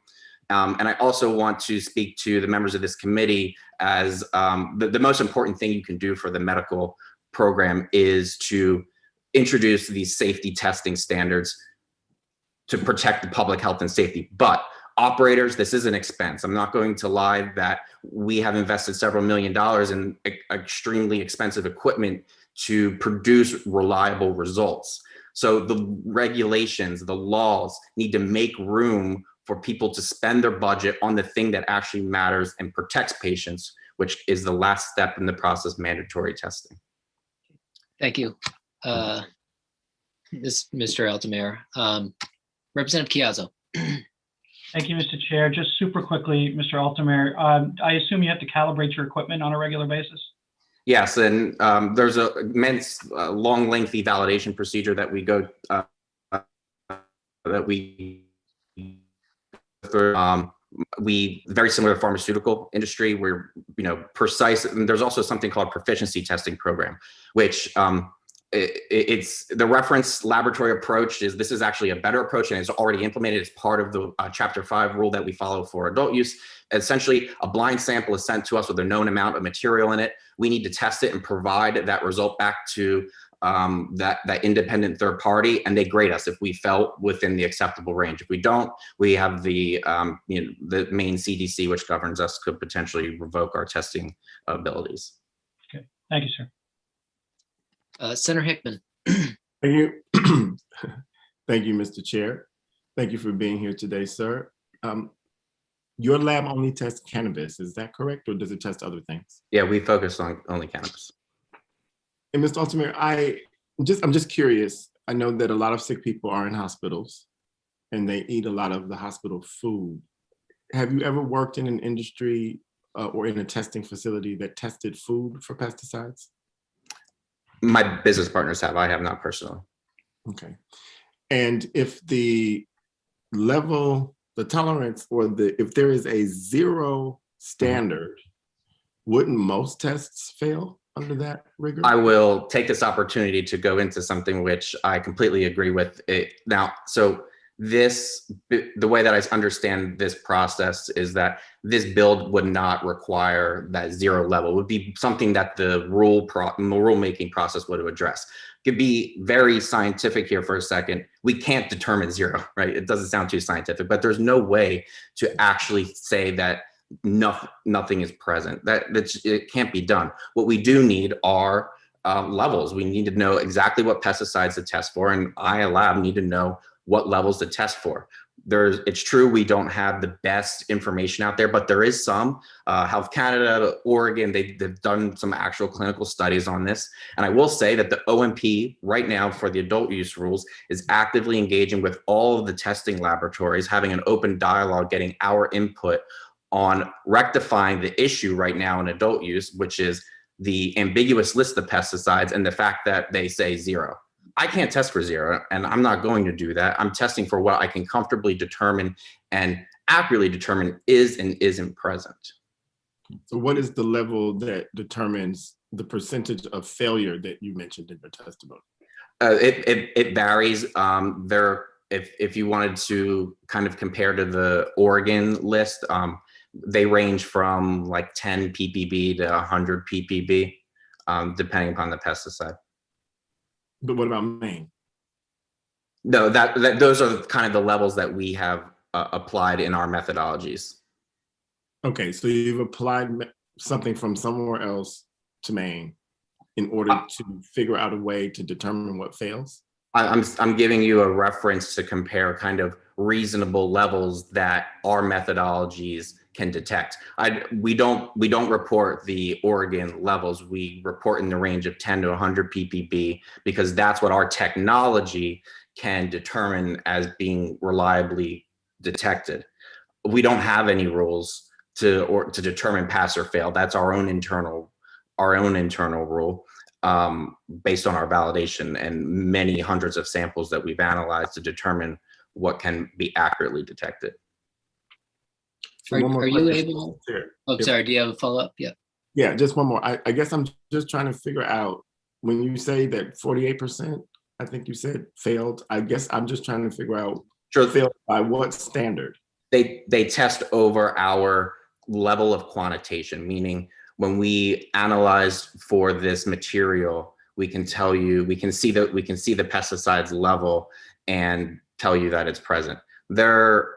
And I'm giving you a reference, like some of them are higher, let's say, than, actually most of our levels are higher than the state of California. Some of them are at and around the levels that you would see from Health Canada or the state of Oregon or even Massachusetts. So, there isn't that consensus standard. We need the state to provide that. But right now, the idea is that pesticides are not safe in cannabis, and we don't have enough information to say really that they are and at what level. So the presence of them at all is of concern, and we're detecting at a comfortable level that we can comfortably say that these are present, and for you to make a decision and based on that if you want to give product to someone. Just see how many pesticides are in Cheerios. So when you report your results back to someone, you just give them the level, but you don't actually say you passed or failed, do you? I mean, I guess I'm just trying to understand that process. Yep, we provide the level in ppb or microgram per kilogram level by our level or limit that we set internally on our certificate of analysis. It'll say, here's the level that we detect, and if you're above that level, you fail for that. So Mr. Altamir, would you be able to provide for us like numbers from other states where you would hit that threshold? I think to Senator Hickman's questions, where you'd hit that threshold, then you're a fail. Yeah. Is that information you have access to and could provide for us so that we could see, at least for the 8 items that you test, what the industry standard is across the country or Canada for what constitutes a failure? Oh yeah, sure. That'd be, I think, really helpful for the work session if you're able to do that.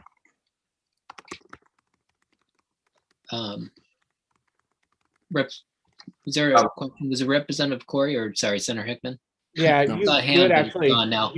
asked my question, but I Okay. was just going to see if it was something more appropriate for the analyst or for Mr. Altomer. But yeah, I mean, I would be curious to see what it is, and each one of those states, and so thanks. Yeah, I think if we're going to set a standard, we probably should know what everybody else does. I think that's a good call. Yeah, the OMP is actively, I know that they've actually compiled that data. Okay. So that might be easy, very easy to get. Yeah. Thanks. And sorry, Senator Hickman, did you have a question? Okay. All set. Great. All right. Seeing no other questions, thank you for your testimony today. Thank you. Okay, next up we have, I believe, Dana Robinson, and Dana will be followed by Deborah Lotway, Derek Short, and Derek Shirley. So Dana, if you are there, welcome. Hi, I'm here. Thank you all for the opportunity to speak today. My name is Dana Robinson. I'm a board certified family nurse practitioner, and I live in South Portland and have practiced in the medical cannabis field for over 10 years in Maine. And can you hear me okay? Okay. Yes, we can. We can hear you. Sorry. All right. Thank you. I just want to make sure. I can't see myself. I can see you. So it's great. For the record, I am yes to testing and a big no to this proposed way of doing it. I think we need to get back to a more common sense approach that made our state stand out from the pack and move away from over-regulation. Cannabis shouldn't have radically different standards than the food, medicine, air, and water that come into our bodies daily. Cannabis is a plant, and as such is subject to the naturally occurring air, water, and soil contaminants that are not currently regulated to this proposed degree. We shouldn't be, therefore, making policy from the place of unsupported fear that this is a wildly dangerous substance that the public needs extreme protection from. And I think these proposals seem to me to be an overreaction to a poorly documented problem. That said, I am for testing, absolutely, and regulation. And there is a need for that, but I don't support placing unequal burden and cost on small business craft type providers compared to monoculture large scale businesses, which make compliance impossible for too many of our mission-driven Maine farmers currently competing in the market. These regulations may tip the scale into restriction of trade. And we in Maine have a history of encouraging healthy competition in a fair marketplace, just like craft beers have been supported and allowed to compete in a market formerly dominated by larger Budweiser type brands. We now have a strong, unique craft beer niche in our state, based on quality, merit, and preferences.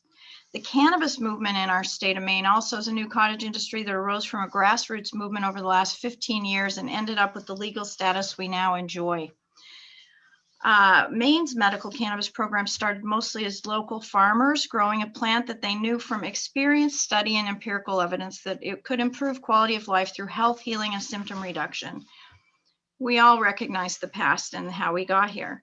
But these are the cottage industries that we want to support and make common sense regulations for testing that are commensurate with testing standards for potential contaminants found in products we come in contact with every day, many of which we already know carry documented risks, arguably much greater than cannabis does. The need for testing is not at question.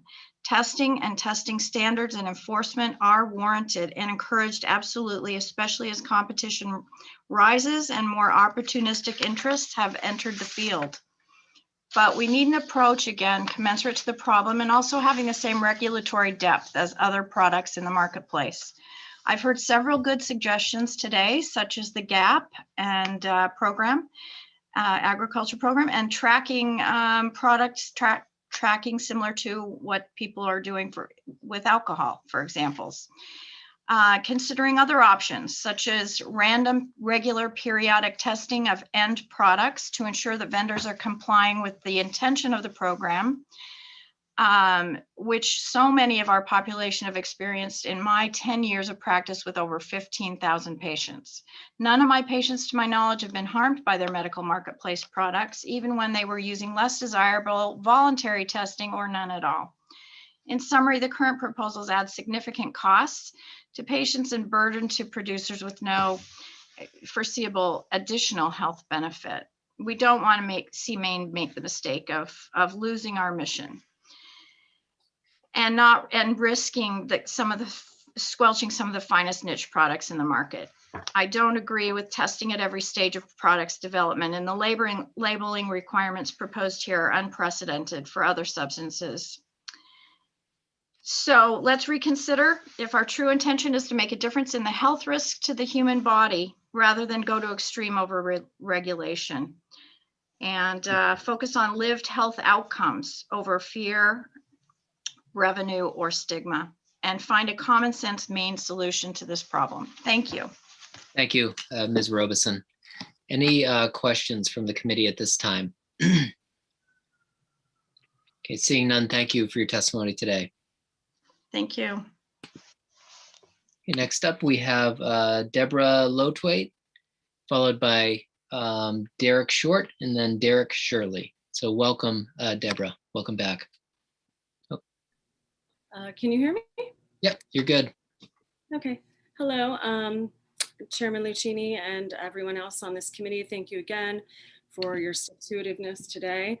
I am here to testify in opposition of 1445, and also I live in Union. And I wanted to address Representative Corey at an inquiry earlier about being able to ship samples out of state. And I wanted to also add to the conversation that we cannot ship samples even within the state because the USPS, FedEx, et cetera, they're all regulated by the feds. So our only options within the state is to use couriers. At this time, I do an extensive amount of testing myself in my operation. It's very voluntary. I test the source material for all of my value-added products, similar to what Catherine Lewis described earlier. And then I do very, specific calculations to make sure that my final products end okay. And just like Ms. Lewis, I also do some follow-up testing as a confirmation to make sure that I am hitting my target and that my patients will not be subject to higher or lower doses than they are accustomed to. I also do consistently use the same lab. So I am doing what I can within the system to lower harm and make things more predictable and easy for my patients to use. I'm specifically concerned about this particular bill. There's some redundancy issues that others have spoken to. I think that's really important. I want to point out that as an individual that makes custom formulas for specific patients, I also sometimes grow just that plant for that patient. So a small amount of product is designated for a person. And okay, so let's say I have a large bottle of something I make and it's whatever potency and somebody wants it to be half as strong. Well, that's a very simple modification to make in my apothecary. But now what this bill says is that in order to sell that $25 or up to $2,500 or $200 bottle of medicine to this patient, I may need to incur an additional expense of say $600 to $800 just because I added more oil or more alcohol or whatever it could have been honey that I add to it to dilute it. And now I have to go through this whole other panel to sell a product. Well, now that patient no longer has access to that custom formula. The patient who says, can you please grow 2 of these plants for me and I'll buy all of the flour. Well, he is saving his pennies in order to buy that specific strain from me over and over and over again. And if I tell him that he has to now double, perhaps triple his cost because I have to do this extensive testing, that's not very viable for him. And he loses out on this particular plant that is therapeutic for him. I also want to point out that I rarely, but sometimes drink beer, and I do shop by the label. I actually specifically want an ABV within a certain percentage range, because when I drink beer, I'm doing it so I can get to sleep. So I know that if something's less than 7%, it's not going to get me to sleep. And if it's over 9%, thank you very much, I'm going to get too much of an effect. So I've self-identified. I have self-responsibility. If I was using beer to treat my cancer, for example, I sure hope that my doctor is encouraging me to look for organic beer, or check the label, or do my homework and have the responsibility. So this comparison that, we should test it because, otherwise people are going to be harmed. Well, I think we've proven through the long establishment of this industry that people are looking for the information that they want. And if they don't want it, they're not looking for it. And so it's kind of unnecessary. Thank you. Your time has expired, but if you can wrap it up quickly, I know you have a question coming too, so. Okay, great. Yeah, I think that's most everything that I had to say about that. So I'll take the question. Thanks, Representative Corey. Thank you, Mr. Chair. Thank you for being here.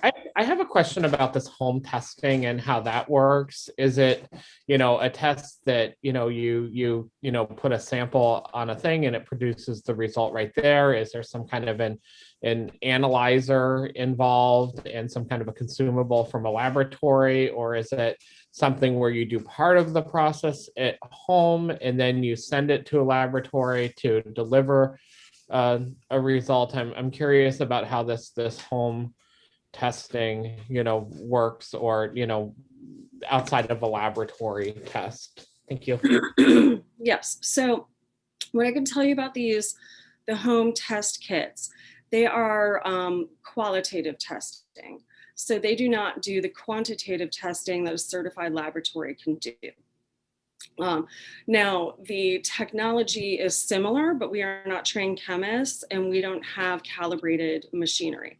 So you get a kit, you follow the directions, and what I can learn from doing those processes is this is more or less than last time.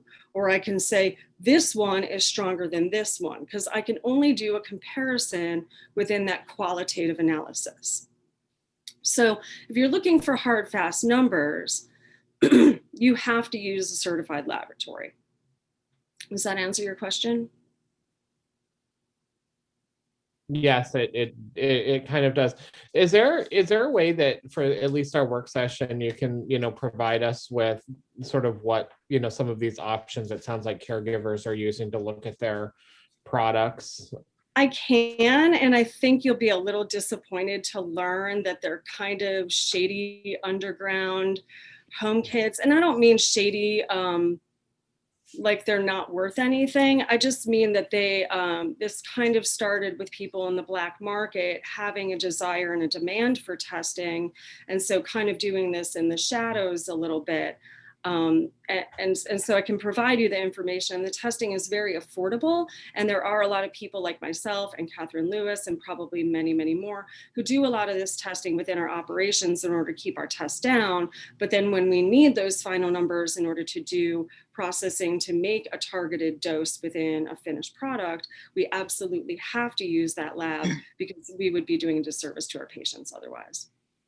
You've even sparked my curiosity more now, so I'd love to see some of those examples. Thank you.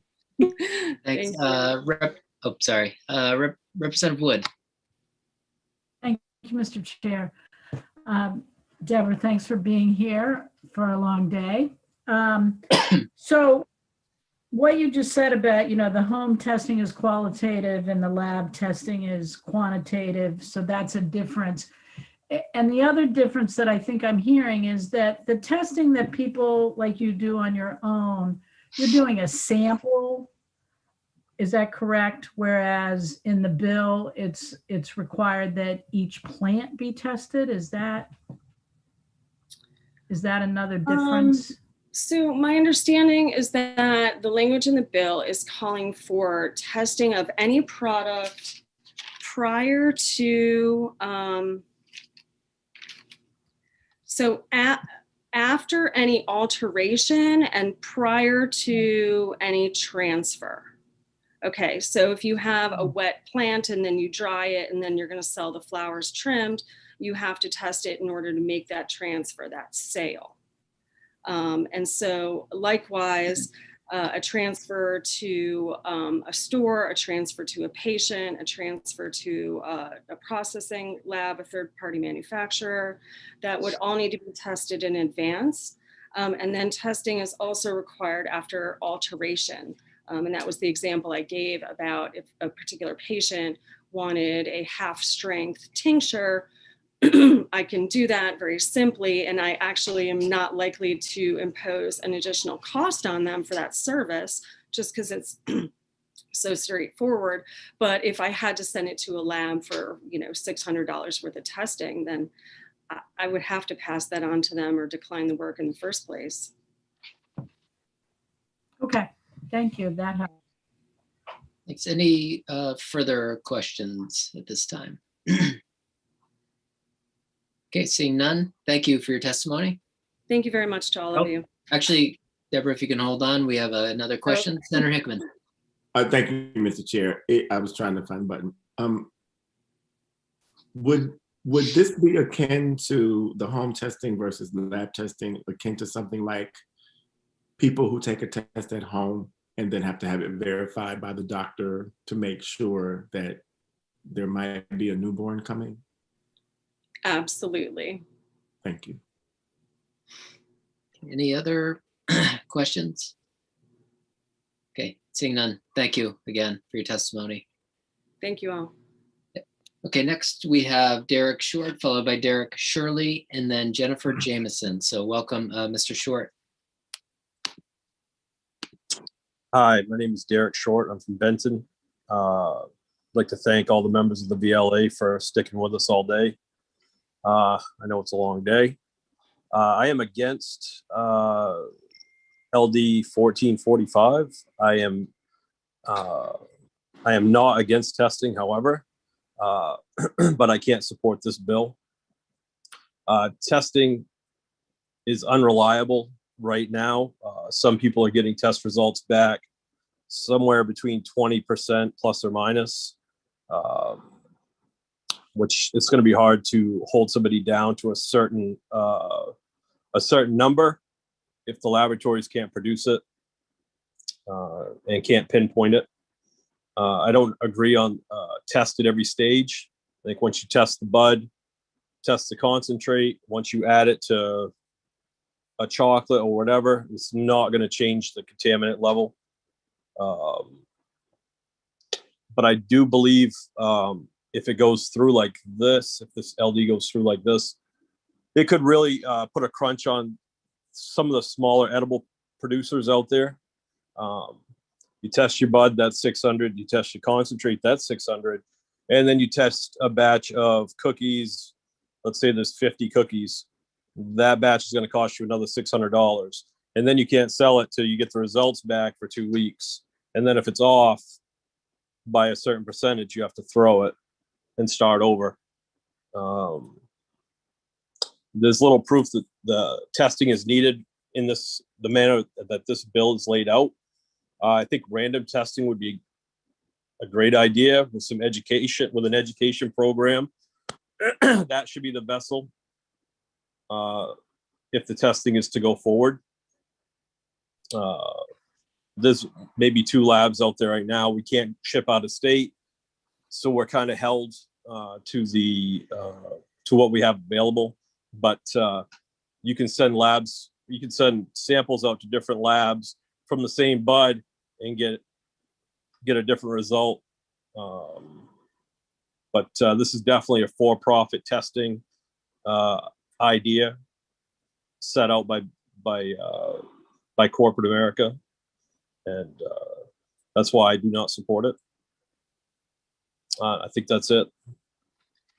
Thank you, Mr. Short, for your testimony. Any questions from the committee? Thank you. Okay, thank you. Okay, next up we have Derek Shirley, followed by Jennifer Jameson, and then Jennifer Bergeron. Hi, can Shirley? you hear me good? Yeah. All right. My name is Derek Shirley, Portland, Maine Cannabis Coalition, host of Getting High with Cats. I've interviewed patients all over the U.S., mainly growers here in Maine as well. I am against this bill, but I'm not against testing.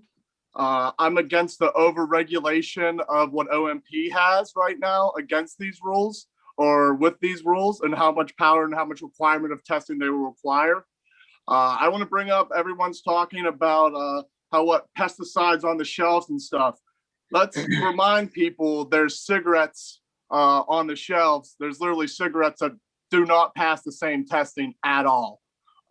So I don't understand how we're still, I understand about some pesticides, but I know, let's get real. There's literally stuff that out there that is way worse, that we're okay with the pesticides in, whether it be cigarettes, whether it be the food you eat. But yes, I agree. We do some testing. What we should do is start a research program and gather actual data that we have, that we can actually talk about now, not just, shoot from the hip, and get some real data for Maine for what's actually going on. Because let's face it, it's been federally illegal for how many years now? We don't have really any proof or any really good evidence. We should be using Maine as a staple point, as an educational tool, as a data source for all this information to forthcome. And also we need more spots for the local caregivers and patients at the table. Thanks. That's all I have. Thanks. Any questions at this time? Seeing none, thank you for your testimony. Thanks. Next, we have Jennifer Jameson, followed by Jennifer Bergeron. Welcome, Ms. Jameson.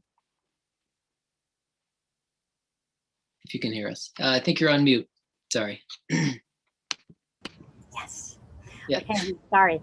Good afternoon, Senator Lucchini, Representative Caiazzo, and members of the Joint Standing Committee on Veterans and Legal Affairs. My name is Jennifer Jameson, and I'm the Quality Assurance Officer for the Laboratory Accreditation Program for the Maine CDC Division of Environmental and Community Health.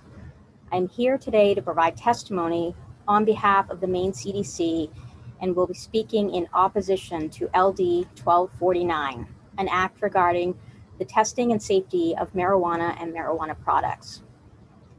This bill proposes several changes to Maine's marijuana laws, but the following three changes are of most concern to the CDC. First, this bill allows repeated remediation for marijuana or marijuana products exceeding contamination levels. LD 1249 changes the existing testing requirements to include limitless remediation and retesting for marijuana or marijuana product that exceeds the maximum level of contamination until it reaches the allowable limits established in rule. Currently, marijuana products and extracts may not be remediated for metals above the stated limits, nor is remediation permissible for unapproved pesticides at any level of detection. There is no known evidence to suggest remediation for pesticides or metals is possible. Further, there are no comprehensive standards for how contaminated marijuana is best remediated. These proposed changes alter the intention of the CDC to protect the public from marijuana that should otherwise be destroyed. Number two, requires testing of tested marijuana product following further processing only if the product might be expected to change in potency, cannabinoid profile, or homogeneity. As written in the proposed bill, the provision requiring marijuana or product to be retested if it has undergone further alteration that can reasonably be expected to alter the THC potency, homogeneity, and cannabinoid profile is ambiguous, subject to interpretation, and is not protective of human health. There is no definition of reasonable expectation, which can lead to regulatory changes for challenges for authorities administrating the programs and providers and stakeholders within the industry. And then the third concern is the provision requiring rulemaking by DAFs in consultation with DACF to establish safety standards for food and drink containing marijuana based on current food and drink standards. DACF licensing standards do not regulate for all parameters deemed necessary for ensuring the safety of edible marijuana products. And THC is a psychoactive ingredient in these products and is not applicable to the DACF standards. Due to continued federal prohibitions, public controversy, and the evolution of the industry, it is necessary to highlight the challenge of basing safety standards for marijuana on standards against standards in place for similar food products. While some elements of LD 1249 may have merit, this bill as written could be applied broadly to licensees and would present serious health and safety risks to the public. Marijuana testing in Maine began 6 months ago. This is a new program with minimal data. With OMP and CDC's oversight in testing facilities really in its infancy, testing for residual solvents, metals, and pesticides has not been implemented currently. Without data results for all contaminants required, it is premature to make changes. In summary, the Maine CDC respectfully recommends this bill ought not to pass as written.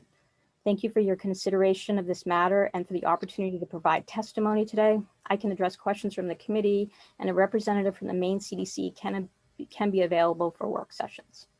Thank you. Thank you, Ms. Jameson, for your testimony and for your patience today at this hour. I think it'd be great to have somebody from the CDC at the work session if possible.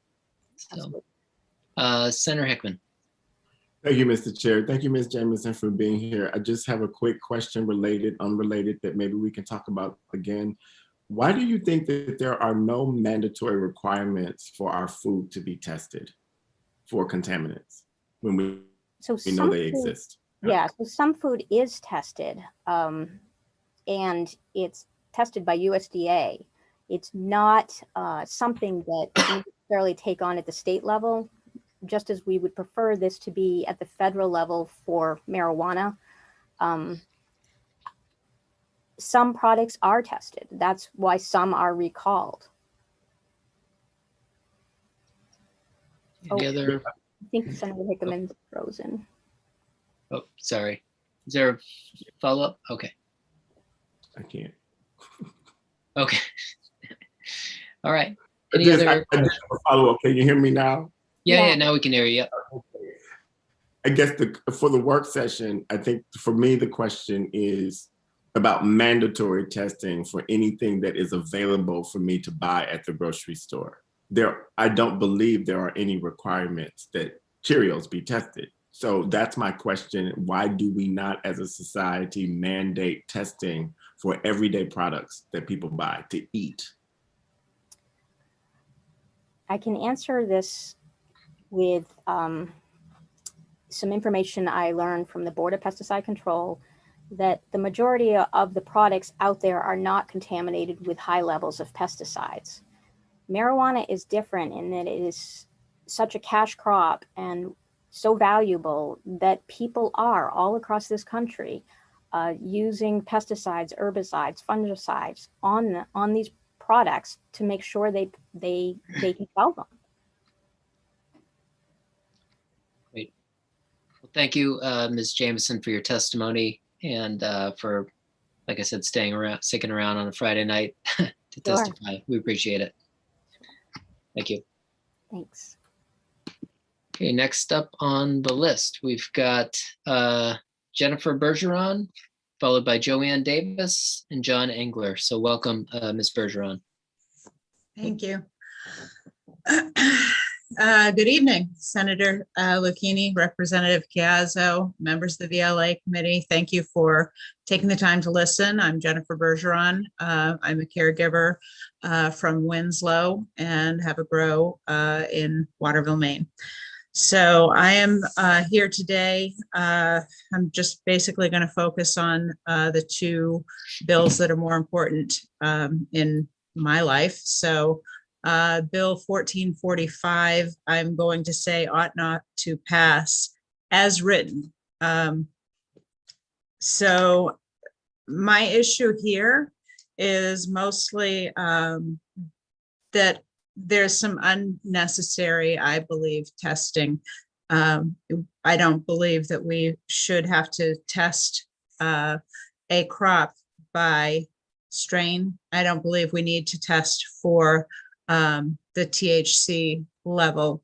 I think what we're really all concerned the most about would be contaminants, and that perhaps there could be a different bill written that really focuses on that and how we can make that the most cost effective. So you'd heard testimony earlier that there was a lab that had 48% failed, but then upon questioning, failed based on what numbers? So the fact that a pesticide shows up in a lab test could mean that they ran contaminated product prior to that product that they were testing, and it's still in their system. So that can happen. I've spoken with people who have labs, and they say that once you've run something contaminated through, then you're going to have positive tests after that. So that would be something to ask lab people. I know I've spoken to someone who told me that was the case, but I guess my biggest concern is perhaps if we wrote something and had it be that the final product was tested. So if I have flour, I've now made it into a concentrate that I'm going to use in cooking. So I would test that concentrate based on that lab test. I could then know the percentages of THC that's in the candy bar that's made or whatever. But people have a different tolerance as far as the THC level anyway. So I could give one patient 100 milligram candy bar, and they absolutely, because of the way their system works, they get no effect from an edible cannabis product. Whereas smoking, they have a very good reaction and a good effect from it.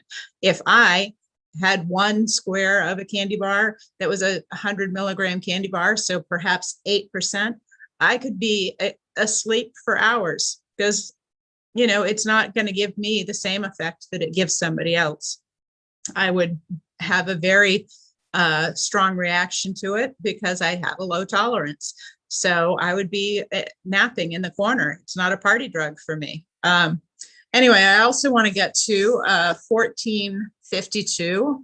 I had spoken with Colleen Madigan on this, and it was not only supposed to be an adult use bill, and there have been issues, and it was all that I know of were in the medical marijuana industry, where there were issues with logos that were deemed, because they were wraps on vehicles, they were deemed as having a high likelihood of having somebody under the age of 21 catch sight of them. Well, if it's a logo, but it doesn't have, you know, pictures of cartoon characters or anything, and it's just a wrap on a car, that shouldn't prevent people from putting the name of their company on their vehicle.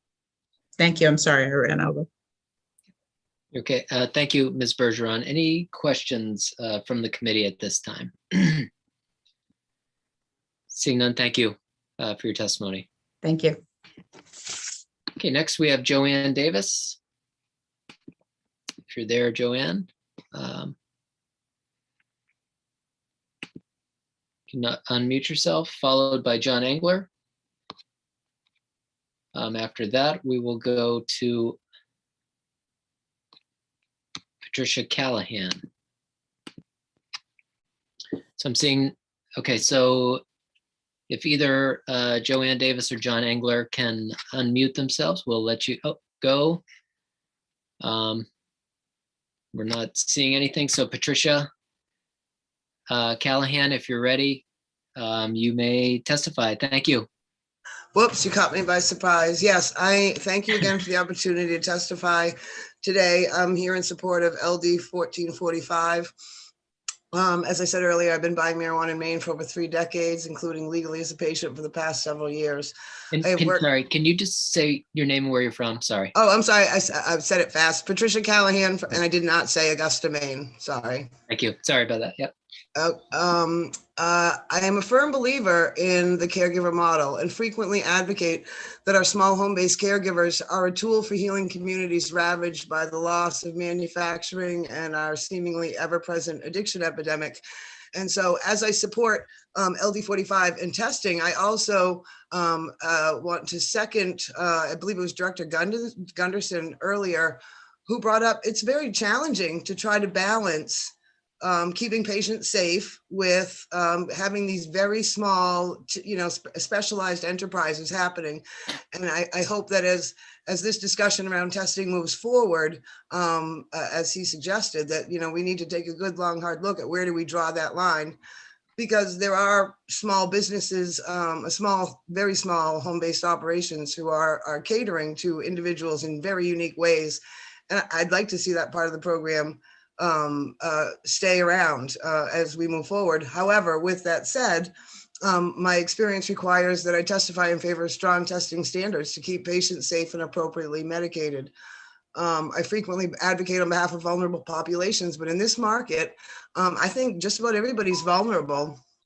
I have purchased contaminated flour, mislabeled flour, ineffective products, and an unlabeled bottle of tincture containing the wrong product. And I'm an experienced user. So, I mean, if I'm vulnerable in this marketplace, everybody's vulnerable.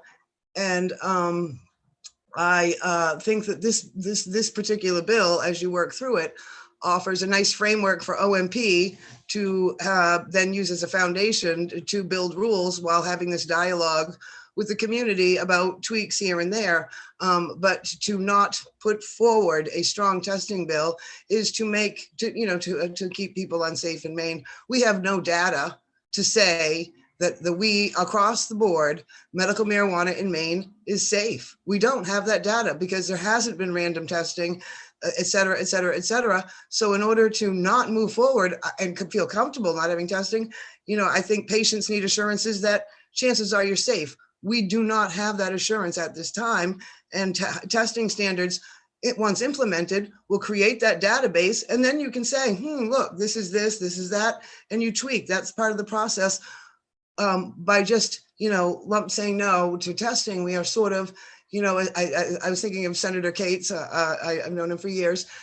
When he said, don't let the perfect be the enemy of the good. The lab situation right now isn't perfect, but we need to start somewhere, and we have a good place to start. And that's that. Thank you.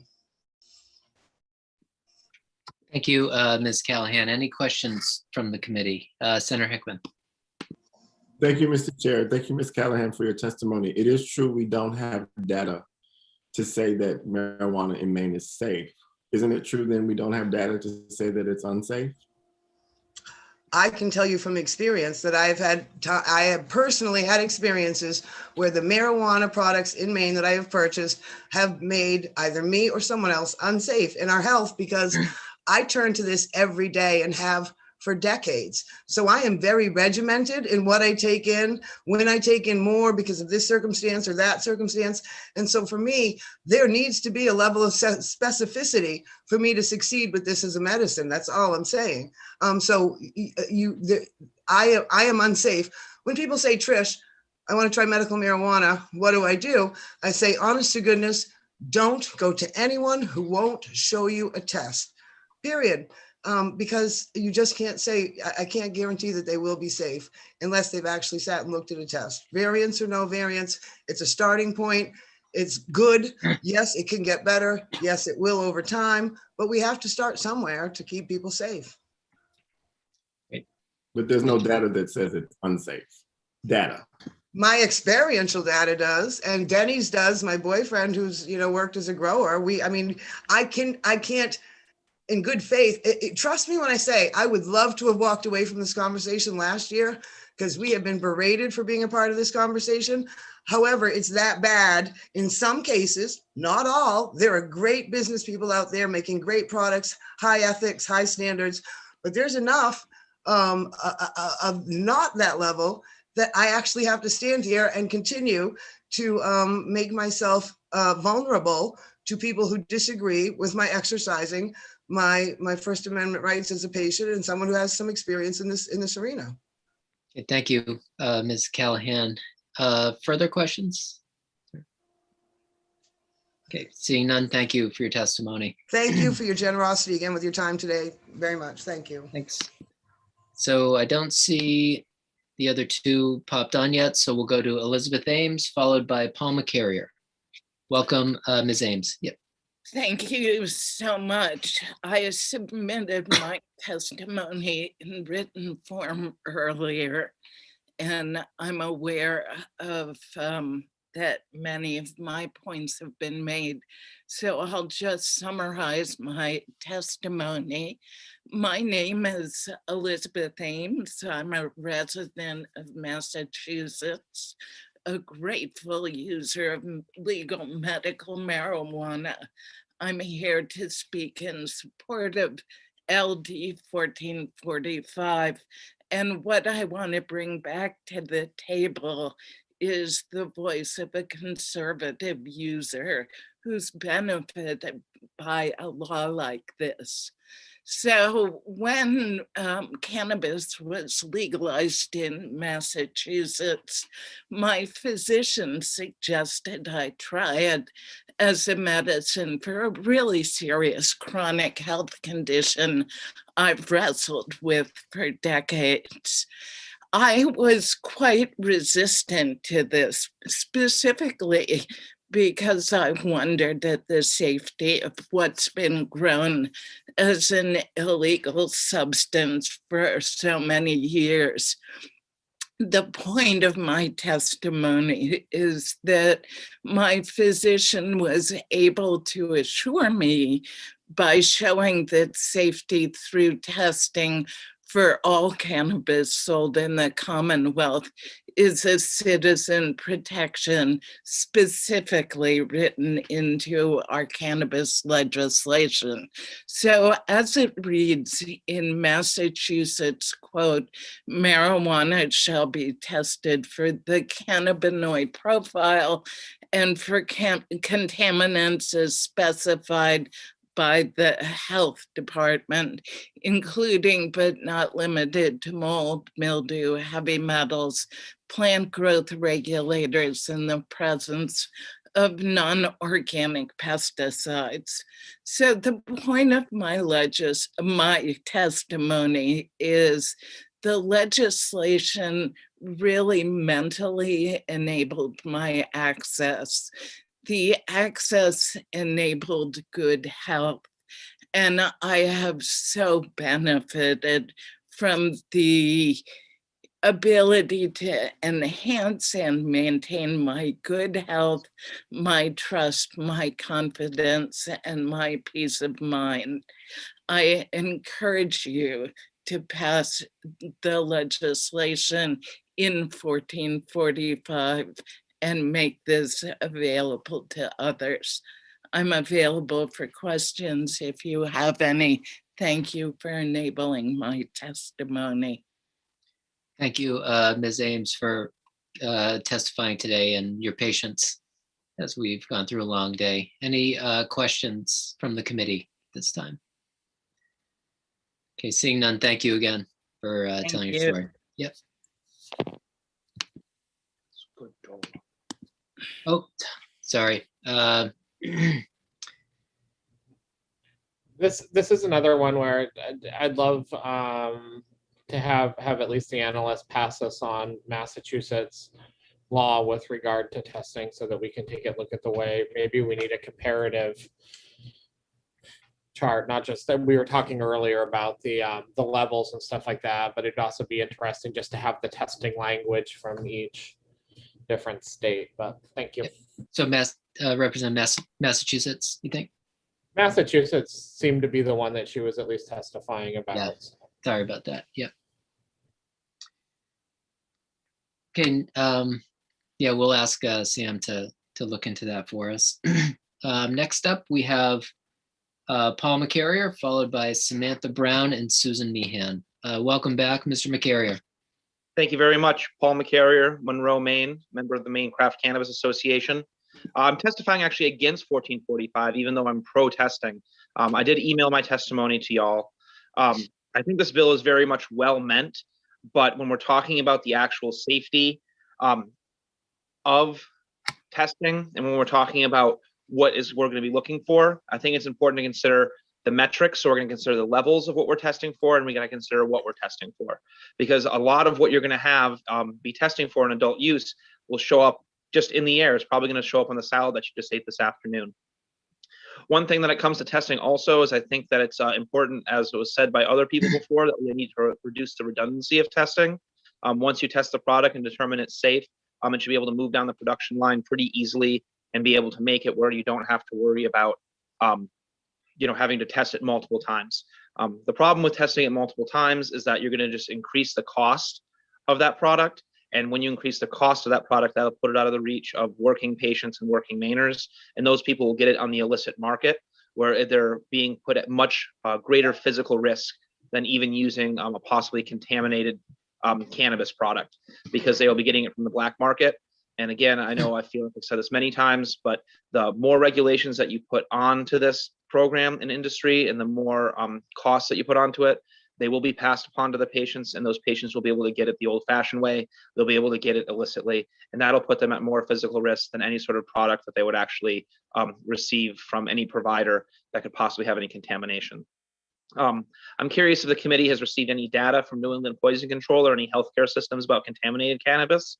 So far, I have not seen any data to support the need for this. I know that there's a lot of conjecture and a lot of anecdote about why there is a need for this, but I hope that this committee will act, on data and on facts and on science, as opposed to trying to act on emotion or anecdote. Once we have the data, I think then we can start figuring out what we need to do for testing levels and the type of testing.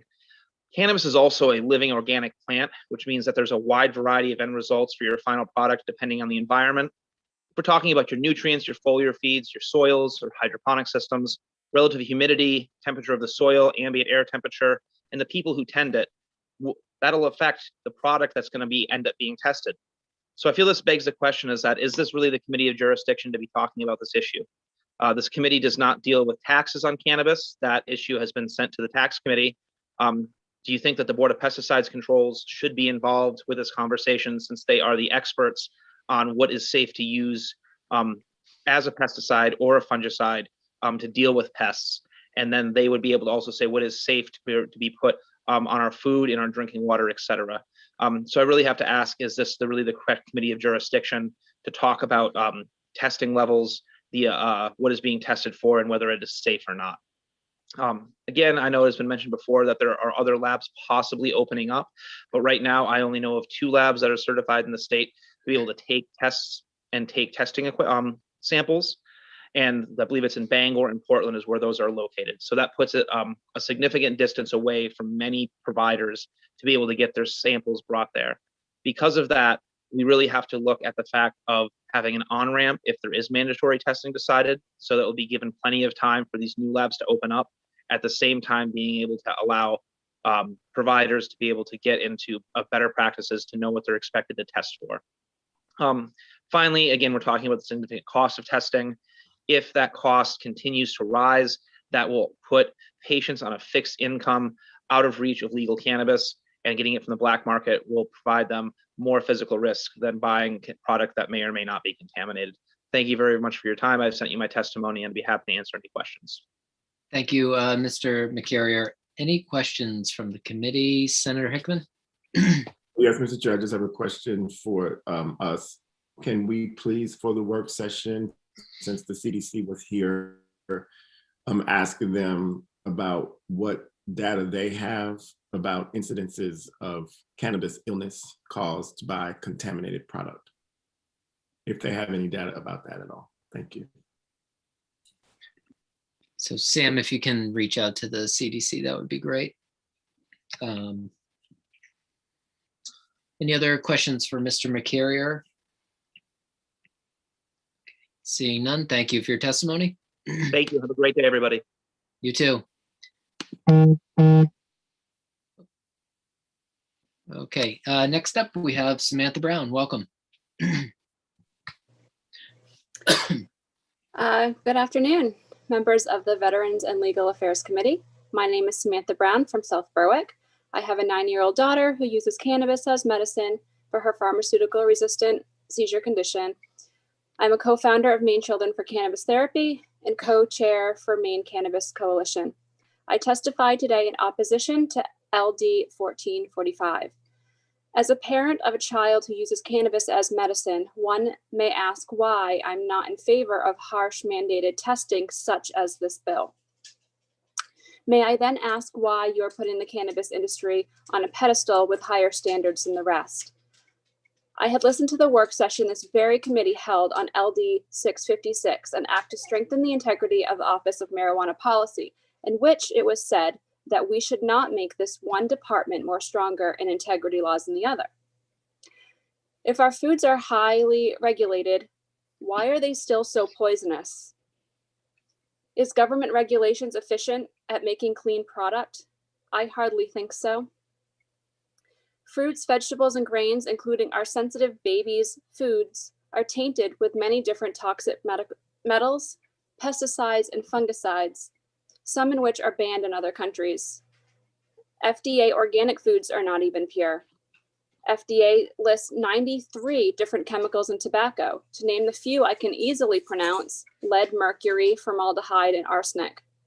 We are warned that herbal products and supplements are not regulated and should take caution when using. I again search for these products that are grown and processed clean. The great thing about Maine Cannabis is that I have access to lab testing, where I can test products that I buy locally and use my money to support those who I know can prove have clean product. With the lack of testing labs, if this goes through, I will not have access to labs due to backlog. These laws are written in favor of big business, seeing as how well the department follows their own laws and procedures and simply slaps dispensaries on the wrist for past violations. Not even they will comply.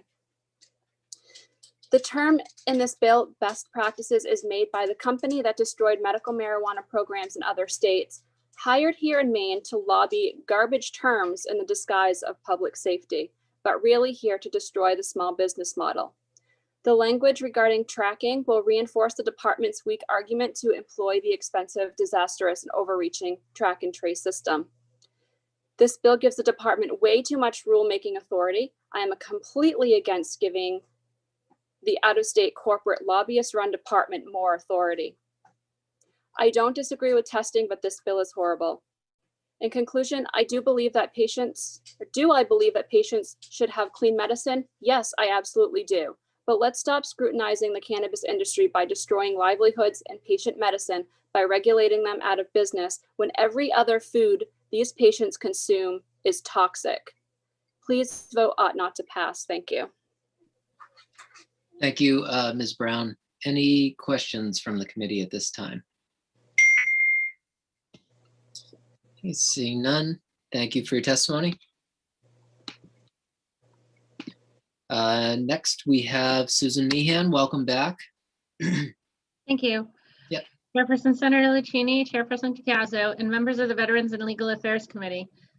Good afternoon, not morning anymore, and thank you for hosting this hearing. My name is Susan Meehan from Sweden, Maine, and I represent United Cannabis Patients and Caregivers of Maine, DBA, Maine Cannabis Coalition, of which I am chairperson. The coalition represents a significant portion of Maine's voting population, encompassing patients, caregivers, employees, and medical professionals. I am comfortable saying that there have been few incidences of contaminated products on the market in Maine, and many of these are resolved by people in the industry. A few years ago, tinctures with isopropyl residuals were distributed to 4 patients in western and central Maine. The caregiver was notified by the patient and others. We assisted the patient with testing options in a laboratory that would work with them. The product was recalled, and the 2 patients who consumed any were checked by their doctors. The caregiver learned not to process product with isopropyl and to ensure proper testing for residuals. A parents' educational group, of which I'm co-founder, Maine Children for Cannabis Therapy, and a local trade association offered a well-attended seminar together with Perverde Lab. With a background in education, I'd helped develop a course to educate on this matter. This community collaborates and cares. The seminar was offered online and recorded for availability on the group's website. Our process included notifying the public and pulling the tainted product, correcting processes to prevent a reoccurrence of the problem, educate patients and parents on how to obtain and interpret lab reports. So we were to notify, correct, remediate, educate, and prevent it from happening again. We take patient safety very seriously, and we correct and we educate. We have kept this presentation available on our Facebook group for education purposes. This industry in Maine has been policing itself for many years, focusing not on punishment, but on education and remediation of problems, protecting both patients and caregiver businesses. When notified of bad test results, most caregivers are horrified and surprised, but they are eager to fix the problem and to avoid it happening again. Many processors require a pesticide panel prior to processing. This policy has taught many people what not to do in the growing process. No one wants to poison patients. We are not anti-testing. Putting their caregiver out of business does not protect Maine patients. There are a host of other issues with this bill.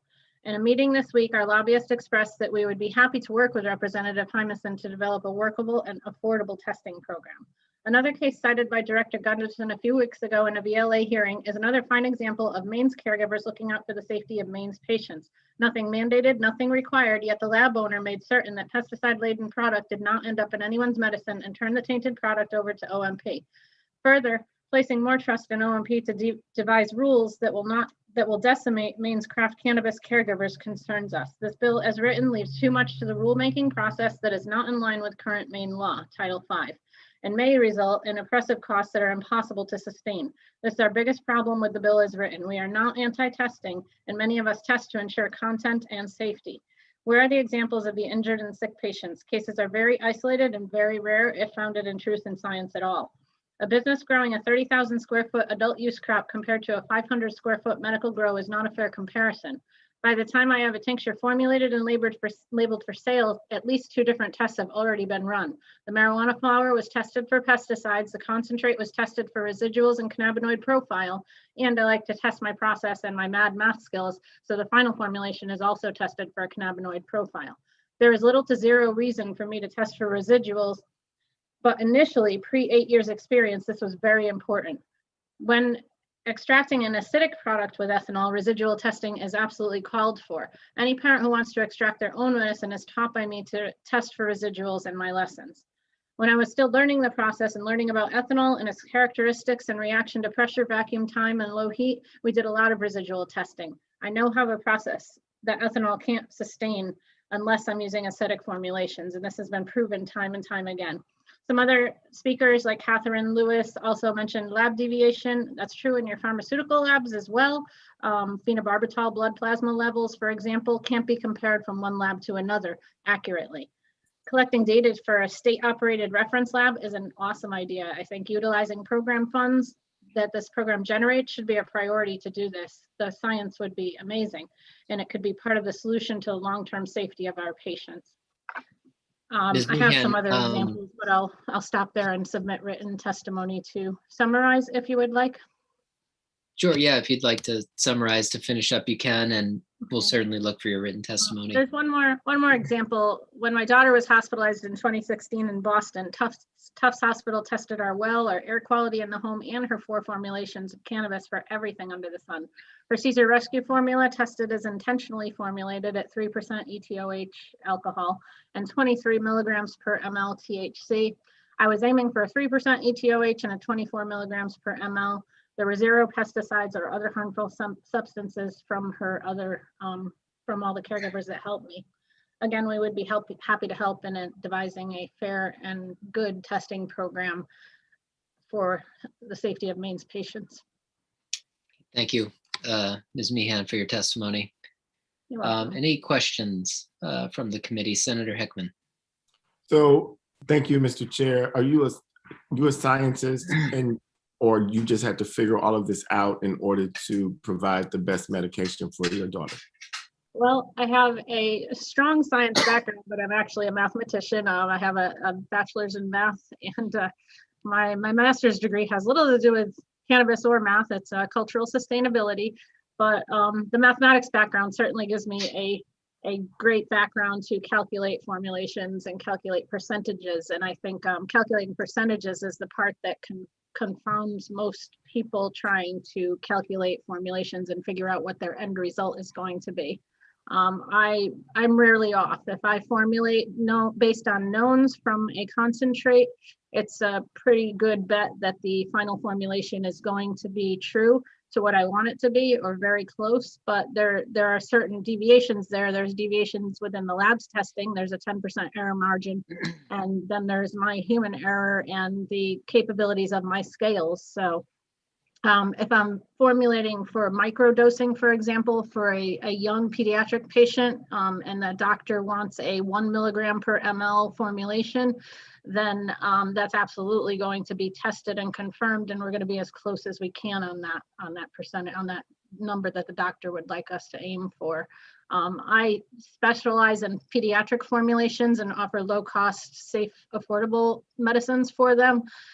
So I'm one of the few caregivers that can do this, and the only way that I can do this is that other caregivers donate product and concentrates to me, and these concentrates or product are always tested for pesticides. If I have any question at all as to their source, they're tested for a full panel as well. So we're talking about testing. Do you have any thoughts about a cannabis research lab in Maine? I think a research lab would be so amazing, and our medical program has an abundance of funds. The last I checked, I mean, we're now funding other employees and such, and I understand that had to happen, but I think that we should definitely devote some funds to research and development and finding out what really is in some of these medicines that are helping, and perhaps some that aren't helping, you know, and who they're helping. You know, maybe there could also be some correlation with testing the patient's you know, genetics and stuff, and see what works for who, because it's such an amazing and breaking technology and research. We ought to be in on it. Thank you. Thank you. Oops. Thank you, Ms. Meehan. Any further questions? Okay, seeing none, thank you for your testimony today. Thanks for your patience as well. Okay, so that is all that we have for registrants for these bills. So with that, I will close the public hearing on LDs 1249, 1434, 1445, and 1452.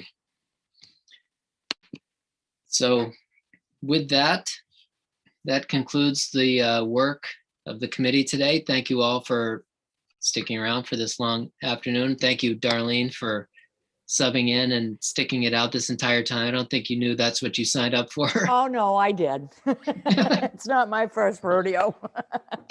But we love having you up here. Well, thank you. So thanks to everybody. Seeing no other questions or items of work. Chairman Chiazzo? Sorry, just a reminder of Monday morning. I'm sure you're going to hit us up for that. Yep, probably. I think it's 9. Yes. Did I miss it? Are we done? Yeah. You walked in right at the right time. We don't get paid enough for. It's actually great when you walk away because it looks like you're walking through a river. Oh, nice. It works out well. It is. My legs are like wet from the knee down. It's a great background. I might be walking through a river this weekend fly fishing though, so we'll see. We'll see if I get out. Well, good luck. Thanks. So how long do you think we'll be here on Monday? It's a long list. I can't really remember the topics, but from here on out, it could be long days because we've got a few weeks to wrap up. So we may pick up some extra days just to finish it up. So thanks again to everybody. And with that, we will adjourn for the evening. So we'll see you all on Monday. Have a nice weekend. Bye.